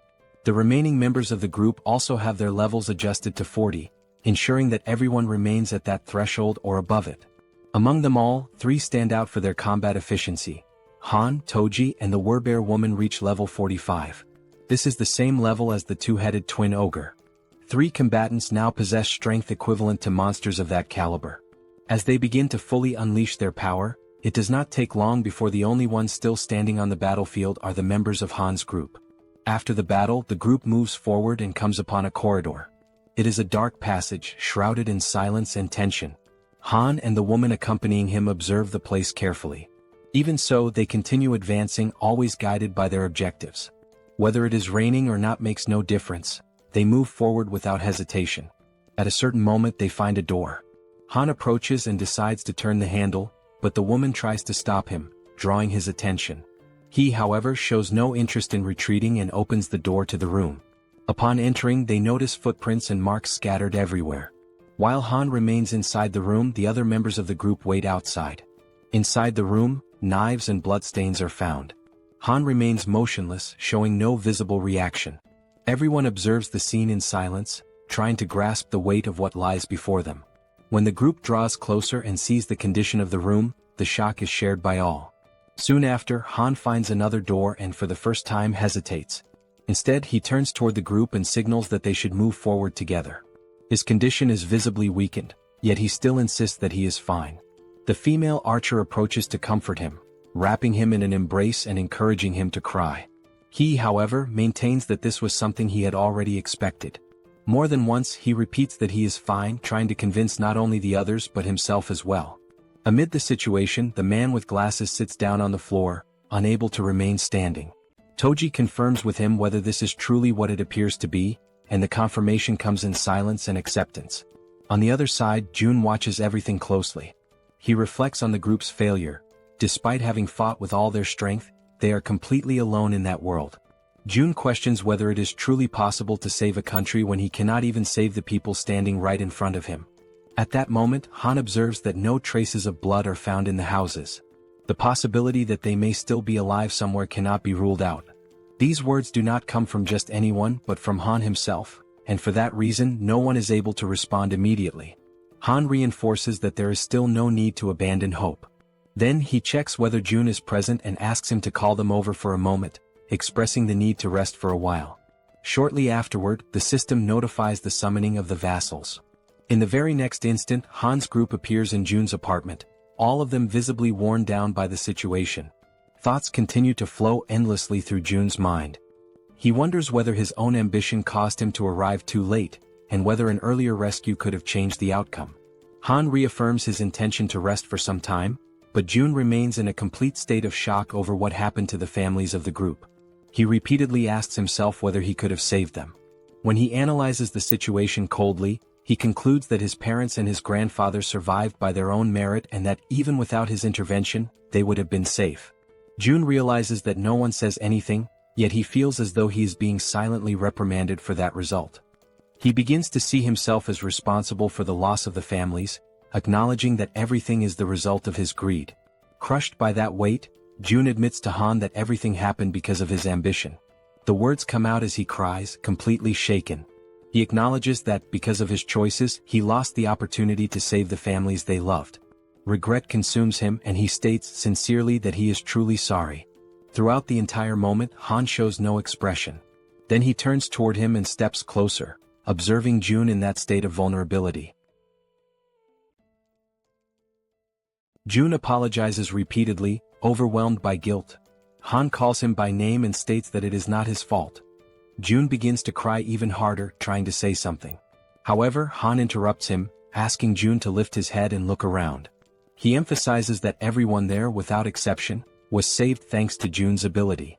Han states that being able to live without worrying about food, clean water, or monsters is a direct consequence of what Jun did. He reminds him that it would have been impossible to save Moon's grandmother and the Archer woman's family if Jun had not been there. Without him, they would not even have been able to confirm whether their families were alive or dead, much less have the chance to take revenge on those responsible for so much pain. In that brief silence, Jun notices how much Han endures everything just to appear fine.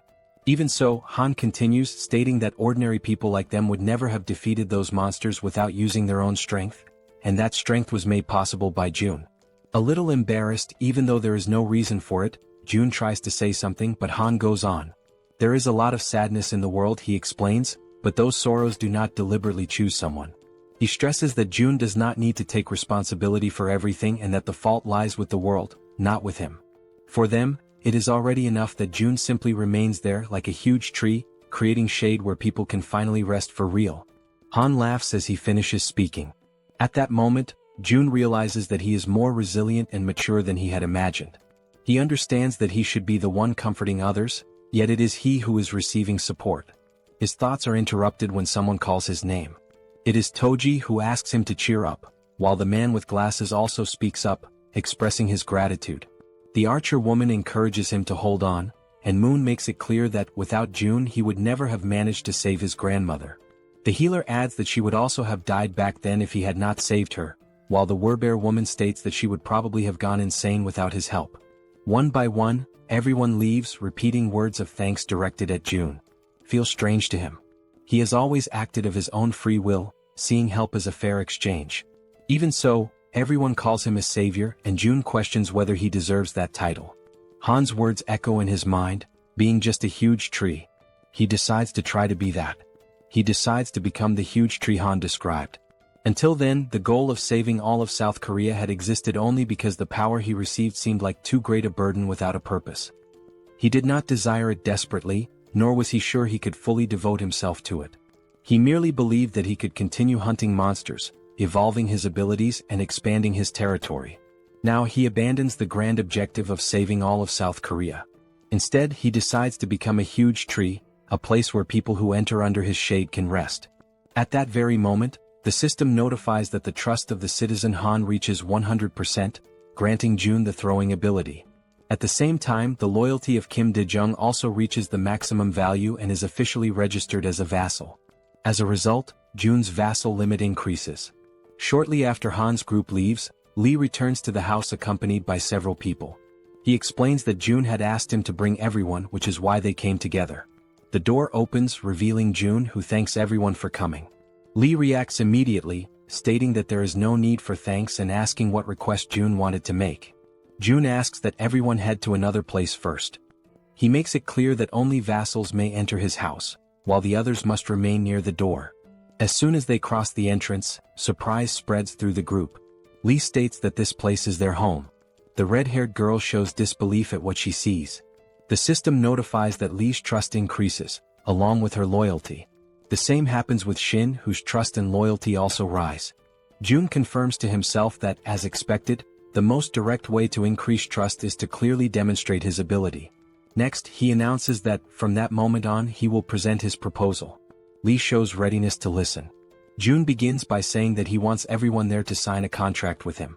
The group reacts with a certain amount of suspicion toward the idea of a contract, but even so, acceptance happens immediately. They kneel while June raises his hand over them. The girls ask whether, since they are the last ones, that means everything is finished. June confirms it and praises the work that was done. He reflects that negotiating with many people at the same time is exhausting, but acknowledges that, with this, the preparations are finally complete. Lee then asks him to get straight to the main point. June explains that, with the recent expansion of his territory, the entire Wangnyang mountain has now become part of it. Lee shows surprise upon realizing that it is the mountain located right behind them. June confirms this and adds that, apparently, a dungeon has appeared in that location. He then asks Lee and the others to explore that dungeon, questioning whether they can accomplish this task. Lee accepts promptly, thanking him for the trust placed in the group. At that moment, through the communication ability, someone calls June by name.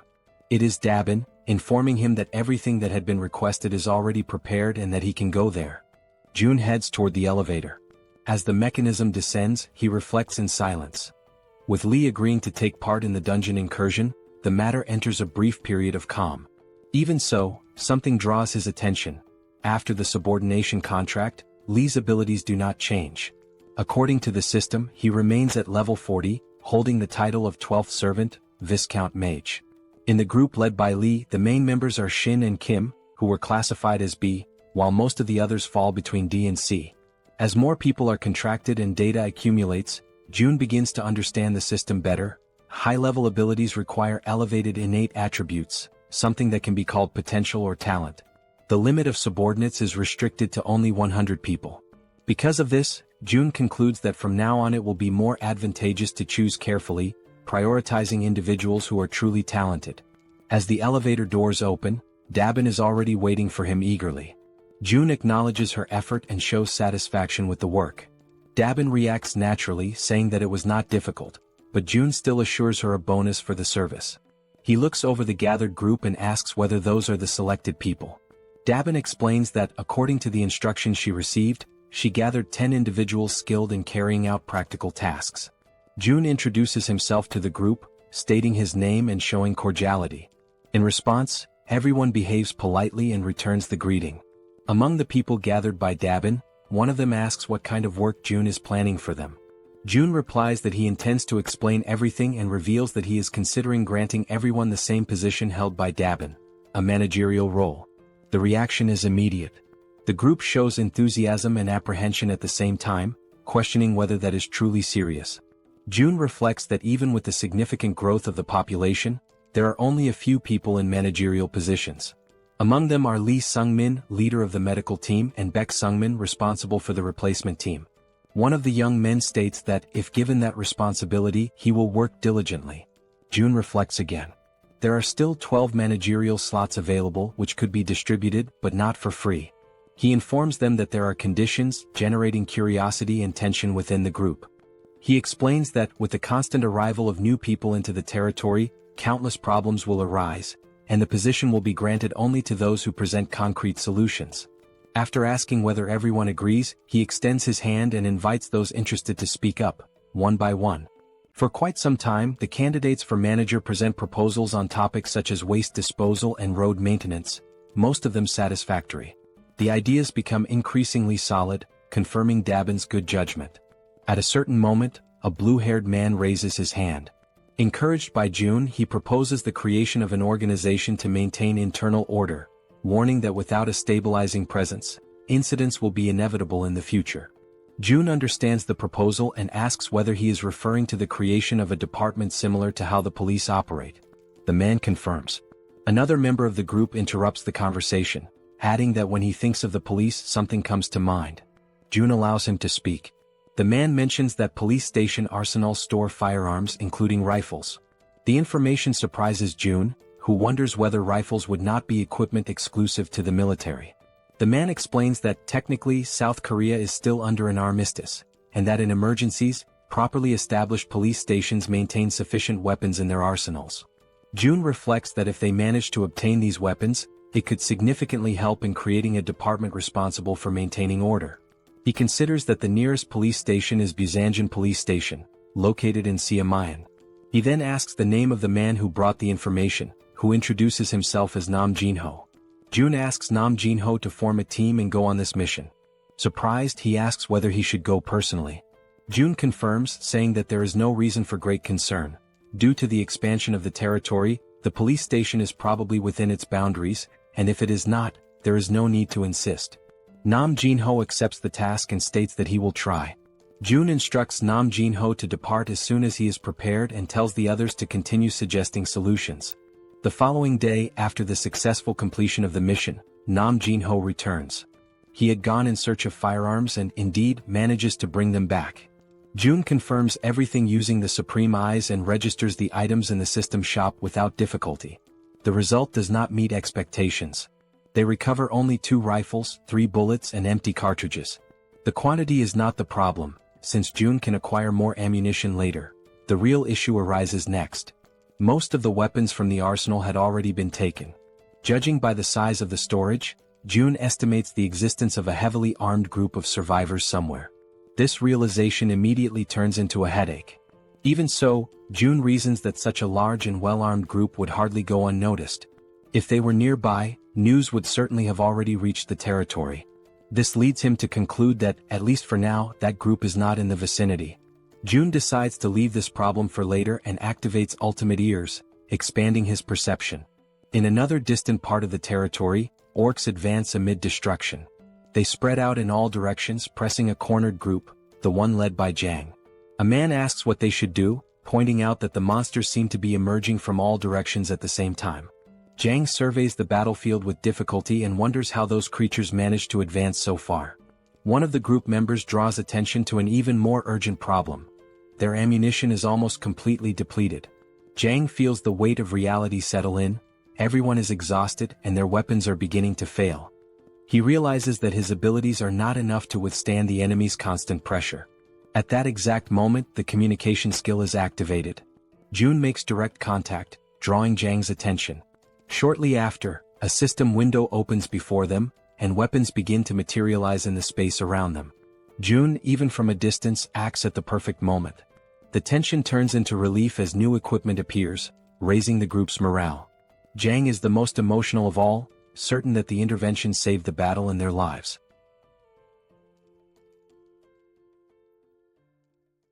Jang immediately grabs a pistol and prepares to fire. He checks whether everyone is ready. The group responds affirmatively, showing complete readiness for the attack. Without hesitation, he gives the signal to advance. The group rushes toward the goblins, who are startled when they realize the group's unexpected presence. Showing no mercy, the group unleashes a barrage of gunfire.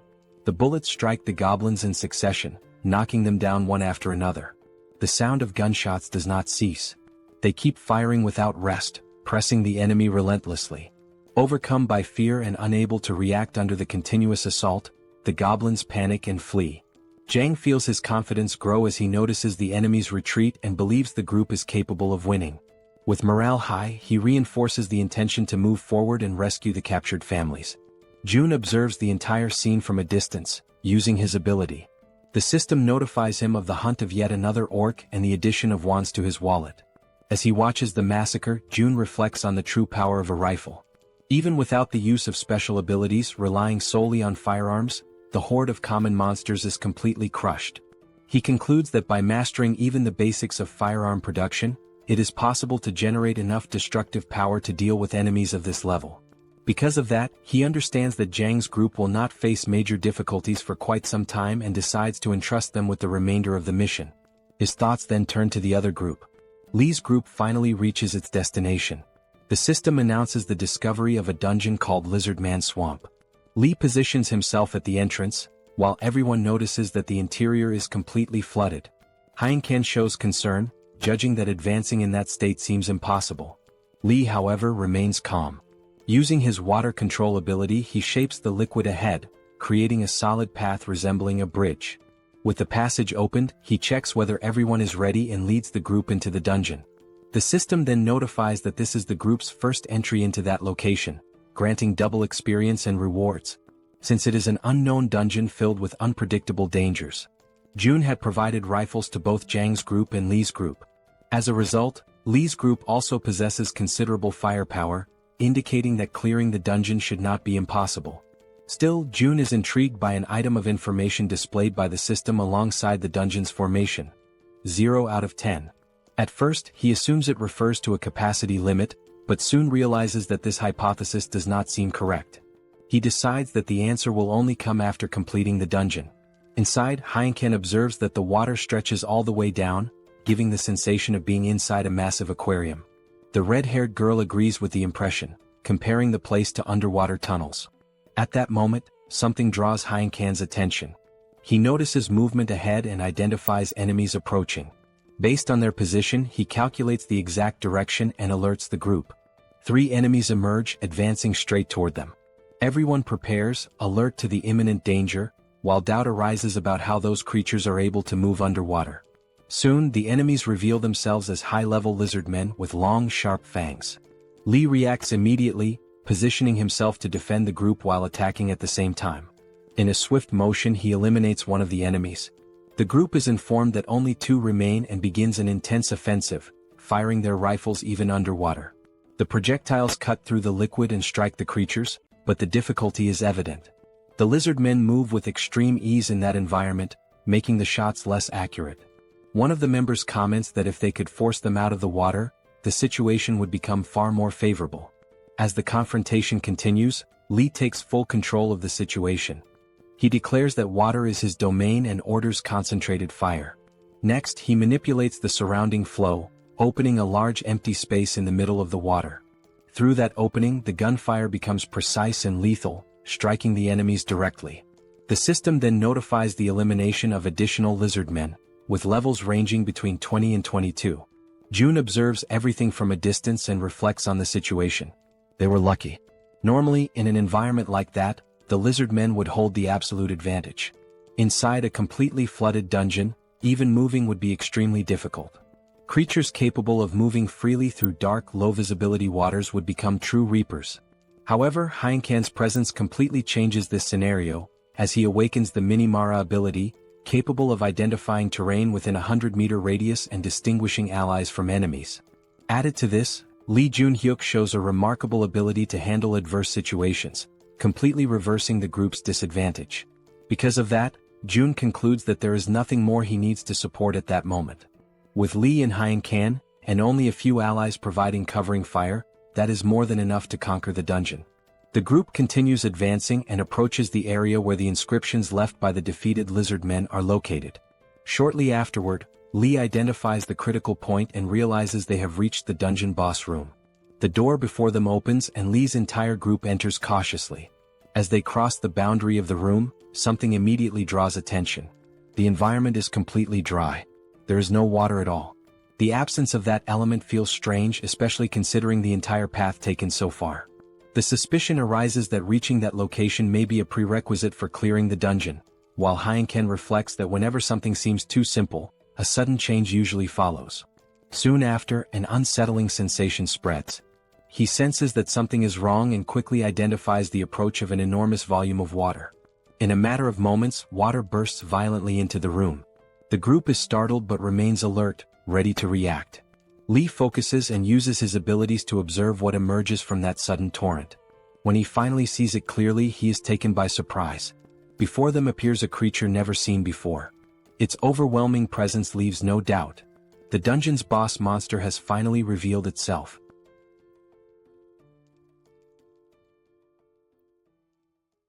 The group faces the creature that emerges before them. Almost immediately, everyone begins firing their rifles, unleashing bursts of gunfire in an attempt to hit it. However, the creature reacts by forming a shield of water in front of itself, completely blocking the attacks and preventing the shots from reaching it. The red-haired girl notices that the bullets are being stopped by the water, and Heinken realizes that their attacks are having no effect. In response, Lee shows that he understands the situation. If the enemy also uses water, then it is possible to counter its control with the same element. Heinken shows concern and tries to understand what Lee intends to do.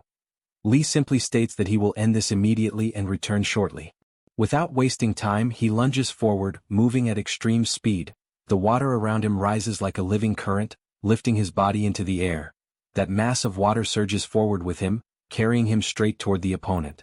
As he closes the distance, Lee focuses deeply, gathering every bit of power possible into his hands and taking control of all the water within reach. He then releases his power, launching a water attack at the enemy. Even so, the dungeon boss defends calmly, raising its own water to block the strike. Observing the way the enemy reacts, Lee understands the limitation of that control, that if the boss is blocking the attack in a physical manner, that means it cannot move the water that Lee already controls. With this certainty, Lee begins controlling a sphere of water that forms around the dungeon boss's head. In a decisive instant, the compressed water explodes from the inside out. The dungeon boss's head is destroyed along with a violent water blast, leaving the group completely shocked and panicked by the sudden and brutal scene. After the attack, the water that had been supporting Lee in the air dissipates gently, returning him to the ground. Calmly, he states that the dungeon has been cleared. At that moment, the system issues notifications. The lizard man boss has been defeated, values are deposited into the wallet, and experience is added. Next, the system reports that Lee has eliminated the territorial leader of the lizardman's domain and that 10 crystals have been received as a reward. After the group leaves the dungeon, its description undergoes a slight change. The system announces that, from now on, the Lizard Man Swamp Dungeon has a classification of 1 out of 10. This number represents the limit on how many times the dungeon can be cleared. June reflects on this and concludes that there are still 9 incursions remaining. If all of them are completed and the crystals are gathered, it will be possible to perform a mystical draw. In other words, this represents the chance to obtain another divine item, such as a communication ring. Using the communication skill, June contacts Lee and checks on his current condition. Lee responds that, although he is a bit tired, he is fine. Relieved, June makes a request, asking whether it would be possible to clear a dungeon once per day. The request surprises the group, leaving them momentarily stunned, yet at the same time pleased to be able to help. 10 days later, the system issues new notifications. Citizen Lee once again defeats the leader of the Lizard Man Swamp, receives another 10 crystals as a reward, and fully clears the dungeon for the first time, earning an additional 100 crystals. After the defeat of the final boss, Lee confirms that this was the last stage. The system reports that all possible dungeon completions have been used. It also notifies that the mystical draw consumes the accumulated crystals and that the total available amount reaches 400 crystals. Next, June communicates with the group members, acknowledges their excellent work, and instructs everyone to return and rest properly. With the mission concluded, June reflects that there are sufficient resources to carry out the mystical draw, and that only this final step remains. When he points toward the ground, an intense light emerges, so bright that he must shield his eyes, unable to keep them fully open. Even so, he watches with difficulty and wonders if there is anything that can be done in the face of such overwhelming brightness. Suddenly, he is startled when he realizes what is beginning to form within the light. A crown slowly takes shape. The object floats into his hand, supported by an invisible force. The system then notifies him that it is a special crown which, when equipped, doubles all effects granted to citizens. June perceives that 6 benefits are active: resource increase, trust power, tax collection, base salary, economic subsidy, and professional effect. And by wearing the crown, all of them are doubled, amplifying their effects twofold. June finds it uncomfortable to wear, but acknowledges that the benefits make it worthwhile and decides to use the crown continuously within his territory. Since he rarely leaves home, he places the crown on his head and feels a refreshing energy flow through his mind, like a gentle current passing through his body. Upon opening the system window, June realizes that the tax collection downtime has ended and that, at level 2, he can fully activate the crown, doubling efficiency and increasing the tax rate from 10 to 20%. Shortly afterward, the system notifies him that an enormous amount of won has been deposited into his wallet through tax collection. He is shocked to find that the amount configuration reaches approximately 15 billion won, indicating that the citizens hold around 75 billion in total. June realizes that far more money is in circulation than he had imagined, which explains the increase in shop sales and indicates a significant rise in the citizens' purchasing power. To him, this is a positive development, as it shows that the citizens' wealth and stability are increasing. Now, with the crown in hand, June concludes that he must level up quickly and expand the number of item categories available in the shop. At that moment, his thoughts are interrupted when he hears voices in the distance, announcing that the group has returned. The person calling out to June, stating that they have come back, opens the door. Standing before him is Jang's group, who explain that they have come to return the items that had been borrowed. June shows gratitude for the effort of having come in person to return the belongings. Jang, in turn, emphasizes that they felt it was their obligation to do so. Upon noticing the object on June's head, he shows curiosity, and June quickly removes the crown, treating the situation as something of no importance. He then congratulates Jang on the recent victory, referring to the safe reunion with his family. Jang states that the rescue was only possible thanks to June and that, without the swift arrival, he might never have seen his family again, considering the immediate supply of weapons a true miracle. June, however, attributes the credit to the group itself, stating that he merely provided support and that it was they who saved their own families. Jang admits that they were desperate for that opportunity and takes the moment to once again express his gratitude. The members of the group follow the gesture, showing their recognition as well. June simply reinforces that he is satisfied to have been able to help them. Shortly afterward, the system issues a notification informing that the trust and loyalty of the citizen Jang have increased. After some time talking, Jang's group says their farewells and departs together with their families. Next, the returned items are organized once again in the shop. While checking whether everything has truly been returned, June is caught off guard by a system alarm. He finds it strange as he does not immediately notice the alert and recognizes that something like this has never happened before. The alarm intensifies, accompanied by countless successive notifications, which report, one after another, the deaths of several citizens. June stands frozen before the notifications, completely beside himself. He tries to understand what is happening and realizes that, in a single instant, more than 10 people have died, something unprecedented until then. With urgency, June begins navigating through the system in search of answers. Soon, a notification appears. A low-level vampire, level 18, has been hunted, and an amount of wands has been added to the resource wallet. On the ground, bodies lie scattered, people drowned in their own blood. At the center of the massacre, a girl pleads for help, but a zombie restrains her from behind while others slowly approach, closing in around her. The creature holding her opens its mouth, revealing sharp fangs, and bites her violently. The pain is so intense that it leaves her completely unresponsive. Moments later, the other zombies surge forward, attacking her together and tearing her body apart without the slightest hesitation. The red-haired vampire, who commands the group, allows everyone to feed freely. To him, that place is a true gold mine. He recalls finding the safe zone purely by chance, when a transparent wall blocked his path. That moment he was surprised by an offer of something called citizenship, which he accepted without a second thought. Upon entering, he was shocked by what he found. Wherever he looked, there was food in abundance, not only in great quantity but also of exceptional quality. Compared to what he hunted outside, the efficiency of that place was incomparably greater. He realizes that if he devours everything and continues to grow, he could become a powerful vampire, perhaps even comparable to that bastard who discarded him as useless. Soon he will reach an intermediate level. Still, merely being equal is not enough. His goal is to drink even more human blood, surpass him and completely overcome him. To achieve this, not only he but his entire swarm must grow stronger. At his current stage as a low-level player, he can command a minimum of only 5 vampires. One of them died during the hunt, but that does not concern him. The area is infested with humans and creating another minimum-level vampire will not be difficult. As soon as he reaches the medium level, his subordinates will gradually evolve into lower-level vampires. When they begin creating even weaker vampires as if reproducing, the hive will grow exponentially. Then he will devour all the humans in the region without distinction and, finally, go after the one he hates so deeply. When that moment comes, he will have enough strength to defeat him and carry out his blood-soaked revenge. Suddenly, something catches his attention. He senses a new presence and turns around, convinced it is just another prey. His vampires immediately ready themselves and rush forward. However, in the blink of an eye, everything changes. The red-haired vampire is left in shock, completely stunned and unable to react. Without any warning, without a fight or resistance, his entire swarm collapses to the ground, annihilated in a single instant. He tries to understand what just happened, but his mind refuses to accept reality. Even so, one thing becomes clear: that human is a monster, something impossible to comprehend at his current level. Fear overwhelms him, and the only option that comes to mind is to flee. Standing before him is June, staring at him without the slightest trace of mercy, his face serious and devoid of any emotion. The system activates and an invisible hand forms from June's arm, surging forward to tighten around the vampire's neck.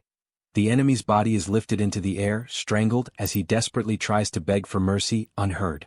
He understands that he will die there, a hollow and meaningless death, without even managing to take revenge. His body is eventually thrown to the ground, where he falls gasping, struggling to catch his breath. From that moment on, June makes it clear that he will only remain alive if he answers the questions as best as possible. As he listens to the explanation of how he entered that territory with such ease, June feels a headache beginning to form. The system message that granted citizenship made no mention of humans, and that contradiction starts to raise new suspicions. June reflects that he never imagined citizenship could also be granted to monsters, much less to creatures that feed on humans. He continues the interrogation and discovers that the red-haired vampire was originally an ordinary human. His transformation began after being bitten by a vampire named Sanghyok.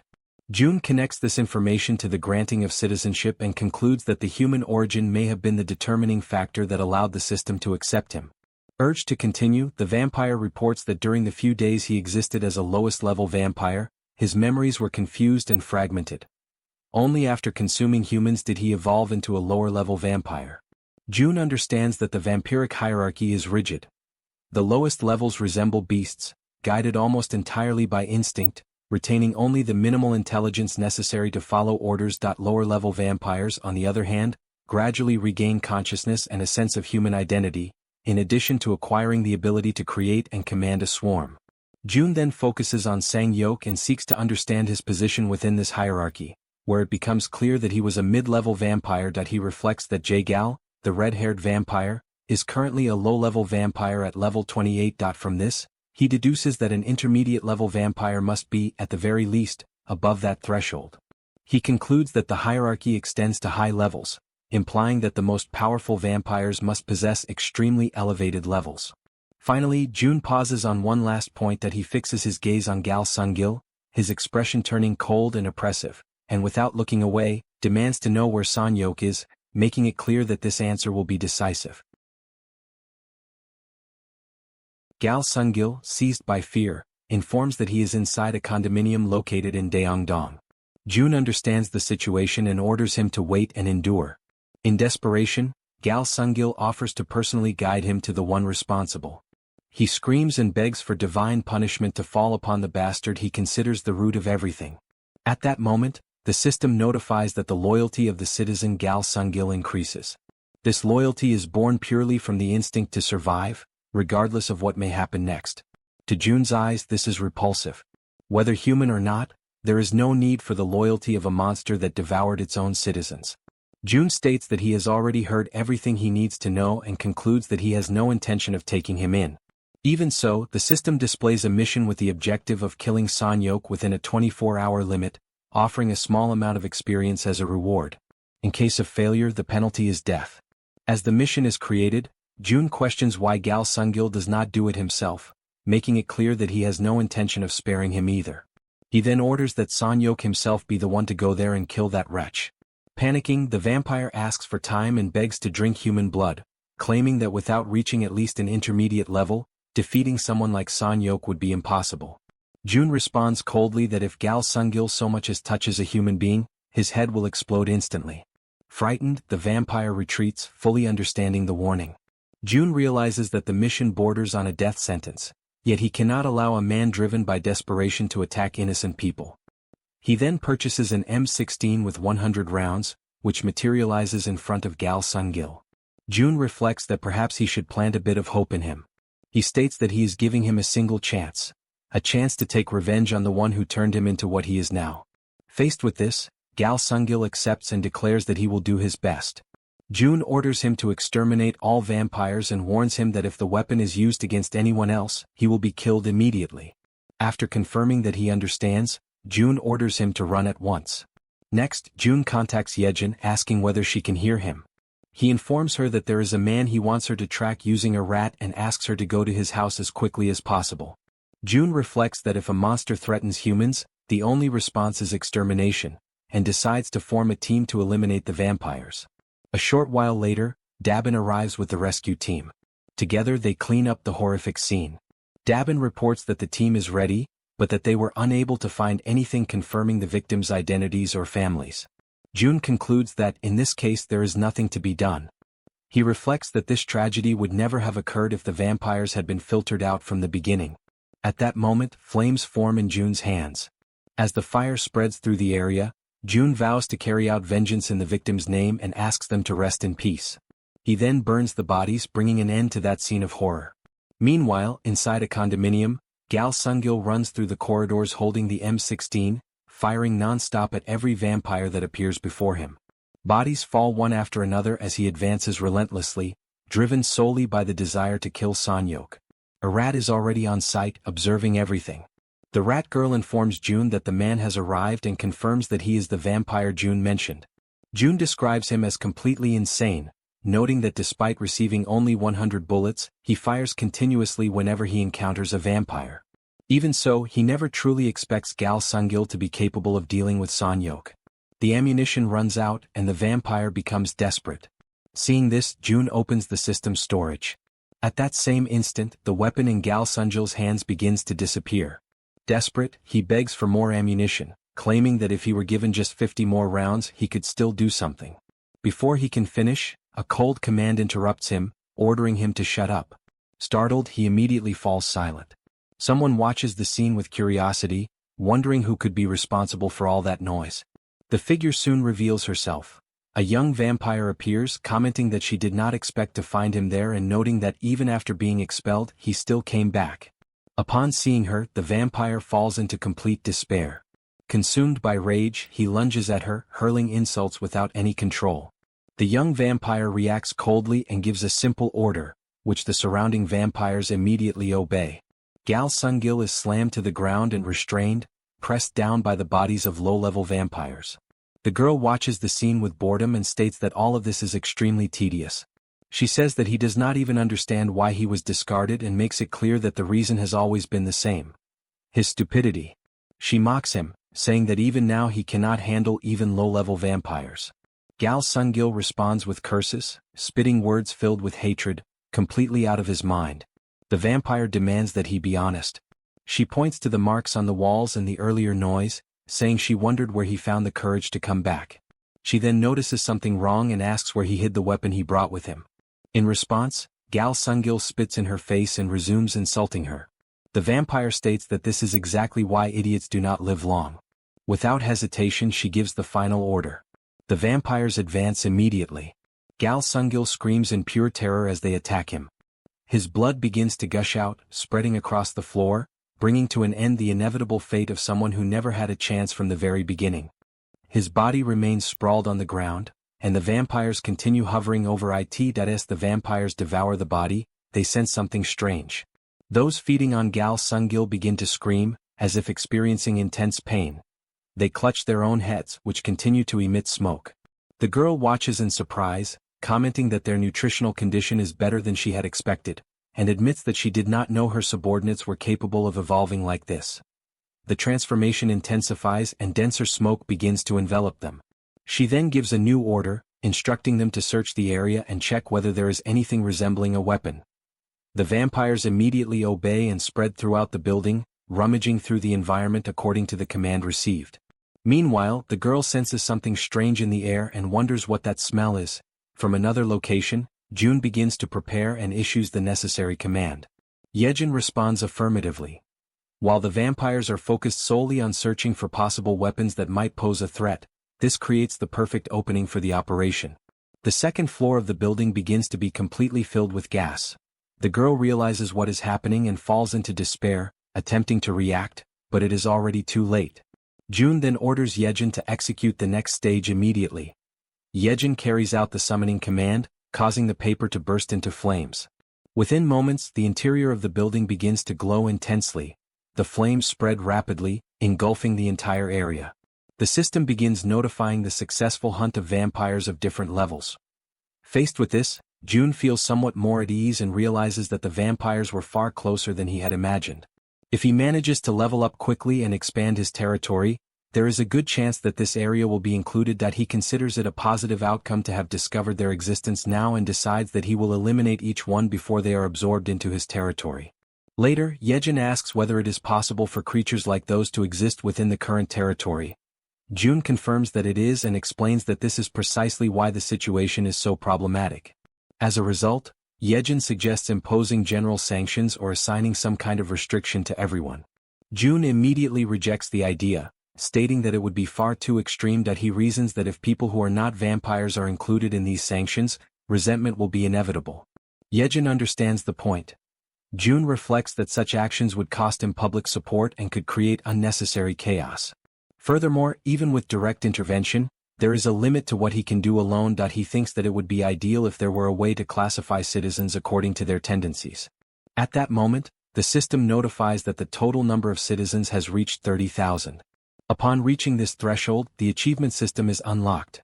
Faced with the system window, June wonders what exactly this achievement system is. The sudden notification surprises him, which does not go unnoticed by Jaehyeon, who asks whether something happened. The system then explains how achievements function. By creating a specific achievement, it becomes possible to grant a title whose effect can be defined by the administrator.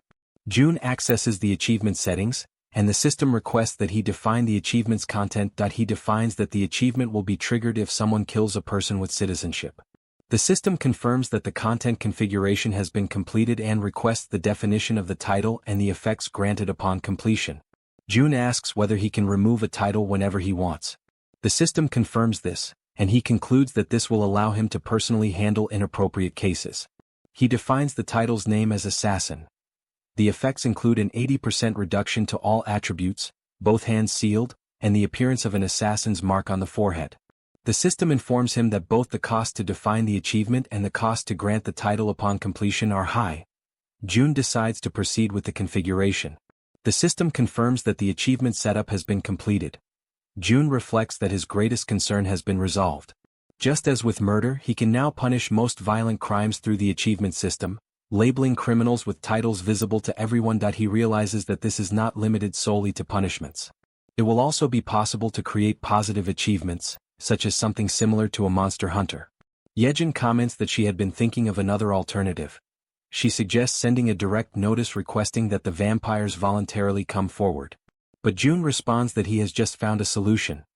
Jaehyeon appears visibly relieved and comments that she does not know exactly what he did, but states that June is truly incredible.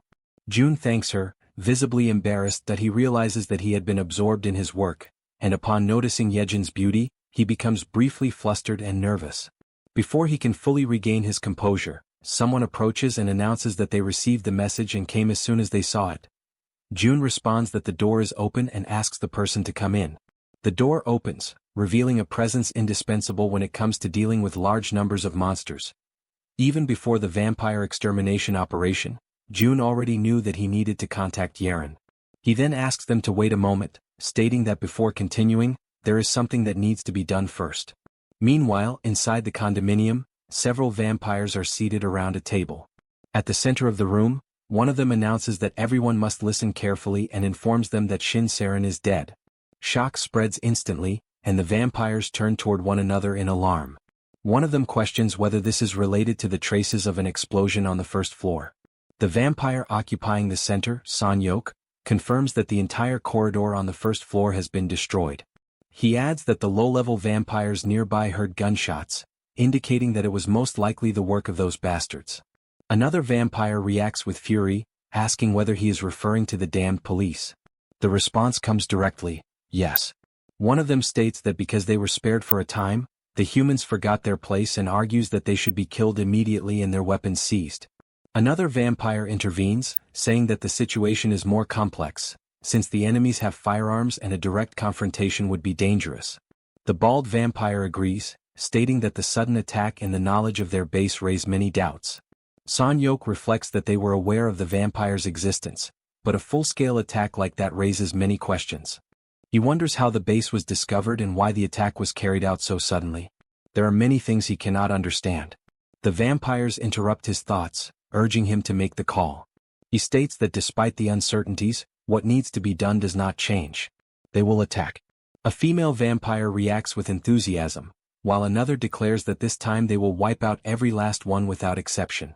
The leader explains that they will not confront them head-on in order to reduce casualties. The strategy is to exploit the enemy's limited supplies by infiltrating and bringing them down from within. The leader begins to assign responsibilities, but is abruptly interrupted. He turns around, confused, and asks what is happening. At that same instant, the door latch moves violently, followed by a dull thud that echoes through the room. Sanyok remains facing the door as he asks what is happening. On the other side, amid violent coughing, the creature at the door manages to warn that it is dangerous. with great difficulty and coughing without pause, he forces the door open and insists that everyone must leave immediately. The vampire inside the room questions the reason, but he replies that there is no time for explanations and orders them to get out at once. Through his coughing, his final words are almost lost as he mutters about a cursed rat. At that very moment, the rat appears and leaps forward. The vampire is startled at the sight of it, and the animal remains firm in its mission, spreading panic not only in him but also among those inside the room. Overcome by anger and urgency, the leader orders everyone to hold their breath and jump out the window while they rush to obey as quickly as possible. The system notifies that several vampires of different levels have been hunted. Even so, those who were inside the room continue fleeing. Through his vision ability, Jun locates the target and concludes that the vampire is Sanyok. He asks Jaehyeon to continue following with the rat through her connection to it. The strategy of the poisonous mist created by Hyeon eliminates many vampires, but most of them are low level. Those who were inside the room, however, likely belong to Sanyok's elite. Jun reflects that if they do not deal with him now, the swarm will grow again. Meanwhile, the rat continues the pursuit under Jaehyeon's control. Suddenly, the vampire turns swiftly and grabs the rat with his hand, demanding to know what it wants. With extreme force he crushes it, causing the rat to explode. At the same instant, the violent pressure echoes through Jaehyeon's mind. Jun asks if she is alright and she confirms that she is. He grows frustrated for not having eliminated the higher-ranking vampires before they discovered the strategy. Now they know that the poisonous mist is dangerous and that it is spread by the rats. Jun realizes they may retreat into hiding again or even relocate their base. Even knowing that Jaehyeon suffers mental damage every time a rat dies, Jun asks her to check whether the group has moved somewhere else. She hesitates but agrees. He realizes that the poisonous mist strategy using rats will no longer be viable and that he will need external help. For this, the only group currently capable of handling the situation is Han's group. Jun then activates the Absolute Eye and begins searching for Han through his vision, passing through corridors and different areas until he reaches a gym. There he finds Han exercising. The archer woman approaches him and asks how the weight feels. Han replies that it feels much lighter than he expected. She is surprised to learn that it is 350 kilograms, but considers that it may feel light because he has been training a great deal. Han encourages her to try as well, but she refuses. Even so, he insists and reassures her, promising that he will help. Frightened and hesitant, she eventually sits on the bench to perform the bench press. He instructs her to stop immediately if it feels too heavy. When she lifts the bar from the rack, she prepares to exert a great deal of strength, but is surprised to realize that it feels lighter than she imagined. Confused, she asks whether he is helping because she cannot understand why it seems so easy. Han laughs and assures her that he is not interfering. After returning from Janggui Jangjindong, Han's eyes once carried deep sadness. Now, however, that weight seems lighter. Jun watches the scene and feels relieved to see that Han appears better. He realizes they seem ready. He then decides to check on Toji and, using the Absolute Eye again, finds his soldiers fighting orcs. He notices that, compared to the past, the soldiers' movements have become far more natural. Their coordination is more fluid and organic, as if they have evolved along with him. While Toji controls his soldiers on the battlefield, the man with glasses approaches him and calls him by name. Toji explains that he has been training relentlessly after a period of surrendering himself to drinking. The man with glasses says that he too has reached a new level, becoming capable of doing something different. At that moment, he changes his appearance, making Toji turn around in shock at what he sees. Now, the man with glasses displays traits that resemble Black, the crow that accompanies him. Dark feathers form wings on his back, and his body partially transforms into that of a crow. The system then sends notifications. The skill Crow Control has been upgraded to Crow Communion. Another message informs that the Crow Communion skill allows fusion only with targets whose affinity has reached level 100. Observing this, Jun reflects on the meaning of Crow Communion. He remembers that the man with glasses has a crow and that feathers cover his body when he transforms, concluding that abilities can evolve through personal effort.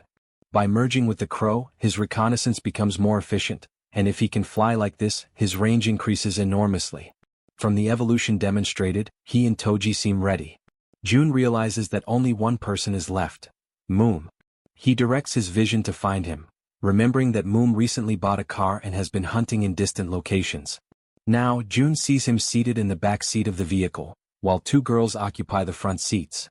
Moom asks them whether they believe Toji and the man with glasses are simply drinking again that day. Kim De-jong, who is driving, replies that they should leave them alone as they will overcome it in time. Watching the scene, June realizes that, among all the factions in the territory, that group receives the greatest investment and is also the most powerful. Through the ring, he greets them after some time without contact, asks if they have been resting well, and then announces that the time has come to deal with something that will change everything. Elsewhere, the vampires gather and discuss the situation with evident tension. They insist that they must strike first, as what happened is already a declaration of war. Their comrades died because of a rat, and they refuse to stand idly by in the face of that. A vampire wearing a cap respectfully addresses Son-hyuk and declares that all he needs to do is give the order for them to act immediately. Another insists that the base must be relocated before anything else. However, the one in the cap argues that if the attacks continue in the same manner, they will all end up dead. Meanwhile, the other vampire counters that the enemies are merely a terrorist group accompanied by a rat and that there is no advantage in remaining in a location that has already been exposed. He then asks whether they even know who they are dealing with, to which the vampire in the cap responds irritably that it can only be armed police officers. Son-hyuk interrupts the argument and states that it is not the police. The two vampires stare at him and ask whether he knows who carried out the attack.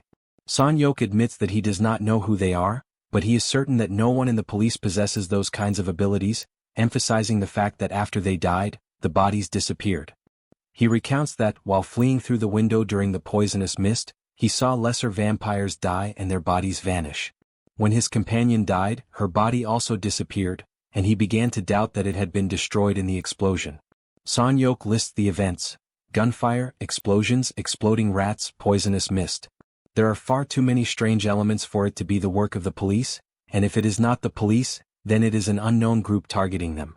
Upon hearing him, one of the vampires declares that they must take the survivors and abandon the place immediately. He emphasizes that if they do not know who the enemy is, remaining there is far too dangerous. As he reflects, a memory surfaces in Son-hyuk's mind. In the past, someone asked whether that was truly his name and explained that he would be absent for a while. The vampire entrusted Son-hyuk with a mission: to devour everyone in that apartment complex, grow stronger, form a swarm and command it. In addition, he ordered him not to leave the place until his return. Son-hyuk expressed gratitude for the mission but questioned what he should do if something happened while his superior was away. The vampire praised his caution, then revealed where he would be staying and said that, if danger arose requiring his presence, Son-hyuk should seek him out.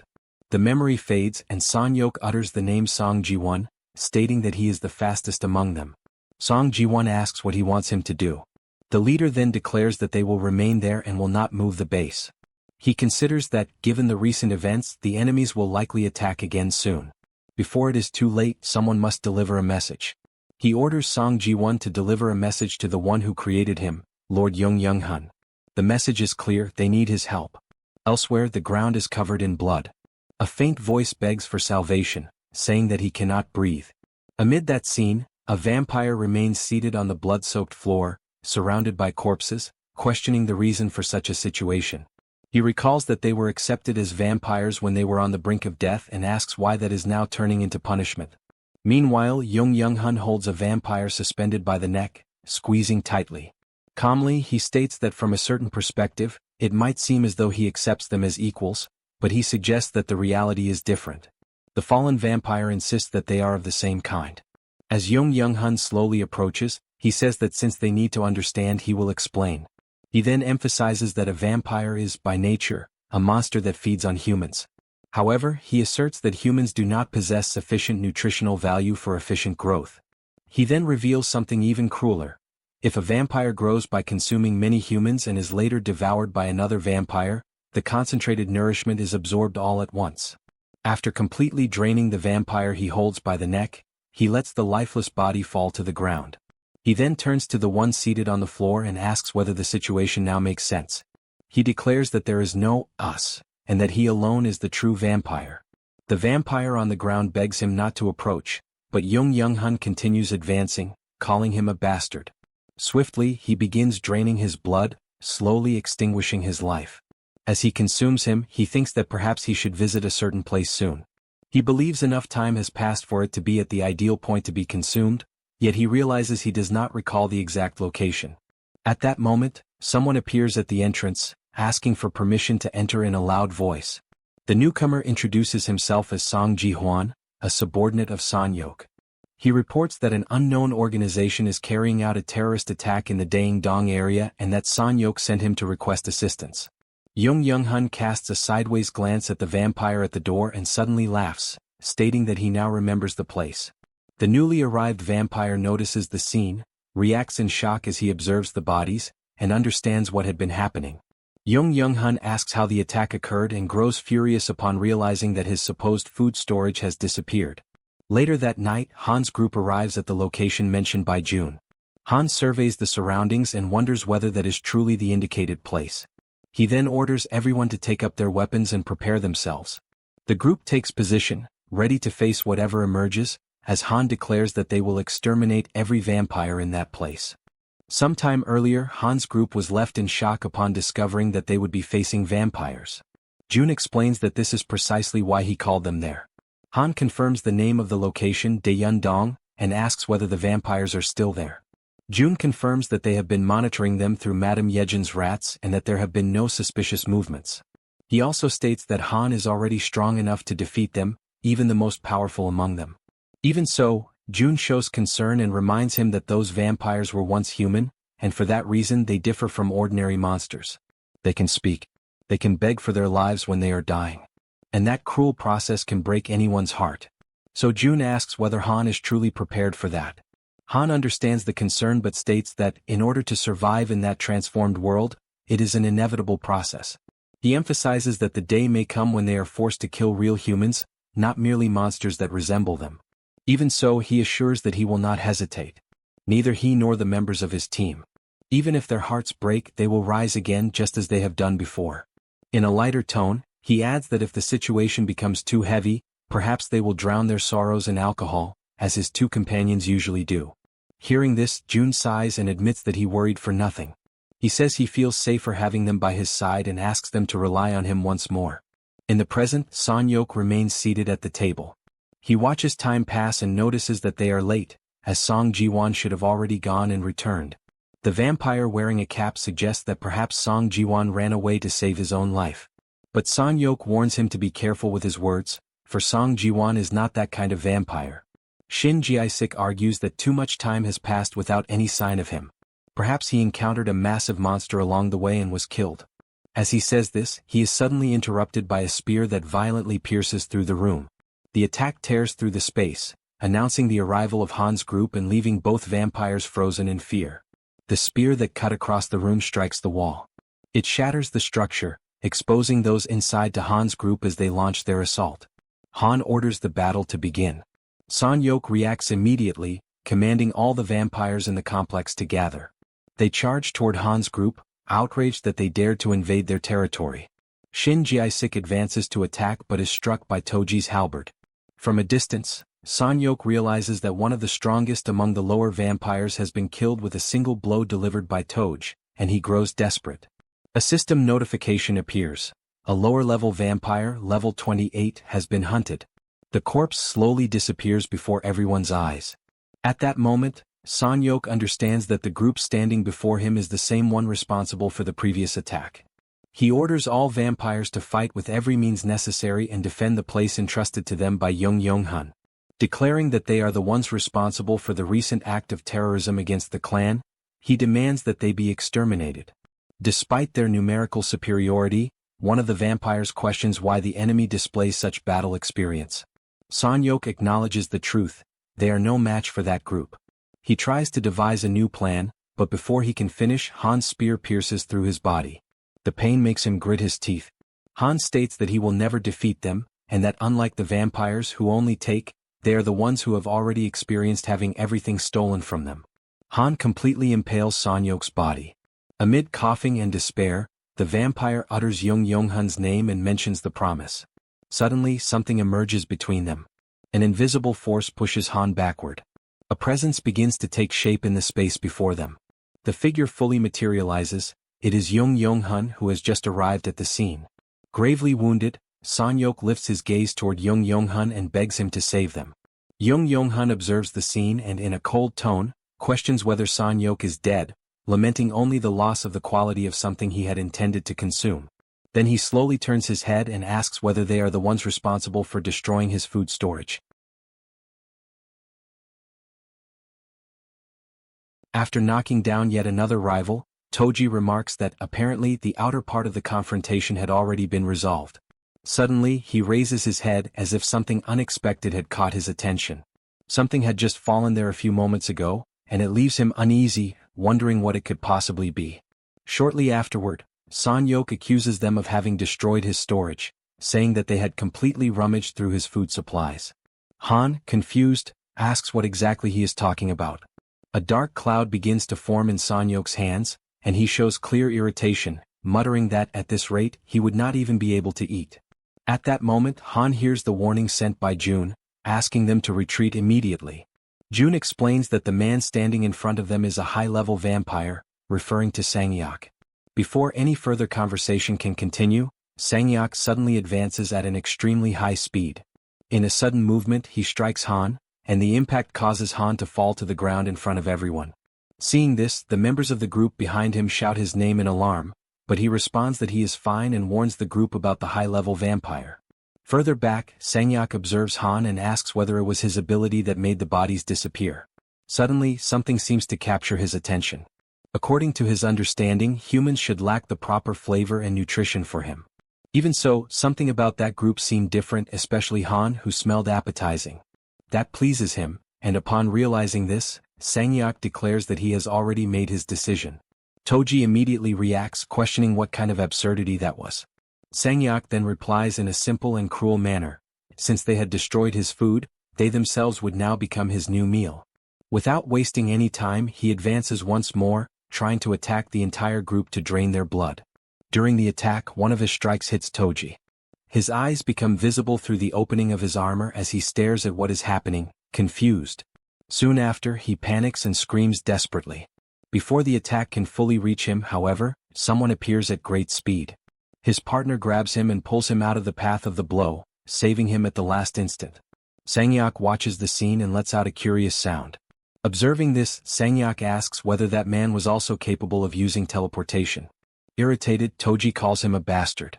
Then he turns to his troops and orders them to get up. Seeing this, Sang-yok begins to laugh. To him, the whole situation was extremely amusing. Without hesitation, Toji orders them to advance, and his subordinates immediately prepare to attack, charging toward the vampire. Sang-yok, however, remains calm and states that with toys like those, Toji did not stand the slightest chance. Right afterward, he launches a violent attack against the soldiers, trying to strike them before they can get close. But suddenly something makes him stop. In front of him, the archer woman was already prepared to attack. The system then announces the skill being used, Arrow of Light. The archer immediately fires. The luminous arrow cuts through the air at high speed and strikes Sang-yok directly. Without giving him time to react, the Werbear woman also launches her attack. She charges forward with an imposing presence, appearing much larger compared to the vampire at that moment. Sang-yok is surprised but still tries to react. Using his powers, he projects cords toward her and manages to intercept her. With her immobilized, Sang-yok throws her away with great force. Almost at the same instant, the archer woman fires another arrow. Sang-yok, however, was already prepared. He declares that he would not fall for the same trick twice and manages to dodge the arrow. But the moment Sang-yok raises his gaze upward, his expression changes. Above him, the guy with glasses was floating in the air while holding Han. Now Han was positioned above him, gripping his spear and aiming directly at Sang-yok. Concentrating all his strength into that single attack, Han prepares the final strike. Then he hurls the spear at high speed, causing a massive explosion at the location. After the impact, Han moves away and returns near his group, observing the result of the attack from a distance while smoke and debris continue to spread across the battlefield. From afar, Han carefully watches the battlefield. Even after the devastating impact of his spear, something leaves him impressed. Amid the thick smoke still lingering over the site of the explosion, Sang-yok remains standing. Without showing any sign of defeat, he stares at the group, questions what kind of beings they are, and decides to use all of his strength. His eyes turn directly toward the archer woman, and he decides that he will start with her. With cold and absolute conviction, he declares that she will be the first to die.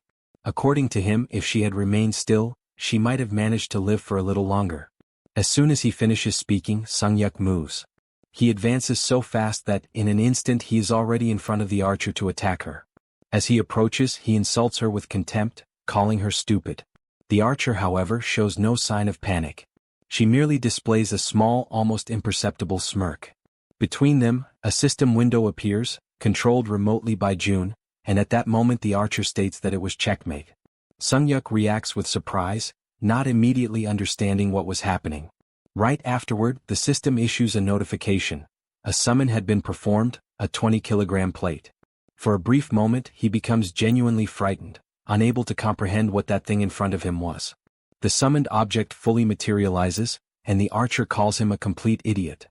After some time, Han's group observes Sang-yuk lying on the ground after being struck by the 20-kilogram plate. His head seemed crushed, but something disturbing soon begins to happen. Sang-yuk's head starts to regenerate, surprising the group, who recognize the ability of a high-level vampire.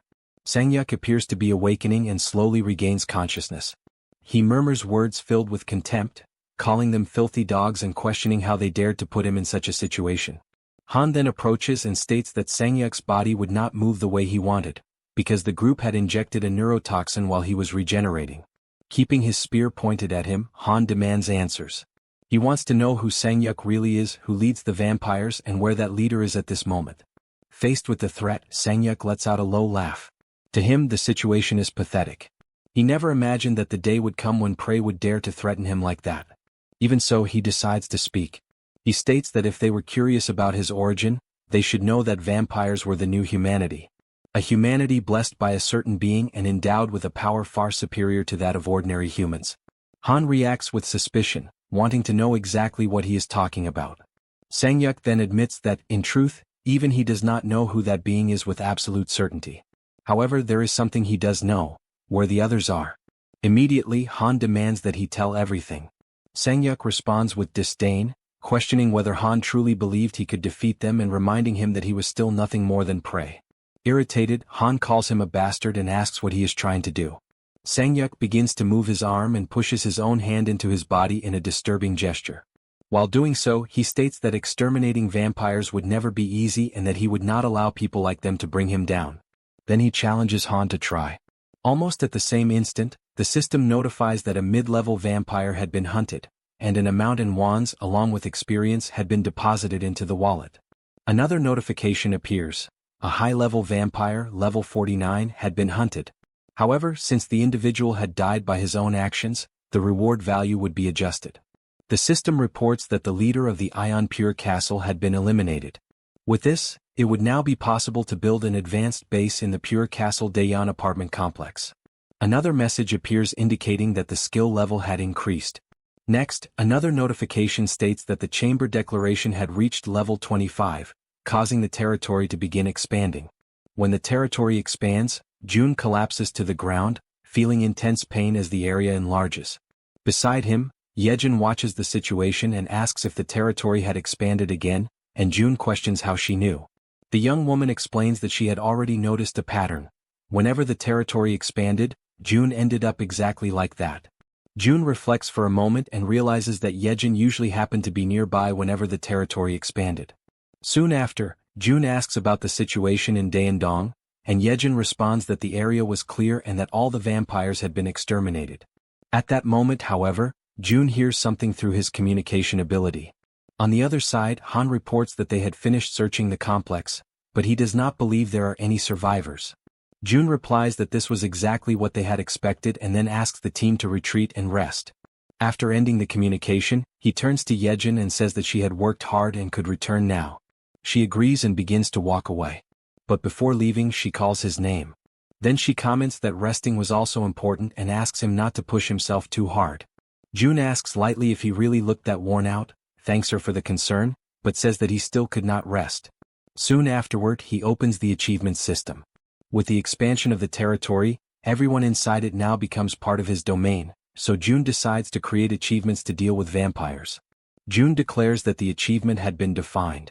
Right afterward, the system issues a notification asking him to describe the effects of that achievement. He defines that if a vampire obtains citizenship, their abilities will be restricted and a mark will appear on their face.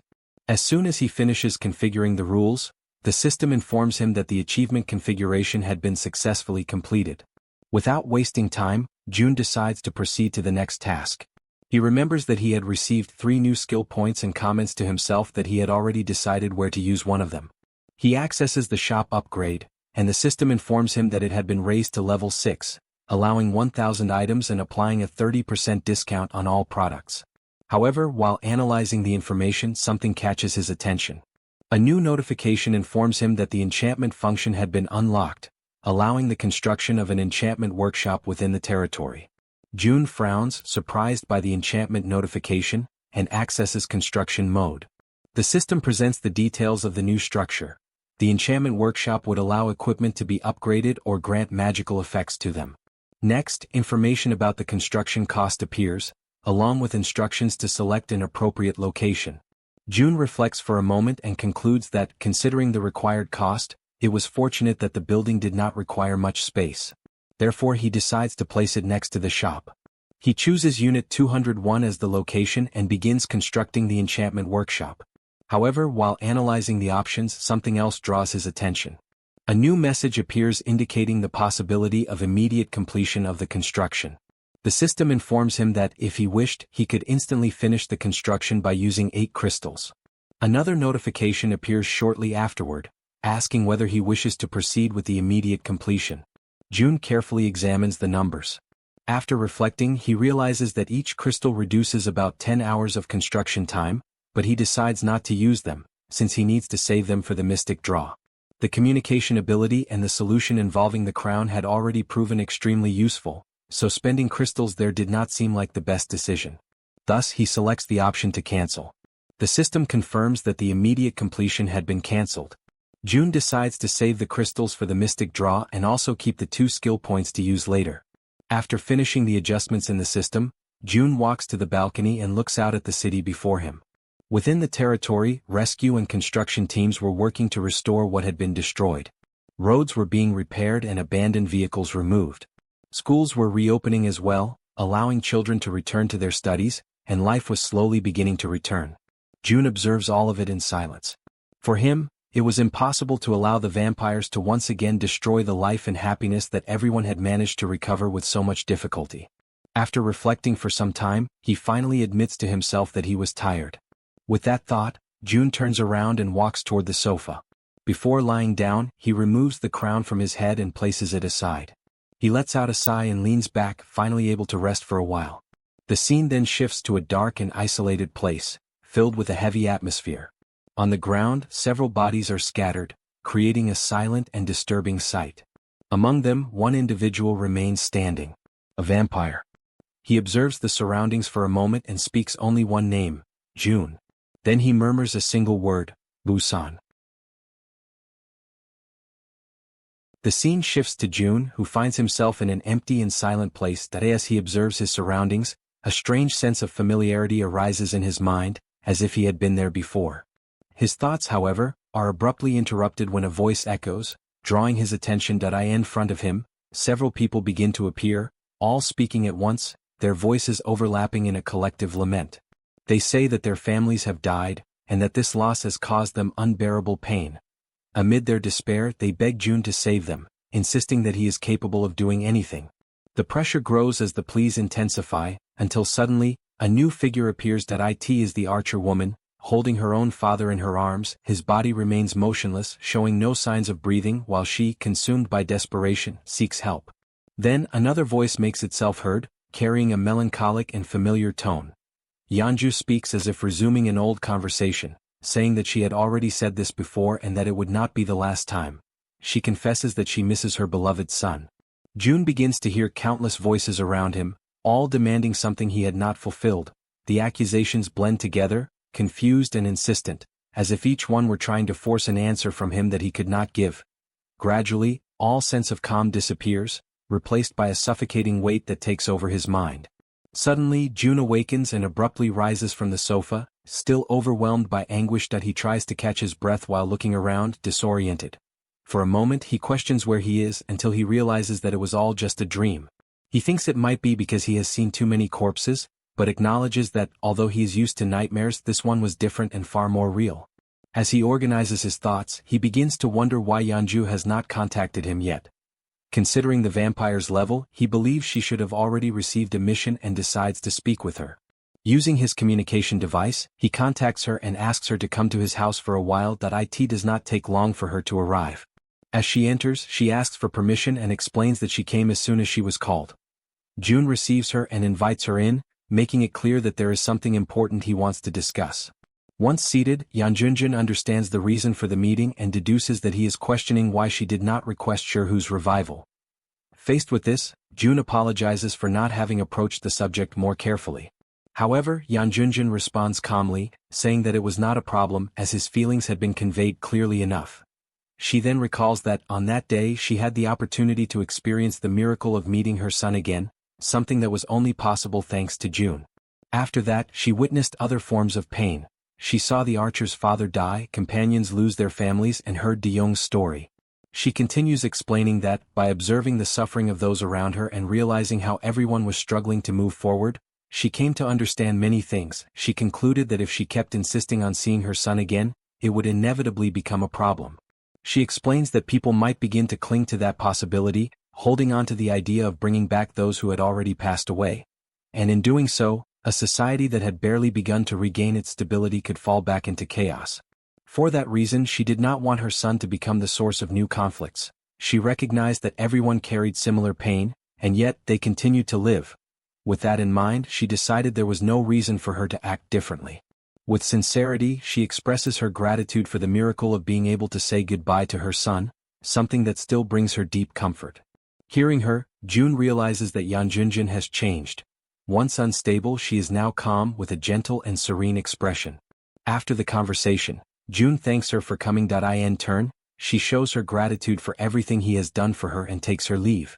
As he watches her depart, June reflects deeply. At that moment, he feels that Yeonjun is far more mature than he is. Her response, instead of demanding something, had been an act of acceptance and even comfort. He realizes that, in some way, she had come back not to ask for something, but to comfort him. With that feeling, he believes that if he were to go back to sleep at that moment, he would finally be able to rest in peace. After that, several weeks pass in the blink of an eye. Gunshots echo throughout the area, striking goblins scattered across the location. As the creatures fall, the battle comes to an end. The group of three brothers finally realizes that they have completed the task. Soon after, the system issues a notification informing them that the mission has been completed, that the reward will be delivered, and that they have obtained a small amount of experience. The red-haired young man shows satisfaction upon realizing he has reached his daily goal and asks how many targets the others still have left. In response, one brother says that he still has 5 remaining, while the one wearing a cap confirms he is in the same situation. Hearing this, the red-haired one decides to end his participation and tells them to finish the rest of the hunt on their own. He explains that they need to face it alone in order to develop independence, since they cannot keep relying on others all the time. His words make the younger brother visibly uneasy, while the one in the cap tries to remain calm, saying that everything will be fine if they handle the situation properly. Even so, he acknowledges that without the presence of the more experienced ones, everything will become more difficult. Even understanding the younger brother's fear, he insists that they need to find a way to succeed on their own. That day, as a consequence of having fled cowardly during the Cyclops attack, they received a severe punishment, a daily hunting mission. Failure meant 1 minute of unbearable agony, something they had already experienced. It was a true hell that repeated itself every day, where failure brought such intense suffering that it could make anyone wish for death. Faced with that memory, both of them acknowledge, with regret, how deeply they repented what they had done that day.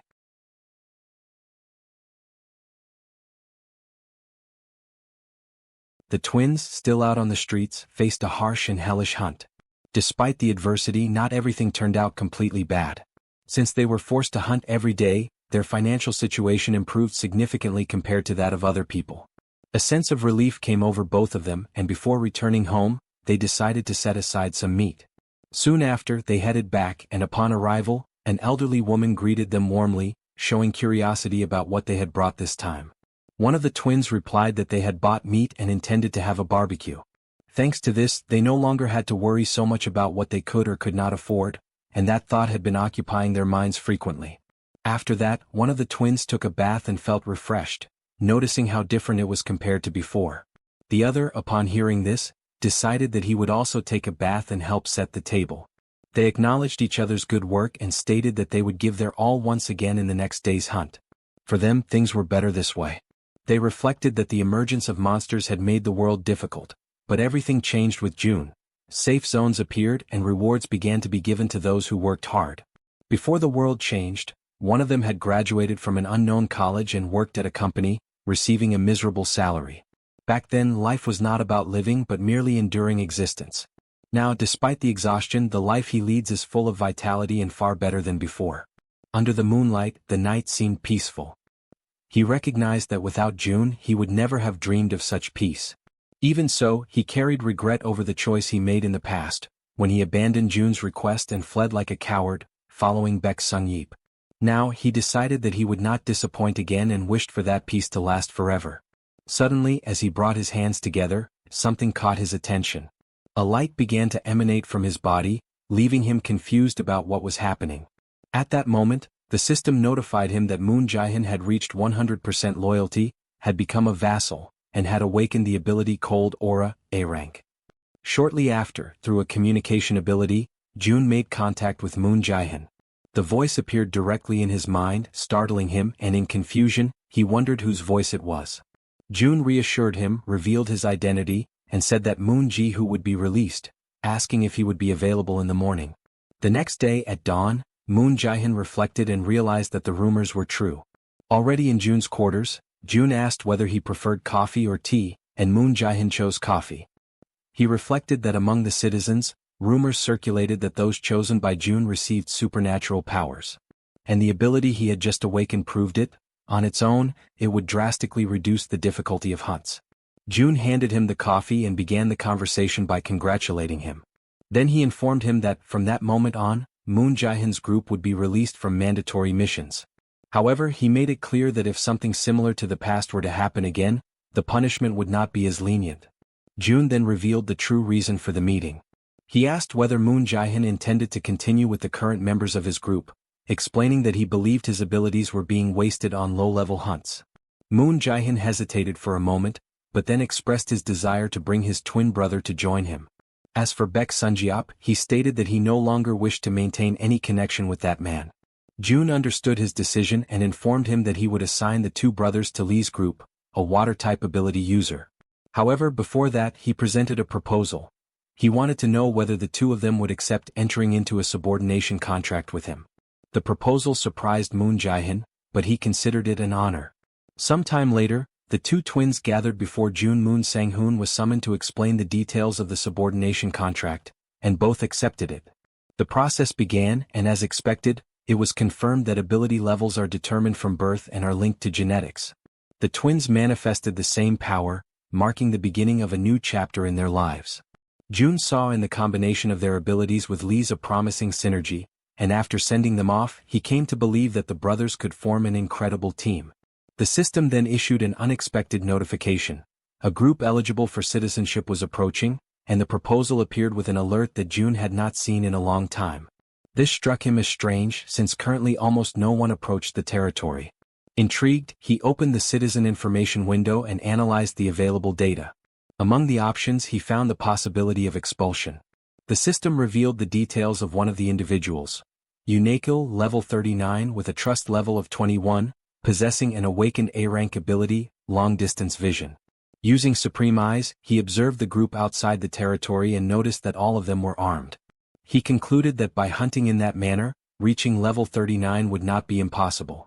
Even so, he made a cautious decision. In order to accept them as citizens, it would first be necessary to confiscate all firearms.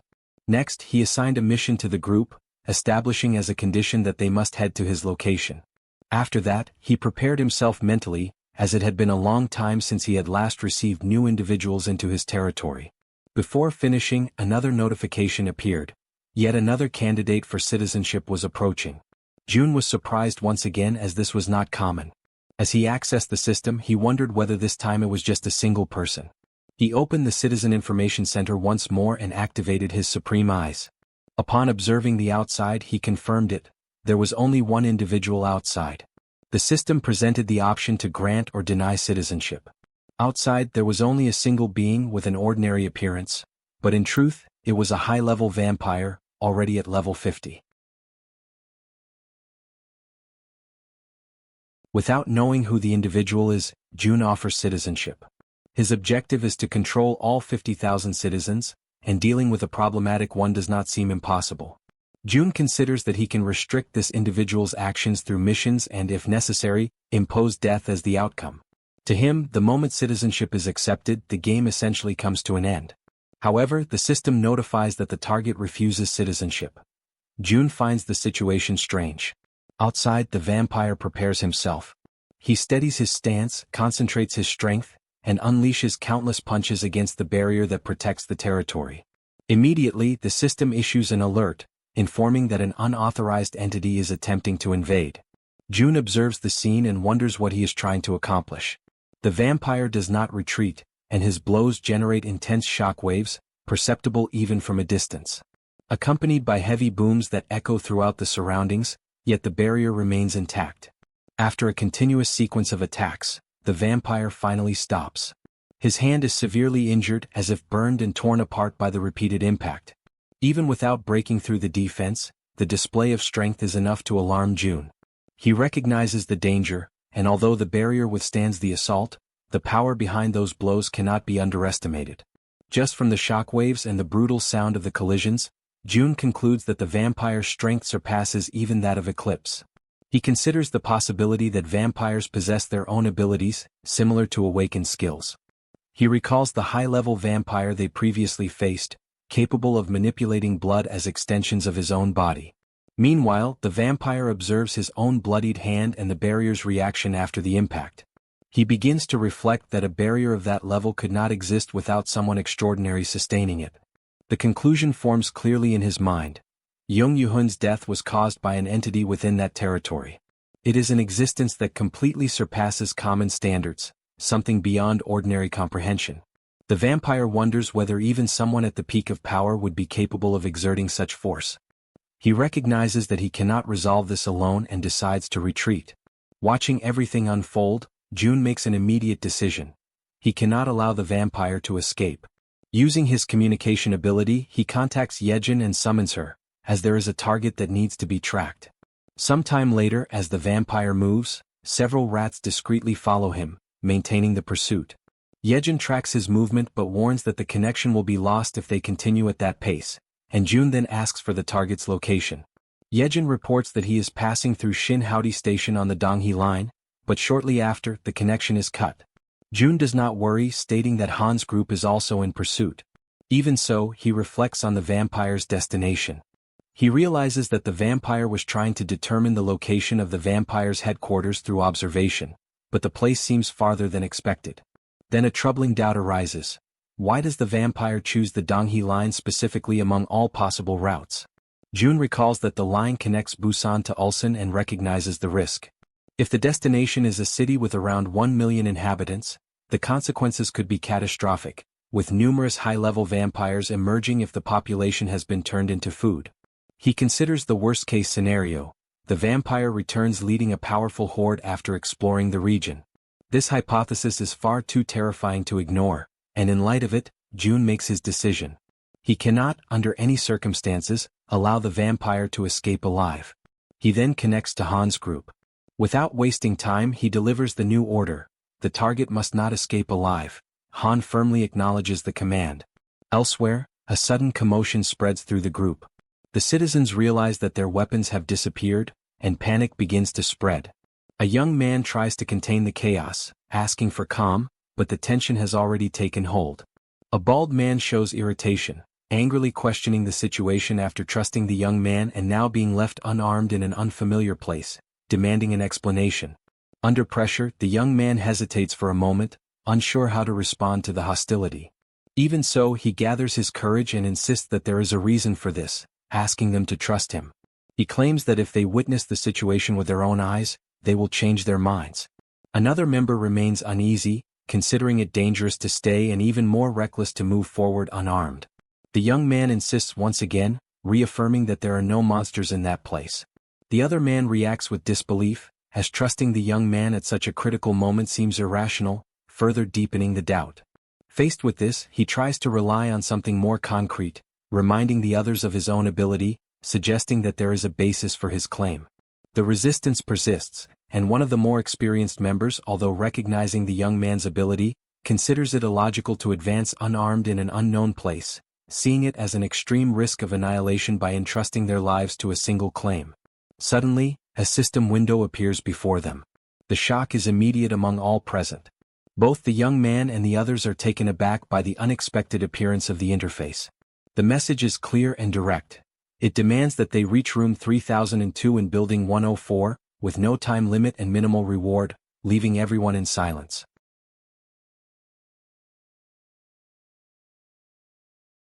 Meanwhile, the vampire continues on his path, unaware that he is being followed by Han's team. Hovering over the area, the man with glasses identifies the target and reports that the individual is right ahead. Observing everything through his ability, June understands the situation and immediately initiates Operation Plan B. He opens his storage and orders the release of a poisonous mist, which quickly spreads throughout the environment. It soon completely envelopes the area where the vampire stands, leaving him trying to understand what is happening. At that moment, Moon appears behind him, takes aim, and fires numerous shots into his back without hesitation. Even under the intense attack, the vampire reacts, while the young man shows confusion upon realizing that the shots did not produce the expected effect. The vampire partially turns and demands to know the identity of his attacker. In an extremely fast movement, he advances, clenches his fist, and strikes the young man with crushing force, sending him flying away. The boy tries to recover, and right behind him, the archer is already there, concerned about his condition. Without wasting time, the archer positions herself, prepares her bow, and fires an arrow with precision. However, the vampire dodges with impressive skill. Intrigued, he questions who those enemies are and how they know about him. At that instant, Toji appears ready to act and orders his subordinates to rise. The prototypes obey immediately, advancing toward the vampire. Even so, acting instantly, the vampire strikes the ground with force, generating an impact that alters the movement of the poisonous mist itself around him. The group notices the action, while June analyzes the situation coldly. He understands that, regardless of how long someone tries to hold their breath, it is impossible to completely avoid inhaling the poison. Furthermore, the substance's paralyzing effect allows the target to be tracked with ease. With the entire team positioned around him, June concludes that the enemy is cornered. He then comments that Han and Yaren should take advantage of the time as they advance toward the location. Within the mist, the vampire, now completely enveloped, concentrates his strength and delivers a powerful blow to the ground. The impact disperses part of the mist around him. Upon witnessing this, the group shows surprise, realizing that he is not an ordinary opponent. The vampire then mentions Young Hoon's name, questioning whether they were the ones responsible for his death. With the mist partially dispersed, June's team remains positioned around him. Observing the scene, June notices something concerning. He concludes that the vampire did not try to escape the mist, but instead bought time to activate his ability while remaining hidden. Already prepared, the vampire directs his attention to Toji's soldiers. Focused on his next move, he clenches his fist and delivers a devastating blow, sending them flying away as if they were mere objects. At that same moment, Toji advances with his halberd, ready to attack. However, the vampire reacts faster and strikes him before he can act, hurling him a great distance away. Moon attempts to intervene to help, but the vampire stops him by grabbing his leg. He declares that he does not know how they managed to defeat Young Hoon, but states that if they try to face him in the same way, they will all die. He then lifts Moon and slams him violently against the ground. Seeing the situation, the archer shouts the fallen companion's name. However, before she can react, the vampire quickly appears behind her and states that this is not the time to worry about others. He then strikes her directly, knocking her to the ground. Han witnesses everything and, consumed by fury, shouts his girlfriend's name. Without hesitation, he throws his iron bar at the enemy, hurling insults in anger. Even so, the vampire easily dodges the attack. Han immediately prepares himself again beside the werbear woman, facing the vampire head-on, ready to attack together. However, once again the vampire anticipates them. He concentrates his strength and delivers a single powerful blow that hits both simultaneously, knocking them to the ground. Observing the two fallen, he acknowledges that, for ordinary humans, they possess a certain level of skill, but still considers them insignificant. He orders them to remain on the ground and watch as he eliminates the rest of the group. Meanwhile, the man with glasses remains focused, trying to protect the remaining allies. The vampire then declares that he will gather all their blood and use it for his meal, advancing toward them. Suddenly, a sphere-shaped barrier emerges, radiating an intense light that halts the vampire's advance. Surprised, he observes the manifestation before him, trying to understand what is happening. At that moment, a new figure appears and apologizes for the delay, explaining that he received the request for help and came as quickly as possible. The man with glasses looks at the newcomer in surprise, still trying to understand who he is. The individual clarifies that the fighters are friends of his son and then introduces himself as Jun's father.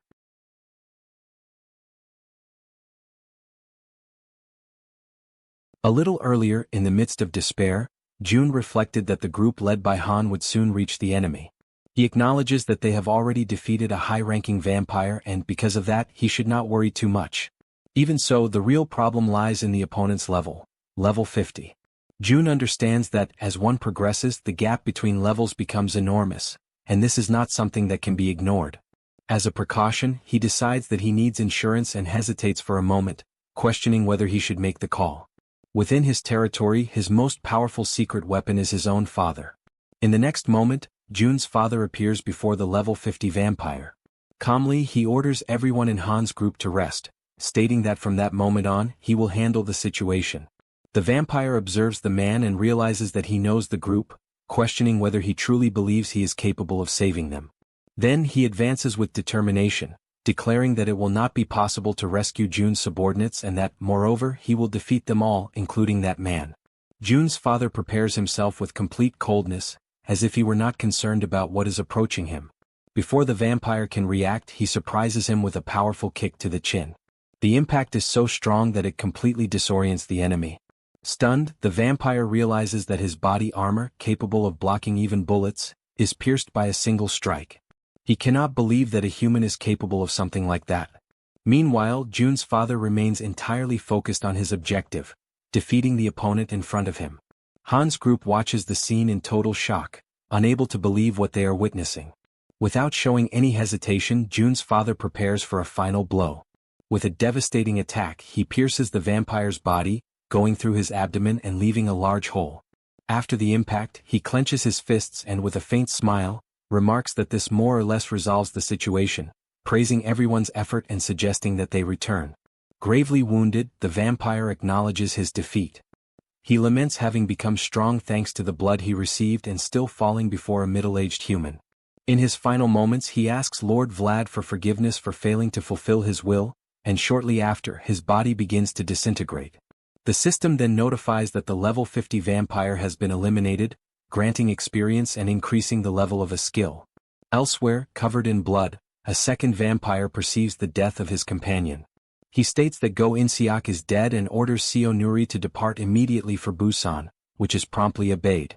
Meanwhile, within Jun's territory, the territorial barrier begins to expand once again. And, like every other time, he feels an intense pain run through his body, leaving him in complete despair. Near him, Dabin approaches and offers him water, asking if the territory has expanded again and whether he is all right.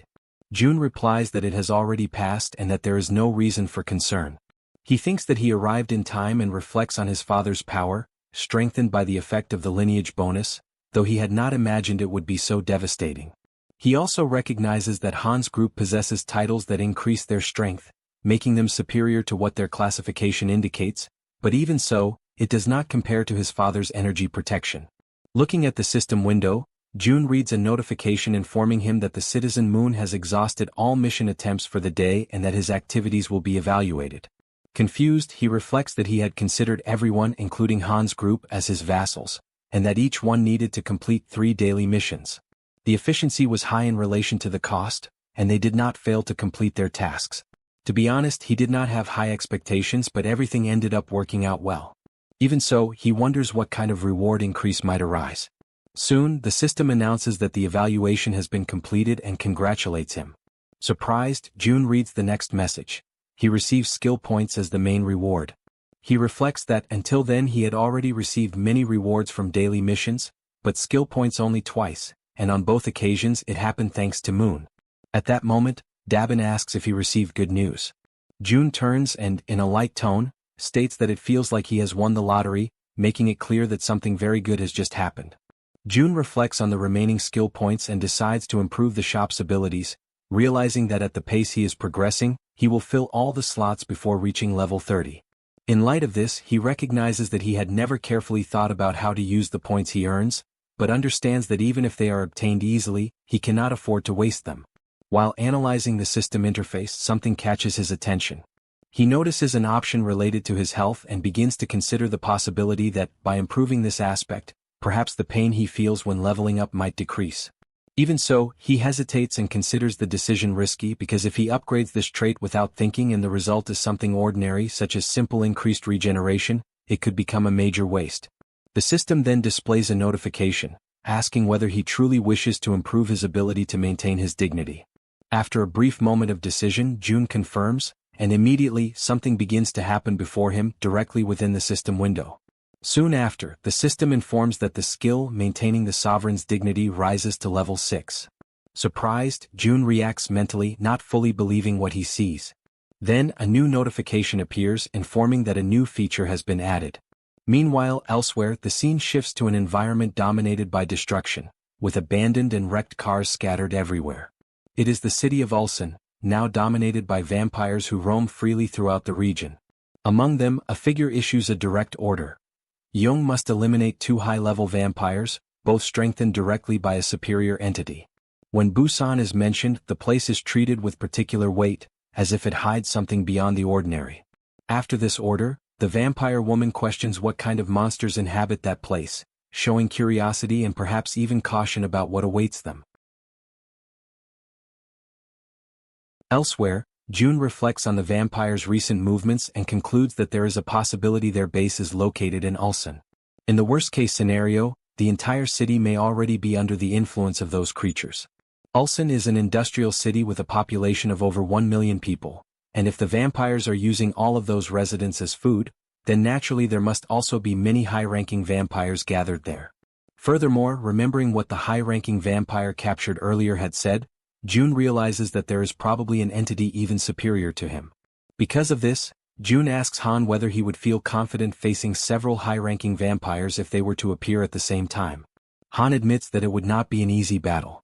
Then June explains that there is a method to artificially increase the power of those who have been registered as vassals by investing money to raise their levels. If he invested enough to bring Han's group up to level 50, equivalent to high-class vampires, their chances of victory would be high, though the cost would also be enormous.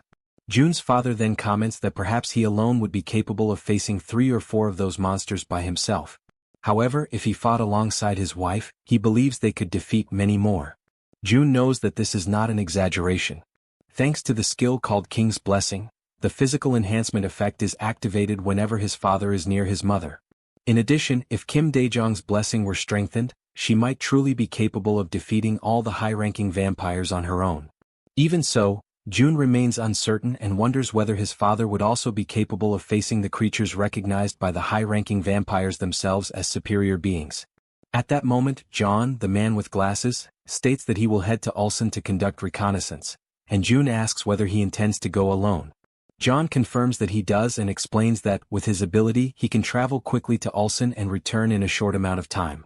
June then considers that, given the distance, John really would be able to arrive there quickly.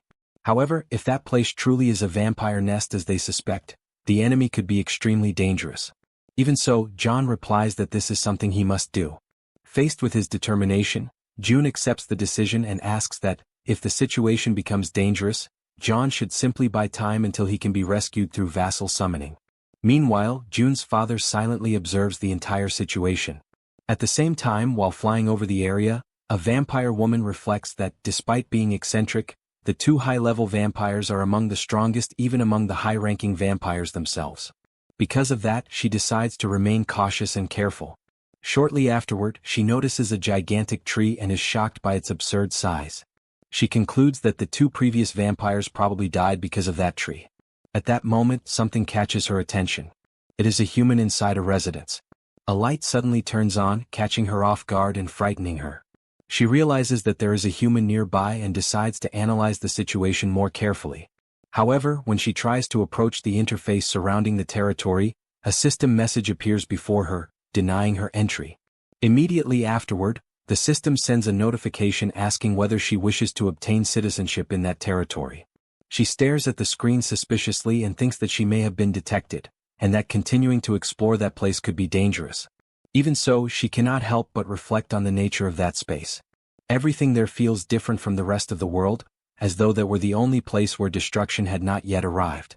Even so, she decides to retreat. Without her realizing it, June observes everything from a distance and laments the fact that the vampire possesses wings.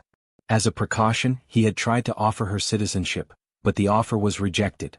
If she had accepted citizenship, control over them would have been absolute. In addition, it would have been possible to prevent them from returning with information about that place. Despite that, June understands that there is not much he can do. After all, the amount of information a vampire can carry back with them is limited.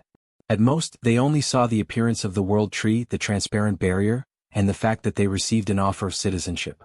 June notices something troubling. This time, another high-ranking vampire appeared before even a single day had passed. He begins to suspect that perhaps vampires are capable of sensing the deaths of their subordinates. Although he considers that unlikely, he takes advantage of the situation to conclude that they have finally discovered the enemy's exact location. Meanwhile, Jaehyeon continues following the vampire from a distance, avoiding direct combat and remaining hidden. Shortly afterward, someone approaches June and calls out to him. His father appears and comments that after such a long time, he would like to talk with him a little while eating something. The two of them then sit down to eat. June asks what his father wants to talk about. Before answering, the man offers his son a drink, but June refuses, saying that he still has some things to take care of. After a brief silence, his father finally speaks honestly and asks his son to come home from time to time, since his grandmother wishes to see him again. June admits that he truly feels sorry about that. He also reflects that as the fairy's power continues to grow stronger, the amount of time his grandmother can remain awake gradually increases. June reflects that because his mother always stays by his grandmother's side taking care of her, he was never overly worried. Even so, he knows it is true that he has not been home in a very long time. Then, now that the topic of family has come to an end, his father decides to get straight to the main point of the conversation. He wants to know what his son intends to do regarding the vampires. Surprised by his father's unexpected question about the vampires, June remains silent for a few moments, hesitating before answering. His father repeats the question about what he intends to do regarding the vampires. He then also asks what his son is doing and what his plans are. In response, June explains that he first needs to discover the true extent of the vampires. Only after that will it be possible to think of a way to eliminate them, according to the level of threat they represent. His father then asks whether there is really any reason to exterminate them. June looks at him in surprise, unable to understand the question, but his father continues, saying that if the vampires truly control Ulsan, then the situation is extremely dangerous. He points out that June's group could be at risk as well as all the people living within his territory. Because of that, he questions whether it is really necessary to take such a great risk. He states that even if the vampires decide to attack, he believes it will still not be too late to react, and that, in addition, by remaining there, June will be able to make full use of the safe zone ability. In the worst-case scenario, everyone will be able to hide inside the protected territory. With that, he once again asks what reason there is to work so hard to eliminate the vampires. June reflects on those words. What his father says is not wrong. Even if the vampires attack, they will not be able to cross the invisible barrier. Even so, he never wants to go through the same situation again. Even though he is prepared, he still feels anxious whenever he remembers what happened. He then begins explaining that, before he knew about the existence of vampires, he had unknowingly accepted one of them as a citizen. He decides to tell his father everything that happened that day. Furthermore, he states that he intends to eliminate at its source any threat that has the potential to turn into a tragedy.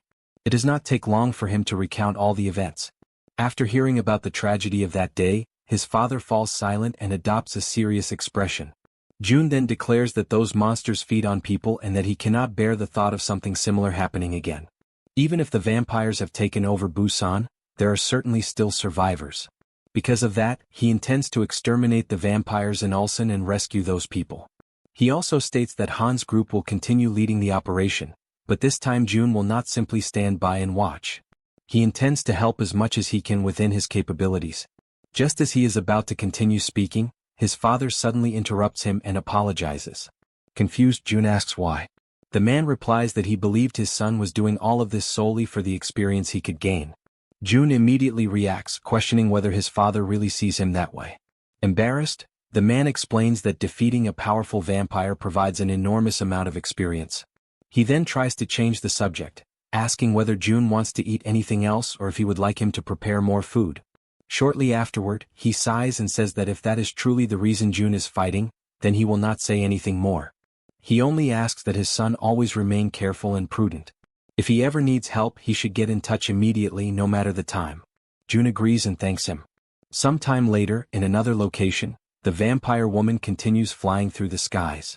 In the center of Ulsan, in the Samsundong district, the glasses-wearing man continues carrying out his reconnaissance mission. As he observes the area from above, he concludes that it is probably the vampire's hideout, so he decides to descend a little further to get a better look at the area. At that moment, a vampire shouts that there is a person running through the streets. The vampires quickly agree to capture the person and prevent their escape. From high above, the glasses-wearing man notices the commotion and wonders what is happening on the ground. The young woman runs desperately through the streets, covered in sweat. As she flees, she begs the vampires to stop chasing her and let her escape. Behind her, they continue the pursuit, ordering her to stop immediately. The girl keeps running without looking back, but her pursuers continue getting closer. Suddenly, she is startled when she realizes there is nowhere left to run. A wall completely blocks her path. With no way out, the young woman comes to a stop, causing one of the vampires to start laughing and declare that he has finally caught that miserable piece of trash. Despair begins to consume the girl's heart. She deeply regrets her decision to end up in that place and to have placed too much faith in her own abilities. She never imagined that she would end up cornered there only to die as prey for vampires. If she had known this would happen, she never would have come there because now, to her, everything seems over. However, at that exact moment, the glasses-wearing man dives down from the sky. Using his crow claws, he quickly reaches the girl, grabs her, and lifts her away from the vampires, leaving the young woman startled by the sudden action. He tells her to calm down and explains that he is only trying to save her because she appeared to be in danger. Surprised, she asks whether he is really a person, but he replies that he will first take her to a rooftop that seems safe, and after that they can talk calmly. Without wasting any time, he continues flying while carrying the girl, while one of the vampires becomes furious and asks who that idiot is who dares steal his prey. Meanwhile, overcome with emotion, the young woman shouts for all the vampires to die and go to hell. The glasses-wearing man immediately scolds her, warning that that kind of shouting could attract even more vampires to the area. Shortly afterward, he lands on the rooftop of a building and sets her down safely. After being placed on the rooftop, the girl thanks him for saving her. He replies that there is no need for thanks and says that instead, he would like to ask her a few questions. He then asks how much she knows about vampires, to which she replies that she has heard they die when their hearts are destroyed. Moon asks if that is all she knows, causing the young woman to hesitate for a moment before answering that maybe it is, and maybe it is not. Without wasting any time, the glasses-wearing man asks her to tell him everything she knows about the vampires and then asks how far they have spread throughout the city.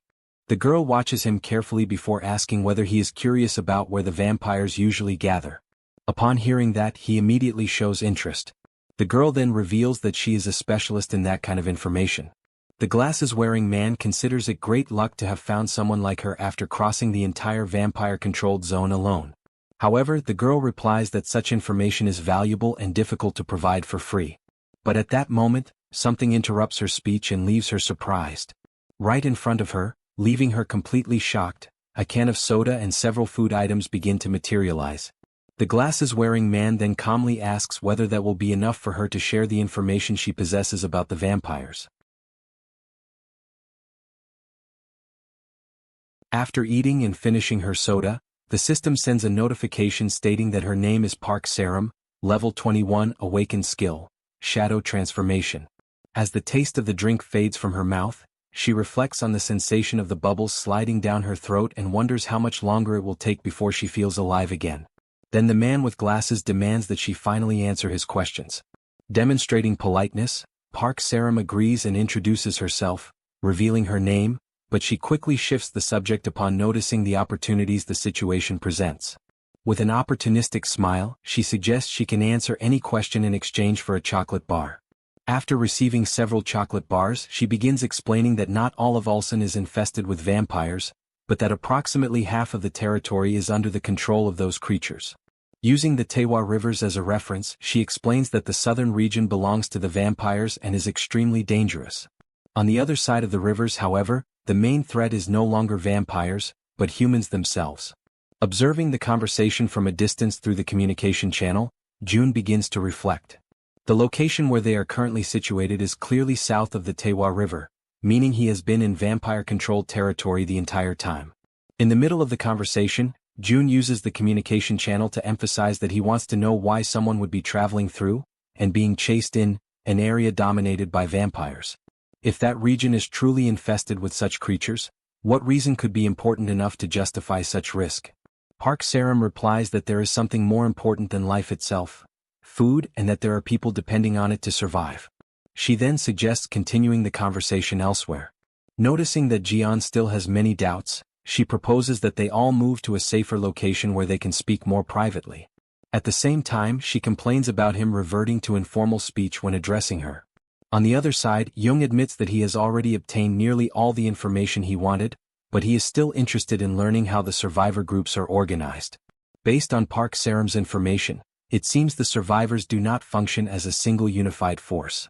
He is also curious about why humans are considered so dangerous in that region. With the decision made, the man with glasses agrees to accompany her. Park Saram points toward a distant location and informs them that they need to cross the river. Without wasting time, Jaehyeon decides it is time to leave immediately. The young woman protests, reminding them that she has not finished eating. However, before she can react, Jaehyeon grabs her by the shoulders with his claws and takes flight. As she is carried through the sky, she panics upon seeing her precious chocolate bar slip from her hands. Shortly afterward, they land in front of an abandoned building. Observing the place, the man with glasses asks if this is the correct location, and Park Saram confirms it, explaining that this is the hideout where her survivor group is based. Without ceremony, she kicks open the entrance door. The guards stationed there quickly recognize her and allow her to pass. One of them, a heavy-set man, shows surprise at seeing her alive. His attention then shifts to the man accompanying her, and he asks who the newcomer is, but the young woman makes it clear that she has already staked her claim and demands that no one interfere in her affairs. Her response only increases the man's curiosity, and he insists on knowing who the stranger is, but she angrily orders him to shut up and get out of the way. From a distance, June observes another interesting detail. The system notifies him that the heavy-set man is named Jung Woong and, like Park Saram, he is level 21 and a natural metahuman, with the awakened ability Stone Fist. This information sparks June's interest, since individuals with special abilities before becoming vassals are extremely rare, appearing on average only once every 8,000 people. However, within that small group of just over 1,000 survivors, there are already 2 natural metahumans. The more he analyzes the situation, the more he believes he has found a true gold mine. Meanwhile, Jaehyeon follows Park Saram through the corridors of the shelter until they reach a dark room. As soon as they enter, a flashlight is turned on, illuminating the space. The young woman immediately asks for the light to be turned off. Inside the room are 3 young men who show surprise at seeing her return so soon. Taking advantage of the moment, Park Saram introduces the boys as her kids, and reminds the man with glasses that she had mentioned people she needed to feed. One of the young men quickly realizes she returned too soon for someone who went out in search of supplies and concludes that she has failed once again to obtain food. Park Saram, furious at almost dying only to return, considers it unacceptable to be treated that way, but the young man ignores her and asks about the backpack. She says she had to abandon it in order to survive, and he states that the mission was too important to fail. Angrily, he says the food will not last even a week, and while the adults can endure it, the children cannot. The harsh reality makes the atmosphere heavy. More than any external threat, hunger remains their greatest enemy. Still dissatisfied, the young man says they trusted Park Saram because she was the only one capable of the mission, but questions whether it makes sense for her to return with a stranger after failing to bring food. While observing the situation from a distance, June carefully analyzes the environment. Even after a superficial assessment of the shelter's interior, the severity of the situation becomes clear. The exhausted expressions and physical condition of the people make it evident that many have not eaten in days. After reflecting for a few moments, June makes a decision. Before any conversation or negotiation, the most important thing is to address the group's most urgent need. Then, through the man with glasses, he does what must be done. Jaehyeon reveals that Park Saram did not fail in her mission to gather food. The man with glasses explains that the young woman made an agreement in exchange for information, and as part of that deal, the storage is opened. In the next moment, large quantities of food begin to materialize before everyone's eyes. The survivors watch in disbelief as food appears in front of them like a miracle. The man with glasses says they can talk, and, changing his attitude, he who previously complained about the stranger now invites him to a more comfortable area, treating him as an honored guest. Shortly afterward, the scene shifts to another location. The vampire responsible for the investigation returns to her meeting point and presents her report. After hearing all the gathered information, her superior asks whether this is everything she was able to discover. The vampire, named Nuri, shows embarrassment as she confirms that it is. Her boss remains silent for a few moments while processing the details. Among the reported information are the existence of a gigantic tree, as well as various strange events that occurred in the region. Nuri then admits she was unable to discover the true cause of the deaths of Jung Yonghun and Go In-suk. Upon hearing this, her superior shows interest rather than anger. The situation seems to spark his curiosity. Without hiding his interest, he decides he must investigate everything personally, and therefore orders Nuri to guide him to that location. Surprised by the decision and with no alternative, Nuri simply accepts the order and prepares to lead him to the destination. Already settled into a more suitable room for conversation, the survivors begin explaining the situation in the region in greater detail. Park Saram reveals that there are other survivor groups besides their own. Among them, 3 major organizations divide the territory: the Sports Complex Group, the Yunggangdong Group, and the Industrial Zone Group. She explains that they belong to the Sports Complex Group, but the man with glasses questions how they can be stationed in a supermarket while identifying themselves as the Sports Complex. The young woman clarifies that they are part of Supply Team 3 of the Sports Complex Group, which is why they are based at the supermarket. Listening to everything through the communication channel, Jun is genuinely surprised. He had imagined that the survivors scattered throughout the city were organized into small groups. However, the organizations that still exist in Ulsan are far larger than he had ever imagined. He begins analyzing the information. If this is Supply Team 3, then there must be at least 2 more supply teams. And if they are all of similar size, then the supply teams alone account for roughly 3,000 people. Jun's curiosity immediately grows, so he asks Jaehyeon to gather more information about the organizational structure of the sports complex and its total population. Park Saram explains that the group has 3 supply teams and 3 combat teams. Altogether, their population exceeds 10,000 people. Jaehyeon then asks whether the other groups have similar numbers. According to her, the sports complex is the largest of the 3 main groups, but the others are not much smaller. Besides them, countless smaller groups are scattered throughout the region, consisting mainly of residents gathered in apartment complexes. Hearing this, a chill runs down Jun's spine, as the combined total of all existing organizations means the region is home to nearly 30,000 survivors. At present, the citizens under his protection number around 50,000 people, the combined population of Siamayan and Jigalki Market. However, this region manages to sustain tens of thousands of survivors without any special protection. On top of that, it is a territory dominated by vampires, creatures far more dangerous than goblins and orcs. He reflects that the presence of so many naturally awakened metahumans is already strange enough. Now the absurd number of survivors makes the situation even more abnormal. Park Saram then explains that the Yunggangdong group, located near the Taewa River, prevents the vampires from advancing north. She also reveals that the real problem is the Industrial Zone group. She explains that its members engage in looting, extortion, and other crimes, making humans more dangerous than vampires in certain areas. Her words raise another question in Jun's mind. The more he hears about this region, the more he feels that something important is missing. Throughout the entire conversation, no one mentions goblins, orcs, or any other similar creatures. Because of this, Jun asks Jaehyeon to directly question them about the subject. When the names goblin and orc are mentioned, the young woman becomes completely confused, as she has no idea what they are talking about.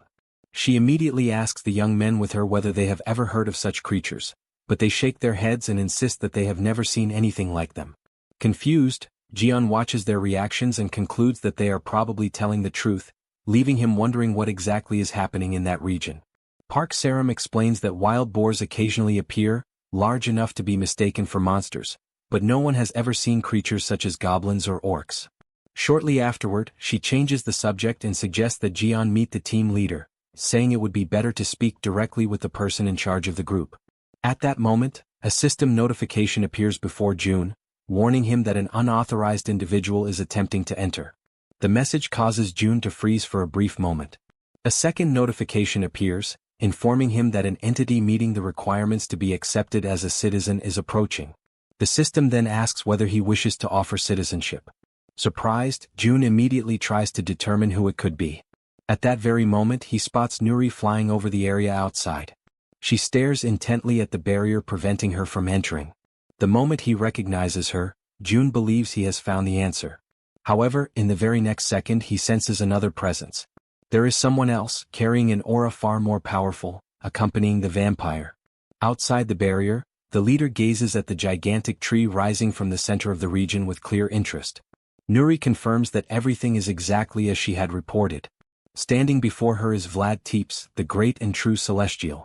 The moment June hears that title and realizes Vlad Tepes is nearby, his expression hardens. June quickly reasons that if Vlad Tepes is the true ancestor, then he is the absolute ruler of all vampires. The situation becomes far more serious than he had imagined, because June cannot even understand why an existence of such magnitude has appeared so early. Meanwhile, Vlad Tepes carefully observes the city, his eyes fixed on the transparent barrier protecting the territory. With complete composure he decides to test it to see whether it is strong enough to withstand an invasion. The moment June realizes his intentions, a terrible premonition washes over him. This is not something that can be ignored. Without wasting a second, he rushes to wake his father. At that exact moment, new system notifications begin appearing before his eyes. They repeatedly warn him that an unauthorized individual is attempting to enter. Then all of a sudden, an excruciating pain explodes in June's chest. The agony is so overwhelming that he nearly loses his balance. Consumed by despair, he desperately tries to deny what is happening. There should not be anyone capable of doing such a thing, but reality forces itself upon him as the barrier is breached. Outside the city, the transparent barrier is torn open by a massive gash across its surface, though it immediately begins trying to regenerate. The one who tears it apart is none other than Vlad Tepes, the supreme leader of the vampires. After confirming that he can break through the barrier, the leader declares that for now, it is time to leave and that he will return soon. As the opening in the barrier slowly begins to regenerate, Vlad Tepes keeps his gaze fixed on the territory for a few more moments. He then announces that he will return soon. As the barrier repairs itself, the intense pain tormenting June gradually begins to subside. That reaction confirms something important, allowing June to better understand why so many survivors still remain alive in Ulsan. It is not that Vlad Tepes is incapable of conquering the city. If he wished, he could exterminate the entire population by himself. June realizes that he does not know the vampire's true objective, but he understands that the survivors remain alive only because Vlad Tepes allows it. For the first time, June considers abandoning his plans involving the vampires altogether. The mere existence of a creature of that magnitude turns any operation into an extremely dangerous gamble. However, the barrier has been damaged for the first time since its creation, proving that it is possible to invade the territory by force. June also does not know whether the system would be capable of stopping someone so powerful. After all, would its defenses work against someone capable of breaking through the barrier itself? He concludes that if Vlad Tepes enters the territory, no one will be able to stop him, and even June does not know whether he would survive. He reflects that Ulsan and Busan are close to one another, and although the leader of the vampires has left, there is no way of knowing when he will return. Moreover, June cannot forget the look Vlad Tepes cast upon the city before departing. He recognizes it as the gaze of a predator watching its prey. He feels that ignoring this threat will only allow it to continue growing. After organizing his thoughts, June concludes that he will have to face this problem before it is too late. Even with limited resources, he will do everything within his power. Meanwhile, at the survivors' shelter, Jaehyeon continues following Park Sarum through the supermarket's corridors. Curious, he asks what kind of person the leader of Supply Team 3 is. The young woman explains that he leads the entire team and assures Jaehyeon that he is not someone difficult to get along with. Shortly afterward, without even knocking, Park Sarum opens a door. From the other side of the room, a voice scolds her for entering without knocking, but she ignores the complaint. Excitedly, she announces that she has brought an incredible person for him to meet. Her announcement piques the leader's curiosity. He introduces himself as Shin Jugmin, the leader of Supply Team 3, and welcomes Jaehyeon. However, there is one terrifying truth. Shin Jugmin is a vampire, and no one around him seems to realize it. After the revelation, Jun does not consider that he is simply rushing headfirst into a dangerous situation without any plan. Instead, he believes there is a method capable of maximizing the damage against the vampires. As he analyzes the situation, Jun realizes that he had never imagined he would be able to use the vampires in such a way. From that moment onward, he decides to claim a territory in Ulsan and activates the construction system for an outpost base. However, constructing an outpost base requires two conditions: finding suitable land and possessing at least 3 vassals with the title of knight or higher. The matter of the vassals is easily solved by Jun, as he plans to send Han's group to fulfill the requirement. However, finding suitable land proves to be far more complicated. Based on his previous experiences, he knows that he would need to defeat boss monsters established in specific areas, such as a boss orc in an underground parking lot or an abandoned building. However, there is a major problem. There is not a single goblin or orc in the entire region. To construct an advanced base, he would need to seize a territory belonging to the vampires south of the Taehwa River, but doing so would attract far too much attention. This would greatly increase the chances of someone noticing the situation and deciding to intervene, especially considering what could happen if that individual chose to get involved. Therefore, Jun needs to delay that intervention for as long as possible. Still, he concludes that the market would be the perfect location to establish a store in many different ways. Even so, he regrets the situation, realizing that the place cannot be used for that purpose. At that moment, an unexpected voice appears inside his mind, introducing itself. Jun directs his attention toward the source of the presence through his abilities. Upon noticing the situation, Shin Young-min begins to speak, but Jun quickly understands what is happening. He observes that it is a mid-level vampire, currently at level 33. Meanwhile, Lord Vlad flies over a certain region accompanied by Nuri. She reflects that ever since they returned to inspect that place again, Vlad's expression has remained severe. The vampire notices the change in his behavior and finds it strange that he is displaying such a heavy expression, wondering what could have displeased her lord so greatly. Lord Vlad, on the other hand, remains focused on the barrier, realizing that it is delaying the recovery of his hand. He wonders what kind of power could have created a barrier of such magnitude. He reflects that he became extremely suspicious when he discovered the existence of the World Tree. At the time, he believed he could easily burn it down or, if everything went according to plan, devour it and absorb part of the authority belonging to the tree. However, that barrier made everything impossible. When he attempted to destroy it, all he managed to do was create a small crack, and the price required to accomplish even that feat ended up being far greater than he expected. Remembering the moment when he came into contact with the barrier, Vlad Tepes was impressed by the enormous scale of the power he sensed for a brief instant. The dense presence of authority within that territory was both terrifying and fascinating at the same time. It was an aura of a kind he had never experienced before, and faced with that, he wonders if the being residing in that place could be a god who had descended into the mortal world. With the full moon approaching, he believes that when that moment arrives, the situation may finally represent an opportunity. At that moment, the scene shifts back to the market. There, the man with glasses is communicating with Jun. Through his ability, Jun reveals that the leader of Supply Team 3, the person the man with glasses had just met, is a vampire.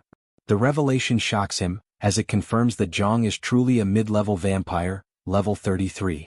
Surprised, the man with glasses questions whether Jun is certain about that information and asks what they should do from that point onward. Jun replies that he will send Han's group to assist him soon and until they arrive, asks the man with glasses to continue observing the vampire carefully. The man with glasses then asks whether he can share all the details with Park Saren, including information about Jun, because he believes she seems like someone they can trust. Jun allows him to do whatever he considers best, and after receiving permission, the man with glasses agrees. When Park Saren learns the news, she becomes completely shocked and questions whether John is joking. The man with glasses answers that, unfortunately, he is being serious. Faced with the revelation, Park Saren begins connecting the previous events and asks if the person named Jun was responsible for summoning the food that appeared earlier. After understanding the situation, she admits that it is still difficult to believe and asks what their plans are from that point onward. The man with glasses is surprised by her reaction and questions whether she is choosing to believe his words despite not having known him for even a single day. Park Seren clarifies that she does not simply believe his words. Instead, she believes in his ability because if June is truly the person he claims to be, they would take responsibility even if everything went wrong. The man with glasses confirms that he would and promises that he would do so. Park Seren points out that something needs to be done, but the man with glasses explains that they can only act once their companions arrive. The young woman agrees and nods, indicating that she understands. The following day, while the sun shines over the region, the system emits a series of notifications. The first notification states that the hunt for a mid-level vampire, level 33, has been completed. As a reward, a large amount of experience is obtained, and a sum of 1 is deposited. In addition, the system records that Citizen Moon eliminated the market leader. Another notification informs that the construction of an advanced base in Ulsan Mart is now possible. Han's team has arrived at the market, the operation begins and everything proceeds without major problems. Revealing that the leader of Supply Team 3 was a vampire was not a difficult task. Using Moon's invisibility to investigate the vampire's quarters, they discover a corpse drained of blood, confirming his identity and preventing a possible reaction from the survivors connected to him. After reflecting on everything, June gives the command to the construction system. He wonders if he should finally complete what needs to be done and begin constructing the outpost base. The system then informs him that the installation requires 3 citizens with the title of knight or higher during the construction period, which will last 7 days, and asks whether he truly wishes to build the installation. June confirms his decision. Soon after, a new notification appears, informing him that 6 or more citizens with the title of knight or higher have gathered at one point within the construction area. Another message states that construction efficiency remains at 100% and that the remaining time until the advanced base is completed is 83 hours and 59 minutes. While observing the system interface, June notices the effect caused by the number of citizens gathered and realizes that, thanks to this, he can save some crystals.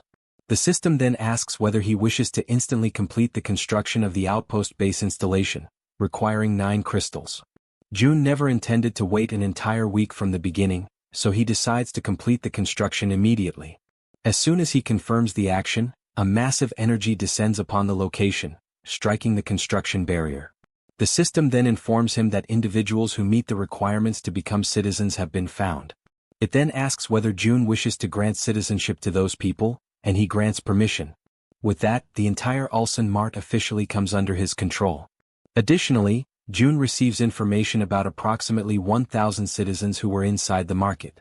He identifies 7 metahumans and, upon observing another piece of information, becomes completely surprised. On the other side of the market, Han informs the group that the situation seems to have been resolved for the time being and asks where June is.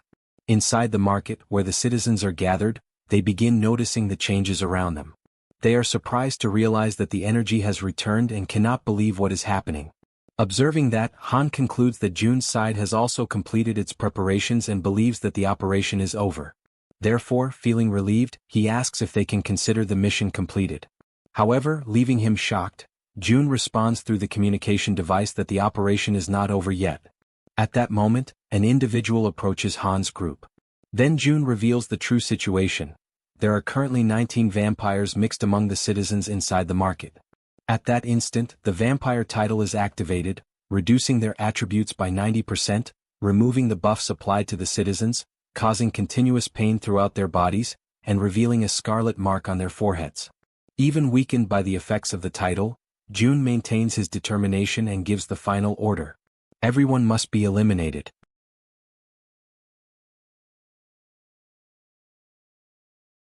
After giving the order, he summons his vassals.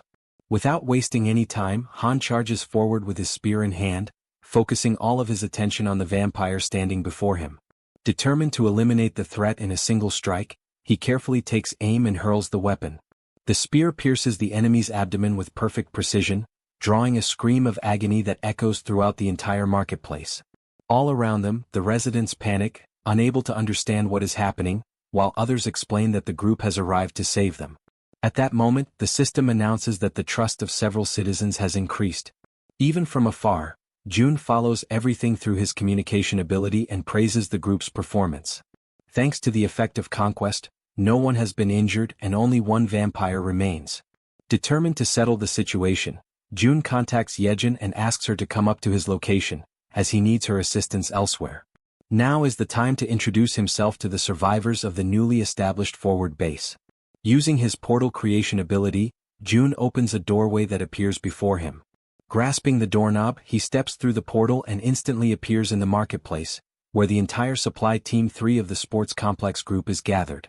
The young woman watching the scene cannot understand how that man appeared there so suddenly. As soon as he steps through the portal, June calmly introduces himself. He states that they have probably already heard about him through Han's group. He then says that the time has come to explain the entire chaotic situation. A megaphone materializes in his hand as the system opens the shop and summons the item. Bringing the device to his mouth, June asks whether everyone can hear him. After confirming that he has the crowd's attention, he begins his explanation. He reveals that some of them may have already realized the truth, but clarifies to everyone else that the people who went insane were actually vampires hiding among them. The revelation leaves the entire population in shock. Unable to believe what they have just heard, the survivors begin asking how such a thing could possibly be true. Keeping his voice firm, June explains that those vampires lived for a long time disguised as ordinary people in order to infiltrate the organization. Only when the right moment arrived did they reveal their true identities and begin secretly murdering innocent people. With absolute conviction, he declares that his group has come to expose all of their crimes to the world and punish them for every single one. The population reacts immediately, consumed by outrage.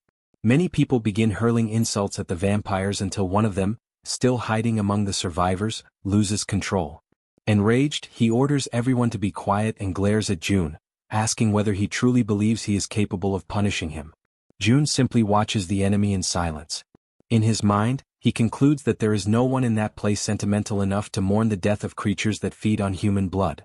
Everyone present has witnessed countless deaths caused by the vampires, and those experiences have erased every remaining trace of pity. Even while kneeling, the vampire begins laughing uncontrollably, convinced that he will be rescued. He claims that someone will come to save him and that, when that happens, everyone there will die. Without showing the slightest reaction, June raises his hand and activates his summoning ability. Countless spears emerge through the system's windows and instantly pierce the vampire's body. Immediately afterward, the system announces that a level 21 vampire has been hunted and once again notifies everyone that the trust of several citizens has increased. When the vampire's body falls backward, the entire population erupts in celebration. As he watches their reaction, June notices a trace of madness hidden within the applause. He reflects that it is probably the result of everything they have recently endured. In that devastated world, surviving such a mad reality inevitably leaves every person carrying a little of that madness within themselves. At that moment, Park Is-arum raises her hand and asks whether the announcement has ended and if everything is finally over. June confirms that, at least within that marketplace, there are no vampires left. With a serious expression, Park Is-arum asks what their next step will be while the entire team waits for his answer. June recalls that Supply Team 3's original duty was to provide materials to the Yunggangdong group and the dispatchers. She confirms that this is indeed the team's mission, and June tells her that she should continue carrying out that work as usual. He emphasizes that if she ever needs any resources, she only has to inform him, and he will provide everything necessary. He then announces that, from that moment on, Park Is-arum is the new leader of Supply Team 3. The news leaves her completely stunned. Still unable to believe what she has just heard, she confirms that she understands the order. However, she immediately asks again whether June truly meant what he said. He replies that he needs someone capable of leading the group and asks whether she opposes that decision. If she does not wish to accept the responsibility, he will appoint someone else. Before he can even finish speaking, Park Is-arum immediately rejects that possibility and declares that she will do her very best to live up to the trust he has placed in her. The system then announces that Park Is-arum's trust in June has increased significantly. As time passes, she performs her role far better than anyone expected. Although some team members initially resist her leadership, their opposition quickly disappears. Thanks to the supplies provided by June, the survivors no longer have to worry about rationing and begin thinking only about what they will eat. After all, no one holds a grudge against the person who provides them with such comfort. While Park Is-arum diligently manages Supply Team 3, June and his vassals focus their efforts on understanding Ulsan's true situation. The busiest person of all is Jaehyeon. The rats she has domesticated spread throughout the city, acting as scouts. Thanks to this espionage network, the group successfully maps the entire region north of the Taewa River, where the largest survivor factions are located. Once all the information has been gathered, Jun presents the results to his companions. According to the investigation, the three largest survivor groups, the Sports Complex Group, the Yunggangdong Group, and the Industrial Zone Group, all have vampires infiltrated into their central leadership. The situation is even worse than they had imagined. Every leader of those organizations is a high-level vampire, making the conclusion unavoidable. The entirety of Ulsan is being manipulated by vampires. Upon hearing this revelation, Han and the others are filled with indignation. Han realizes that this means there has never been a genuine war between humans and vampires, nor any balance of power. Jun confirms that conclusion. According to him, Ulsan is nothing more than a gigantic human slaughterhouse run by vampires. As he surveys the situation, Jun reflects on how grave it truly is. He had believed he had found a relatively safe place to establish a forward base. Now, however, he realizes that he has effectively built his fortress right in the heart of enemy territory. His original plan had been to unite all the survivor groups. With his abundant supplies, winning the people's trust would have been easy. He would grant citizenship to everyone and make them his people. After that, all that remained was to organize a fully equipped military force and launch a war against the vampires. However, because the vampires occupy every important position within those organizations, every move Jun makes and every piece of information he gathers will inevitably reach the enemy. Faced with this situation, Han asks what their next move will be. Jun remains silent for several moments.